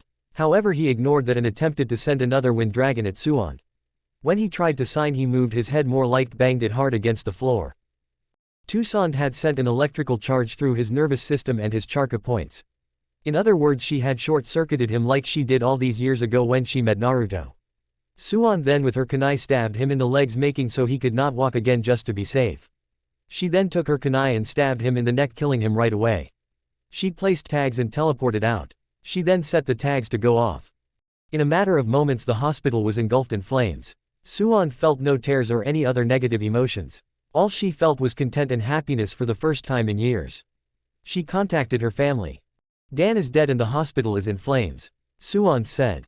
Are you okay? Naruto asked. Yes, I have never felt better. Suan said with a huge smile on her face. Meanwhile Tenten and Sai were getting ready to destroy the academy. Guy and Kakashi were relaxed but Tenten and Sai were not. After they got to the wolf village they went through more training. In it one thing they learned was to be on guard at all times. Tenten sets the tags. They run to the exit of the building and are stopped by shadows and some members of Hinata's clan. After quickly killing them Tenten sets the tags and in matter of seconds the academy was in flames. Sai the whole time was drawing it. Academy is in flames, Sai said. It is even more amazing than I thought it would be. Tenten said with awe. Okay guys, I need you to do a house by house search. Naruto said. The others nodded and moved out. Time for one of the 3 fights you have been waiting for. Kushina versus the Toads. Kushina was in her glory. She was about to end her ex-husband and his pervert of a teacher. Midnight came up and dropped a sword by her feet. It was her sword. Naruto says you should use your sword. Jiraiya once told him that you and your sword scared him the most. Midnight said. She flashed her eyes and Jiraiya and Minato's arms were healed. It is a fair fight this way. Midnight said. I don't want a fair fight. Kushina said. True, but it is more fun, at least this way they will give you a challenge.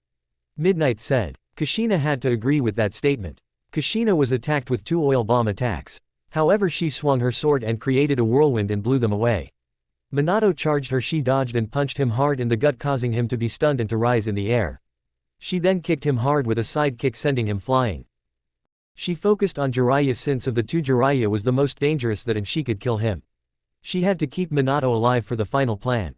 Jiraiya barely had time to dodge the sword strike. Minato using the flying thunder god attempted to stab his ex-wife. However, Kushina was ready for that. Actually, Naruto was the one ready. Kushina dodged the attack and placed a seal unseen on Minato. She also kicked him hard for good measure in the stomach and into a nearby tree. The blows were powerful enough to have knocked him out for the time being. It was only a quick knockout. He would get back up soon in about 5 or so minutes. However, it would be enough time for Kushina to kill Jiraiya. Now Kushina, like Naruto, had the same idea when it came to killing their foes. The idea was to kill them quickly and not give them a chance to hurt you or the ones you loved. She looked at Ma and Pa Toad. Guys, I do not want to hurt you. We will let you walk away. Kushina said. Many of your clan have already been killed. If you kept going, we will kill you all. Kushina said. Why are you letting us go? Ma asked. You can't be serious. Pa asked his wife with stunned shock. She is right. We have been given a chance to live. Ma said. We can't betray Jiraiya and Minato. Pa said. We already betrayed Naruto. Ma said with sadness in her voice. Of the 3, Ma liked Naruto the best. The reason being she felt that he was the most respectful and kind to the Toads. He also made it up to the Toads when he brought them into battle. After the final battle, Naruto spent a couple of weeks help the Toads rebuild. Yes, that is why we should not betray Jiraiya and Minato. We should honor the deals we have. Pa said. Yukin, I am not, but why are you letting us go? Ma asked. Naruto says you are not worth it. The only ones he wanted dead are already dead. So he feels you are not even worth his time. Even if you fight, Minato and Jiraiya will still die. Kushina said. Okay, then I will leave. Ma said. I will leave as well. Pa said with a sigh. With a poof, both were gone, not to be seen again by the family. They died a few years later. Jiraiya was stunned and a little nervous, for he had lost Sage Mode. Kushina with great speed charged in and punched him hard with her fist. Why are you doing this? Jiraiya asked. I asked for only a few things. 1. Take care of my son. 2. Train him to handle the power of the 9-tailed fox. 3. Do not turn him into a pervert, and 4. Not to betray my trust. You failed on most of them. He was never going to be a pervert, so that was fine. He hates perverts like you. Kushina said. She stabbed him, but he dodged. She swung and he ducked. He attempted a punch. She grabbed his fist. She picked him up and threw him hard into the ground. She stabbed him in the gut and quickly pulled the sword out. She jumped back and shot Jiraiya with a fireball aimed at his manhood. It caught on fire, which caused him to jump up and tried to put it out. Kushina shoot him in the manhood with a powerful blast of water. Let's just say he would not be using his manhood anytime soon or ever. Kushina grabbed her sword and stabbed him once more. She then picked it up and slashed him in the shoulder, cutting of his arm. Jiraiya attempted to us a one-handed attack, but Kushina cut off his other arm. She then shot him with a lighting dragon, and since he still had water on him and it hurt a lot, yet he was not dead. He stood up, but he was in bad shape, very bad shape. Kushina charged him and stabbed him in the gut once more. He fell down to the ground dead. This is what Minato saw as he woke up. He saw his teacher and friend die right before his eyes, being killed by his wife. He was outraged by this, as many would be. Why did you do this? Minato asked. For what he did to my son. Kushina. Minato attempted to attack with his flying thunder god. However, when he tried to use it, he was taken out with a punch from his ex-wife. He was knocked out, and instead of staying down, he was teleported on the ground and hit hard once more. Once more he was teleported to Kushina's fist. What is going on? Minato asked, scared and confused. Naruto found a way to counter your flying thunder god. He said it was very easy to do, and he was unsure why no one else was able to crack it before. He said it took him 5 seconds to crack the code. Kushina said. I have to say I am proud of him. Kushina said with a smile. I hate to admit it, but I agree. Minato said. He is amazing and he will not be able to destroy the leaf, but I am proud of all that he has done. Minato said. Kushina started to laugh and laugh hard. He will destroy the leaf, it is going to happen and you will bear witness to it. Kushina said. Kushina charged and punched him hard in the gut. She grabbed him and kneed him in the head. She picked him up and slammed him down on the ground hard. She then punched him in the leg and his right leg was broken on contact. She was not as strong as Tsunade, but she was still very powerful. He jumped up and sent a wind dragon at her. She took out her sword and it absorbed the attack. She then sent it back at him and he was knocked out. She then broke his other leg and his arms. She placed one seal that would wake him up. He woke it. She then put another seal that prevented him from moving. She then added a seal that would prevent him from falling asleep or being knocked out. She then teleported to the Hokage tower and sealed him to it about 2 spots for the second. This is the result of your actions. You get to watch as the village is destroyed. Kushina said. Why the village is more important than anything? Miento said. No, family is more important. Kushina said. Goodbye, enjoy your time in hell. Kushina ended. Tsunade joined up with Ten and the rest of the group. They were doing a house-by-house search. The task was to let people either leave or die. If someone fought back, they would die. It was as simple as that. None liked killing people they grew up with and had sworn to protect, but that was what was going to happen. They were guilty as the rest of the village for all the bad that happened. They never spoke up against it. Sometimes not saying anything against evil was just as bad as being evil. They get to the Nara clan compound and got ready to fight. They figured it would be a deadly and long fight. Nothing prepared them for what they saw. Yoshino was there and they watched as she cut down a member of her clan and then another. They looked and on the ground were the rest of the Nara clan. Can one of you contact Kurenai for me, please? She asked. Tsunade got her on the radio and handed it over to Yoshino. What is it you want? I am busy. Kurenai asked. I want to join you. I want to be with Naruto. Yoshino said. Kurenai was stunned by this. Why? Kurenai asked. I want someone that will actually love me. I want someone that will not be lazy when it comes to sex. I want a child that is not lazy. Yoshino said. He may not love you right away. Kurenai said. I know I am willing to wait and win him over. Yoshino said. To prove my loyalty I have killed the rest of my clan. They were all lazy bastards anyway. Yoshino said. Okay, if you live through the battle and remain loyal I will allow you the chance to win over Naruto. Kurenai said. Yoshino smiled at this. Thank you, I will not let you down. Yoshino said. Chapter 44. Mito was really happy for the first time in many years. She knew in her heart that her husband was behind the destruction of her village. She always knew but could never prove it. Okay, so she knew he did not personally destroy her home. She knew he never did anything to stop it and also encouraged it. She tried the truth seals before but he always overcame them. She was curious as to how that was the case, but at this point it really did not matter to her. Now she could have her revenge against the bastard that allowed her family to be wiped out and it was going to feel really awesome. She also felt free at this point in her life. She could not kill him but being able to beat the crap out of him for a little bit was going to be fun. Plus she agreed that Naruto's plan was 1,000 times better. She agreed that hurting him in his pride was going to be better than just killing him. As they say, there are worse things than just dying and Mito felt this perfect. Hashirama launched 3 spears made of wood at Mito, who in turn dodged them and shot forth a ball of fire at her ex-husband, who dodged that. She launched her chains at him, which he was able to dodge. As he was dodging he shot forth 5 spears of wood. In turn she summoned a wall made of water and the wall stopped the spears and she shot the wall and spears back at Hashirama and he was able to dodge all but one. This one hit his left foot and sadly it did not take off his foot but it did do some damage to his foot. Mito followed up with a punch to his stomach that was not able to do as much damage as she wanted since he had created a shield of wood around his armor. However, the wood did shatter and the armor was dented.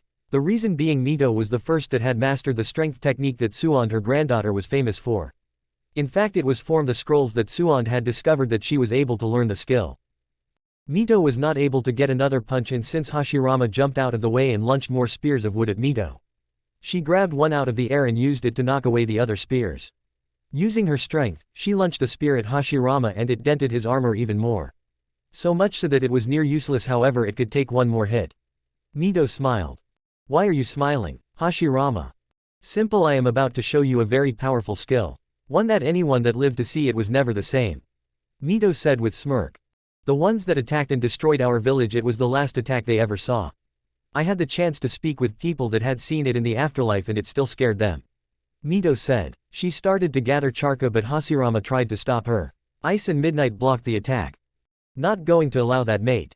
It is something you need to see and feel. Midnight said. By the way, Naruto has mastered this skill, have all of his wives. His daughters will learn it as well. All children will learn it. Ice said. This talking gave Mito the time she needed to launch the attack. Secret Whirlpool Attack. Whirlpool of Death. Mito said. Hashirama was confused until he felt a pain coming from his left leg. He was confused even more so till he saw blood coming out of his leg. The blood shot towards Mito, who let it fall to the ground. Behold, this attack allows me to drain the blood from you. It also allows me to control the blood of my foes. Mito said with a smirk. Hashirama felt the pain in his right arm and saw the blood coming out. I forgot to mention that this attack does not kill outright. The reason is that it does not go after the heart or the brain unless I want to do it. Mito said. Mito called all the blood out of his right leg and left arm. She then picked him up and had him tied to the tower with the rest of the Hokages minus the third Hokage. Everyone, my ex-husband is taken out of this fight, he is useless. Mito said with glee and joy. You sound very happy, Grandma. Tsunade said. I am the happiest I have ever been. Mito said. Thank you, Naruto. Mito added. She fell to the ground in pain. She did not see the stick that was in her leg. This was her ex-husband's last attack. It was a special branch that was covered in poison. There was nothing she could do to stop it now. Everyone, it seems I am dying. There was a poison. Mito said. I am on my way. Naruto said. No, don't. Mito screamed in her mic. I am sorry, Naruto, but this poison needs something you do not have time to get. You need to save your girls and destroy the leaf. Mito said. Please, Naruto, avenge the Uzumaki clan. Mito said, and she fell further to the ground. Her head was on the ground. All her strength was nearly gone. Naruto, and everyone else, you have all done the Uzumaki clan proud. Mito said. Have a wonderful life, all of you. Make her clan feared once more. Mito said. With that, Mito Uzumaki, one of the strongest members of the Uzumaki clan, died. Midnight and Ice ran over and picked up her body and carried it away. Naruto and family would bury her properly after the leaf was destroyed. Kurenai had stopped fighting at this moment. The monkeys were no fun to her, also Ice had frozen them for her, all except the head. The third was smirking at the news that Mito was dead. I am not sure why you are smiling, old monkey. She was not the strongest female in the clan. Also, only one Hokage remains, and that is you, old monkey, and you are not that strong. Kurenai said. Ice appeared again next to her human friend. She flashed her eyes and the arms of the two monkeys were healed. Both were confused by this action. Well, old monkey and monkey who was weak in bed, it is time to end this. Kurenai said. Ice unfroze them. What do you mean, end this? Asuma asked. We have you on the ropes. He added, and he never finished, for with speed he could not track, he was knocked out. The third was worried for the first time. Don't worry, old monkey, you will not die yet. Kurenai said. What are you planning? The third asked. My husband, it is his greatest prank. You and the other cages will watch as Kurama and our clan wipe out the Leaf Village. Only then will we allow you to die. It will be the last thing you ever see. Kurenai said. She took a pause. However, first I will let you watch as I rip apart your son for raping me. Kurenai said. Why, everything worked out. Hiruzen said. Did it? I almost did not marry Naruto. I came close to breaking it off. I was too scared. Kurenai said. About a week after he asked me to marry him, I started to think that he would want to make love to me. Kurenai said. I got really scared that if I said no he would force himself on me. Kurenai said near tears. I knew he would never hurt me like your son did, but I was still scared. Kurenai said. He offered to leave my life if it would make me feel better, once I told him that. It was the hardest thing I have ever told him, by the way. Kurenai said. Your son nearly cost me my family. It was those words that made me see that he would never pressure me or force me to do something I did not want to do. Kurenai said. She charged and delivered a haymaker right into the gut of the third. He was knocked out and teleported away. He had the seals placed on him. Everyone, all the cages are out of the picture. Kurenai said. Are you okay, my princess? Naruto asked. This caused Kurenai to smile with the amount of love she was feeling. Yes, I am. I just need to kill the junior monkey. Kurenai said. Okay, make it hurt a lot. Naruto said. That was my plan. We think alike. Kurenai said. She dodged an attack from Asuma and hit him with her tails. You know it is not nice to interrupt my conversation. Kurenai said. Sorry love, but this guy is being rude. I need to teach him some manners. Kurenai said. You can't teach manners to a dumb creature. Naruto said. This caused all of his wives to laugh. Foolish monkey, you can't sneak up on a fox. Kurenai said, she said with an evil smirk. It is time to end this little fight. I grow bored of fighting you. My revenge was supposed to be better than this. It is way too boring. Kurenai said. I can beat you. Asuma said. I did it once. Asuma added with a smirk. Yes you did, but I was weakened and my guard was down and I trusted you. Kurenai said and charged and stabbed Asuma with a sword in the left arm. Now I am not weak and my guard is not down and I do not trust you. Kurenai said and stabbed him in the other arm. I am toying with you. I enjoy making my foes suffer. Naruto rather end it quickly. Kurenai said. Why did you end my father so quickly? Asuma asked. He is still alive, he will suffer the worst. He is watching as the woman that had his former grandchild kills his son. Kurenai said. What do you mean former grandchild? Asuma asked. Now he did not really care. He was trying to distract Kurenai. Kurenai knew this of course, but Naruto, you know, felt he was worthless all his life. Your father did not anything to correct that. Kurenai said. Yeah I know and I feel bad about that, but you did nothing to help either. Asuma said. I know no one really did, but I was able to save him and bring him back. I love him and he loves me. Kurenai said. He once told me that the past does not matter. All that matters is the future with my family and loved ones. Kurenai said with a smile. For my family, I will end you. It will be a lot of fun. Also we perform a ritual that took your DNA out of my daughter. She charged and cut off his left arm. It fell to the ground. She picked it and hit him with his arm. This was her favorite way to kill her foes. She started to beat Asuma with it. Asuma, despite being a former guardian and despite being an elite ninja, was not able to stop this attack. Kurenai picked him up and threw him hard. After she threw him, counted to 3 and charged at him. She then grabbed him and threw him once more. She counted to 3 and then charged after him. She grabbed him once more and threw him once more. After counting to 5 this time she charged and instead of grabbing him she ripped off his left leg. She smirked at this. She was enjoying watching the junior monkey suffer. She loved to torture and make her foes suffer. Okay, not all of them, only the ones that really annoyed her. Normally she would have killed Asuma by now. She usually only ripped off her foes' limbs and then killed them. Her husband killed quickly. Asuma on the other hand had earned her wrath and had earned a special punishment. She was almost done, but she was not going to kill him. No, she had an evil plan for him. She sees that Asuma is trying to escape. She smiles. You know, weak in bed monkey, you can't get away. Kurenai said. She runs, grabs him by the remaining leg and tosses him in the air. Kurenai jumps up and grabs him by the leg and throws him to the ground. She lands on the ground, grabs him and throws him up once more. She does this 2 more times until she lets him rest on the ground. After ripping off his other leg, she walks over and grabs his other arm and starts to slowly rip his only remaining limb off. It is not quick. It took her 5 minutes to fully rip the limb off. At last he was useless. Kurenai starts to sign and hits Asuma with something she had been saving just for him. Asuma knows he is done, but all he can do is nothing. He is hit with some attack. Everything turns to black. He is able to slowly get his vision back. Once he does, he sees that all of his limbs are intact. He stands up only to see a blur and sees that his left leg and right arm are ripped off, causing him to fall to the ground. He looks up and sees Kurenai, who is smirking. He feels pain and sees that the limbs that were once lost are now back. He stands up and sees another blur, and this time his right leg and left arm are ripped off. Once more he sees Kurenai and once more the pain comes and his limbs are back. This time the pain is worse. Do you like it, monkey? Kurenai asked. No, stop this now, Asuma demanded. Sorry, but this is an attack I was saving just for you. You see, you will keep on losing your limbs and they will keep on regrowing. Kurenai said. How long? Asuma asked. Until the final attack on the village. You will be released from this attack when that happens, only to be destroyed in the attack. Kurenai said.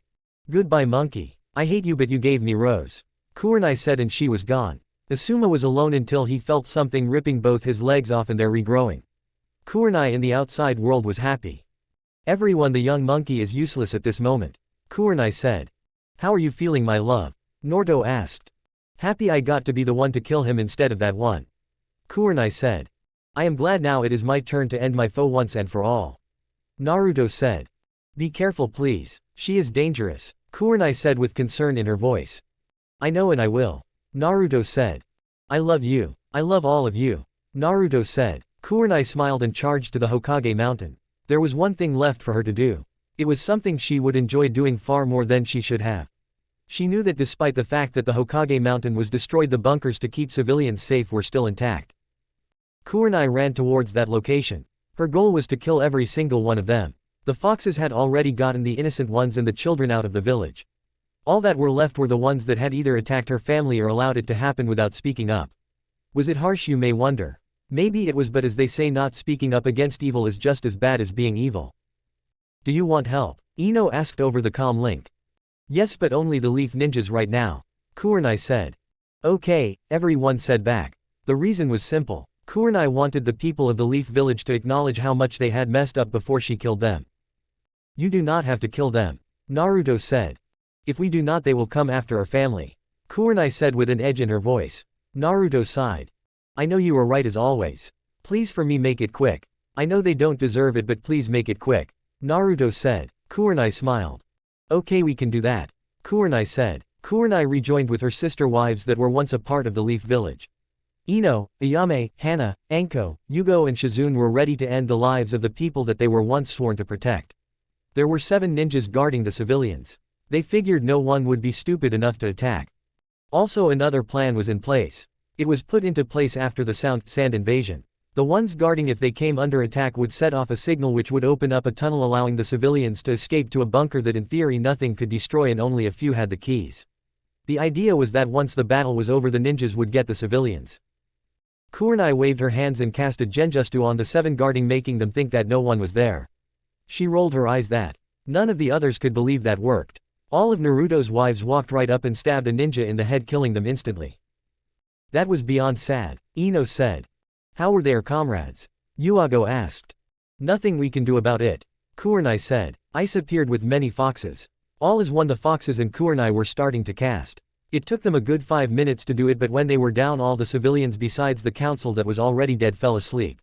Why the council was not hiding like the others no one knew, to be honest.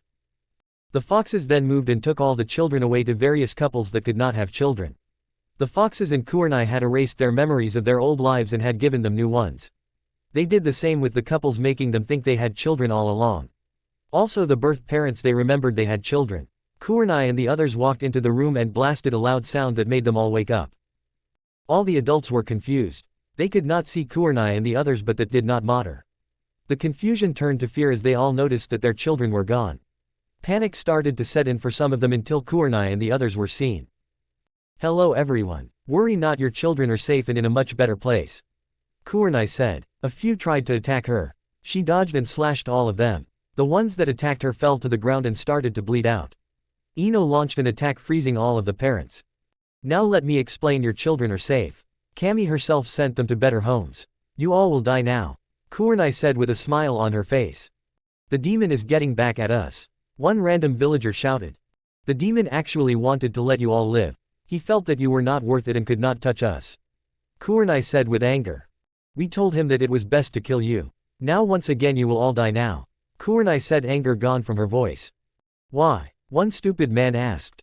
Why? She answered with a question of her own, also with a voice full of anger once more. For what you have done to my family. None of you stood up ever and said this is not right. None of you helped us. All of you cheered when we're left, Kurenai said. Hinata, after she told the council that she kidnapped children, told the village. All were happy. When her daughters were kidnapped you cheered, Kurenai said. She looked at Shizune and the medic nodded. She launched into the air a ball that expanded. The wives of Naruto cast a just you, protecting them from what was about to happen. A ball appeared in the middle of the air. It started as something small, but it grew and grew larger until it was the size of a small boulder. Shizune then launched a needle at the ball and it exploded into a mist. The mist fell on the civilians and slipped into their noses and the effect was quick. Their bodies all shut down and in a matter of seconds thousands of people were all dead. The others all launched fireballs and the bodies were destroyed. Chapter 45. Back in the wolf village/land of spring, the army sent to destroy the place was having second thoughts. They had gotten within striking distance, yet the ones left behind to guard had not made any move at all. It was making them all start to feel uneasy, to be honest. Well, the humans anyway. The humans were getting worried. They could feel the power form, the 8 standing by doing nothing, looking bored. The shadows could not feel at all. The 8 figures the humans saw was just watching the enemy army. Just watching, as if they did not have a single care in the world. As if the 8 had no worry about an army 10, 20, 30, 40, even 100 times larger than their own. However, the humans had orders, so they had to attack. A small cat walked up to the humans. It was a small white cat with streaks of gray on her. She was fast, one of the fastest in the cat clan, by the way. Her name was Sky. Name of my old cat. One day she ran away and she never came back. We saw her but she refused to come back. Hello my human friends. You have 2 options. 1, fight and die. 2, leave and do not die. Sky said. The shadows will not leave and they will be destroyed. If you should choose to attack here, it will only end with all of you dead. Sky said. Just to make it clear, since most humans are stupid. If you fight you will die. Sky said. We outnumber you. Some human with black hair said. They are the one though 8-tailed demons. Each can summon a massive army. Sky said. Yes, you have a large number of shadows but it means nothing in the end. Now I will give you one more chance. Leave now or die. Sky said. Sky, to prove her point, disappeared and with quick speed she had slain 15 shadows in a matter of 5 seconds. Now do you understand? Sky said. By the way, I am the weakest. Sky said. The humans still did not seem to get it. Sky sighed. Let it not be said I did not try many times. Sky said, and she disappeared. To many of the humans it was the last words that they ever heard spoken. Sky ran back to her mistress. So I am guessing they wish to die. Nibby said. Yes my lady. Sky said. I did try and make them see reason. It seems that most humans do not have the power to see reason. Sky said. Nibby nodded her head. You did well. The former cat queen said. Sky nodded sadly, she had tried so hard. As one, the 8 demons summoned 500 warriors, all expect Nibby who only summoned 499 warriors, seeing that she already had Sky out and ready for combat. Shukaku summoned raccoons. The raccoons were great at digging and finding things underground. Like the foxes, they were great pranksters. They were slower and did not have as much power as the foxes, but they were not to be underestimated. Nibby summoned her cats. The cats were fast, could blind in with the human cat. They could strike fast and hard. At the head of the cat army was none other than Tora, the bane of all young ninjas from the Leaf Village. Mom, may I please go and see the destruction of the leaf? Tora asked. Yes, you read that right. Tora was indeed the daughter of the 2-tailed cat demoness and a demon herself. It just means that the Leaf Village was right for once. Yes, but answer me, why did you spend so much time there? Nibby asked. They were fun to mess with. Tora said. When Naruto was there I liked to help him since he was always so kind to the animals of the world. Now I want that village to burn and I want to see it burn. Tora said with an evil glint in her eyes. Nibby nodded her head and Tora teleported away. Sanbi had summoned an army of turtles. Now I know what many are saying, turtles are not strong. The ones that have been killed by demon turtles will beg to differ. The turtles were not fast, that was true, but what they lacked in speed they made up for in strength and defense. Also when it came to water and the control they had over it, few could equal them. Gobi had summoned an army of apes. They had power, pure power, they could control steam, and that combined with their strength made them very dangerous to be around. They were not fast, but the power they had made up for it. Rokubi summoned some gastropods. They had no speed, in fact they were slower than the turtles, but they power over bubbles were not something to mess with. The bubbles could explode. Shichibi summoned rhino beagles. They were small, fast and could strike quickly. So quick that by the time that it has registered that you were hit they would have moved on and hit you someplace else. Also the wind was their best friend. Lastly Hachibi summoned bulls, and that is really all that needs to be said. They had power over lighting and water and knew how to combine them to deadly effect. In short, the combined army that was sent to destroy the land of spring was in trouble. The demon army was smaller. This was a fact that no one denied. It is a fact that no one could deny. Be that as it may, the demon army was stronger. The demon army was ordered to attack the shadows. The humans were frozen in place, helpless. The 8 demon lords summoned puppets. Each demon lord summoned 10 puppets. Each puppet stood at 5 feet 7 inches tall. Each puppet bore marks on their faces of the demon that summoned them to battle. Each puppet was made of strong, powerful wood that could not be destroyed easily. Each puppet carried a sword that was able to summon the elements the demon lord that summoned them could use. The other thing was that the puppets looked weak. They looked like one hit would destroy them. The humans were frozen but they could still laugh. This was proven to the demon lords when they did just that. They laughed hard for to them the puppets looked weak. However, as the shadows and the humans were about to learn that was not the case at all. The puppets summoned the elements of their demon lords to their swords and started to attack. One more thing, these puppets did not need to be controlled by strings, only the thoughts of the demons that summoned them. Many are saying that 8 of the most powerful beings in the world are using puppets. Puppets which are considered not that strong. The truth is puppets when used the right way can do amazing things. That is why sand has a puppet core, for crying out loud. That is why the other nations feared sand was the use of puppets. Also a member of the Akatsuki was a puppet master. They looked weak but they were deadly. The frozen humans watched in horror as the 80 puppets tore apart the shadows. In a matter of minutes all the shadows were destroyed. Now humans, do you still wish to fight? Nibi asked. The humans, despite being scared and having just seen the power that the demon lords and ladies have, still wanted to fight. All the demons sighed and wondered why humans were so stupid. The demons unfroze the humans. At least this way it would be a fair fight, not much of one, but never let be said that the demon lords did not give their foes a chance. The humans charged as if some force had grabbed them and forced them to do a charge. It was, by the way, some force, since it was Cammy herself. She tried her best to save the lives of the humans, but they had made their choice. She could not control humans, she could only guide them. It was in many ways like a video game. She could if she wanted to control humans, but to do that, she had to pay a huge cost. An example, she used that power to control Hinata and have her tell off Naruto. The cost was low but it was still bad. Hinata was gone at that point. Her kindness and goodness was taken away due to Cammy. Naruto also could have turned evil, it was a small chance, so Cammy allowed it. Using her powers to save these humans would have led to devastating war, so she let them die. It only took a few minutes for the humans to die. The demons were a little bit sad. They all on some level were confused as to why this had to be. The demons did not mind killing, but it all seemed so pointless. They sent an agent to Naruto to inform him of the news. It is time. Naruto and one other versus Hinata.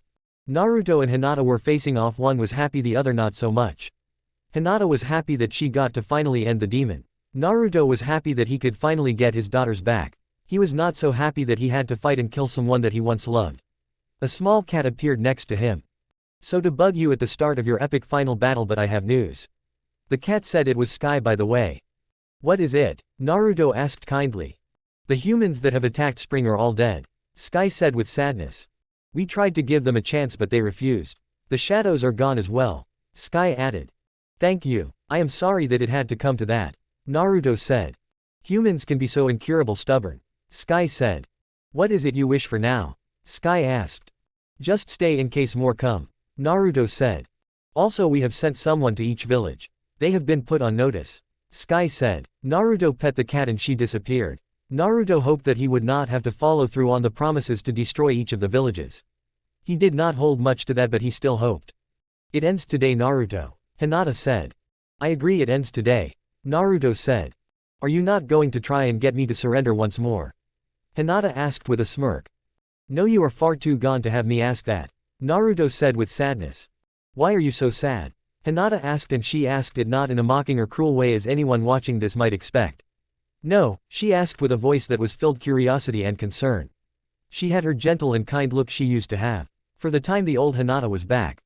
You were my friend and someone I loved. Killing you will be hard, but I must save my daughters. My family is the only important thing in my life. Naruto said. Hinata nodded at this. I understand, Naruto. I am sorry that it had to come to this. A part of me does still love you, but the hate in me has destroyed that. Hinata said. She was still her old self. Cammy was allowing the old Hinata to come back and say goodbye. Cammy knew Naruto would have a hard time killing Hinata, she was giving the push needed.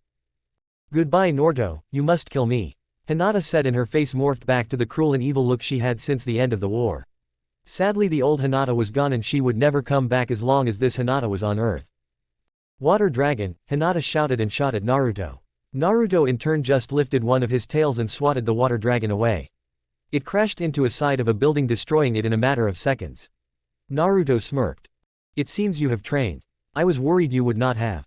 Naruto said. I knew you have trained, so I figured I had to do it myself. Hinata said. Naruto quickly ran through seals and shot a water dragon at Hinata. This one was more powerful than the one that Hinata sent at Naruto. She dodged it and it shot a hole through 5 buildings before it stopped. The buildings all collapsed due to this. You have gotten stronger, Hinata said. She started to focus and summon her power. Demon Gate 1 Gate of Opening open, she shouted. Naruto tried to run to stop her but she jumped back. Demon Gate 2, Rest Gate open, Hinata shouted. Demon Gate 3, Life Gate open, Hinata said and took a pause. Demon Gate 4 Wound Gate open, Hinata shouted once more. Demon Gate 5 Limit Gate open, the heiress shouted once more. Demon Gate 6 View Gate open, she shouted. Demon Gate 7 Wonder Gate open, Hinata shouted. Demon Gate 8 Death Gate open, Hinata shouted for the last time. Naruto was worried he had seen the power that the gates could give to someone. The power and chakra rolling off Hinata was stunning. You could feel it in the air. It made Might Guy and Rock Lee look like weak little kittens. It was far more powerful than anything Might Guy had been able to do even in the final battle. Also a number 8 appeared on her head. I am guessing you have removed the weakness, Naruto asked. I have, it cost 30 souls but I think it was worth it. All 30 were homeless and useless so they were not missed by anyone, Hinata said. Also it makes me even stronger, Hinata added with a smirk. Naruto was worried but he knew he could do it. He had up to 5 tails master fully. After that there was a risk of losing control but he might have to take that risk. He hoped he did not have to but he must be ready. Tail 1, Tail of Earth unlock, Naruto calmly said. It was equal to opening 2 of the 8 gates. Tail 2, Tail of Water unlock, Naruto said softly. It was like opening 4 of the 8 gates. Tail 3, Tail of Lighting unlock, Naruto said softly. This was like opening 6 of the 8 gates. Tail 4, Tail of Wind unlock, Naruto said in an inside voice. This was like opening all of the gates. Tail 5, Tail of Fire unlock, Naruto said in a near whisper. Each of Naruto's 5 tails was now glowing a soft color of white. As each tail was unlocked the tail turned from the red to white. Hinata raised her hands into a seal that Naruto was very familiar with. Shadow Clone, Hinata shouted and 5 more Hinatas appeared ready for battle. As the 5 clones started to go through hand seals, Naruto ran at them with sword drawn ready to end this attack since he was not sure what it was going to be but he figured it could not be good.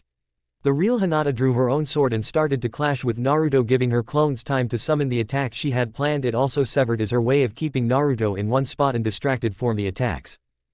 Naruto however was not going to have that. Without using a seal he summoned 5 shadow clones and sent them to attack Hinata's shadow clones. The real Hinata jumped back and turned towards the shadow clones attacking her shadow clones and swung her sword. Crescent Sun Strike, she shouted. A wave of fire energy shot out of her sword in the shape of a crescent. It hit all 5 of the Naruto clones and destroyed them and then the fire dissipated. Naruto had to admit it was impressive. Not bad my former friend, Naruto said with a smile. Hinata smiled too. Both young adults were enjoying this fight more than they should. Both were trained since they could walk to be warriors. No matter what else they were at their best when on the field of battle. Some like Naruto and his wives were able to find other things to help them relax and be more human off the battlefield. Naruto had his family and his family felt the same. It was at this that Naruto heard these sounds. Lighting, fire, wind, water, earth-style dragon. Combined together form 5-head elemental dragon attack. All 5 clones shouted and once the dragon was formed it launched itself at Naruto. The clones dissipated combining their remaining chakra into the dragon. It was a 5-head dragon made with the 5 main elements. It was powerful and deadly and was coming right at Naruto who could not move. Hinata had placed a seal on him that he was not able to remove at this time since he could not reach it. He needed someone else to remove it. Naruto faced off against the powerful dragon coming at him and raised his sword and summoning his chakra he slashed the dragon in half. An explosion occurred on contact and since Naruto was frozen in place he was hit full on. At least he would have been if it were not for a dome of earth that formed around him. Now he took a part of the blast and his cloths were burned and would need to be replaced but he was alive. He felt a soft hand on his back where the seal was and he felt it being removed. Looking up he sees the kind and loving red eyes of his first wife. Kurenai had wanted to see the end of her student and the one that was at times like a little sister to her.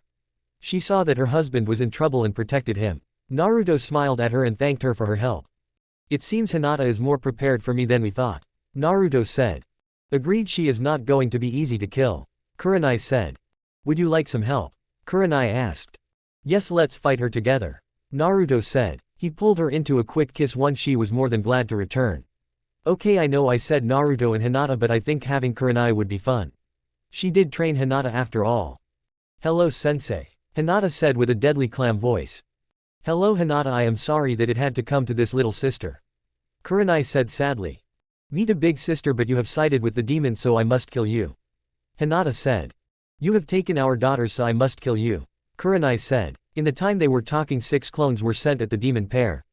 They thought they were being sneaky, but Naruto and Kurenai smelt them coming. Naruto was no longer playing around. He created 15 clones and nodded to Kurenai, and she jumped back and started to unlock her tails. She had 3 tails, the most of the wives, since she was the most powerful female. She would gain all 9 tails at the same time as Naruto. Like Naruto, she had mastered all of the tails that she had. Also like Naruto, if she used more tails then she risked losing control. Like Naruto, she could unlock them and give herself more power. This is what she was doing. Tail 1, Tail of Earth unlock. Kurenai said softly. Tail 2, Tail of Water unlock. Kurenai said in a softer voice. Tail 3, Tail of Lighting unlock. Kurenai said still even softer. Like with Naruto, all the tails started to turn white, form the red that they were. She now had equal to 6 of the gates at her command. Hinata was a little worried about this but did not let it show. Kurenai and Naruto nodded at each other. Both drew their swords. Kurenai summoned water to her sword and Naruto summoned lighting to his. Hinata could not see this. The two had cast a genjutsu that made it seem as if nothing was happening. Also, even if the blades made contact, neither of the elements would be felt unless Naruto or Kurenai wanted it. A simple trick it was, but as Kurenai told Naruto when she was teaching him genjutsu, sometimes the simplest of tricks are the most dangerous since no one would see it coming. People often overlook the simplest of things. Both demons charge at Hinata with their swords drawn. When they get close to her, Kurenai jumps up into the air and vanished. Hinata did not have the time to worry, for Naruto was right in her face. She blocked the sword strike from him and jumped over the leg swap but was not able to avoid the punch to her stomach. Having punched her, Naruto grabbed her and threw her into the air. Water style. Water tower strike. Naruto shouted. A giant tower made of water was summoned from his sword and it crashed into Hinata, who was unable to block it, being in midair. The pain was intense but she was not hurt too badly. The gates helped reduce the damage to her. Lighting style. Lighting tower strike. Hinata heard a female voice shout. Again she was hit dead on, and being that she was covered in water the damage was doubled. Even with the gates she was not able to avoid the full brunt of the attack. She crashed into the ground. The number on her head changed from 8 to 7. Naruto, while Hinata was recovering, described what had happened over the radio to everyone. He had hoped someone would have a clue as to what had happened and what the number was all about. It was Kurama that had the answer. It is the special version of the gates, as you know. It gives her more power. Each number means how many gates she has opened. The soon-to-be former 9-tailed fox said. Each time she takes what would be a killing blow, the gate that was once open now shuts down. One gate doesn't, it is the highest one still open at the time. In this case it was 8, so it closed. Next killing blow will be gate 7. Kurama said. I am guessing there is more. Naruto said. You are correct. There is good and bad news. The good news is that when a demon gate shuts, as is the case with Hinata, it is shut for 1 year. It can't be reopened until that time. Kurama said. The bad news is that it takes stronger attacks to land a killing blow each time, and you must land 8 before you can kill her once and for all. For a total of 9 killing blows. Kurama said.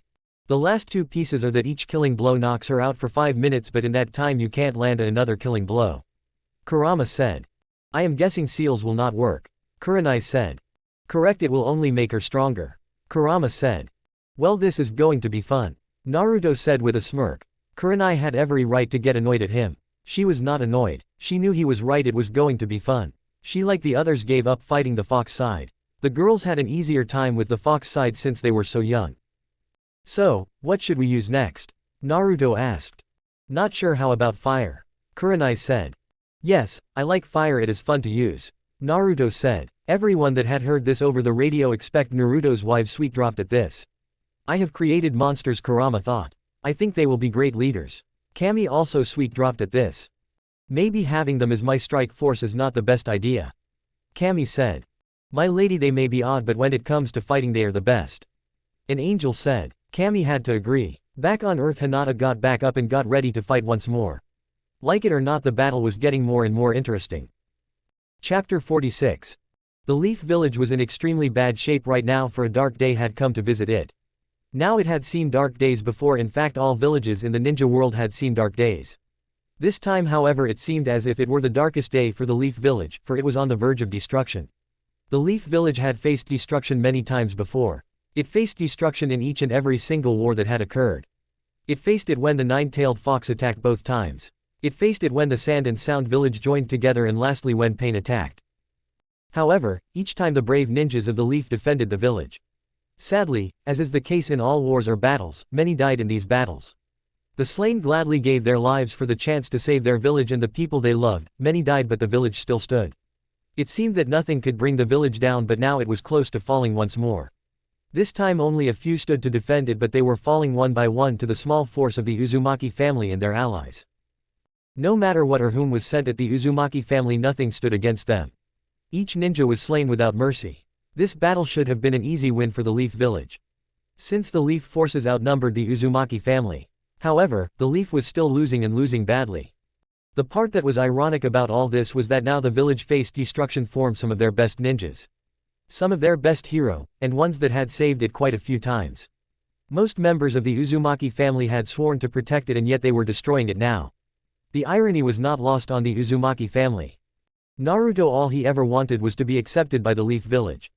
He badly wanted the respect from the people. All he got instead was hatred, dirty looks, death threats, and actual physical punishments for offenses, real, imagined, large and small. He got beaten so many times when he was younger that he lost track. He was nearly killed more times than he could count, and that was before he put on the headband, and yet despite that he still fought for the village. He gave them a warning to leave him be when he left. He was more than happy to leave the village alone. They attacked his family, so now he would destroy them. Now, to be honest, it looked like it was a setup, and in a way, it was. You see, his daughters convinced Naruto to let them act as bait. It was a test to see if Hinata and the Leaf village would act. If they did not act, then everything would be okay. If they did act, then the family would attack and destroy, and as all readers know, that is what happened. Despite all of them wanting the Leaf to leave them alone forever, none of them wanted to destroy it. Both Naruto and Kurenai got ready and charged fire to their swords. Hinata was up and she was mad. Of course, she had reason to be mad, seeing as she was not doing well at all and her foes were stronger than she thought. She knew they would be strong, just not this strong. However, much she hated Naruto, she knew it was foolish to underestimate him. Seeing as many have done the same thing and all were either dead or his family and friends. She also knew it was foolish to underestimate her old teacher. She had watched as her old teacher started to get stronger over the years as she dated Naruto.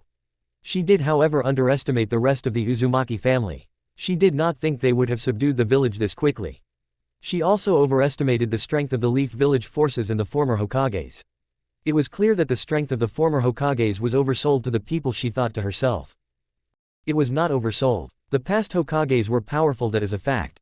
Naruto said. Then how were they beaten so easily? Hinata asked, annoyed that her former crush was able to read her that well. Well, with the fourth, my mother was always more powerful than him, and that was without the fox. In the spars they had, my mom never once went all out, whereas the fourth did, and he still lost every single time. Naruto said with a shrug. Then why was she not named Hokage? Hinata asked. She did not want to be the Hokage. Naruto said.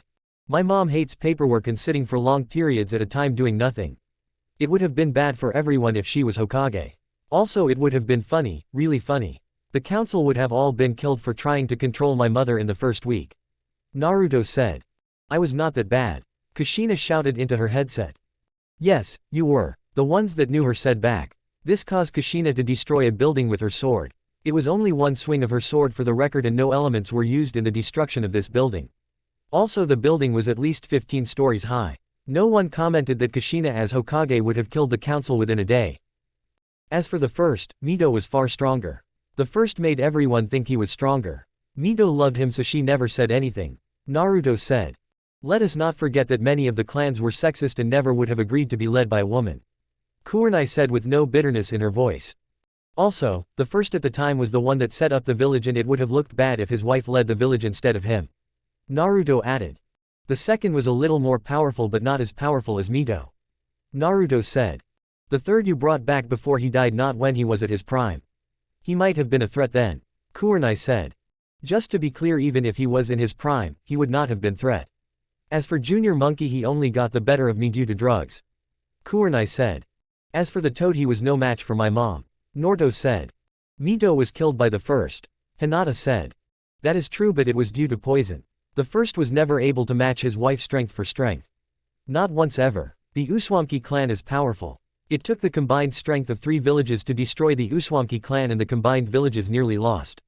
Naruto said. Koyuki's uncle, not even sure why you called him. As for the demon of the hidden mist, he was my friend. I am not sure why you called Dan back, that was a massive mistake.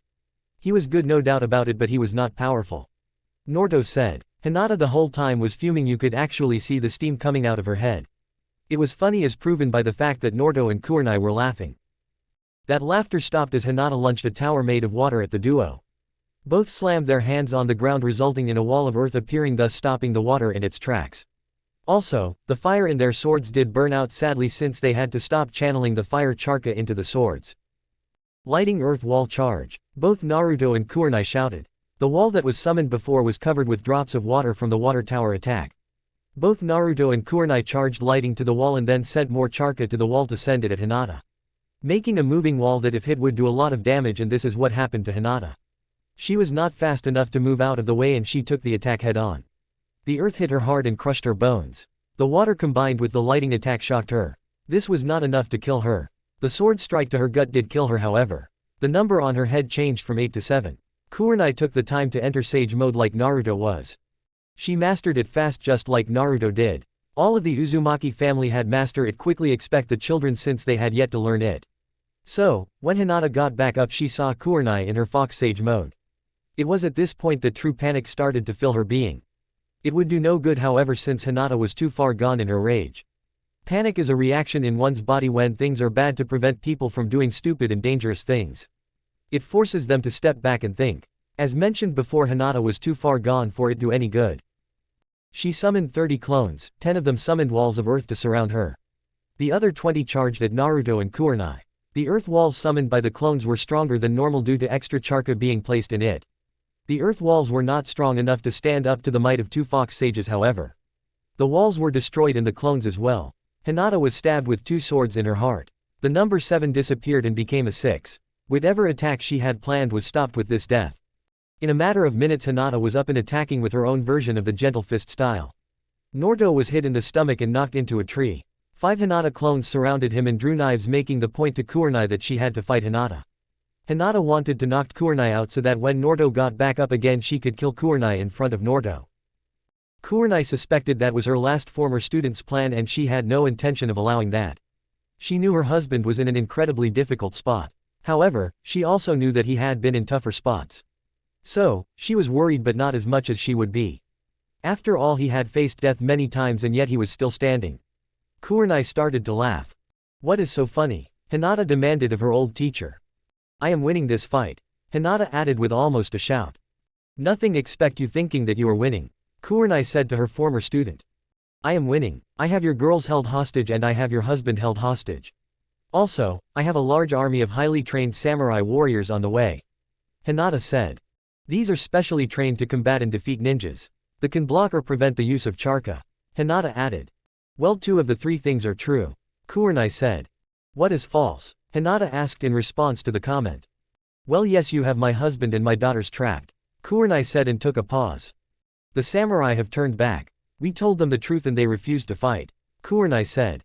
What, I have the ear of the Fire Lord and he controls them. They should have followed orders despite their feelings. Hinata said. For regular samurai maybe, and if they have respect for the Fire Lord maybe. However, the Fire Lord is a sad weakling. No other feudal lord respects him. Actual no one respects him. Kurenai said. Also, the fact that we have the 9-tailed fox on our side helps too. No one wants to fight him head on. Kurenai said and dodged and stabbed a clone that vanished in a poof of smoke. She then signed a dragon of ice and sent it at Hinata, who dodged it, but not the kunai stab to her right shoulder and the kunai stab to her left leg and the kick to her stomach. After the combo, Kurenai jumped back and hit Hinata with an earthworm, a giant earthworm. Hinata was hurt but not dead, seeing as her powers were making her challenging to kill. As I was saying, the samurai were trained to think more and let their feelings be a factor in the fights they pick. If the lord ever went crazy in the decisions he or she were making are not helpful to the country, they had to eliminate them. Plus, they are allowed to pick their battles. Kurenai said. Do you not think that it was odd that an army of samurai were at the village's gates that quickly? Considering that the Fire Lord is paranoid and has a lot of protection. These samurai are not allowed in the capital unless they have to be. Kurenai said. So even if the samurai did not help, I can still beat you all. I have Naruto trapped. Hinata said. Maybe, Kurenai said with a shrug. But that does not mean anything really. He has been in tougher spots. Kurenai said. She charged Hinata, starting a hand-to-hand combat match. Hinata had over the years since the war ended increased her power. She increased her charka and her justice to a high degree. She had many powerful ones at her command. All of her skills have been increased, that is expect for her hand-to-hand skills. She like all in her clan fell for a fatal flaw. The sad part was that when she was in love with Naruto she did not fall for this flaw. Her clan prided itself on having fantastic hand-to-hand combat skills. Now this was true, the Hyuga clan had great hand-to-hand combat skills. However, they had such faith in their skill that they felt that at a certain point that the clan member no longer needed to increase their skill. Once you master her clan's fighting style, it was felt that they could not be beaten. In many cases this was true for the Hyuga clan. However, Hinata like many forgot a simple fact. This fact was the Naruto was far smarter than he let on. Due to this she did not think that Naruto could beat her in a hand-to-hand combat fight. She forgot that he did with Neji after all. Naruto had studied the fighting style of the Hyuga clan and had figured out how to beat it. He had also trained his family in how to beat the style, even his daughters. Also, Hinata forgot that Kurenai was her teacher and former squad leader. Also, one of Naruto's daughters was formed the Hyuga clan and had learned many of the clan's fighting styles. Crystal had mastered the basic katas and the medium katas before being adopted in some of the advanced ones. Also, the foxes stole the scrolls, which was far easier than they thought. Ice's words were more or less that it was sad how easy it was to steal. Also, Kurenai had seen how Hinata had fought. As a result, Hinata was quickly overpowered and sent flying into a nearby tree. Kurenai followed through with a stab in the heart with a kunai. Hinata was stronger, but a stab to the heart was still a stab to the heart no matter how hard it was to kill someone. This caused the clones to go up in smoke. The number 6 became a number 5 on her head. Kurenai was able to wake her husband up. She kissed him since that always got him up and ready. Plus, she wanted a kiss. What did I miss? Naruto asked. I killed her once more, now only 5 more time until she is mortal again. Kurenai said. Naruto sighed. Okay, then what next? Naruto asked his wife. She sat down on the ground and he pulled her closer to him and she put her head on his shoulder and he put his arm around her. How about wind? We have not killed her with wind yet. Kurenai said. Naruto summoned some clones and they quickly got to work. They buried some kunai in the ground. The clones finished just in time, for Hinata got up and was enraged to see the couple cuddling on the ground. Hinata, give us a minute. I do not get to just sit and cuddle with my family much anymore. Naruto said. As stated, before Hinata was enraged and she charged for the sitting couple. She made contact with both of them. Upon hitting them, the two smirked and exploded into a storm of kunai, piercing every single part of Hinata, causing her to fall to the ground with punctured lungs, heart and brain. The 5 on her head became a 4. Naruto and Kurenai then reappeared, still on the ground cuddling. I thought you said wind. Naruto said to his wife. I changed my mind. I am allowed to. Kurenai said, causing Naruto to laugh. Kurenai smiled since Naruto did not laugh much and it was hard to get him to laugh. He never laughed much growing up since he had nothing to laugh about. As a result, he never saw the need to laugh. It was like a lot of things, if you don't use it you lose it. Since Naruto married Kurenai, that had changed. Actually, since he adopted Amber. Hinata got up and saw her foes still sighting. When Hinata got up, so did Naruto and Kurenai. Did you have a nice nap? Kurenai asked with a fox-like grin. Needless to say, Hinata did not like that. Naruto stood up and Kurenai was about to, but she felt a pair of hands rub her shoulders. Looking up, she sees that it is a shadow clone of Naruto. You should take a rest and let me kill a life or two. Naruto said, and Kurenai nodded her head. She needed a little rest, plus it was fun to watch this battle. Naruto drew his sword and Hinata drew a spear. It was never figured out where she kept it. The spear was about 5 feet long with a sharp point. Naruto smirked. He was not worried about the weapon. When Tenten moved to the wolf village, she helped everyone get used to all weapons. Naruto had mastered how to fight with all weapons and had mastered it quickly. Shadow clones were really helpful. Hinata charged with the spear, causing Naruto to jump up. This led to Hinata to attempt to stab him in the air, causing him to sub with a nearby rock. The spear point, being made of strong metal, did not break upon contact with the rock. Hinata dodged a sword strike from her left and her right at the same time. She jumps away to see 2 Narutos both holding the swords. One Naruto went up in smoke, leaving only one with a smirk on his face.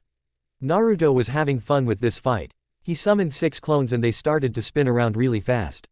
Hinata, despite having her clan's eyes, was unable to keep up. Dance of the Crescent Moon. Naruto said softly but still loud enough for Hinata to hear. Yuago had taught him this skill. Unlike that last leaf ninja who used it, this attack struck and hit. Hinata was not killed, but she was hurt badly enough for Naruto to stab her in the gut a little bit higher than the first time. Hinata in great pain attempted to strike Naruto. It was sort of successful since he had to dodge and his sword was destroyed. This annoyed him greatly, but since he was unharmed and it was not his mother's sword, he looked on the bright side since he was still alive. Using the flying thunder god, he quickly got close to Hinata and drew two seals on her. One froze her in place and the other speed up her blood lose. In a matter of 5 minutes she fell to the ground dead from blood lose. Both of the seals disappeared after her death. The 4 on her head became a 3. Naruto went to sit down and held Kurenai close to him, as holding his loved ones was one of, if not the greatest joy that Naruto felt in his life. When he got his daughters back, he was going to hug them until they turned blue, let them go, and then hug them again until they turned blue again. The couple closed their eyes. They were resting until they heard screaming from Hinata, who charged them. At least that was what she was attempting to do. The hidden weapons that were planted in the ground early shot up and priced her body. They entered through her feet and out of brain, slicing through every single organ in Hinata's body along the way to her brain. If one looked closely at Naruto, one would see his hands in a tiger seal. The 3 became a 2 on Hinata's head. She got up and summoned 50 shadow clones. All 50 of them started to run through seals at a rapid rate. Hinata and her clones, after only 3 seconds, fired a massive amount of lightning bolts at her former crush and teacher with a shout of "Grand Lighting Storm." All of them were dodged by the 2 with great ease. Now this was Hinata's plan, so she was not angry about it. She summoned more clones not seen by anyone. These clones prepared an attack. After a few moments and all the clones that had attempted to shoot lightning bolts were destroyed, the other clones launched their attack. Water style, Rain of Pain, was heard shouted by the clones.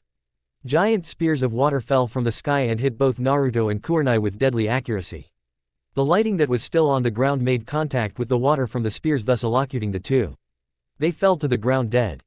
Hinata smirked and went to check on her killed foes, only to get her head chopped off. She fell dead to the ground. The number 3 became a number 2 and her head reattached itself to her body. She got back up to see the bodies of her former leader and Crush turned to smoke to reveal that it was 2 random unimportant leaf ninjas. She was shot in the back with spears made of stone and fire. The stone being formed Naruto and the fire being formed Kurenai. The 2 became a 1 on her head. Naruto and Kurenai figured that Hinata was up to something and the lightning bolts were just a distraction, so when they killed the clones that launched the lightning bolts and heard the water attack, they switched places with 2 nearby leaf ninjas and transformed them to look like themselves just in time for the 2 leaf ninjas to die painfully. I got to say that was impressive. Naruto said. Agreed, that was. I knew she had it in her. To think all it took was a simple revenge plot. Kurenai said with humor. Yeah, I am glad I could help someone have the motivation to do better. It makes one feel good. Naruto said with humor. As a teacher I am happy, but as mother, wife and enemy ninja I am mad. Kurenai said. Oh well, nothing we can do, expect kill her 2 more times. Naruto said. End.